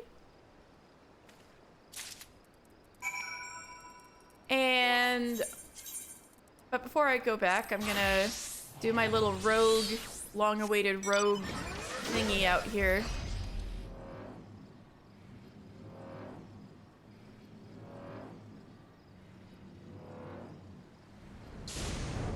Hey, it's my man Underfoot. Hey, Parimu Howrymu, what's up? Get your noggin down, mister. I've been snilching the action across the way there. No sign of the demolishers, but I did see one of them gambler coves stuffing the Garlean gadget into his backpack. I knew Italwan would steer us aright. This is your chance, lad. Clout that gambler gobby and grabble that device. Oh, I've lost track of which gob it was, but I'm thinking it's that sod on the left. Just make sure you dance away from any bomb blasts. Twisting and dodging in the middle of a fireball might not save you from getting your eyebrows singed off. Go on then. That gambler ain't gonna wait all day. Show old Underfoot how you learned your lessons. Okay. Well, then I should be all sneaky, right?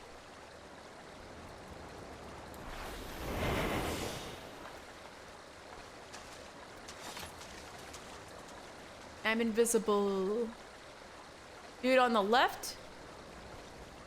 You're on the left, kinda. Oh, where is it? Where is it? Where is it? Trick attack! Yo!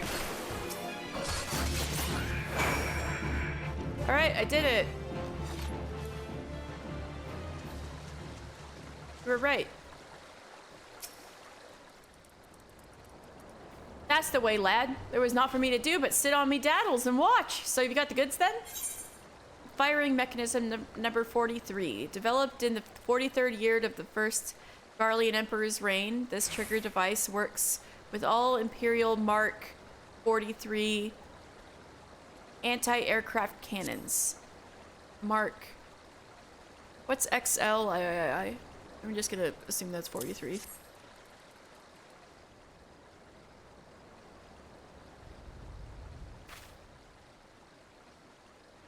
Aye, this is the device, and no mistaken. Let's get it back to the guild, eh? We still owe them demolisher bastards a million, but they'll keep for the now. Here, you should be the one to deliver the prize to Jack. It was your hand What snatched it out of the goblin's paws, after all.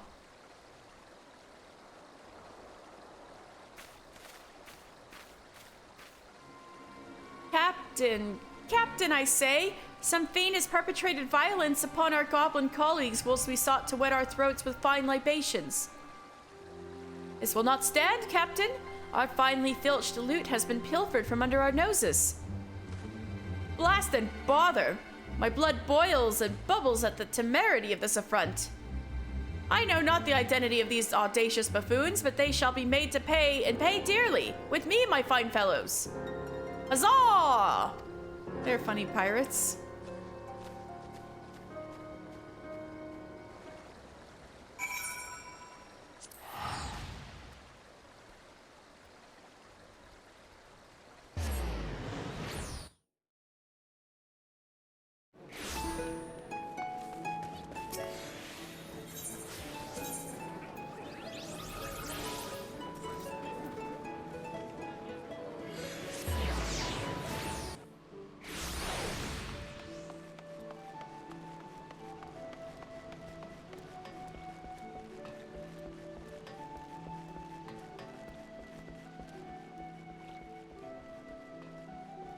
Alright, Lowenford, let me in.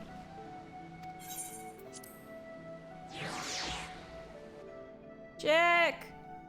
I'm sorry, it's been a while. I keep forgetting. You managed to grapple that firing mechanism yet, mister?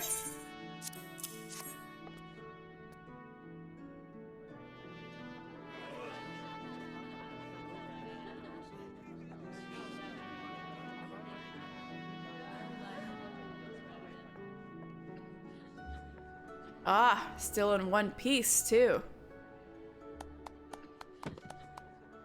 You've done well for your first assignment, lad. It don't look like much, but that crew put their lives on the line to cloy this here bauble. They'll be pleased to see it snatched back from the Ruffmans.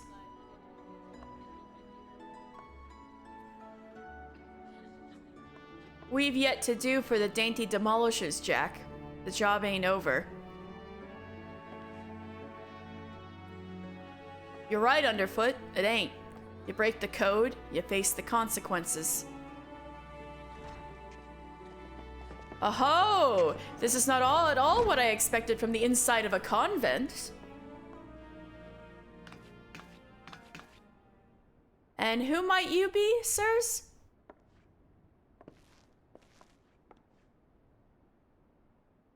Ha ha ha!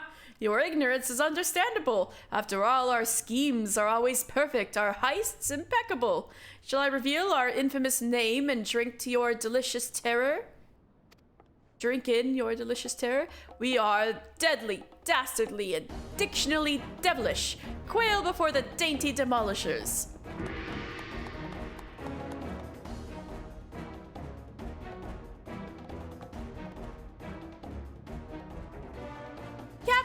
Captain, I say, there's the cad that misappropriated our merchandise.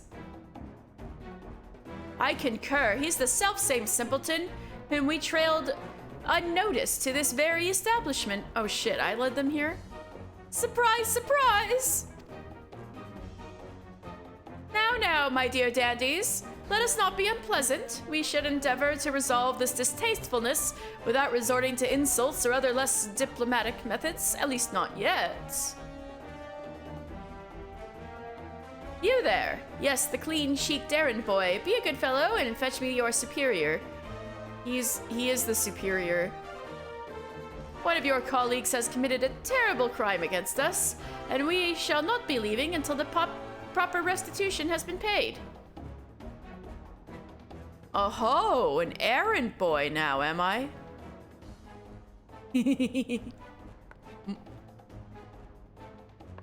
Straight face no.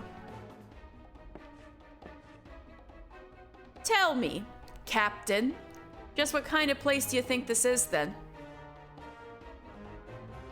This place? Why, I suppose it is some matter of convent. The one-eyed doorman named it the Dutiful Sisters of the Edelweiss or some such. And you've yet to realize your mistake.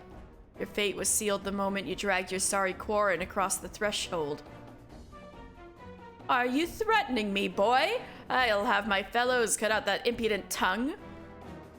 We've exhausted our reserves of dainty today, lads. Show these fraudulent sisters how the demolishers deal with the upstarts.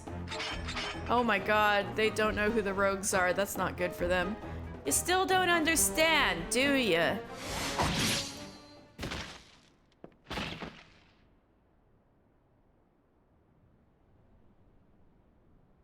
There are but 3 sorts of coals what the doorman will let pass. Clients, recruits. God, spit! I'll kill you all.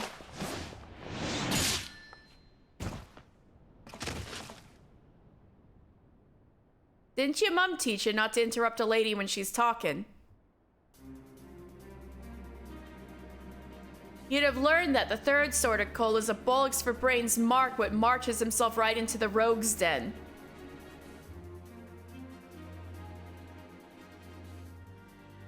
Rogues? But we were so careful.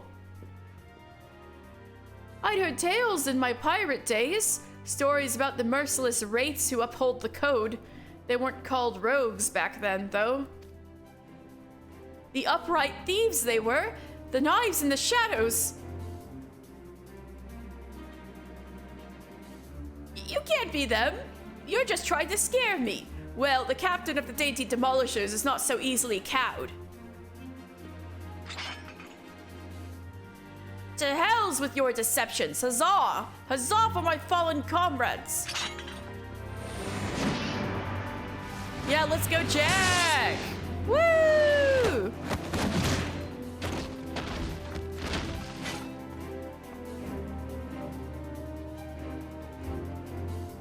Deceptions? Aye, anyone you meet could be a rogue captain, even a clean-cheeked errand boy.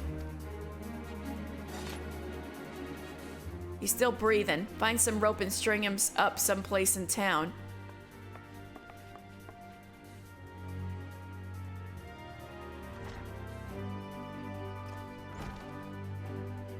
And now the job's done. Quite an introduction you had there, eh? Yeah, that was interesting. Welcome to Limsa Lominsa's ever-churning underbelly, where the thieves shed their skins and become rogues. That was cool.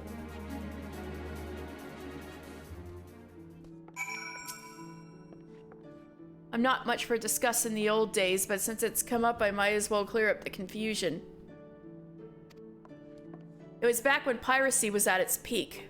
The coves what protected the code were Dimber Dambers, the best lads and lasses to be had from among the pirate crews. They bit back the goods that was wrongly bitten, and came for the guilty under cover of Darkmans. Upright Thief became the title for these coves what dealt in sanctioned stealin' and millin'. But it was only those as had cut all ties from the buccaneer's life what was accepted into the ranks, inflicting loyalties and all that. They formed their own guild and even their own way of speaking. And what was once pirates was pirates no more. So the way you speak is just the way all rogues speak because of that?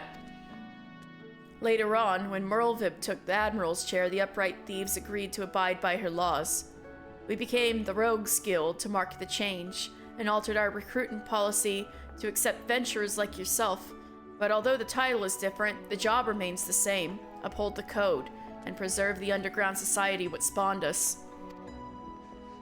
Just as you've done with this assignment. Keep up the good work, mister, and you'll go far in the shadows.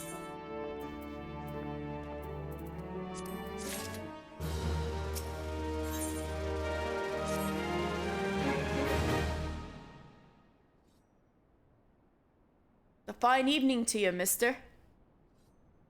And a fine evening it is for a spot of work, wouldn't you agree?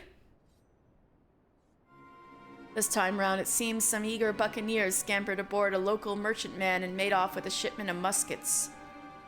Now, seeing as it ain't lawful to cloy from a Lominsan vessel to begin with, the Yellowjackets fell upon them daft coves before their boots was even dry. Aye, they caught the pirates right there on the docks, but the stolen boomsticks was nowhere to be found. Fenced in a longboat deal, I'm thinking. That's when our guild was officially contracted to retrieve the goods, which weren't really needful since the code would have had us on the job anyway. You don't bite the purses of your fellow Laminsons and all that. So, this is your assignment, me natty lad. Find out where them weapons went and bite that shipment back. Seeing as the cutters hit that merchantman are already rotten in irons, you needn't rush in with your stabbers a-stabbing. I want this job handled quick and quiet, and I have the perfect partner to show you how it's done.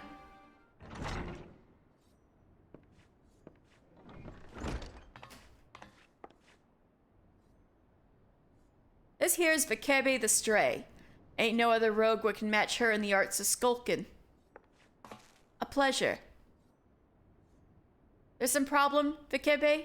You seem a bit out of sorts. I'm bloody starving. I had one of them finger sandwiches set aside. You know, those egg-filled tasties they make at the Bismarck. When I got back from me work, it was bloody gone. Uh-oh, that was Vikebe's? I thought it was Underfoot's. Oh my god! You stole her sandwich! We just head out on the job, and I'll see if I can't turn up that missing sandwich by the time you return. Alright, Jack. Ah, one more little detail you should know. The muskets was meant for the Yellow Jackets' armory, so once all is bob, you can hand the goods to one of their Coils directly.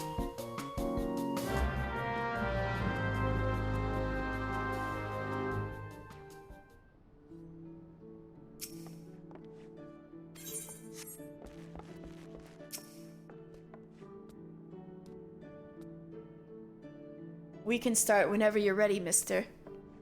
I've had a colleague keep a wattle out for aught that might help us, so I suggest you have a few words with her first.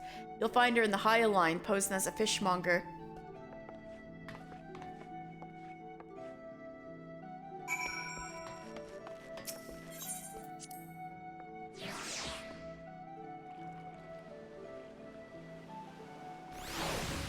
Alright, should probably head for, Arcanist next.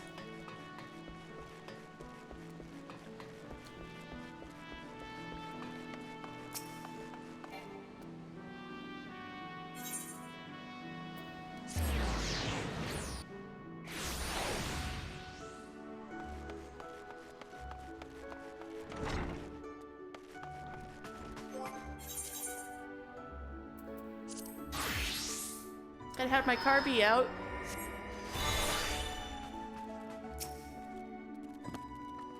Ah, mister. Have you returned with the cargo? Yes, everything seems to be in order. Relatively clear of blood and other gore. That can be something of a problem in our profession, you understand. I also had word from Clyhia regarding your performance. She seemed eager to continue your training. An odd lass, I'll admit, but the guild can boast no finer mind for tactics. You would do well to heed the instructions she offers, particularly that which touches on the diligent approach to our art. Did you perhaps notice the battered tome Clyhia carries? That initiate's grimoire has served her from the day she entered the guild. She has her reasons, but it's admittedly strange to see it kept all the way to her present position as Foreseer. I fear such an intense focus on Arcanima has led her to overlook other important aspects of life.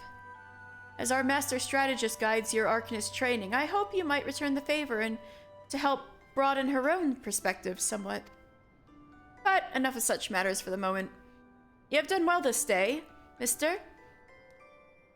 Continue your practice with Carbuncle as Clyhia's bid. I will be here when the time comes for your next lesson.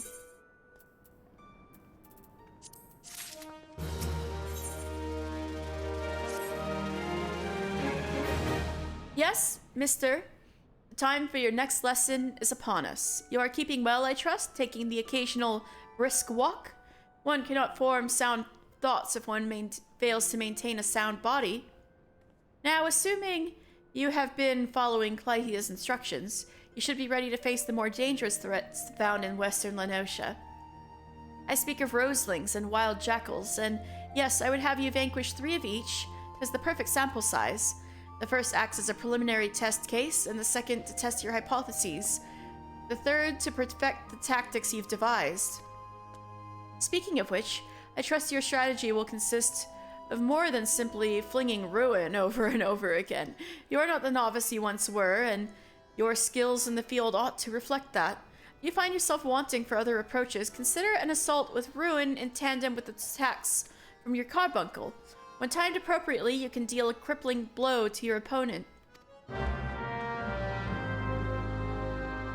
No flinging ruin over and over and over. Got it, ma'am.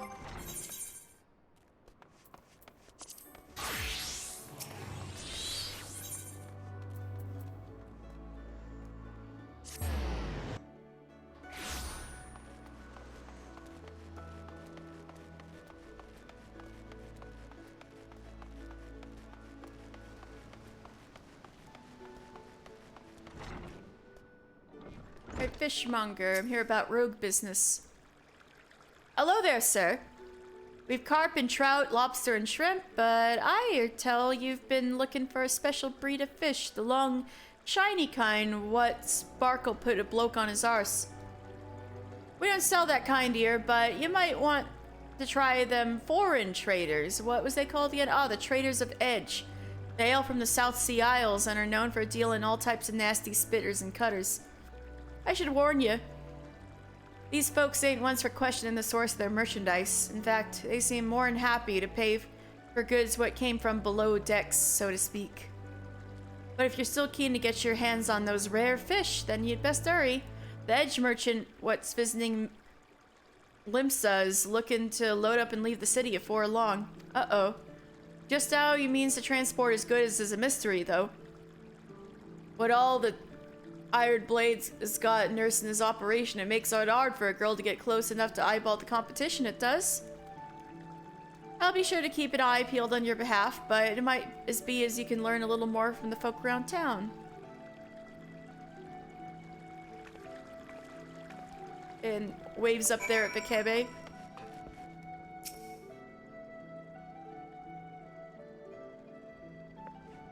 Traders of Edge, eh?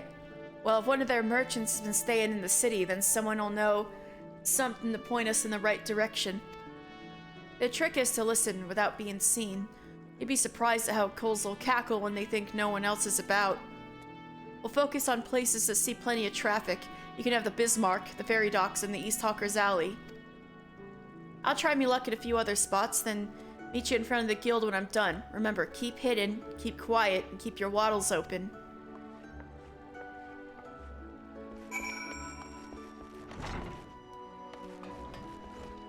Well, since I'm up here, I might as well turn in some of my stuff.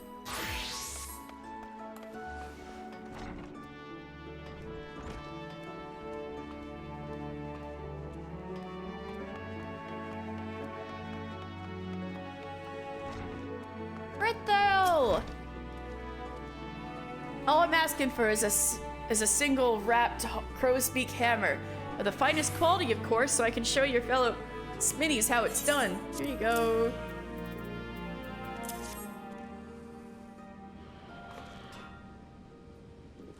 By Bayergot's beard! Who'd have thought that the brutish tools of force could possess such beauty? The hammer's claw evokes the elegance and ruthless efficiency of a golden beak plucking worms from the ground. And it's flawlessly counterbalanced asymmetrically by the face. Not in me wildest fortune fantasies could I ever envision laying hands or eyes on such a perfect hammer. Hells, I reckon it's too perfect to show to that lot. To look upon the daunting heights of such peak perfection would surely discourage even the boldest of budding blacksmiths. On the other hand, it ought to keep those uppity smitties in their place. Otherwise, it'd be a crime to keep this hammer hidden away from the world. With any luck, it'll serve as inspiration to your forge mates and maybe even motivate one to follow in your footsteps. Aw, well thanks. He's so nice.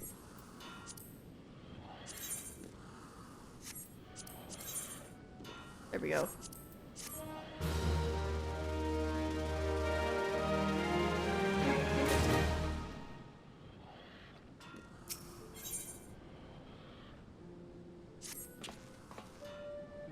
'tis a good time to be a smithy, mister. Clients are banging down our doors, clamoring for our wares.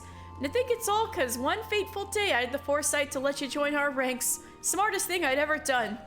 Aye, in prosperous times such as these, you can't help but be in high spirits. Even your most hated enemies start to seem like decent folk. Why, just the other day I downed a few pints with old Phasar. Oh, speaking of which, Phasar was going on and on about this lady gladiator what caught his eye, and one he'd like to lavish with gifts. Said he'd a mind to have you forge the weapons. Ah, but you know him. Demanded to speak to you in person. Best go and oblige the bastard. Man, just when I thought we were done with Phasar.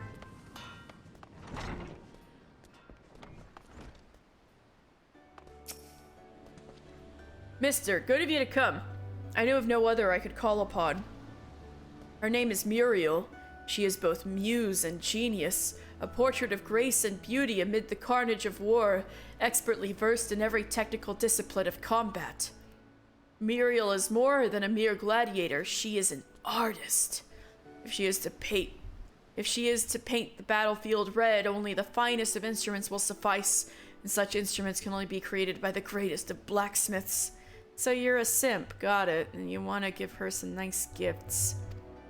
Thus, I would ask of you a pair of cobalt knuckles, a buccaneer's bardiche, and a cobalt shamshir with what she might reign over the Colosseum like the goddess she is. Hey, guess who else can be a marauder, a pugilist, and a gladiator? Me, I can do all three of those things too. She's not so special. I will inspect your work when it's complete. Though I have little reason to doubt your capabilities, I will not present to Muriel anything less than perfection. Okay, simp.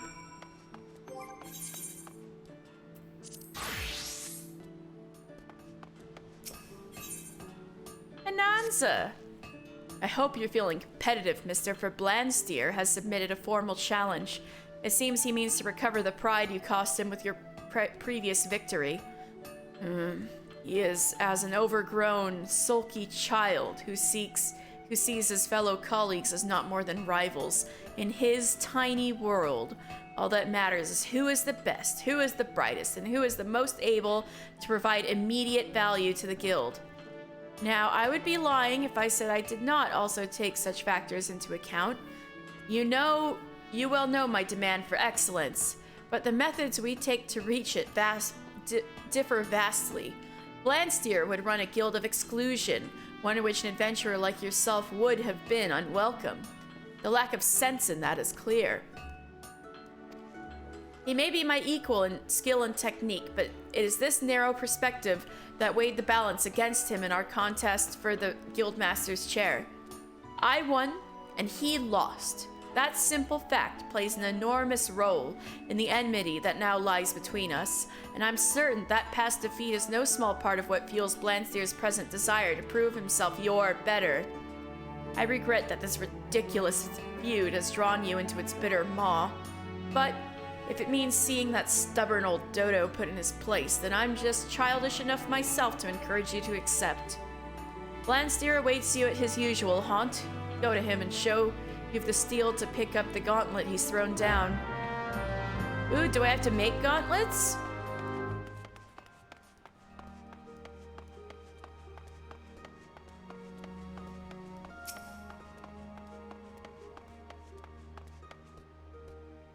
I've just had about enough of Hananza's coddling ways. She's raising a generation of slackjaws with what look like armorers, but ain't fit to wipe the soot from a proper craftsman's backside. Before you know it, folk will start losing trust in the trade itself. Years of pride and tradition are crumbling to dust around our feet. Of course, ever since you bested me in our little competition, your words don't carry the weight they once did.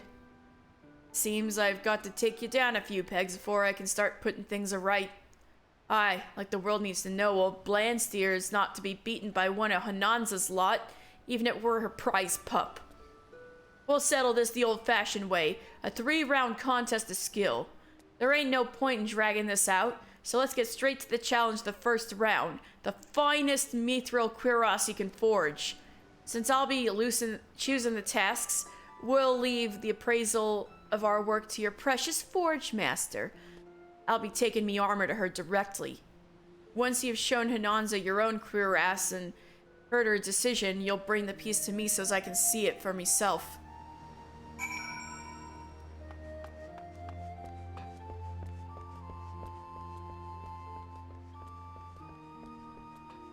Alright, next.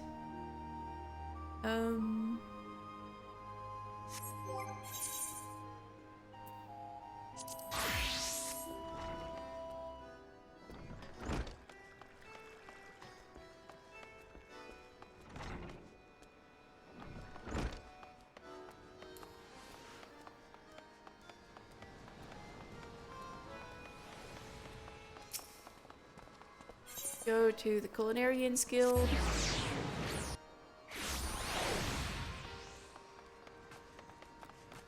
I'll do this first and I'll do my rogue business. Oops.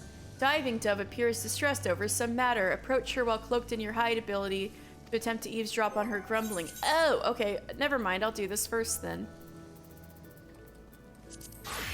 I don't want to spy on Diving Dove. Diving Dove is grumbling in discontent. Ah, the sneer on that customer's face. Does he think I can command the skillet to cook more swiftly just to meet his pressing departure schedule? I don't know how things are done in the South Seas, but here in Limsa folk appreciate that fine cuisine cannot be rushed. Come now, Dove, you must not speak ill of the patrons. Now, what was it next on my list? Oh, another finger sandwich for the dutiful sisters. Someone there must be rather fond of eggs. Yeah, it must be,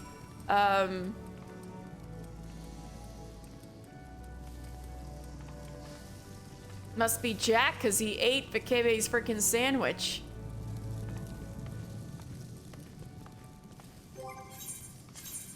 Suddenly, a culinarian appears. Booga booga. I don't mean to rush you, but if the ratatouille takes much longer, I fear I'm like to pass out from exhaustion. Ratatouille!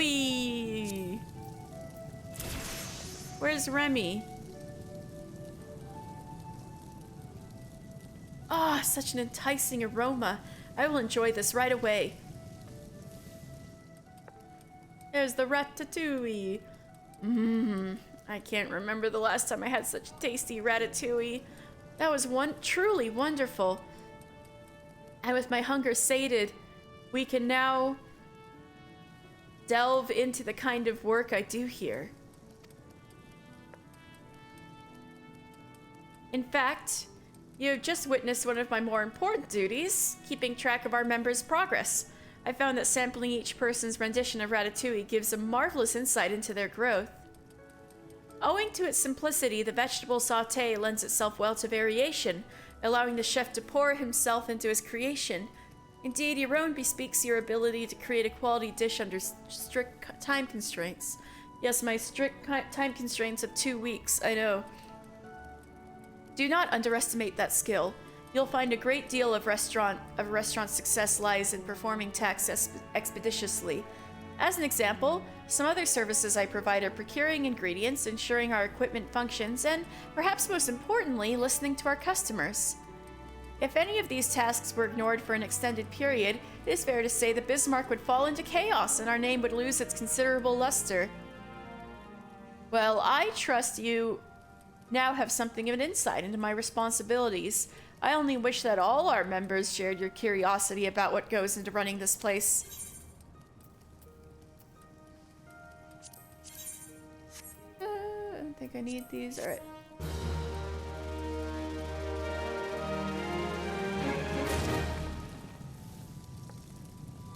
All right. Oh yeah, I need to take the next task from my man Lingsath. Oi, mister. Oi, mister! You me dad? No. You're just the lad I was looking for. Which is to say, you'd be the lad what Letitia was looking for. I was just talking to her. She's in need of some practice dance, and you've got the only ones she'll trust. Well, besides mine, of course, but I've got my own matters to attend to. Take fair warning, though, mister. The better you get, the more others will turn to you. It's a fine feeling being relied upon, but can be a right pain in the arse, too. Any road, enough of me prattle. Run along and find out what Letitia wants. Yes, ma'am? I was just talking to you. My thanks for agreeing to help, mister. Now, I will tell you the details of your task, but I must ask that you keep it in the utmost confidence. The Admiral is scheduled to host an afternoon tea for visiting dignitaries, and the Bismarck has been called upon to provide repast and refreshments. Ooh, for Merle Vip? Okay. I have been charged with conceiving the menu and require help making a few sample dishes. I would be grateful if you could prepare a blood currant tart, a serving of pastry fish, and a cup of chamomile tea, all of the finest quality. As a woman of the sea, the Admiral drinks liquor like most drink water, but the same cannot be said of her guests, hence the afternoon tea as opposed to, say, a dinner banquet. Alas, we know little and less of their tastes besides that, so I am forced to consider a wide variety of options. It has proven to be quite a task, but with your help, I am confident that we can serve up a menu to please. Alright, that sounds fun. I'll cook you up a whole banquet.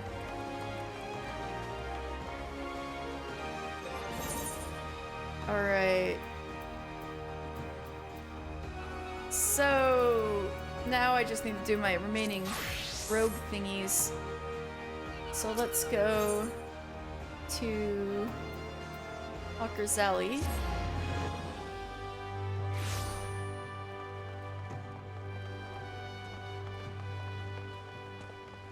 Wait, isn't that a new Pokemon? I'm just kidding.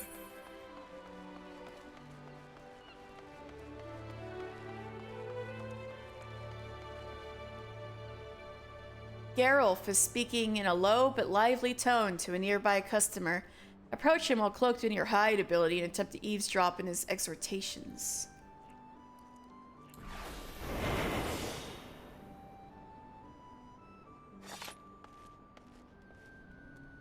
Geralf is hawking his wares to a customer. A mammal jaw customer.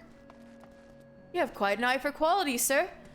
We've a splendid range of produce from every quarter of Eorzea, but one simply cannot visit Limsa Lominsa without sampling some of the local specialties. Would you care for some freshly squeezed Lenosian orange juice, or perhaps our famed salt cod is more to your taste? Geralf continues to espouse the virtues of his merchandise, but his impassioned urgings appear to have little relevance to your assignment. Alright, never mind then. Carry on.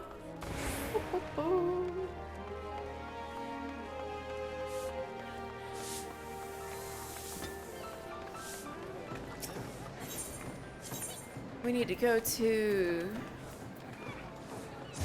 Ferry Docks, so that's kind of where we started, kinda.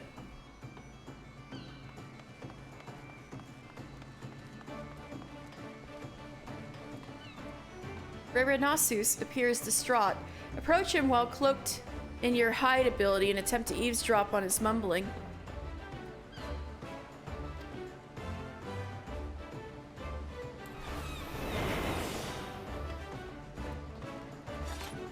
Rerinasu is mumbling anxiously to himself. Curse my sense of duty. Would that I had stayed at the wench for that extra pint instead of returning early. I didn't ask to see anyone being bribed. And certainly not my relief pilot. I wonder what that merchant was about. Smuggling? Most likely. Should I report this to the Yellow Jackets? But what if I'm being watched? I could end up face down in the harbor. You're being watched, but not by the bad guys. Don't worry.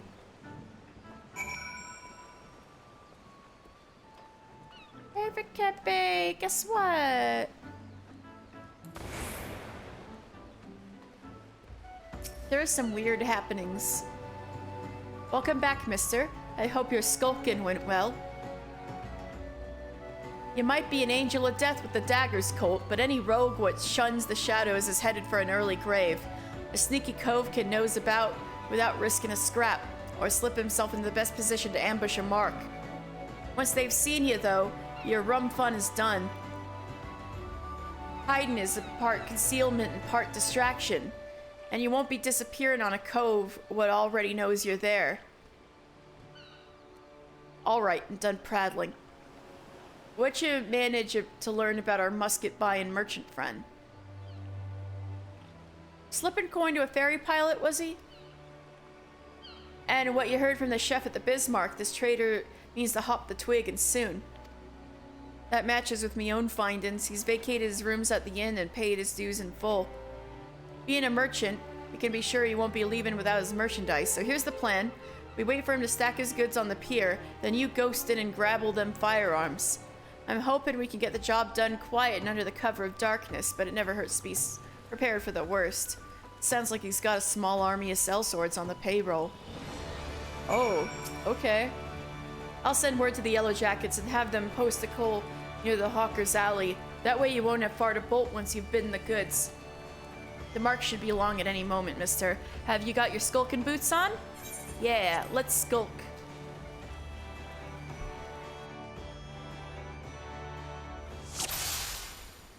Use the hide ability.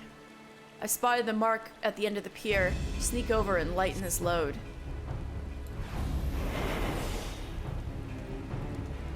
I'm sneaking. Time to sneak.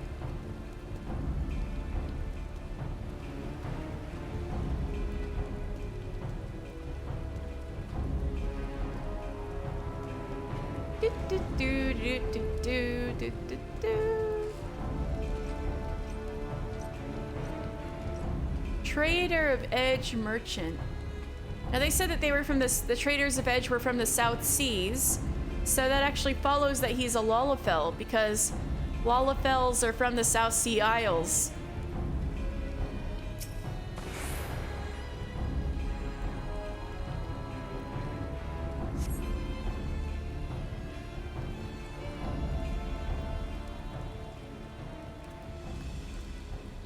You're not supposed to be here. I thought I ordered my hirelings to keep this jetty clear.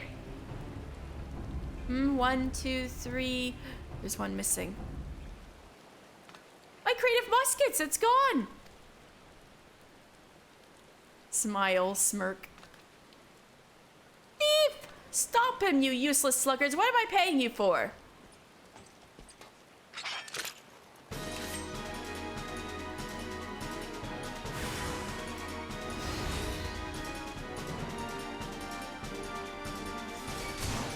You have no place to run. Time to get your stabbers out. Yeah, I've got my stabbers, don't you worry.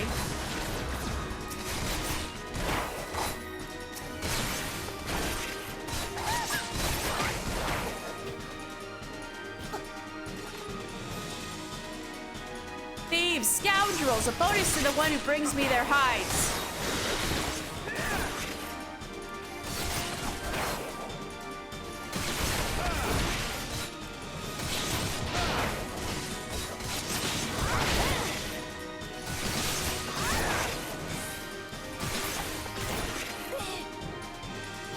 Slink past the other swads in your way and get them goods to the Yellow Jackets. I'll lead these coals on a merry chase. Meet me in front of the guild once all is bob.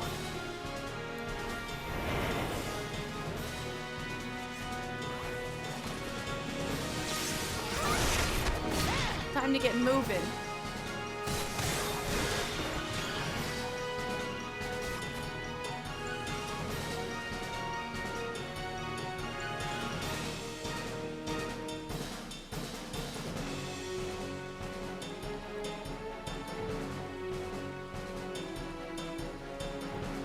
Oh dear, there are a lot of these guys.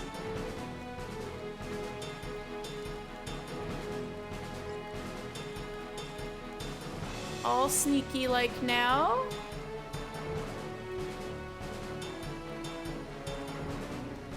Yeah, you can't see me.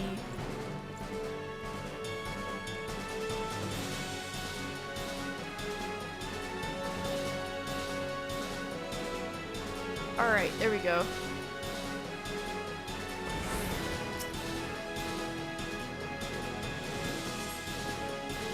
Alright, we did it. Ah, these are stolen muskets. The quartermaster will be pleased. We did it!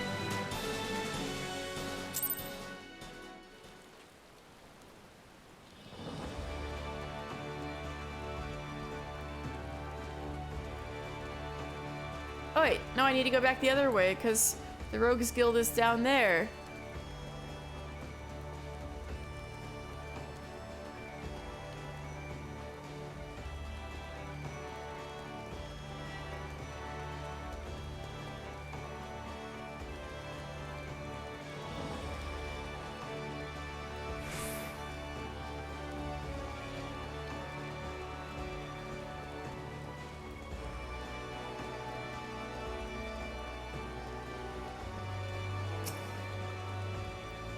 That turned hairy, didn't it, Colt? Once you reach the Yellow Jacket, though, the merchant called off his blades. Wise enough to cut his losses, I'll give him that. I'd say we're all done here. Let's head inside and tell Jack the Bene news.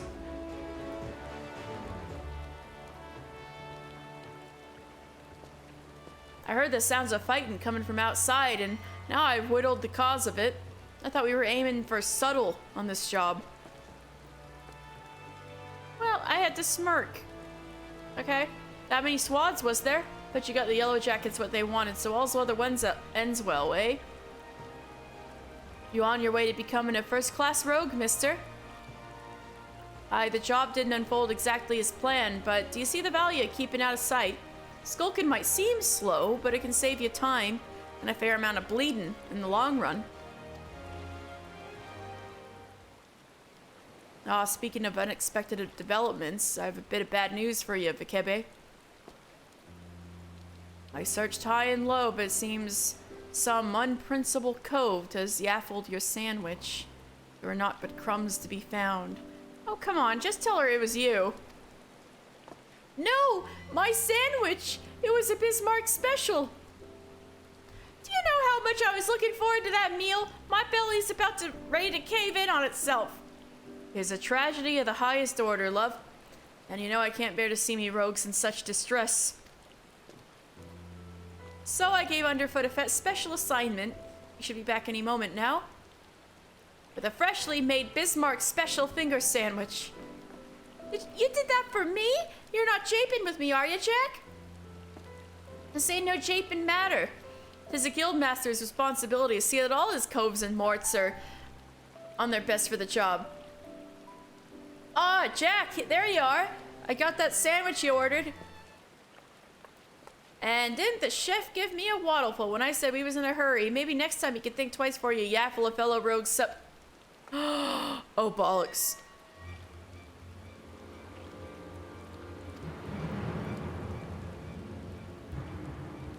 Jack, did you eat my supper? This is so good. Now, lass, let's not be hasty. There's a fresh new sandwich right here for you. No harm done, eh? You've cloyed something what belonged to me, Jack, and I can't ignore the code. Aye, the code. We mustn't ignore the code. You're having a laugh, aren't you, lass? Lass? Ah!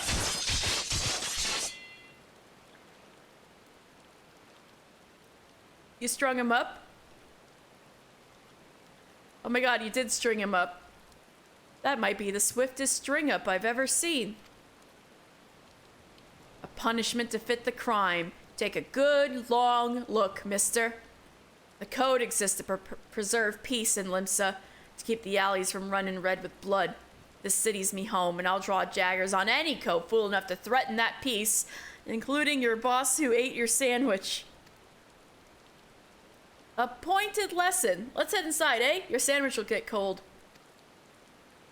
Hey! Do you mean to leave me here all night? At least you gave me a grand view of the harbor. God's piss, these ropes are tight. Amazing. Incredible. And now we find ourselves indebted to the Rogues Guild. The Rogues Guild. Oh, this girl. The impropriety of it all. Would that I could see them occupying a cell next to those thieving pirates.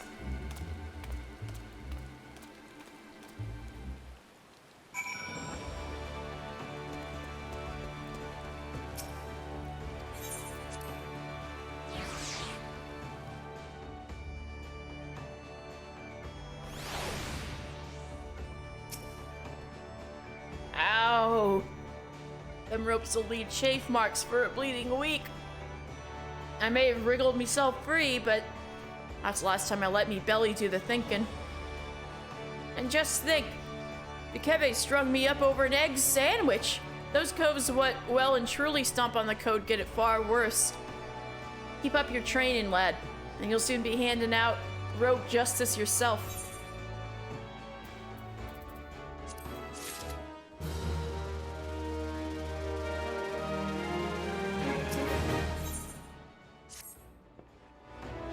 Mister, just the cove I was hoping to see. We've got some nasty trouble brewing.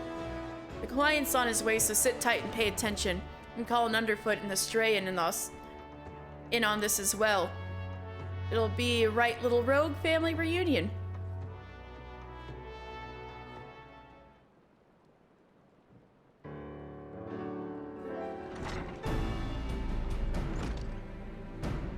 Jack, the client's arrived. Maelstrom guy.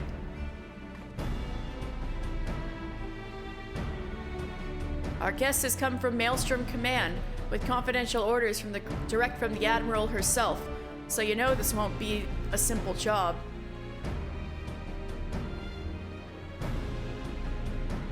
I'm afraid your guildmaster speaks truly, but several days ago when an emaciated man stumbled into one of our camps seeking aid. Upon questioning the poor fellow, we discovered that he had narrowly escaped a life of slavery. He claimed that pirates had raided his village, abducting him and many others to sell on a black market auction block. We dispatched a patrol to confirm the tale and found the village almost completely destroyed. It was a meager settlement without so much as a guardhouse. Thus did its unkind fate escape our notice until now. You'd think these pirates never even heard of the code. Pillaging honest coals and dipping their wicks in the slave trade? They're heading the right way for a good stabbing. Aye. Though it ain't set down in so many wids, the code's notoriously unforgiving against those as raise weapons against the weak. After all, the first pirates in these parts were coals what was fleeing oppression in the northern seas. Ignore your history, and you risk becoming what it was you hated most. Yeah. The first pirates in these parts were, sea wolves and others, like Rugadins that had, who fled oppression in the Rugadin homeland. Arenslent in the northern seas. So, you have a mark for us, then? That we do. From the descriptions given to us by the escaped villager, we've determined that these lawbreakers are members of the Jolly Merchants, a pirate crew in possession of an official privateering license. It would appear, however, that privateering has not been but a screen behind which to hide their illicit activities. One can only imagine how many other Lominsan citizens have fallen prey to these wicked slavers. And we've let it happen right under our very noses. Naturally, the Admiral desires a swift resolution to this ignominy. But merely tracking down those poor souls who have already been sold is proving heavily taxing to our allocated resources. We could throw more soldiers at the problem, but that runs the risk of drawing the small folks' attention and inciting undue panic. Thus, we come to the Rogues Guild for help. We ask that you eliminate the Jolly Merchants and liberate the villagers presently in their custody, and that you do so with the utmost discretion. Consider it done. When those nasty coves will feel our short blades pricking into their backs, they'll enjoy but a brief moment of regret before the code is rightly enforced. Alright, let's get to work. I'll be going after the Jolly Merchants myself. Underfoot, the Keve. You two lend your skills to the Maelstrom's investigation and see what you can whittle about the coals that have already been sold. Mister, you're coming with me. I think you're ready for the next step of your education.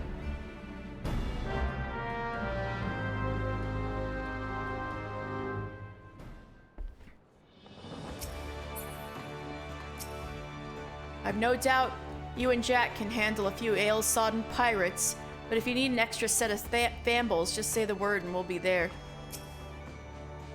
These Jolly Merchant bastards won't be so jolly once we catch up to them.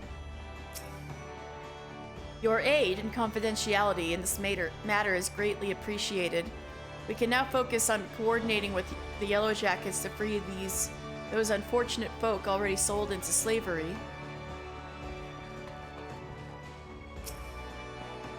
Shall we get after these slaven cutthroats, then? Our client tells me that the Jolly Merchantman set sail from Aleport a few bells ago. Oh, aye. They might even be aboard an Imperial airship or two, but that's just a mummery they're putting on to amuse the Admiral's squads. I reckon the rest of the crew'd be back on land looking to snap the shackles on a fresh herd of chattel. And just to prove me theory right, one of them jolly bastards got himself spotted creeping about the Ruffmans in Lower Lenosha. There's a Bene Cove over at Morby Dry Ducks by the name of Sparsint, what will likely know the full story. He's more of a shipwright than a rogue these days, but he keeps his glazes keen for the guild. Head over and have yourself a prattle, and I'll join you soon, like.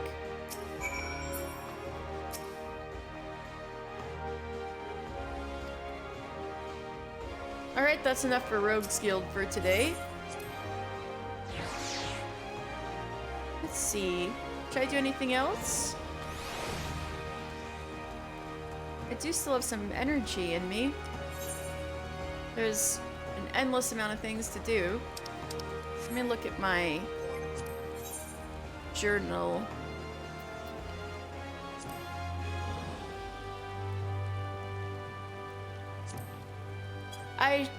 I'm a little behind on the Fisher quests because I need to go to Forgotten Springs for that, so why don't I just do that?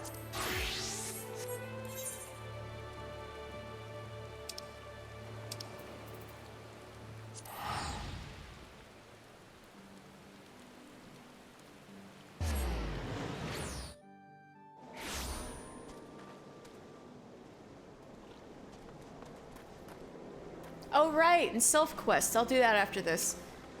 Ugoromuli? Run of Toctics, you say? Sure, dune-fished my fair share of desert catfish. Never eat them, though. Know that much. Only ever use them as sandworm bait. Thought of eating desert catfish hasn't occurred to me until the goblin devoured it before my eyes. Still wouldn't touch them myself. Different fish for different folk, as they say. No problem fishing them out, though. Can even tell you how it's done. Just comes from down to the right bait in the right place. Nothing to it, really. Easy as dropping a line with some sand leeches on the fishing hole east of Bayergot Strike, near the emulsion encampment.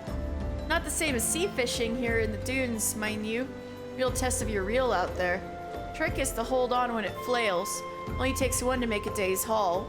Good hunting. Alright, well I need to buy me some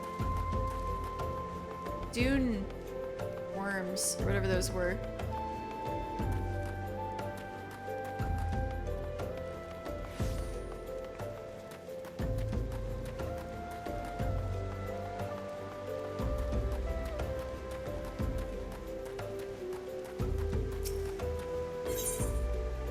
Oh, this guy doesn't sell them. Alright, I'll be fine.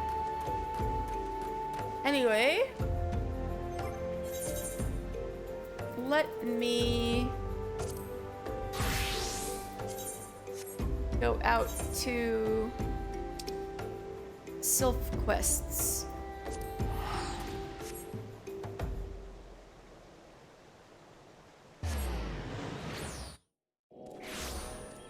Maybe pick up some of these East Shroud quests while I don't want to fill up all my... Alright, I've got 3 slots. I can pick up 2 of these. Alright, Blazette, what do you have for me? Ah, I shan't get a wink of sleep until I find out who it was. Hear my tale, adventurer.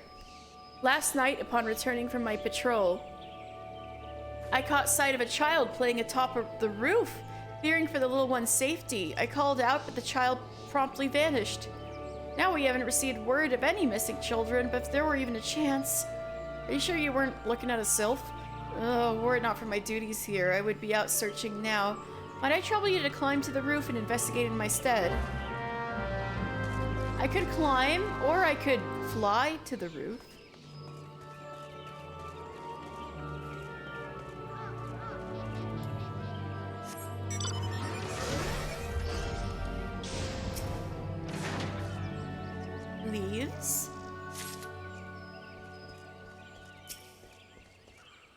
A little cane. I really think these were probably sylphs.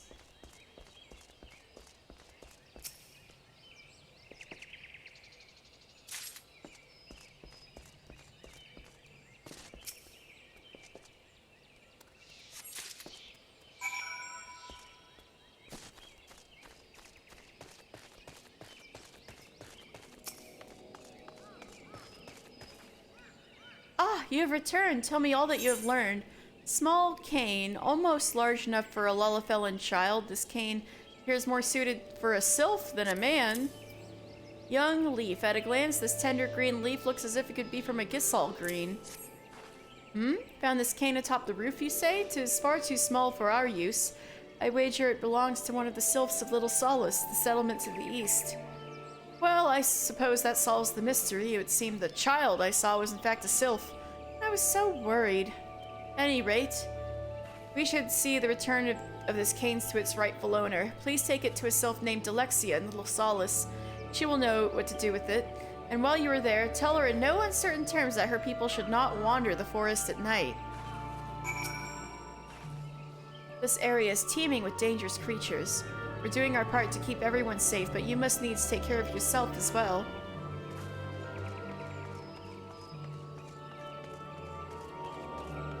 And then I think there's a quest inside of the Hawthorne hut. It's Isabel Hawthorne. I believe that's Rolf's daughter? Yes, that's Rolf's daughter, Isabel.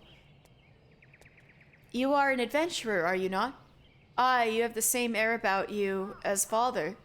He used to be an adventurer like you, though he has long since retired and now finds pleasure in welcoming travelers to this humble hut.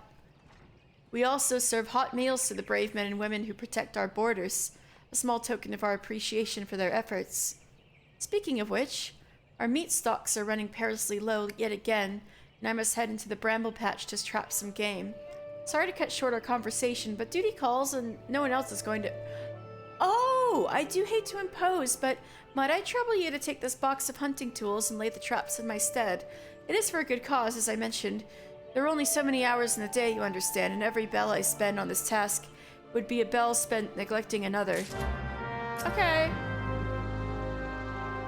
Do you smell the honey? It may not compare to mother's mead, but it's a lot nicer than the first batch I made. That one smelled like wet chocobo. Alright, well, let's get a little solace first.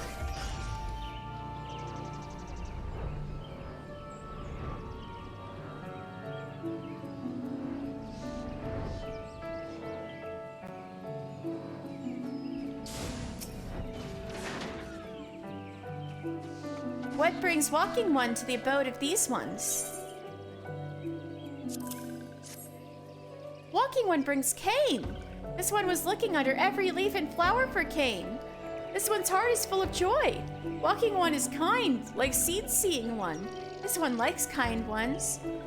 This one will be friend to Kind One. Kind One has this one's word. Aww.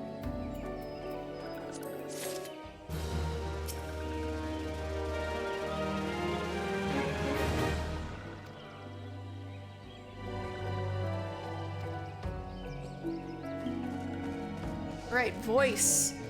The guy who all of the sylphs keep pranking this poor man. Right. Friend, you must listen. I was just perusing my tomes before when I came across a most fascinating passage. Are you perchance familiar with how baby sylphs are born? Perhaps I could put it in layman's terms. You see, sylphs come into this world in the form of a bulb, not unlike certain types of flora. But these bulbs will not sprout into a sylph of their own volition. No, they must first be incubated within a special pod, forming what is known as a podling, and given sufficient warmth and nutrition. Then, and only then, will a newborn sylph emerge. This got me to thinking. Those frightful sylphs who accosted me said something about a podling, yes? Didn't put it together then, but... yes, surely the Chosen One slumbers as a podling even as we speak. A podling which they assumed I had come to steal. This must be why they acted so threatened by my presence. We should continue to search in the Sylphland straight away. That is to say, you should continue it. I mean, I'd go with you, of course. It's just, I still feel so weak. I'm sure Omsio would agree. You should go see what he thinks. I say it's one eye-opening experience after the other with these sylphs. I really must take all this down. Now, where did I put my journal? They stole it again?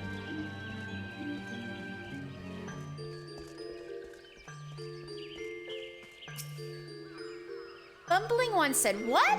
Chosen One yet exists as Podling? Why did Bumbling One not tell this one sooner? There's no time to lose. Walking One must become Running One to retrieve Chosen One's Podling from the Sylphlands with all haste.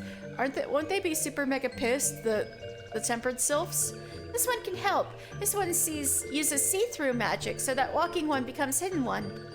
But be careful. See-through magic will not last long. If Touched One see Walking One is in trouble. Now hurry and find Chosen One. A sylphic incantation is about to render you transparent. Hurry and find the bulb that houses the slumbering Chosen One before the magic is lifted. The incantation will expire in 50 seconds. If you become visible, you'll be unable to complete your goal. Return to Omsio if you have to spellcast anew. Fragrant blooms you encounter on the way will... yeah. Oh shit. Alright, let's go then. At least I can run like this. A bit more potent.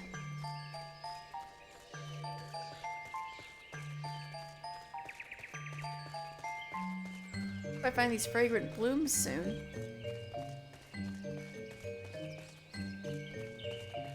Yeah.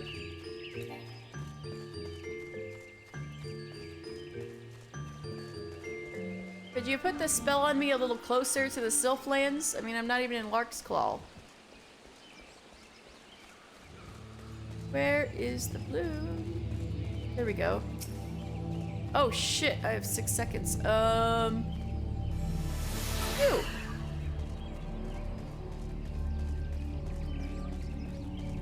There's another one.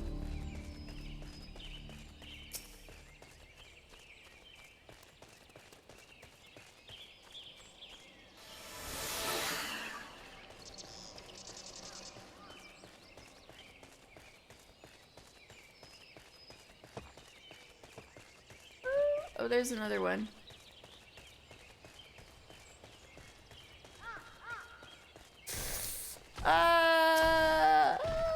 Okay.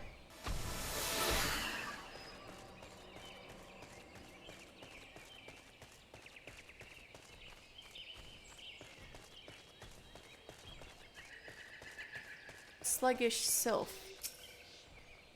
Phew, this one is exhausted. Who knew a podling could be so heavy? Lazy One should feel honored to be trusted by Boss One with super secret mission. Yes, yes, this one is honored, but also tired, so this one oops. So this one hides podling in super secret place. Will carry to Boss One when arms and wings are strong again. But Boss One said not to let podling out of sight for even one eye blink. Yes, yes, this one is going to get it. Now, where did this one put it again? Was it near entrance to these ones home? Or, this one cannot remember. Oh, what is this one done? Boss One will pluck this one's wings out one by one.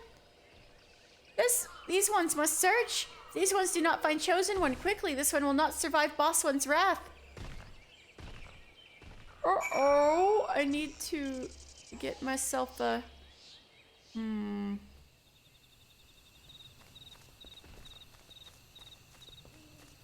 Maybe I can just do it?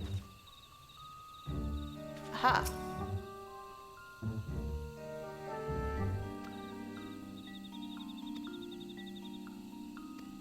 Alright, self-podling. Ooh, it's shiny. Oh my god, it's mega shiny. Alright, time to run! Alright, I got the baby sylph. Just gotta keep running.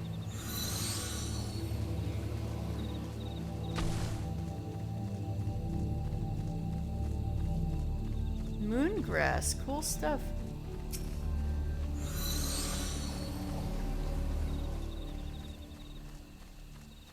Yeah.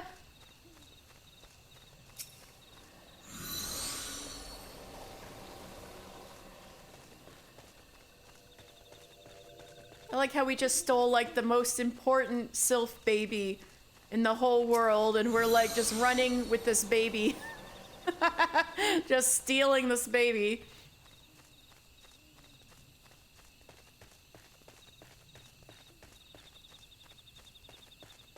This glowing baby.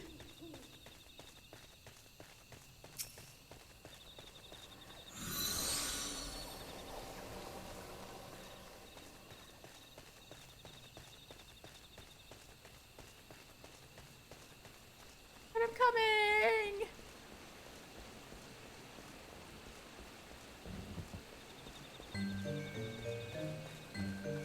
Alright, baby has been stolen.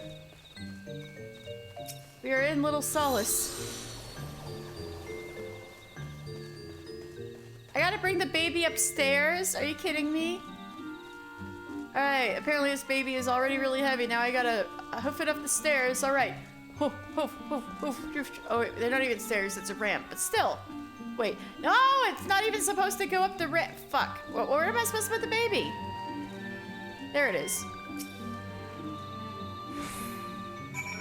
There it is! Look at that little chosen one.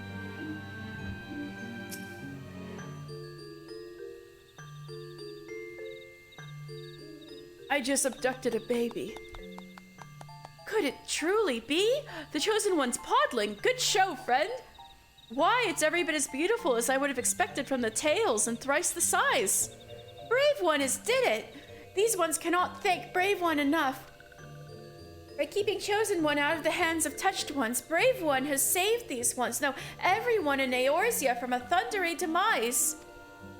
Oh, let us not engage in hyperbole, friend Sylph. Chosen One or no, she is just a wee babe after all. Foolish One has 4 eyes, yet not one of them sees. Has Foolish One learned nothing from those paper stacks? From the moment Chosen One emerges from cradle, Chosen One holds the power of 1,000,000 of these ones. Power to command Primal One with ease, by which walking ones draw breath. What does Four-Eyed One think would happen if Chosen One's power fell into hands of Touched Ones? Lord Ramu would come down from the heavens, and Walking One's precious Gridania would go boom! A Primal in Gridania? How frightful! Why, we really must do something about this. This Four-Eyed One needs 4 ears as well. That is why this one sent Brave One in search of Chosen One. What matters is that Chosen One is safe now. Under these one's care, Chosen One will be raised in Little Solace, where Chosen One will know only peace and gentleness. If raised properly, Chosen One's great powers will bring comfort and solace, not destruction. This one, all of these ones, will see to that. But Brave One must be wary. These one's enemies will not give up so easily. Should Touched Ones return for Chosen One, this one would ask for Brave One's aid. Yup, I'll protect Chosen One.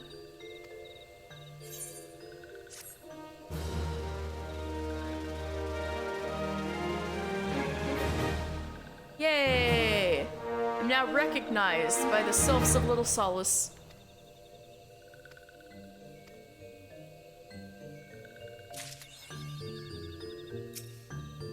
Could there be a more fascinating subject than the study of the Sylphs? Each day is a veritable treasure trove of discovery and delight. Why, just yesterday I learned that among their many acts of mischief, the Sylphs rather enjoy stealing and concealing tomes and parchment. Just prior to that, I learned... What was it again? Forgive me, I seem to have misplaced my journal. Oh boy. Right, well, we did it! We did the Sylph quests. So, what now? I gotta... Oh yeah. Set the traps for Isabel Hawthorne.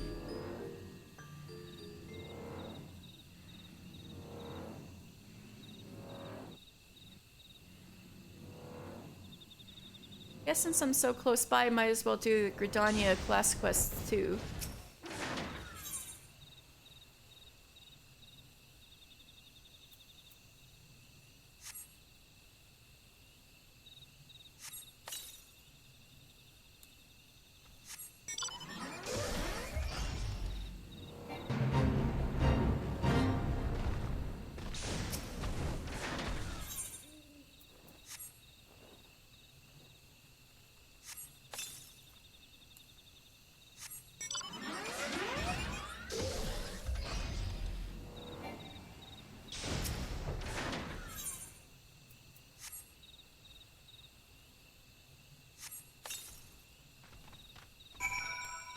All right.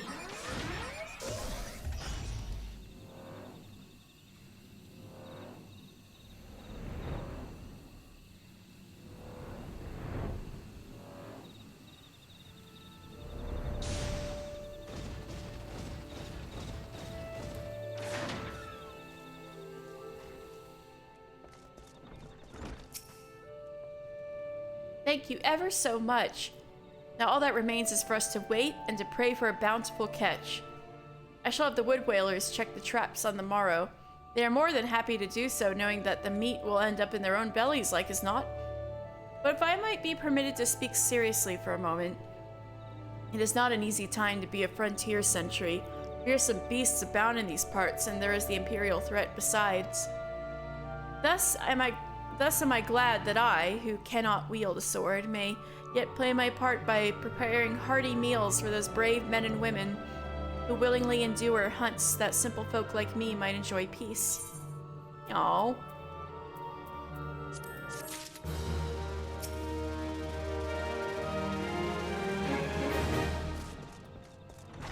Alright.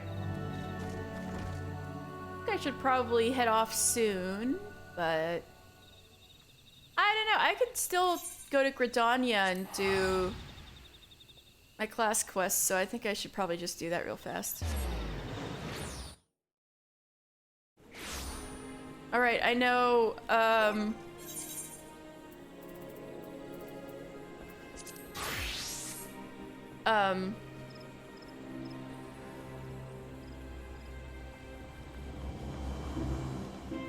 Phaeton is,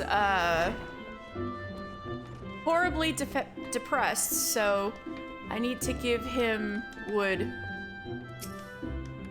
Why have you returned? I told you I wish to be alone.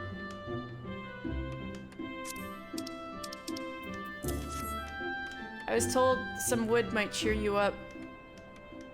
This is an exquisite length of rosewood lumber. Truly the culmination of decades of growth and maturation. I know you mean well, mister, but it is no use.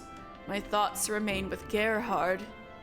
Like a young sapling, he matured into a magnificent tree, only to be cut down before his... Oh, wait, what am I saying? Gerhard was no sapling. He was one of our finest, and the scouts found signs of a skirmish, but no bodies. Do you not see? He must still be alive. He and a squad are out there somewhere, isolated and likely low on supplies.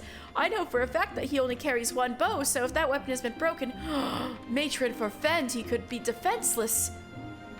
He must needs be sent a new one straight away, but I fear I am no condition to craft it. In my earlier foolish tantrum, I injured my hand. Oh my god, you lost it that badly that you hurt your hand? Amazing. And have not the strength to grip a saw. You must be the one to craft Gerhard's bow, mister. I beg of you, make him a peerless crab bow and affix it to a savage aim materia of the 3rd grade. Once finished, seek out Gerhard and his men in the North Shroud. The fragments of his old longbow were found not far from Alder Springs. If the matron is merciful, you will find him not far from there. Please, mister, you are my one and only hope to save my ex-boyfriend.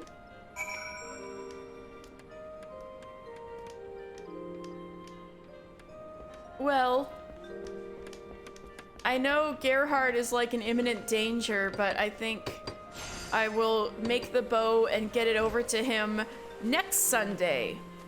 That sounds all right with you guys. He'll be okay. He's tough. Hold on.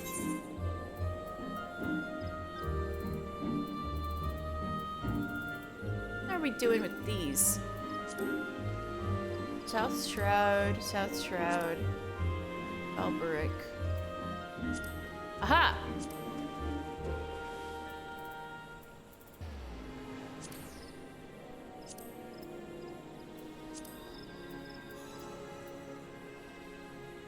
I think I'm missing something. No, there is one less here. Yeah. Yeah, it's just leatherworker and carpenter. Okay.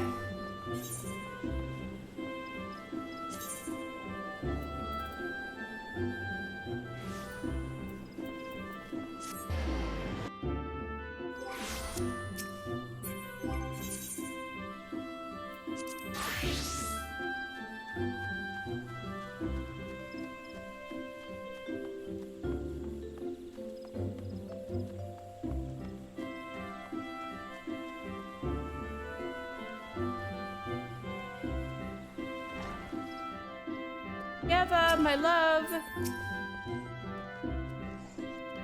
Time is of the essence, mister. If you have the raptor skin targe, choker, and gloves, show them to me. I do. I made them especially for you.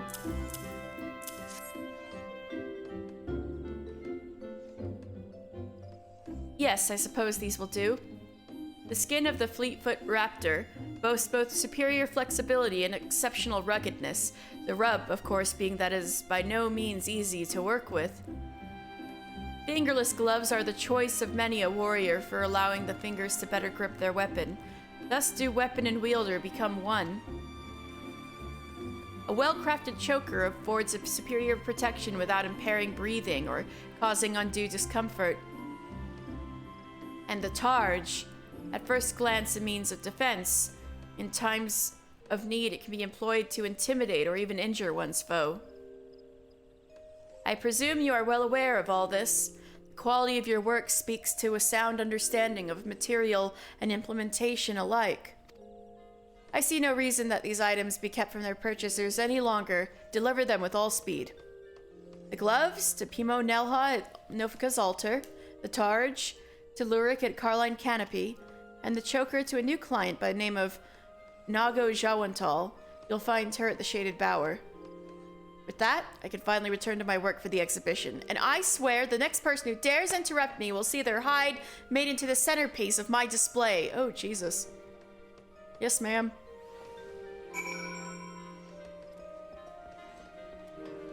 Well, Shaded Bower is the closest.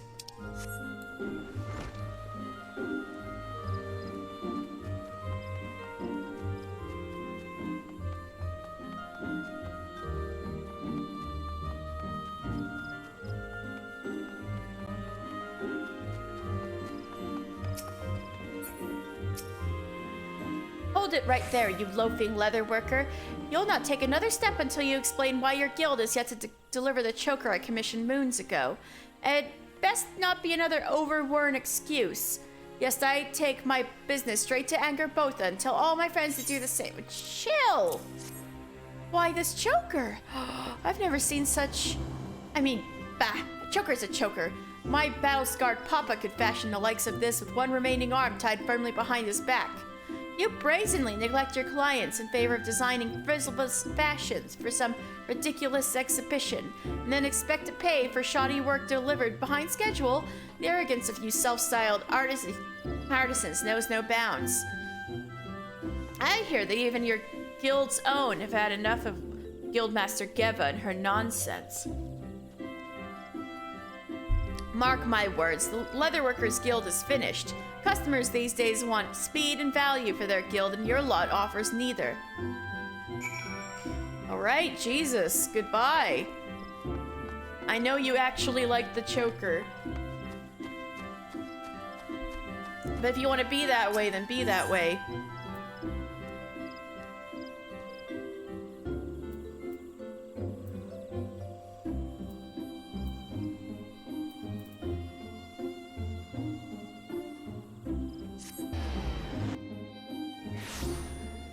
Carline Canopy.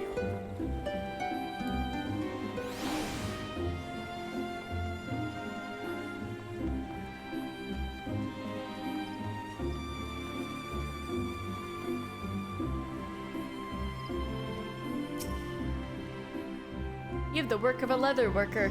Might you know why my commission has been delayed? I've been waiting for my targe for a week now. Well, I hope you like it.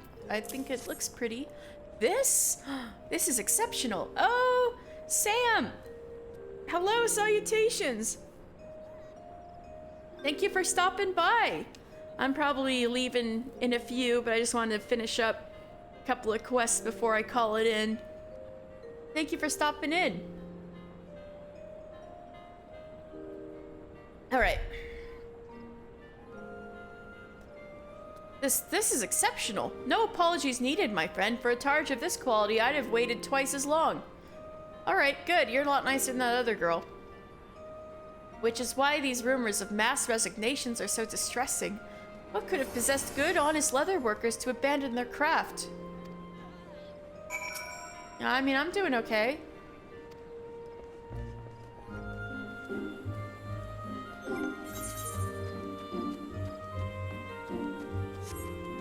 Last one is let's see.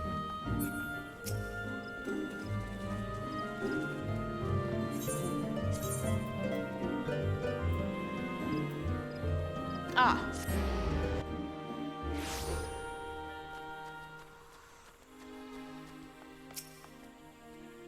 Wait, I recognize you. You're one of Geva's subordinates, yes?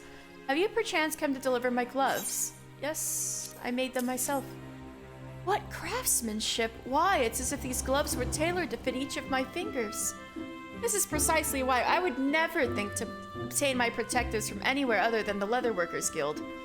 For Geva to maintain this level of quality with the exhibition at hand is no small feat. You're literally the only person who has recognized this. Oh, all good. I was just stopping by anyway. Dropping by anyway. I just realized 7-Eleven will close soon. Ah! So I gotta get out there real quick. I hate that they close here, man. Downtown is cringe, LMAO. Yeah, I'm surprised that they do close. Especially this early. I hope you make it. Well, thank you so much for dropping by anyway, Sam. I really appreciate it.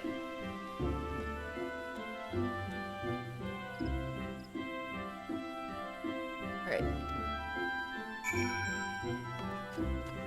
Alright, Geva, we're good.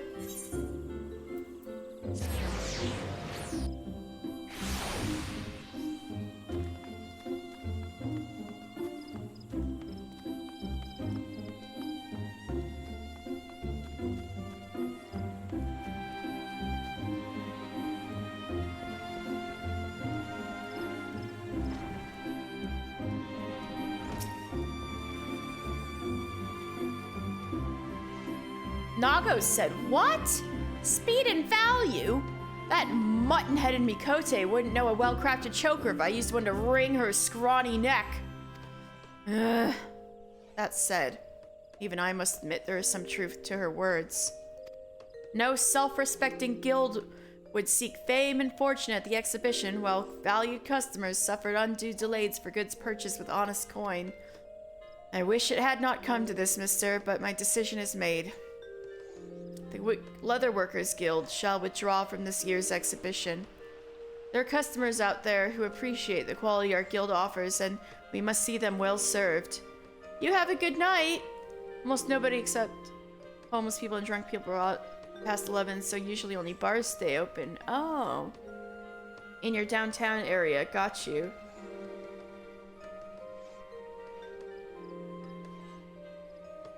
Yeah.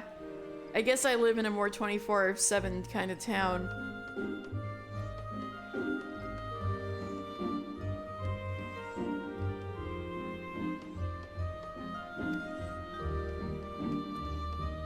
There will be other exhibitions, but trust once lost is not so easily regained. In any event, you have proven yourself a loyal leather worker today, mister. I thank you. I know. I'll do anything for you. I love you.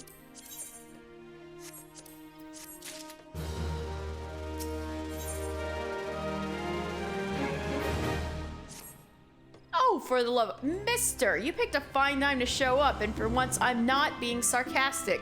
I'm in quite a predicament here, and you might just be able to help. What sort of predicament, you ask? Only the sort in which I have several hundred deliveries to make before the next bell, despite having just the 2 legs, you see. Withdrawing from the exhibition has freed me to devote my efforts to filling guild commissions. That is all well and good. The problem is now that I have more clients than ever, none of whom take kindly to being kept waiting. Bah! For every moment we waste chatting, we risk losing a valued customer. Make yourself useful and take this choker to a client waiting at the Whistling Miller. On the double. Okay, yes ma'am. Right away, ma'am.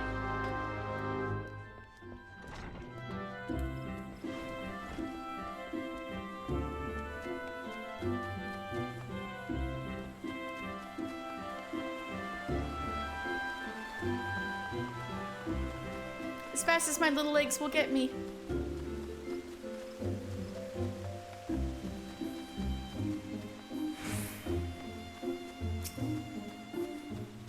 Dowweed? What a name. From the guild, yes? Have you come to deliver my choker? You look suspicious. Geva's choker. Add a few spikes and a leash and this would kill at parties. Oh, great. Ah, true guild quality as ever. Yes, all that time and effort put into this piece is painfully evident in the overwrought nature of its design. We have only just met, but you strike me as a smart young man, hence my offer. What say you fare bed well to your fruitless life as Geva's lapdog and come work for me? I know you look suspicious. You're this Angerbotha motherfucker, aren't you? No wonder you look like you'd scam me at a moment's notice. Who am I, you ask? Why, none other than the founder and proprietor of Angerbotha Apparel and Accoutrement, Redania's premier producer of leather goods. I knew it! As a clever man like you has doubtless surmised, many of your more ambitious colleagues have already abandoned the Leatherworkers Guild to bring their prodigious talents to Angerbotha. And why wouldn't they? Who wants to waste precious hours learning how to stitch the perfect seam when a serviceable one will suffice? Not I, that's for certain, yeah. But your armor's been breaking. People could die. Angerbotha products are just as durable as Geva's overrated rubbish. That is provably false. Crafted in half the time for a fraction of the cost. Yes, because it ends up shittier. Should you have any doubts, I invite you to come by the exhibition and judge for yourself. Such a shame that the Leatherworkers Guild will be absent from the competition. I was so looking forward to defeating dear Geva this year. Oh well, for all her faults, clearly the woman has had sense enough to see that she was fighting a lost cause. Ta-ta, my friend! And remember my offer. Fuck you! Alright, Geva's not gonna be happy about this. She's gonna skin you alive.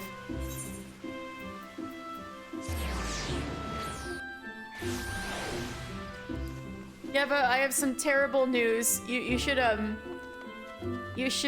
drink some. I'll brew you some nice chamomile tea. How about that? Before you hear this news. You gotta watch your blood pressure, Geva. You're back, mister, and not a moment too soon. I've just heard a most distressing rumor. Word about town is that renowned leatherworkers from across the realm are withdrawing from the exhibition at an alarming rate. Should this continue, Angerbotha will have a clear course to win top honors. Curses!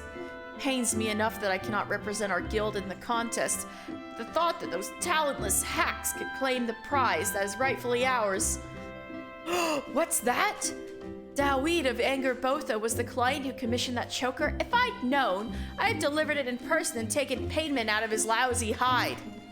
Oh yes, the two of us go back quite a ways. He was an adventurer, an aspiring leatherworker, not unlike yourself, mister. We had a bit of a falling out, though. I remember it like it was yesterday. He strolled through that door, wearing a shite-eating grin, holding a jerkin that looked like it had come out of the wrong end of an algoat. I told him as much, and the next moment he ran back out the door, bawling like a child. That was the last I saw of him. Oh, you made him cry like a little baby. His sorry efforts weren't worth the hide they were made from, and now he fancies himself a fashion magnate. Small wonder that Angerbotha attire looks like something even a goblin would be ashamed to wear. The sad state of affairs is that not all customers are so discerning. What's worse, if Angerbotha takes top honors at the exhibition, then their wasteful practices will be vindicated. Slipshod craftsmanship and butchery will become the norm. I will not allow this to happen. Mister, listen carefully. or I mean to give you your most challenging task yet, if not ever. You are to represent the Leatherworkers Guild at the exhibition and put that charlatan in his place. A raptor skin jerkin of peerless quality, melded with a gatherer's grasp material of the 3rd grade. This will be your submission. No simple task, but as one who's taken his lumps and paid his dues, I believe that you have it in you. The exhibition is to be held at Miketo's amphitheater. Estain has been charged with accepting submissions. Once your work is complete, deliver it to her with all speed. Damn! The fate of the entire guild is on my shoulders. Will you be able to do it, Mr. Final Fantasy? Tune in next week. But before that, I need to turn in my stuff to Fufucha.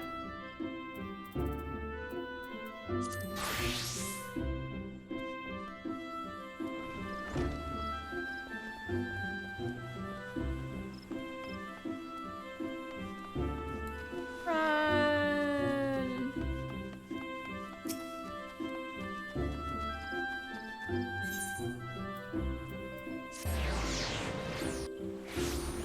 Run.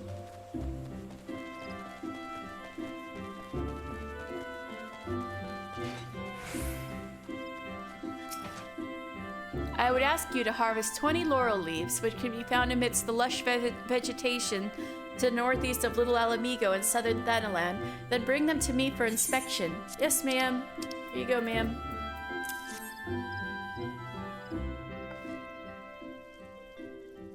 Let me see here. 19, 20. An area withered leaf among the lot. Yeti will be pleased as peas.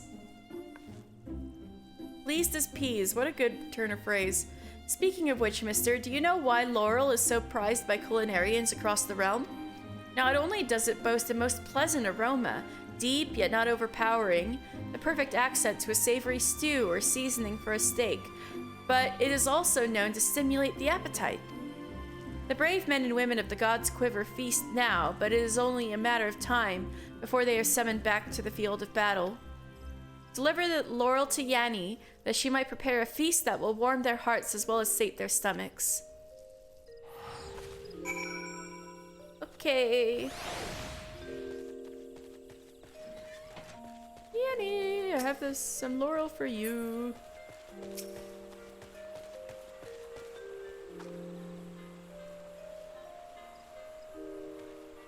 Greetings, friend. Are you perchance the botanist to whom Fufucha entrusted my order for laurel? Yes.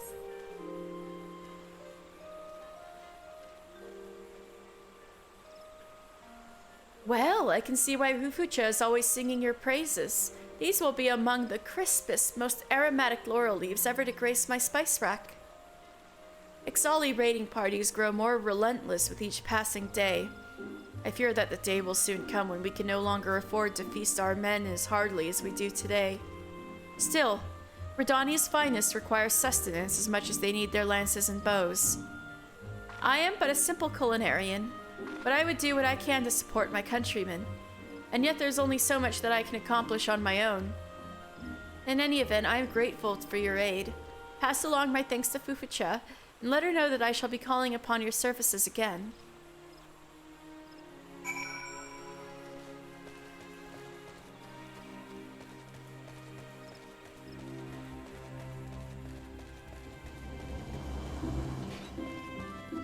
Another satisfied customer. I hear Yanni was overjoyed with your delivery.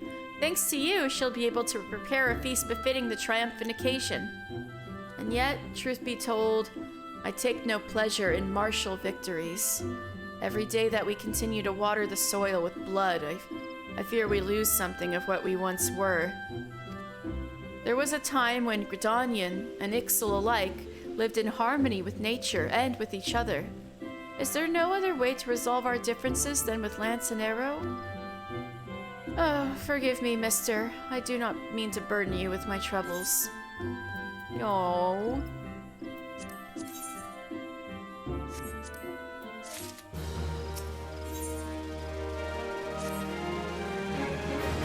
Oh, good morning, mister. Forgive me if I seem a bit pensive. You must know, The thought that our harvests are contributing to the war effort has been weighing heavily on my heart. What I truly wish is to be an agent of peace. But what can a humble botanist do? In the meantime, another order is coming from Yanni, this time for zucchini in large quantities. No, I'm afraid our homegrown harvest simply will not suffice. Fortunately, they are said to grow wild and in abundance in the Lenosha region. I would ask you to travel to eastern Lenosha and harvest 20 of the finest zucchini you can find from the area south of Raincatcher Gully. When you are through, bring them here to me. Alright.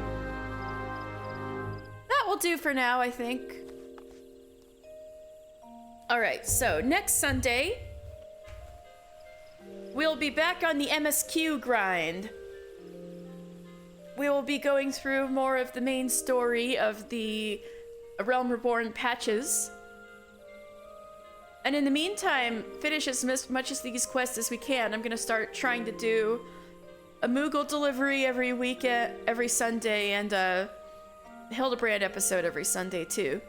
As well as continuing all these job quests. And really, I want to get the combat classes up to 30 as soon as possible so we can start collecting job stones like Chaos Emeralds. I want to make an episode like that. I want to start at level 30 and then like get all the job stones at once, like gathering a bunch of little candies. But we still have a ways to go. If you'll take a look here. So I want to get these quests to level 30, these combat quests. Let's see, this one's a level 10, this one's level 15.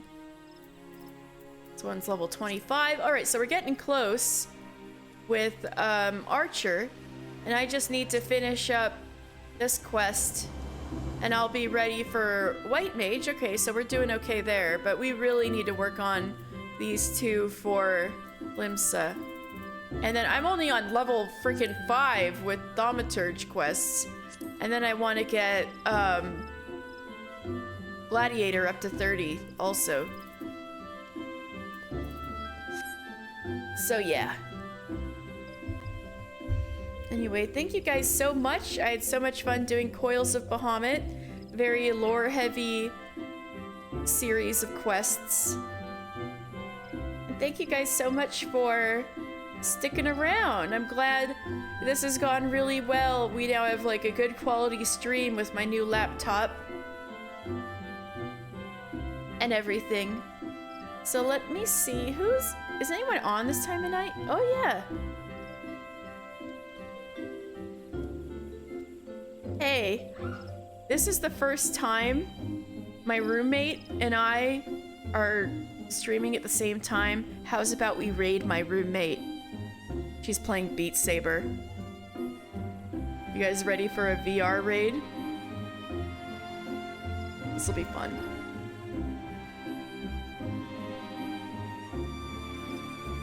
Okay. So we're gonna raid Jesse Jams, my roommate. Ow, Stella, my leg. I'm about to leave. Don't worry, Stella. Don't claw my leg. Alright, raid is going out.